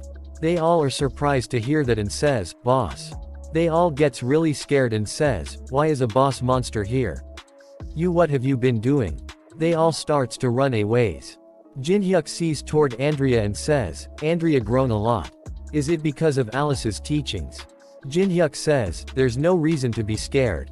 Next up is, Melina form the Demonic Humans Association. The all are surprised again and says, Demonic Humans Association. Jin-hyuk says, stop stalling and give the report. She says, yeah. There was an important incident. There was higher floor organization that approached up. Jin-hyuk says, higher floor. We see a flash. We the vampires says, we're the blood relative of the Decasus family who worship Amulam. If you help us, we will make sure that you obtain what you want. I've heard that you need a relic from the 11th Froom. Lancelot says, how intriguing. Then, can you tell us what it is you want from us? A prisoner we had on the 1st floor ruins escaped. You guys are gonna need to help us in catching the escapee. Melina thinks, escaped prisoner. Jin-hyuk says, and they would give the apostate's bracelet from the 11th floor. Melina says, yeah, it's what the association's higher-ups really want to have. Alice start to react. Jin-hyuk thinks, why is Alice reacting like this? Jin-hyuk says, that's all for today. She comes out of the rings really angry and says, those Decasus guys. They're one of the pieces of shits that betrayed me. I will find them and tear them to pieces. Alice sees toward Jin-hyuk and says, right, you. Didn't you promise me that you would help me fulfill my revenge? This is our chance. You're gonna help me, right? Jin-hyuk says, that promise to help you avenge your betrayal. I plan on keeping it no matter what. Don't worry. But, we need to be careful right now. I don't have enough mana to fully embody your powers. Revealing ourselves to those guys is more dangerous for us than for them right now. And you're gonna have to refrain from coming out of the necklace for a bit. She says, but. Jin-hyuk smiles and says, Alice. Please trust me. She says, dibs on the chicken drumsticks today. Jin-hyuk says, alright, you can have them all. Jin-hyuk thinks, I've managed to calm her down. But I should prepare just in case. After that we see at the 7th floor tundra. Inside a tent someone is saying, so the Eastern Sea is also blocked. Yes, there are too many glaciers for us to get through. The temperature's too low, and it's humid too, so it's hard to start a fire. On top of that, the supply route to gate is invisible due to the snowstorm. They say we can't progress like this. Squad captain says, stop saying that we can't and find some other way. We will get through the 7th floor this time, no matter what. One of them says, Captain. You should come see this. He comes out and see Kong Jin-hyuk is standing outside. Squad leader says, player Kong Jin-hyuk, what brings you here? Jin-hyuk says, I'm here to clear this floor, of course. I see why you guys were struggling so hard. Squad leader says, I'm telling you now, but we don't need help. We can do this on our own just fine. Jin-hyuk says, I never said I was helping. Don't assume. I'm just interested in the phoenix's feather, and you guys just happen to be in my way. Squad leader says, this place is our exclusive route. Are you saying you're gonna invade our territory? Jin-hyuk says, invade? You talk real funny. Someone listening in might think the 7th floor is the Dangan Guild's property or something. Squad leader says, that is a provocation. Jin-hyuk says, it's a fair competition, actually. Jin-hyuk says, you can try to stop me if you want. Captain. Jin-hyuk walks inside a forest. Two men stop him and says, stop. Entry here is not. They see that he is Kong Jin-hyuk. They say, wow, I'm a big fan. What brings you to such a cold place? Jin-hyuk says, I have some business to tend to in the forest. They say, that's not allowed. The forest is dangerous. We're not here standing guard for no reason. Jinhyuk just walked past them and says, thanks for the concern, but don't worry, I'll be fine. They says, I didn't even see him walk past me. He's walking above the snow too. I guess even an S-rank's walk is different from ours. I guess I gotta report it, though. Squad captain says, gather a team and pursue him immediately. He says, go after him. Squad captain says, player Kong Jinhyuk said that he's here to collect the feather. In other words, we can get it for ourselves if we follow him. Follow him and find out the method. This is an order as the captain. Jinhyuk sees a scene where someone has died. He picks up something and says, this is a person from the Dangan Guild's traces. But there's no body. He sees big claw marks on a rock in front of him and thinks, this is definitely. Jinhyuk says, why did you follow me? You said it's dangerous. They say, we can't send you alone to a place like this. I thought maybe you'd need at least some guidance. Jinhyuk sees them and thinks, who's guiding who here? They says, it's so cold. He activates glacier formation, an element of fire. He creates an igloo on the spot and they all sit inside it. They says, it sure is nice to have an S-rank player around. What a relief. I'm Gok Daeho. Jinhyuk activates Eye of Gluttony. Jinhyuk thinks, what boring stat windows. Jinhyuk says, you're welcome, did Jang Yunsuk order you guys to follow me? They say, what do you mean? Jinhyuk says, don't lie when you're not good at it. He told you to follow me so you can figure out how to obtain the phoenix's feather. Seeing as you guys came here despite this place being dangerous, that's the only reasonable explanation. Jinhyuk says, well, I'm not scolding you or anything. There seems to be a more annoying problem than obtaining the phoenix's feather right now. They say what? He says, did you see the big boulder outside? They say yes, the one with the weird pattern, right? He says, that's the mark of an ice troll. The says, I've heard of them. They're supposed to be the strongest intermediate rank monster on the 7th floor. Jinhyuk thinks, and that mark is the mark of the Frost Blade tribe, the strongest of the ice trolls. They say, are you saying that this is their territory? Jinhyuk says, the ice trolls' territory is in the Western regions, not here. That's why it's annoying. The fact that they're here in the first place is unnatural. And this place is the only route to the island with the phoenix's feather. Jinhyuk thinks, ice trolls are trying to obtain the phoenix's feather. Despite having ice resistance, something's off. Some ice spears comes toward their igloo. Jinhyuk activates glacier formation. They start to run a ways. And says, find cover. They says, where are they attacking from? I can't see clearly. Jinhyuk is standing out in the open. They says, player Kong Jinhyuk, you have to hide. We see that some more spears come toward him. He dodges them all. He says, you should know by now that this won't work. Come out. They are the high vampires. They says, so you're Kong Jinhyuk. Female vampire says you're pretty cute. Alice gets really angry and Jinhyuk uses Eye of Gluttony. And Jinhyuk thinks, calm down, Alice. Jinhyuk see his stats window. His name is Leor de Bershin, level 108 and age 1082. Jinhyuk cover is one eye and says, there's a big enough level difference that just looking at his stat window using Eye of Gluttony uses up a lot of mana. These copy requirements are hard. Each one has so many penalties. One of them comes out and says, Kong Jinhyuk, are you okay? Jinhyuk says, Gok Daeho. Take your companions and get out of here, get out of the forest and call for support. Gok says, then what about you? Are you gonna face all of them alone? Jinhyuk bring out his bow and says, I'll be fine. Just buy me a drink once we're done here and go back. Promise. Gok friends grab and they drag him away. A copy condition window appears saying, survive after saying 4 death flag worthy things. If successful, you can copy one of the opponent's skills. Each saying will temporarily lock one of you already possessed skills. You have accomplished the first death flag saying. 1000 poison has been locked. After that we see that an ice troll punches Jinhyuk, he dodges it. And punches the ice troll. The vampire says, Kong Jinhyuk. How can blood smell so sweet? I'm getting more and more interested in you. Them come to him and says, that's enough. Kong Jinhyuk. I heard a lot about you from the demonic humans, you're apparently pretty strong for a human. They says, my name is Leor de Bershin. I'm affiliated with Decasus. She says my name is Ophelia. I have the same affiliation as him. Jinhyuk asks, is this all you doing? Involving ice trolls and kidnapping humans. Ophelia says, straight to the point. You don't seem surprised by us. Yeah, you're right. You can say it's a trap we created. Jinhyuk says, a trap.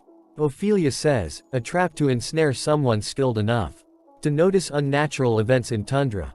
The demonic humans told me the names of the people who made it out alive of the first floor's Hall of the Depraved. Teresa de Laurentia, an unidentifiable man, unknown. Chun Yu-sung, and someone who acted as a porter but turned out be skilled. Yukong Jinhyuk, or certain that one of those who made it out alive, helped Alice Khan Ataraxia escape. And, coincidentally, you're the first one to come to this place. Why would that be? Leorda says, I'll tell you this now, but you shouldn't expect help from the other humans outside the forest. The demonic humans should be there to get rid of them soon. Then, is it my turn to ask questions? Where's Alice right now? Jinhyuk says, Alice. I don't know who you're talking about. Bershin says, well, I guess we have no choice if you want to play dumb. Bershin brings out his weapon and says, I'll force you to remember.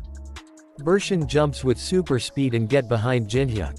Jinhyuk sees him. He activates Dark Fighting Spirit. Some dark energy attacks come toward Jinhyuk. Jinhyuk blocks and dodges some attacks. Ophelia says, Bershin, you can't kill him, we need him alive. He kicks Jinhyuk and says, I'm aware, Ophelia. Jinhyuk dodges his kick. Bershin thinks, I'm aware, but this human's better than I thought. Then, Bershin activates Blood Jade. It covers Jinhyuk's eyes. The opponent's sight will be blocked for 30 seconds. Jinhyuk gets surrounded by blood balls. He activates Blood Thorn. Jinhyuk activates Element of Fire. He burns the blood. Jinhyuk says, that's not gonna work well on me. Ophelia thinks, I heard he's strong for a human. But he's not losing at all again. Bershin. Is he the one who helped Alice escape? Bershin says, you're pretty good for a trapped rat. Jinhyuk says, a trapped rat. You guys told me an interesting fact first, so I'll tell you guys one too. I already know you guys would come find me. Bershin says, you already knew. Jinhyuk says, I have a lot of places I can get information from. Squad captain says, an ambush. Get in defense position. Damn it, an ambush from fellow humans. There's no time to waste. Hurry. We see that Teresa is also there. She activates Sacred Blessing. Divine power has been reinforced by 20%. Teresa says, I'll support, please get in position. Lee Taemin and Yu Yanhua are there too. They says, kill them all. Chun Yu-sung is also there, he hits them with an really powerful attack. Chun says, ashamed to use this on such trash. They both are really surprised to hear that. Jinhyuk says, I prepared a bit for you guys. What do you think? Do you like it? After that we see that Lee activates Machine Monarch. A tank appears and kill a lot of them. And some drones also appears. Youngnua is jumping from one drone to another. She activates Mana Reinforcement. She activates Angle of Wind. And Teresa is granting them divine effects. Demonic humans are not good against divine power. One of them says, Sir Lancelot, we should retreat and re-prepare. Ophelia feels something, and thinks, this disgusting feeling is divine power. That's irritating. She says, Bershin. He says, I felt it too, Ophelia. He activates Blood Pool. He gets trapped inside a blood ball. Ophelia says, the divine power created a variable we didn't expect. Bershin says, we need to retreat for now and change the plan. Jinhyuk uses Element of Fire to come out of the blood ball. He says, I thought I already said that won't work with me. He sees that they are running away. Bershin says, Kong Jinhyuk, I will make sure to kill Yo with my own hand. Jinhyuk activates Daylight. Jinhyuk says, what? You should finish your sentences. A hug light beam appears and hits them. The forest splits in two. Jinhyuk is surprised and says, Did I get rid of them? A message popped up saying, you have accomplished the second death flag saying, Element of Fire has been locked. Jinhyuk says, the most cliché death flag sentences work well. Element of Fire was locked. Did I counterban them? Jinhyuk says, calm down Alice. It's not time yet. After that we see that Dangan Guild camp is burned to the ground. They say to Teresa, "Thank you so much. If it weren't for you guys, we wouldn't have survived." Teresa says, "It's nothing, I'm just glad you're all okay." Teresa says, "Captain Young Yunsuk, the damages to the camp are bad. The demonic humans will definitely continue to attack us. Why don't we retreat outside of the tower? Jinhyuk and I will be in charge of defense on the way there." Squad captain says, "Kong Jinhyuk. I see, it's him again." She says, "Jinhyuk over here." They goes to him. Jinhyuk says, "Must have been sudden. Thanks for coming all the way here." Lee says, "You always contact us out of nowhere." Yeonhwa says, "It's fine. I wanted to get a few items here anyway." Jinhyuk sees Chun and says, "I didn't know he was also here. We've managed to block the demonic humans. But we can't let our guard down since we don't know who was behind it. For demonic humans to ambush a huge guild. What is happening?" Jinhyuk says, "The demonic humans are working together with the high vampires from the higher floors of the Tower of Trials. And I think they're scheming something here in Tundra." They says, "What?" Jinhyuk says, "From what I've gathered, that the enemy wants is an outbreak. The ice trolls were defending the location with the Phoenix's feather, despite already having ice resistance. And the Phoenix's feather is famous for ice resistance. However, if you combine it with the right item, it can also become a portal." Chun says, "How is that related to an outbreak, Kong Jinhyuk? Isn't that too far-fetched? Dangan Guild members were kidnapped. And a lot of them at that. I think they're planning to combine humans with the Phoenix's feather to get out of the tower." Teresa gets really scared and says, "No, then a large outbreak. Like the one is Amsterdam." Chun calms her down and says, "Don't worry, that won't happen.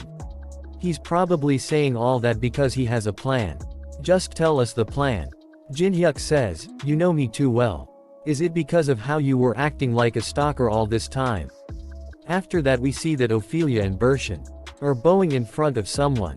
He says, "Is that human, Kong Jinhyuk, that strong? You couldn't even bring back a prey caught in a trap. I am greatly disappointed. At this rate, how will you catch the escapee?" Barshin says, "I'm sorry. There was an unexpected variable." Ophelia says, "The human, Kong Jinhyuk, he wasn't surprised when he saw us. He was able to calmly respond to the skills that Bershin used against him as well." Vampire leader says, "He was able to fight back against our skills." Ophelia says, "And one thing was clear. It was subtle. But when he was fighting Bershin, I sensed Alice von Ataraxia's energy." He says, "Really? Then, we may find her sooner than we expected. I feel a bit better now." After that we see that Lee's drones are flying around in the area. Jinhyuk says, "Taemin and Yeonhwa will stand by in the forest. We'll use the drones to catch the demonic humans' attention. Teresa and Stalker will separate from the group to fulfill their task." Chun gets really angry and says, "Is that the kind of bullshit plan you have?" Jinhyuk says, "You have no choice, do what I say." I don't get why he always complains. He's gonna do what I say anyway. The Dangan Guild will abandon camp and evacuate to the outside of the tower. Except one person who refused until the end. Jinhyuk says, "I don't care whether you stay behind or not. But why are you following me?" He says, "Are you really asking that because you don't know? This is the property of the Dangan Guild. And I'm in charge. Anyway, where are we going?" Jinhyuk says, We're going towards a freshwater lake." A freshwater lake. Freshwater lake. It's where mana is most concentrated on the 7th floor. When something bad happens to the tribe, the Frostblade tribe's chief comes here to reserve mana in order to flip the tables. After that we see it the troll tribe, and outside of it Jinhyuk and the captain is standing with a white flag. And they start to walk. Captain says, "But why do I have to hold this? Isn't it the responsibility of the person in charge? You said earlier that you're the person in charge." Captain says, "The trolls aren't attacking like you said." Jinhyuk says, "This ice trolls aren't that savage. They value honor very highly. They prioritize family over everything. So as long as you hold up the white flag, they won't attack us." Captain says, "Honor, my ass. They're just a mob." Tribe chief says, "I've heard a lot about you. You beat up my tribe member with your bare hands. You seem pretty strong. Why did you surrender so easily? His name is Colocal. Jinhyuk says, is this the same ice troll? Why is he so big? Jinhyuk throws the flag and says, I have no intention of actually surrendering. I only pretended to have done so in order to come here without fighting anyone. Chief gets really angry and says, what? Are you saying you lied? Don't you know the honor of a warrior? How can you stand in front of me with so much confidence? After committing such a dishonorable act, Chief brings out his weapon and says, meet you death with honor in order to wash away the dishonorable action. Following the old tradition, I, Colocal, the chief of Frostblade tribe, request a duel. Jinhyuk says, what do you think? Do you still want to be in charge? Captain says, no. Jinhyuk says, alright. Then just watch. After that we see at Zonghua Guild headquarters. Guild Master is angry and says, what kind of situation is this? All those member with 3S ranks did in the Elven Forest. Grand Elder says, I don't think Kong Jinhyuk is an opponent you can win against. Guild Master says, no Moyong Su, if you just give me one more chance. Grand Elder says, how much more do you need to be embarrassed in order to learn? Don't involve yourself with him any longer. After that we see that Chun is really angry and says, I'll kill him, Kong Jinhyuk, with my own hands. Then we see that Jinhyuk is fighting with the troll chief. Chief attack him with full power, he deflects the attack. Chief activates Chief's cry. Jinhyuk activates 2-star barrier, distortion barrier, distorting the direction of the attack. Jinhyuk says, I have this thought every time. But he's definitely strong for a troll. Jinhyuk activates glacier formation, and hits the chief with a lot of ice spikes. He jumps with his twin dragon swords in his hand. He activates Grave of Swords, and hits the troll with a powerful attack. All the trolls and Captain is surprised to see that. Captain thinks, he defeated him within 5 minutes. Chief says, you're strong, human. It's my loss. Please kill me with honor. Jinhyuk says, I don't know about honor. But I know a lot about ice troll traditions. Absolute obedience to the winner in a duel. It's an unbreakable and divine rule. And do you know what I thought of when I won against you? I thought that you're good enough to win against the demonic humans and the Decasus mosquitoes. So why are you obedient to them? Chief says, I assume you're talking about Ophelia and Bershin. I'm not obedient to them because I lost in a duel. I lost to someone who was incomparably stronger than those two. That's why I'm obedient to them. His name is Michael, a high-class kin of the Decasus family. As long as he exists, I stand no chance against him even if our entire tribe were to fight alongside me. Chief says, I know there's no hope for neither me nor my tribe. So at least grant me an honorable death. Jinhyuk thinks, a high-class kin of the Decasus family. I see how it is. Jinhyuk says, you said you're Colocal, right? To hell with the honorable death thing, let's do one thing together. I'll help you take back future for you and your tribe. You have to obey me anyway, right? Jinhyuk says, to Captain, that I'll leave those guys to you as collateral. After that we see that demonic humans are running after Lee's drones. Lancelot says, isn't something off? The drones that are scouting are being detected by us continually. Isn't scouting supposed to be a discreet thing? What do you think, Sir Michael? Michael says, you're pretty smart for a human. He says, Ophelia. She says, yes. Michael says, go to the freshwater lake. We haven't gotten any messages from the Frostblade tribe in a while. It seems Kong Jinhyuk is bringing them to his side. I assume those drones are bait to distract us. If Colocal seems any bit suspicious, kill them all. She says, I'll do as you say, Sir Michael. He says, Bershin, get that ready. Barshin says, yes. Michael says, demonic human, I'll get rid of those annoying drones in the meantime. Lancelot says, thank you, Sir Michael. Michael activates climate reformation. The weather is getting worse. All his are destroyed. Lee says, Nuna, the drones are all down. I think he's noticed. She activates heavenly flower cultivation technique. And says, it's about time. They're gonna be here soon. You get ready too. Taemin. Lee says, okay. He activates Great Fortress. Machine Core. Codes. Lancelot says, prepare to attack. We see that Ophelia is flying towards the freshwater. And thinks, is he trying to take the phoenix's feather using the ice trolls? That's clever. She sees Jinhyuk and Chief are getting along really well. And says, are they already on his side? She says, fools. There's a reason I stationed the military headquarters at the freshwater lake canyon. She activates Mana Storm. She says, it's because it's easy to bury them all at once if something goes wrong. She hits the tribe with the storm. She comes down and says, what a shame. His blood smelled real sweet. Yeonhwa hears the sound of the attack and says, that was a really big sound coming from where Jinhyuk Oppa is. Lee says, would he be okay? Jinhyuk appears right behind him says, yeah, I'm fine. I'm right here. Lee gets really scared. Yeonhwa says, what the hell? When did you get here? Lee says, you need to make some sound when you walk. You scared me. Yeonhwa says, wait, if you're here, then who's at the lake? Ophelia sees something and says, what is this? We see that it was all in two-star illusion barrier. She thinks it was all an illusion. Then what was it for? Teresa activates Blessing of the Star. And says, just as Jinhyuk said. I won't kill you if you surrender now. Ophelia smiles and says, I've fallen right into his trap. I despise divine power. Yeonhwa says, let's get started. She starts to run toward demonic humans. Demonic human says, the enemy's approaching alone. Lancelot says, don't let your guard down just because it's one person. They activate dark projective body. She dodges all the attacks left and right. Lee attacks them using robots.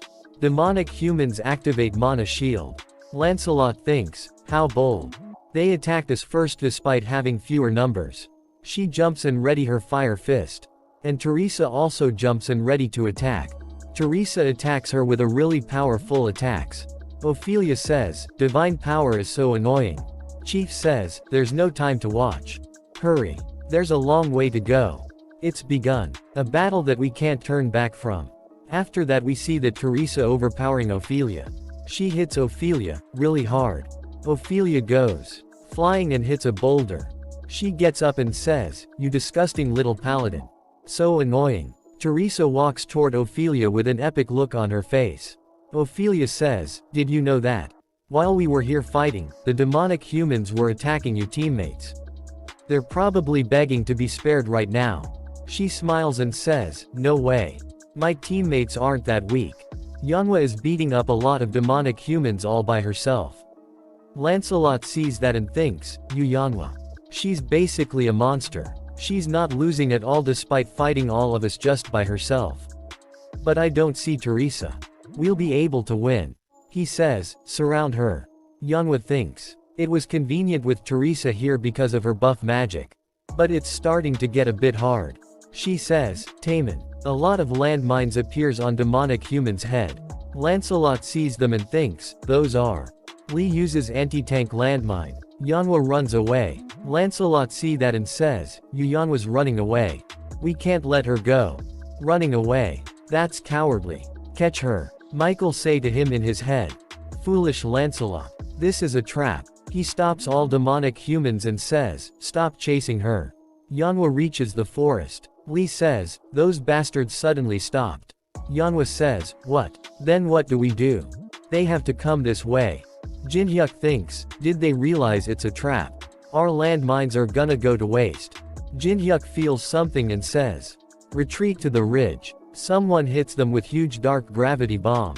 It destroys the entire forest. They are running away on the other side of the forest. Demonic humans sees them and says, they're coming out of the forest. Circumvent the forest and chase them. Let's go. Lancelot thinks, running away from the dire wolves in the snow. How foolish. They climb a mountain and Lee says, it's too hard to run because of all the snow. Lee Taemin hurry. Lancelot is right behind them and thinks, we've almost caught them.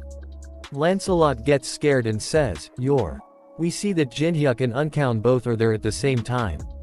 Lancelot says, unknown. After that we that at the Zonghua Guild building. Someone is right outside the building ready to attack them. One of them says, Nangong Tien, it's serious. That person destroys the gate. We see that it's unknown. It's Chun pretending to be unknown. He bring out a paper and says, listen up, Zonghua Guild, you weaklings. Is this shitty guild really supposed to be the strongest in China? You'd do better running a Chinese restaurant. Guild Master says, wait what? What are you talking about? Unknown says, I'm taking the Zonghua Guild sign away. Don't ever show yourself in front of me again. Guild Master says, wait. Stop cutting me off. What are you talking? If you're mad, then come to the 7th floor of the Tower of Trials right now. Guild Master says, no, I get it, so please listen. Unknown says, you'll be facing not only me, but also Kong Jinhyuk, the strongest in the universe. We'll beat you to a pulp. Guild Master gets really angry and says, what the fuck? How arrogant. Unknown says, then goodbye. He blow up the guild building. Guild Master is really angry and reaches the 7th floor of the Tower of Trials. Guild Master is standing right beside Unknown and Jinhyuk. Lancelot see that and thinks, who are they? I've never received information that Unknown's allied with anyone. Someone says, to Guild Master Nangong Tien, it's Kong Jinhyuk's army all around. We sense several strong auras. Guild Master says, Kin Jinhyuk, you made it sound like it'd only be you, but you brought support. Unknown comes to Jinhyuk and says, how dare you make me recite that childish letter? You'll definitely pay for this. Jinhyuk says yeah. Let's get this over with first. The both jumps towards each side. Guild Master says, attack, get rid of all of them. Lancelot also ordered to attack. Jinhyuk thinks, the little misunderstanding created made he demonic humans and Zonghua Guild fight each other without even understanding why. Jinhyuk is laughing really hard and says, and that was enough to turn the tables of the battlefield. Lancelot activates a Knight's Oath and says, we'll get this over quickly and take down Unknown. Guild Master activates Aura Blade and says, we need to hurry and then take down Kong Jinhyuk. All 4 of them are running away. Jinhyuk says, they're having fun. They can fight until they feel better. They reach the Unmalting Valley. Jinhyuk says, this is a secret place that only I know. Let's talk about our plans where and warm up a bit. Chief says, welcome, I was waiting for you. They all get really sacred to see the ice trolls. Lee says, what are these ice trolls doing here? Jinhyuk says, no need to be nervous. They were being controlled by the vampires. They're cooperating with us in return for us freeing them. Chun says, you're rather good at pulling others to your side. Jinhyuk says, you unsheathed your sword, didn't you? They says, Jang Yunsuk's here too. He's collateral. Just pretend he's not here. We see that Teresa is also there. Some child trolls are helping her. She says, sorry, Jinhyuk. I ended up losing Ophelia. Jinhyuk says, I guess capturing her alive was too hard.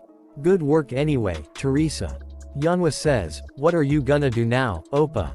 I think things have escalated a lot more than we expected. The enemy will head toward the island with the Phoenix's feather, to get out of the tower. Thankfully, we're in a more advantageous location than them. We need to prepare a lot of things before they get here. They says, what preparations? Jinhyuk says, as much preparation as possible. All 4 of his veteran squad member are here. Chief bring out a red pill and says, this is an essence I've been collecting to revolt against Michael. A message popped up saying, Essence of Souls. Allows you to use the mana collected in the essence for 2 hours. It's a precious item we obtained by risking building a camp in the freshwater lake valley. He give it to Jinhyuk and says, the fact that I'm giving this to you signifies my complete trust in you. Jinhyuk think, this is an essence event that usually occurs when you subjugate other tribes. But I guess it's happening in this manner this time. Chief says, I decided to give you my full trust after seeing you fight for us. Jinhyuk says, he seems to be gravely misunderstanding something. Chief says, let's make sure we don't regret anything in this war. So that we won't be slaves anymore. Jinhyuk says, freedom sounds good. Let's do it. Jinhyuk makes a big mark on the ground. Michael says, how bold. You exposed your location first. Jinhyuk says, I heard you made the demonic humans fight other humans. And convinced Kalakal to become your ally. Michael smiles and says, you seem quite clever. So why do you do something so foolish? He uses Essence of Souls. His men go from 113 to 320. Reaming time 2 hours. Jinhyuk's level is 42. Jinhyuk thinks this guy is Michael. Jinhyuk activates Eye of Gluttony. A message popped up saying, "You cannot use this skill due to the level difference." Jin-hyuk thinks, "We have this big of a power gap despite the essence." Jin-hyuk says, "You must be Michael. I assume you're trying to leave the tower by using the phoenix's feather." Michael says, "Oh, you realized, impressive. Makes sense that you were able to help Alice escape." Jin-hyuk says, "Alice? I don't know who you're talking about." Michael says, "There's no point in playing dumb. Or certain that you, re the one who helped Alice escape." Michael says, "Where is she right now? If you tell me where she is, I'll let you live." Ophelia was desiring you blood too. Jin-hyuk thinks, "These guys are want to make me their lunch." Jin-hyuk says, "No thanks. What I don't get is why you want to get out of the tower." Michael gives an evil smile and says, "The reason." Jin-hyuk feels really strong pressure. Michael activates blood wayport. Michael says, "Blood wayport, it's a technique that take human blood as a sacrifice to form a creature. It was rather easy to find sacrifices since human came to me on their own. We call these creatures that are without reason gasolers. Some blood creatures appears there." Michael says, "What do you think? Aren't they cute? We need the phoenix's feather to send these gasolers out of the tower. And to get even more human blood from outside the tower." Michael starts to laugh and sighs, "We will keep creating gasolers using human blood. Until we have a military that can conquer this tower." Jin-hyuk thinks, "I've never seen this pattern before. Did the existence of humans outside the tower become a variable in this situation?" Michael says, "Bring me the phoenix's feather." Those creatures runs towards Jin-hyuk. He says, "You made some really annoying creatures." He says, "But it's okay. One of the creatures dies. I have no intentions at all to give you the phoenix's feather." Jin-hyuk's friends are there as well. Michael says, "What have you hidden in the forest?" Michael turn around. Jin-hyuk activates daylight. Says, "You, focus on me." Michael's hand becomes a really big blood hand. He says with an evil smile on his face that I'll beat you up until you beg for me to kill you. Kim activates strong will and Yuri is sitting on his shoulders. A message popped up saying, "You will now suffer from fatigue for 20 minutes. A lot of blood monster are running after them." She activates one of her statues to attack the blood monster, but blood overpower her statues. She says, "Damn it, why are there so many of them? This was never mentioned in the briefing." She calls Mina and says, "Honey, how's the situation over there?" After that we see that old man activated fire element. And says, "It's been a long time since I've fought like this. It's as if I've been rejuvenated." He throws the fireballs at the monster and kills a lot of them. Mina says to Yuri, "The grandpa's compatibility against these monsters is good, so we're hanging in there. But I still think we need about 20 more minutes." Yuri gets really angry and says, "Damn it. Can't you go faster? I don't know how much longer I can handle this." Kim says, "That's dangerous. Please stop." Yuri, "We can't help it that it takes time drawing this with our footprints. Please protect me a bit longer." Yuri gets really angry and says, "Why is it always me? Why do you always give me the hard jobs, Kong Jin-hyuk?" Teresa is also killing a lot of them using her divine powers. One of the blood monsters bite Teresa on the shoulder. She uses holy explosion. A really big explosion happened. All the blood monster around her dies. She thinks everyone's doing their best to stop them. Because if we fall, an outbreak will definitely happen. So there's no way I'd let that happen. She gets ready to fight again and a lot of monster jumps toward her. Jin-hyuk jumps toward Michael with his fist ready. Michael activates blood fists. A lot of blood fists appear behind him. Jin-hyuk dodges all the blood fists. Some really big blood hands surround him and grab him. He activates the blessing of the stars and destroys all the blood hands. Michael says, "Ha, so you know how to use divine powers." Jin-hyuk punches Michael. Michael dodges his punch easily and says, "But that's not good enough." Michael sees something, gets really surprised and says, "You're not a sane person, are you? To think that you'd be happy that your attack didn't follow through." Jin-hyuk give an evil smile. Ophelia and Barshan return and says, "We've returned after completing the spell, Michael." Michael smiles and says, "Good, you both should also unsheath your weapons. We'll attack him together." Both of them are surprised to hear that and says, "As you command." The both bring out their weapons. Jinhyuk gets really excited and he has an epic look on his and he says, "What the? Gonna come at me all at once? So unfair." Michael is also excited and says, "That's what you say, but why does it look like you're happy about it? Confess where Alice is and we won't kill you." Jinhyuk says, "I really don't know." A huge blood fist appears behind him. Michael says, "Lies." Jihyuk destroys the blood fist with his dagger. Barshan attack him with his sword. He dodges all his attack with ease. Barshan screams and says, "Where's Alice?" Ophelia appears behind Jinhyuk ready to attack. Jinhyuk says, "Why do you guys keep picking on me?" He grabs Ophelia's hand says, "I said I don't know. How many times do I have to tell you that?" A blood fist hits Jinhyuk in the back. He goes flying. Jinhyuk stops himself. Michael says, I have no choice but to keep beating you up."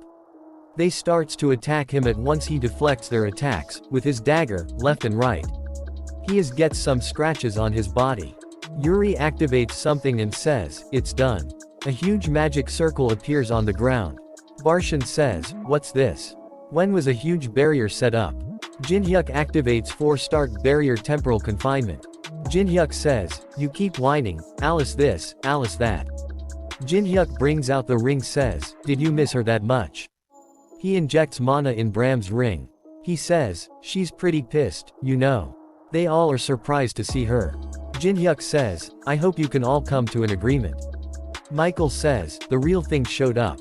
A message popped up saying, "Due to the weakening of the tower's restraints, 20% of your maximum power has been released." Alice release huge amount of mana. Ophelia says, despite being in those ruins for so long, she can still use this much power. She says, "I am Alice von Ataraxia. I've lost much while being exiled within the darkness.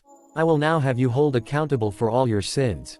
You dirty traitors." Jinhyuk calls Yunsuk, and say, "It's finally time for you to be useful." Yunsuk gets angry and says, "What?" Jinhyuk says, "Just kidding. I really need your help. Please find the magic crystal that's the root of the magic procedure with Kalakal. You have to hurry. We don't know how long the people can hold on."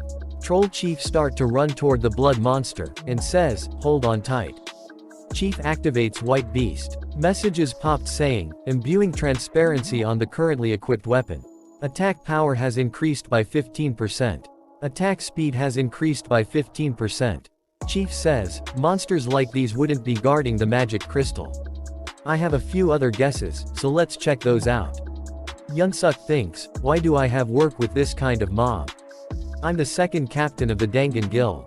Chief says, don't worry, I'll make sure to protect you. Troll thinks, I can't lose the only method of communication with Kong Jinhyuk. Alice fly really high and activates blood spears.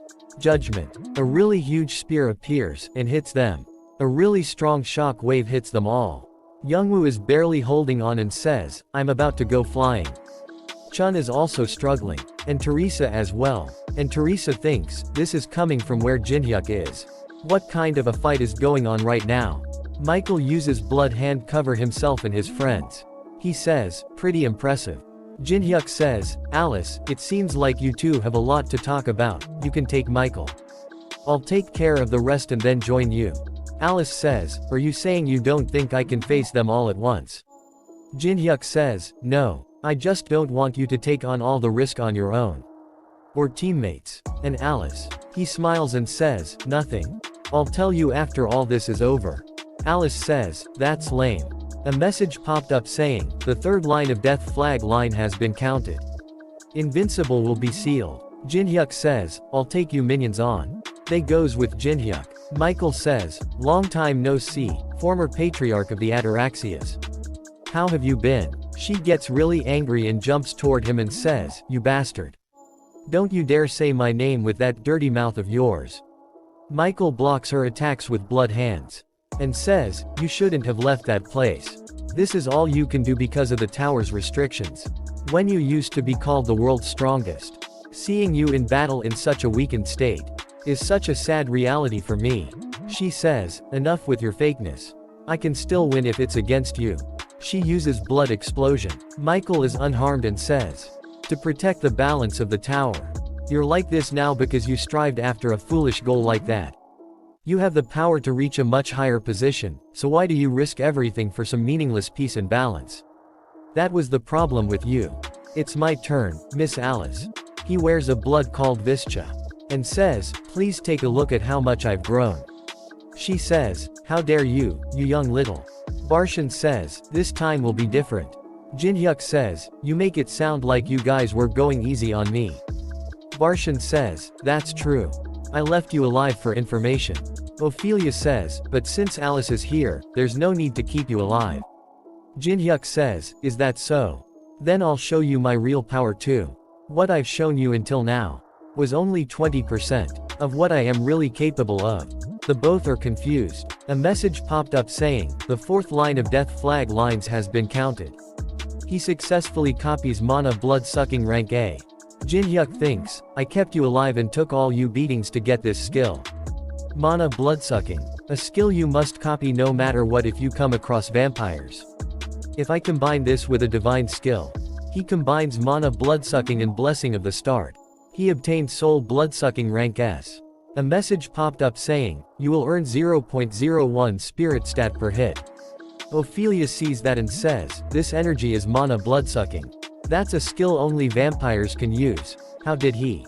Baishan says, wait, that's no ordinary mana blood-sucking, it's been combined with divine power. Jinhyuk jumps toward them and says, stop watching. And have a taste instead. He hits the Barshan 3 times, and steals 0.3 mana from Barshan. As an effect of soul blood-sucking, he gets 0.01 spirit permanently due to the effects of soul blood-sucking. Jinhyuk says, spirit. It synergizes with all the stats you have, and fills your body with vitality. A hidden stat I found by trying 62,000 different combinations. A stat that grows infinitely. There's no longer a ceiling on how much stronger I can grow. After that Jinhyuk activates Sword Demon King steps. He hits them a lot of time and gets a lot of spirit points. He keeps hitting them with an evil look on his face. Ophelia and Barshan are being overpowered by Jinhyuk. And their mana keeps decreasing. Barshan says, now, Ophelia. She activates Blood Thrust. His sword get really long. Jinhyuk dodges it with ease. Jinhyuk says, you sure are trying. A huge explosion happened where Alice and Michael are fighting. Jinhyuk sees that and thinks, I guess he's too much for Alice in her current state. I'll have to get back to her as soon as possible. Jinhyuk says, I don't have much time, so I'll stop with the state stacking. Jinhyuk gets really serious and says, fess up what it is that Michael what? Only then will I try to consider keeping you alive. He activates Grave of Swords. Jinhyuk releases a large amount of mana. They feel really strong pressure. And says, what's with this mana? He was still hiding his true powers. Barshan shouts and says, there's no way we would fall for such threat. Jinhyuk kill him with a single super speed attack and cuts his head off. He says, I only really need one person for information. He looks toward Ophelia with an evil smile and says, then, are you ready for an honest conversation? Ophelia. She gets really scared. After that we see that Alice is struggling against Michael. Michael grabs her with a blood fist and throw her into the ground with full force. She thinks, shit, I don't have enough mana. Michael jumps and hits her with a powerful attack. Blood beasts are fighting against Chief. Chief activates White Beast. They see the crystal they were looking for. Chief says, found it, but there are a lot blood monster are protecting it. Chief starts to run toward the crystal super fast and says, in order to win this war, we need to destroy the magic crystal. Chief says to Captain, I'll open up a path for you. Can you reach the magic crystal? He says, you're telling me to get past all those monsters and destroy that giant magic crystal. He says, you have a family to protect, but I just wanted to become popular with women. I just want to become a more successful person. What do you want from me? A lot of blood monster climbs on top of Chief Troll and starts to bite him. Chief says, don't make life so complicated. Life's meaning is much simpler than you'd expect. It's just doing what you can do at the moment. Troll jumps toward the crystal and says, that's the life of a man. Troll Chief falls and says to Captain, go. He bring out his sword and starts run towards the crystal. We see a flashback where someone says, congratulations on becoming the second captain of the Dangan Guild. There aren't many better jobs than this these days. You'll be able to have it all. Money, fame, women. Captain thinks, what I can do at the given moment. What I can do right now. What's in front of me right now. He destroys the crystal. A message popped up saying, the mana source of Blood Wayport has been destroyed. Blood Wayport's magic circle starts to disappear. All of Jin Hyuk's friends are happy to see the magic circle disappear. Jin Hyuk says, they did it. After that we see that Ophelia is drowning. And Jin Hyuk is the one who is drowning her. Jin Hyuk says, my arm's falling asleep. Do you want to talk now? He brings her out of water and she says, 29th floor. We are aiming for the 29th floor. He says, 29th floor. That's where the Empire's forces are. She says, Sir Michael said that he wants Balmung, which the Empire has. That's all I know. He throw her away and says, Balmung. I see. He says, the best Dragonslayer's sword, Balmung. I guess he was gonna use that to kill the dragon of the 48th floor. She cough. Jin Hyuk uses Brand of Tribulation on her. Jin Hyuk says, Ophelia, do you want to die alive? She starts to cry and says, why are you asking such an obvious question? I wanna live. A message popped up saying, you have earned the other's consent. Brand of Tribulation is melting into the opponent's body. Jin Hyuk starts to walk away and says, I look forward to working with you from now on then, Ophelia. After that we see that Alice is being beaten up by Michael. Michael says, I'm sure you've enjoyed your little escape enough. It's now time to go back to where you belong, Miss Alice. Jin Hyuk says, you held on well. And uses Grave of Swords to cut of his blood hand and free the Alice. Michael says, my vista that endured even Miss Alice's attacks was sliced through. Alice is happy to see him and says, contractor. Jin Hyuk sighs, good work, Alice. Rest for a bit. Jin Hyuk says, I'll fight you from here onwards. A message popped up saying, the essence of soul's reaming time is 30 minutes. Michael attacks him with Blood Fist. Jin Hyuk's it with Grave of Swords. And also hits him a lot of times and gets a lot of spirit due to the effects of soul bloodsucking. Alice sees him fight and thinks, was he always that strong? No, he wasn't. I'm certain, since I was always with him. She gives an epic smile and thinks then, he grew stronger in the short period we were apart. Michael says, annoying parasite, and throw a big blood fist and says, I'll crush you. Jin Hyuk cuts his blood fist into thousands of pieces. Michael is surprised to see that. Jin Hyuk cuts him a lot of times. Michael blocks all his attack using skill mana barrier. Jin Hyuk thinks, mana barrier. I'm not dealing any damage because the gap between our mana is too big. It's gonna take me ages to catch up to his level with soul blood sucking. After that that captain is fighting with blood monster. Yeonwoo gets there and kills one of the monster with her fists. Chun is also there and says, I'm sick and tired of being Kong Jin Hyuk's minion. Chun sees captain and thinks, he's Dangan's Jang Yunsuk. Did he defeat them all with a broken sword? He's more tenacious than I thought. Captain says, Chief Kalakal's dying. Someone, help. He's as a comrade who has protected my life. Teresa says, I'll go. She starts to heal the troll chief by using sacred healing. She gets tired and says, he's over the hump now. Captain says, Kalakal, can you hear me? She falls to ground unconscious. Chun thinks, she's passed out. She tends to overdo it. Jin Hyuk says, do not come here no matter what.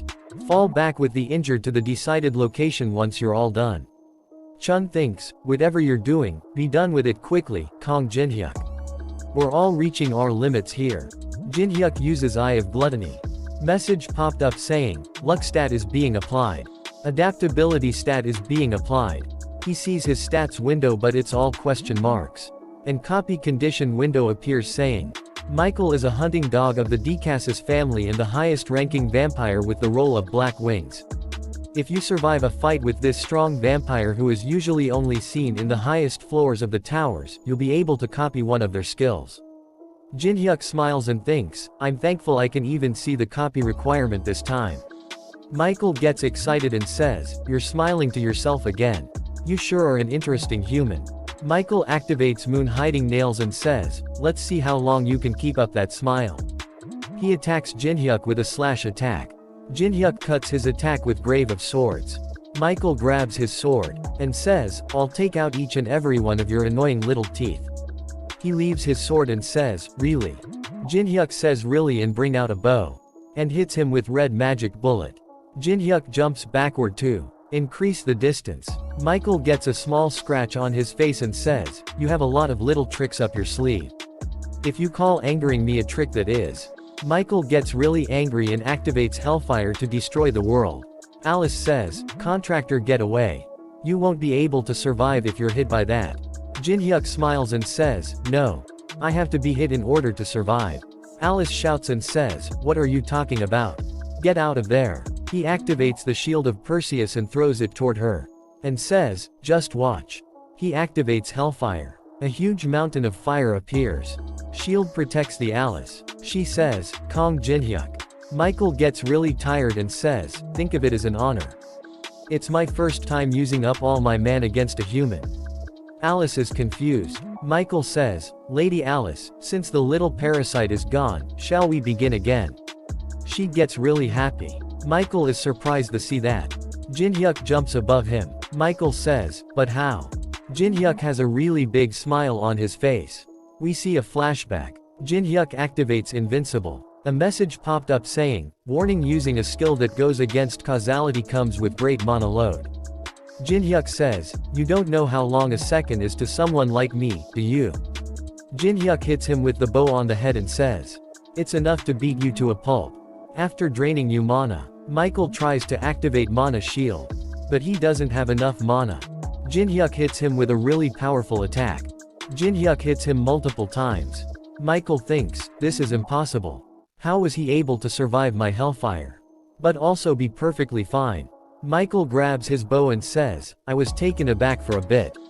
I never expected to consume all of my mana. But do you think that I'd lose against someone like you?" Michael kicks him really hard.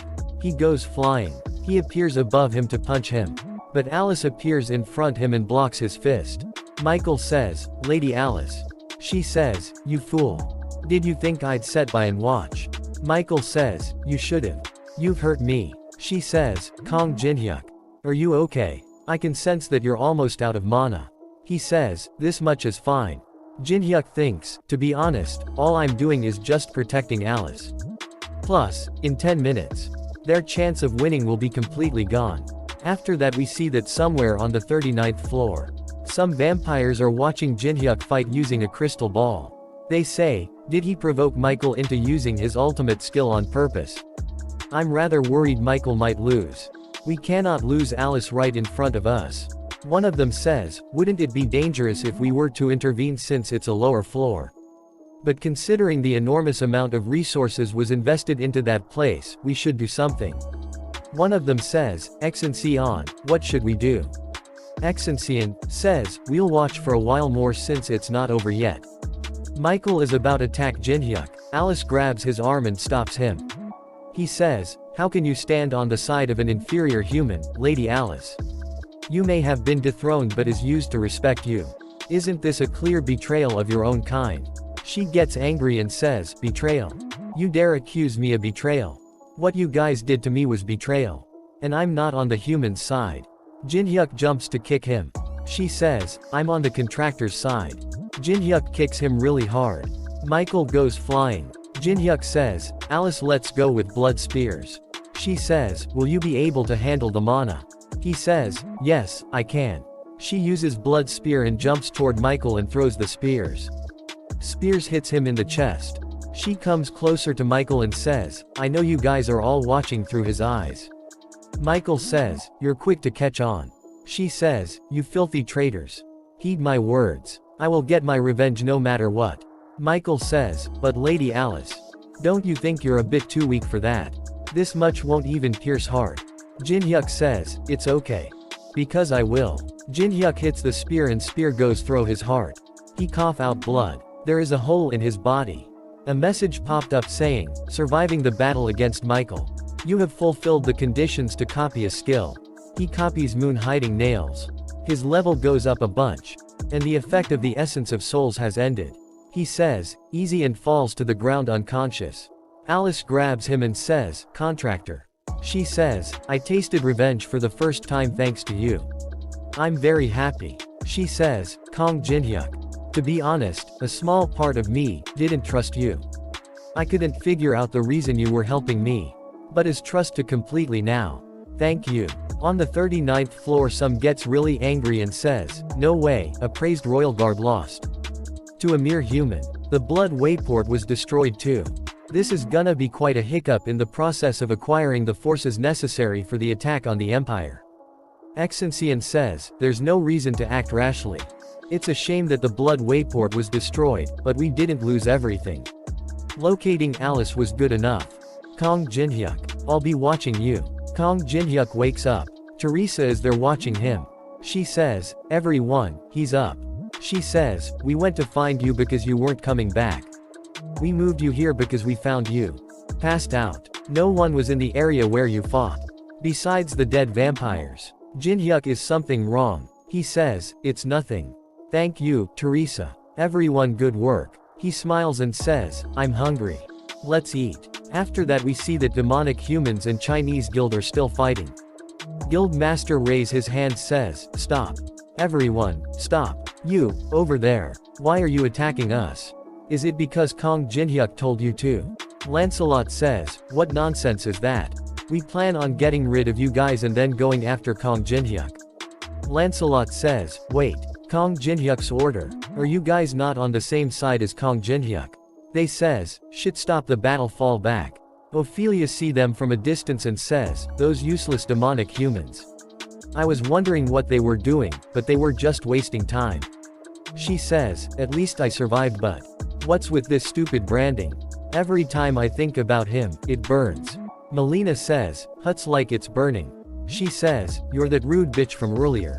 Why are you here? She says, LMAO, you were so arrogant. But it looks like you've been branded too. Ophelia gets angry, says, you dare mock me. You, a mere human. She gets scared and says, it was a joke. A message popped up saying, fighting between slaves is forbidden. Brand is burning. Jinhyuk gets the Phoenix's feather rank AA. Jinhyuk says, clearing the 7th floor will be a piece of cake with this. Let's eat first. Jinhyuk has cooked the food. Teresa eats it and says, I've never tasted anything like this before. Yanhua says, wow, Opa's good at cooking too. Well, it's a basic skill. Chief says, thanks, my tribe is alive thanks you. I don't know to repay this debt. A message popped up saying, receive recognition from the Frost Blade tribe's chief, Kalakal. Condition has been fulfilled. You have succeeded in copying White Beast. He says, no need to thank me.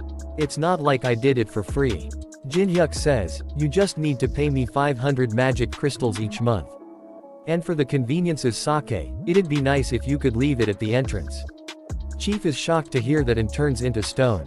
Chun says, you devilish bastard. I'm disappointed in myself for reconsidering my opinion of you. Jinhyuk says, you say that, but you're devouring my food. Chun says, I'm eating because I'm made. My blood pressure rises whenever I think about what you made me do. Jinhyuk says, then, just tell me, there are many ways to make up for it. Do you want to make a bet? Or short on food anyway? Chun says, a bet. Jinhyuk sighs, the one to hunt the biggest fish wins. We'll record the loser calling the winner hung and upload it onto YouTube for a week. Chun takes off his shirt and jump into water thinking, I'll win, I'll win. He see a lot of really big fishes and says, upload, my victory. Lee says, Jinhyuk, you're always doing stuff like that. Teresa says yet again. Lee says, you're so evil. Jinhyuk sighs, he was being annoying with his winning. Yanhua says, maybe Yu Sung Opa's actually enjoying this. Yanhua throws something toward Jinhyuk and says, right, take this. I found it where you were passed out. It's a necklace. Jinhyuk thinks, this is the object Michael was going to use on Alice. I'll have to look into it. He says, thanks, Yanhua. Where did Jang Yunsuk go? Did he go back with his group? Yinhua says, I don't know. He's been gone for a bit. Chun comes out with a really big fish. After that a message popped up in front of everyone saying, the 7th floor of the Tower of Trials has been cleared. By Veteran Company Group. Guild Master of Donggon Guild gets really angry and starts to throw stuff around and says, you idiot. We sent you so much support. And you got all of it taken away by Kong Jinhyuk. And you dare come back empty-handed. Guild Master throws some paper toward Captain and says, you swore to clear the 7th floor. This is the plan report you turned in. What the hell did you do there? And how did you break your sword? Do you know how expensive that was? We see at the Awakened Association that department head says, the 7th floor has been cleared. It was player Kong Jinhyuk once again. He says, according to the Dangan Guild's report, there was a conflict with a higher floor force on the 7th floor. They were aiming for an outbreak with the demonic humans. Player Kong Jinhyuk and his group were able to defeat them. President, should we approach player Kong Jinhyuk? President says, no, let's just watch for now. It's not wise to reveal our intentions so rashly. President says, Kong Jinhyuk. Whether he will stand on the side of humanity or on the other side is hard to see as of now. So let's just let them celebrate for now. The world is still in order right now. After that we see that someone says, emergency. VVVIP protocol summons. Spread this information to everyone. Everyone, do just as we practiced. Hurry. Don't miss out on any details. They says, it's an honor. We wish you a happy day. We'll make sure your shopping experience is great. We see that it's Alice. They all call her Miss VVVIP. She give them a lot of gold and says, the greeting isn't bad. I'll prepay. From now on, anything that my hand touches is mine. I won't take any questions. They picks her up and they start shopping. One of them says, the branch manager passed out. The other one says, leave him be. He's just happy. He just has a weird way of expressing his feelings. Jinhyuk sees toward Alice and thinks looks like Alice has recovered well. He bring out Porwaith's necklace. Rank over rank. He thinks Michael was trying to lock up Alice again with this. Why was he trying to seal her instead of killing her? Is there still something I'm not aware of? I'll have to keep it for now. A message popped up saying, an invitation from Rick Hennessy has arrived. If you bring this invitation, you can attend the masquerade ball being held on the 1st floor of the Tower of Trials. Jinhyuk thinks, a masquerade ball. It's one of the event-type quests that are activated once you'll reach the 25th floor. When Tower of Trials was a game, I once attended as a guest. Of course, back then it was a failed game, so I was the only one to attend. So I just danced around on my own and set things on fire. But this time, it's different. Countless rankers were probably invited this time. Jinhyuk says, Alice, there's somewhere we have to go. After that we see that Tower of Trials 1st floor neutral zone nameless city. Alice angry and says you promised to let me shop all I wanted. Jinhyuk says, we're here to shop too, so don't be too mad at me. Alice says, is this where we have to go? Jinhyuk says, I need a suit for the masquerade ball. He goes into the shop and sees that Chun is also there says, you too. Chun gets really angry and says, you called for a bet and let me be the only one to dive.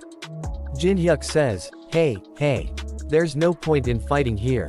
Enough with all the mana, the goblins are gonna pass out. Some of them even pass out. By the way, diving into cold water is good for growing your muscles. Don't try to change the topic. Are you even honest? Chun says, don't try to change the topic. Are you ever honest? Jinhyuk says, yeah. Don't be so mad. I have a sword for you. Chun says, do you know how many times I fell for those sweet words? Jinhyuk says, think about it. I even told you how to remove the attribute sword. Chun says, that's true. Chun says, well if it didn't break when I was fighting the stone giant, I would have used it for a long time. Jinhyuk says, yeah, you've been looking for a new one. I'll give you a good one. So stop being so mad, I'll see you later at the ball. Jinhyuk says, I'm serious. Chun says, I'll trust you one last time. Jinhyuk has his fingers crossed and says, alright. Chun sees Alice and thinks but that girl that's always beside him.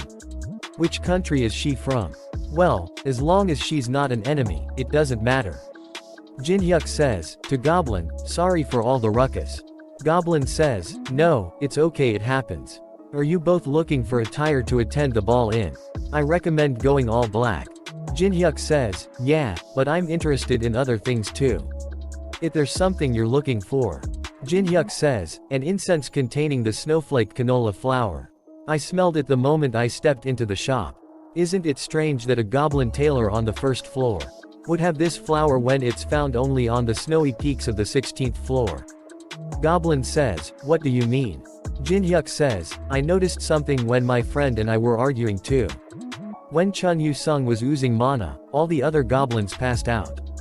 But you were fine. And your eyebrows twitched in reaction. When you noticed Alice, it seemed like you realized who she was at once. So, I've come to this conclusion. You're playing dumb. But you're a higher up, probably intermediate rank manager like Rick Hennessy. What do you think? Am I wrong? Goblin says, like Rick said, you really are an interesting person. There is one thing you got wrong, though. I'm not an intermediate rank manager like Rick Hennessy. Rick's the one working for me. Jin-hyuk gets really surprised and uses Eye of Gluttony. Immediately, a message popped up saying, the level gap with the opponent is too large. Failed to open. He is Tower of Trials high-ranking Manger Hasting. Goblin says, my name is Hasting. Jin-hyuk thinks, Tower of Trials high-rank Manger. This goblin is one of the 7 managers who created the rules of the tower. I didn't get to meet all of them in the past, but to think I'd meet one here.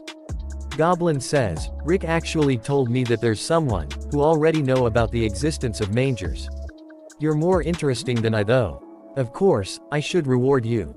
Since you've found a hidden manager. I'll tailor an awesome suit for you. Jin-hyuk says, geez, you're being so stingy for someone who's a high-ranked manager. Goblin says, is there something you would like? Jin-hyuk points toward Alice. Alice says, why do you keep pointing at me? It's unpleasant. She holding an invitation. She says, did you provoke him like that just to get an invitation for me? Jin-hyuk says, I just tried it because I thought he'd agree.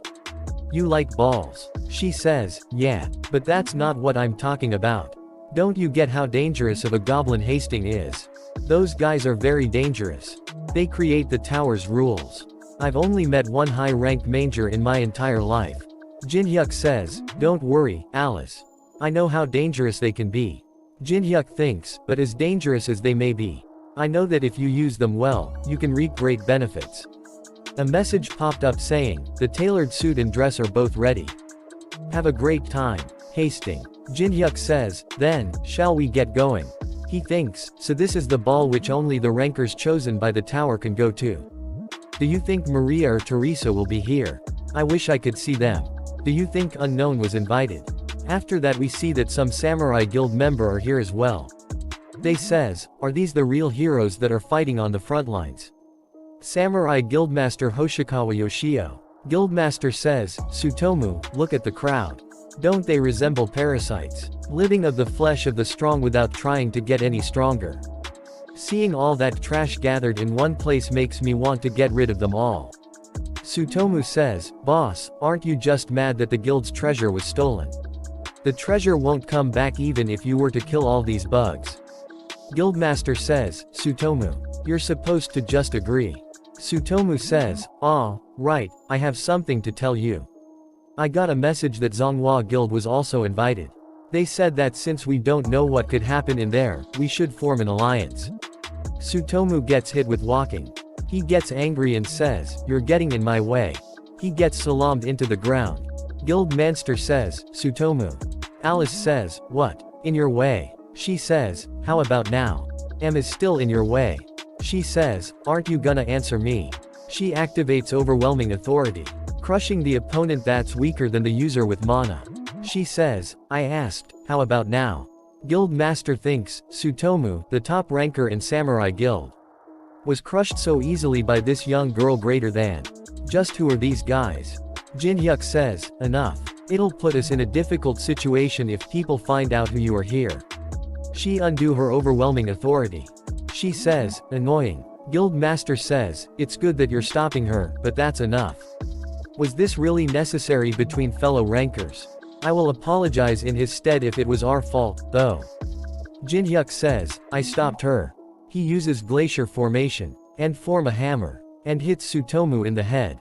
Jin-hyuk says, seems like you misunderstood. He says, I was telling her to get out of the way so I could beat him up myself.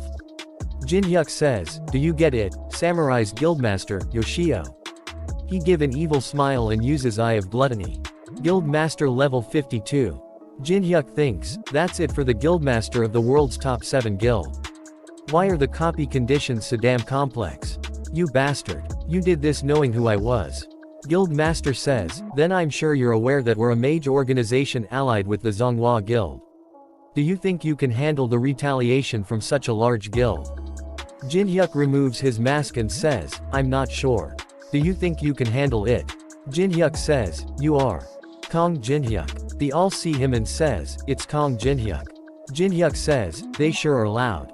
Jin-hyuk activates Glacier Formation. Don't be scared, I just put him up because people were too loud. Jin-hyuk says, I'm sure you've heard a lot about me already.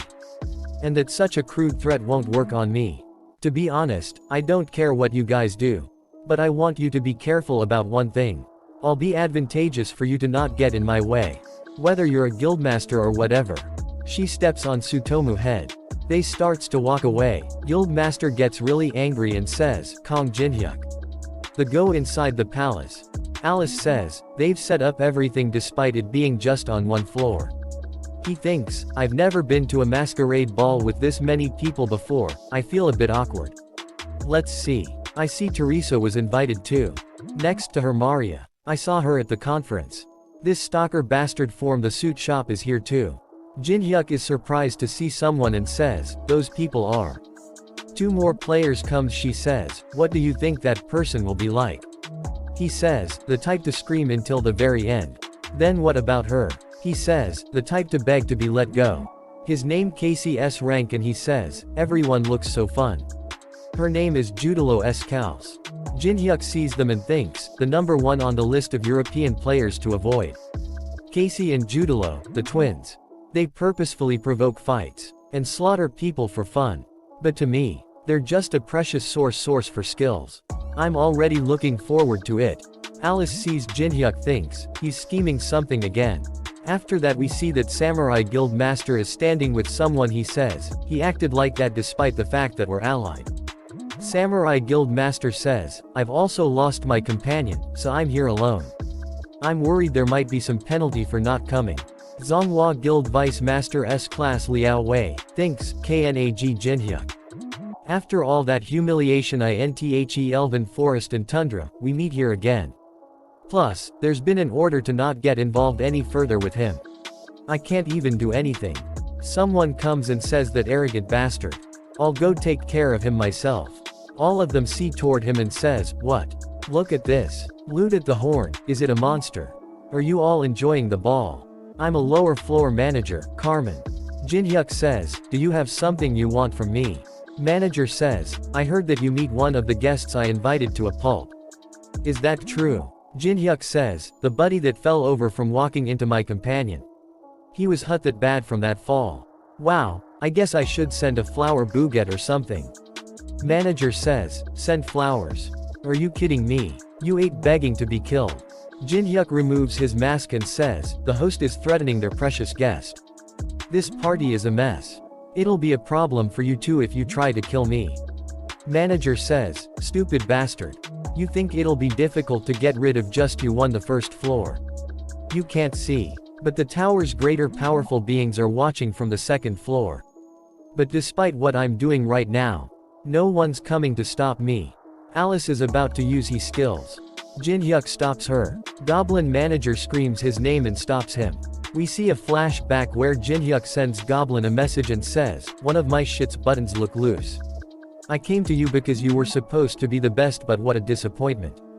Please come and fix this, or I'm gonna leave a very lengthy review. Goblin thinks, no way. It's impossible that a suit I made would have flaws. Goblin and Rick are in the party. Goblin is really angry and says, Carmen. Goblin hits Carmen on the leg, and says, aren't you going to respond? I asked you what you're doing to my customer. One of the players sees the goblin and says, a high floor manager. That tiny goblin is one. Goblin says, I already knew that some managers were exercising influence using bribes from other powers. As long as it doesn't cross a certain line, I'm okay with overlooking such things. But if a manager is to harm a guest invited by another manager, who would be willing to accept such invitations in the future? Carmen says, I didn't know you invited him.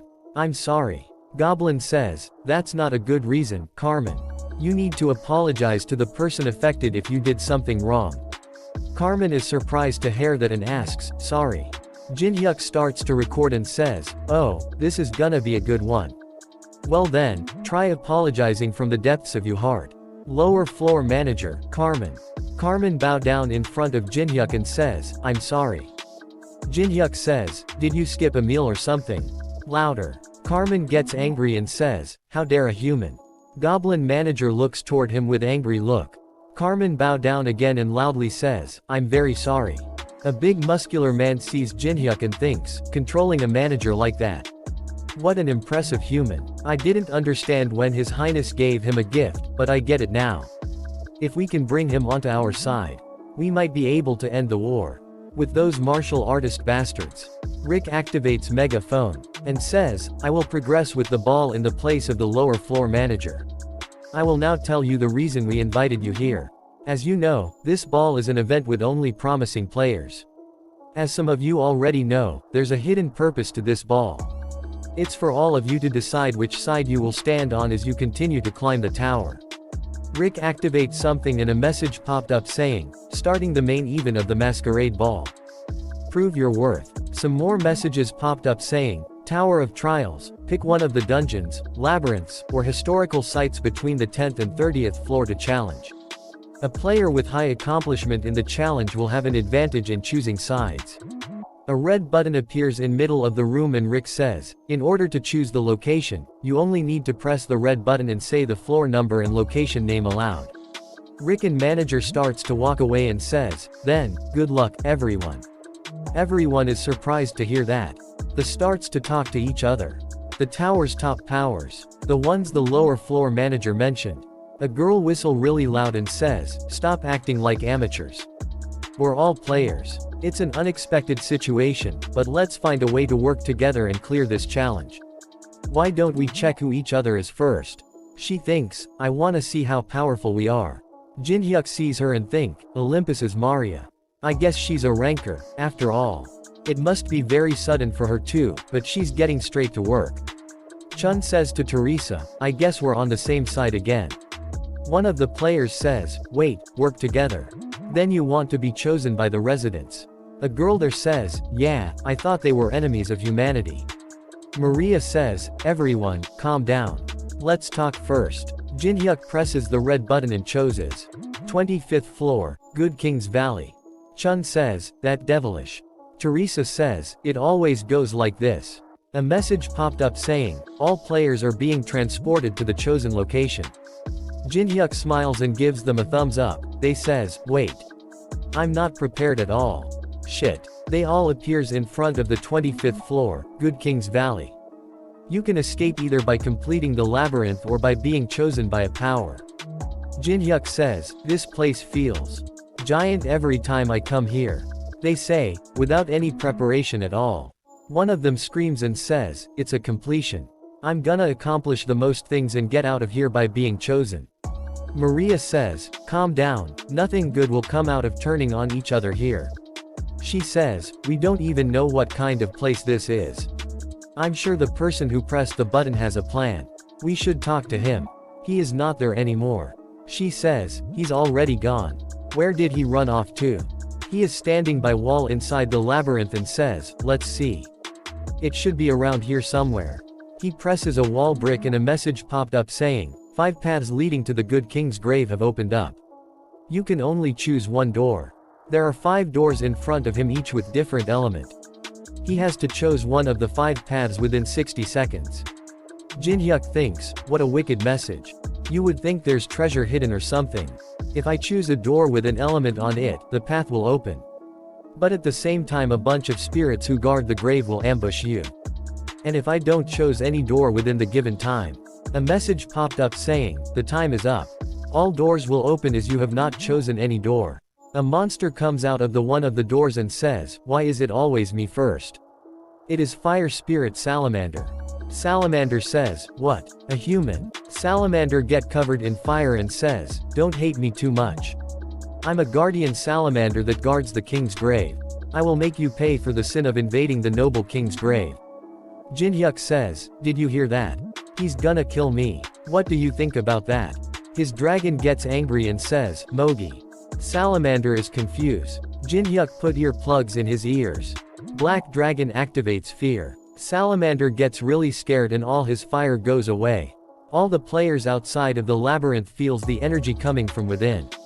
Teresa talks to Alice and says, Alice, right. Can I ask something? Did Jinhyuk say anything about where we're going?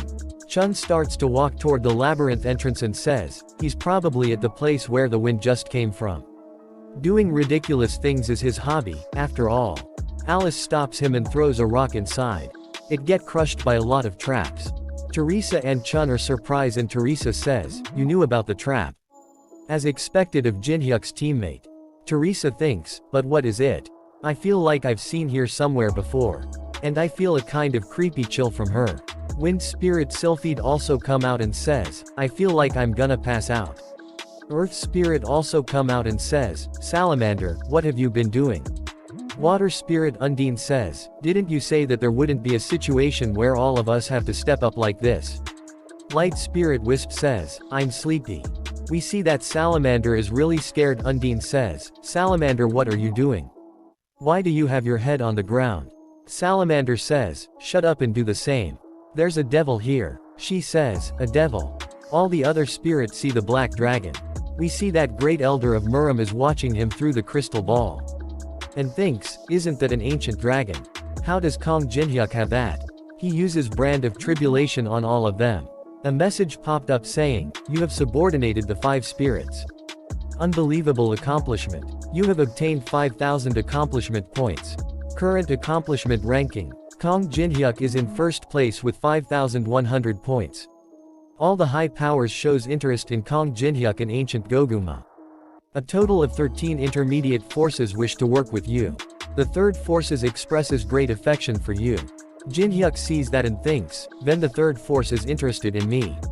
I might be able to make things more complex than they are. Jinhyuk says, I'm popular thanks to you, Goguma. He accepts Marim's calls. Moyong Su says, hello, I'm Moyong Su from Murim. I'll get to the point right away, come to Murim. Then I'll let you live. There's a commandment to kill for you, actually. Jinhyuk hang up the call. Jinhyuk says, to spirits everyone up. We're gonna be on the move soon, so practice what I showed you. You're all gonna be snacks for Goguma as you can't do it right. They all are really scared and says, yes, sir. After that he accepts the call from Empire. He says, I am Penheimer from the Caladium Kingdom, which is part of Empire. Jinhyuk says, I'm Kong Jinhyuk. I know that Empire has an interest in me. Penheimer says, it'll be a short conversation then. I'll be direct. Will you work with us? We'll be of tremendous help in your tower climb. Jinhyuk says, I'll consider it in a positive manner. He says, oh, you're decisive. But, on one condition. Penheimer says, a condition. After that we see that there are a lot of traps in other players' ways. Maria says, how is it? Someone says, Maria, at this rate, it's gonna take hours just to undo the traps. She thinks, so we can't even make progress except for the group that followed the silver-haired girl. I guess things are centered around Kong Jinhyuk once again. A message popped up saying, the return conditions have been changed. All players will be transported back to the ballroom in case of death by the traps or monsters in the labyrinth. This authority has been activated by player Kong Jinhyuk. They says, did you see that? We can get out of here if we die. I have to die. How can I trust that? One of them tests it and she really was sent back. Other one says, shit, wouldn't that hurt? Maria thinks, did Kong Jinhyuk choose this level because he knew about this? Should I ask Teresa to introduce me? One of them screams and says, what are you happy about, you idiots? Don't you get it? Read the message. It says that all accomplishment points will be erased if you're taken out. This is all Kong Jinhyuk's scheme. To secure an advantageous spot for himself in the competition. Maria says, you don't know how to be grateful, do you? Do you know anything about this labyrinth? Is that something you should say as someone whose life was saved by this change? If you're so great, then do it all on your own. He says, but if Kong Jinhyuk didn't press that button in the first place? How ridiculous. Am I the idiot in this situation? He hears someone saying his name in his head. Moyong Su of the Murim. Moyong says, this is the distant whispering technique, don't speak so loudly. Things have gone away, Kong Jinhyuk need to be removed. He says, I have to do it. Moyong says, no, you would never be able to. Don't worry, your job isn't to fight. A gift arrives in front of him. He says, "This is." After that we see that Penheimer says, "That was a very big favor I just had to ask the middle managers for. You'll have to keep you promise, Kong Jinhyuk." Jinhyuk says, "Of course. I won't forget what you've done for me." He says, "Spirits, if anything touches me, even a molecule, you're going straight into Goguma's stomach. Don't make me say it twice." The 5 spirits operation mode. Earth spirit and fire spirit picks up. Jinhyuk starts to run and all the other spirits are protecting him from the traps. Salamander says, "I'm so tired. I'm gonna die." Water spirit says, "Shut up. Do you want to be eaten by the ancient dragon?" Jinhyuk says, "What a smooth ride." Jinhyuk tells them to stop. And says, "You guys rest here." All the spirits fall to ground and says, "Thank you." Black dragon is sitting on them. Jinhyuk sees a dead body and thinks, a murdered players was just left here. She should have been taken back to the ballroom if she was killed by a monster. Or a trap. The fact that she's still here means another player killed her. We see the twins from the earlier are the one who's killing all the players.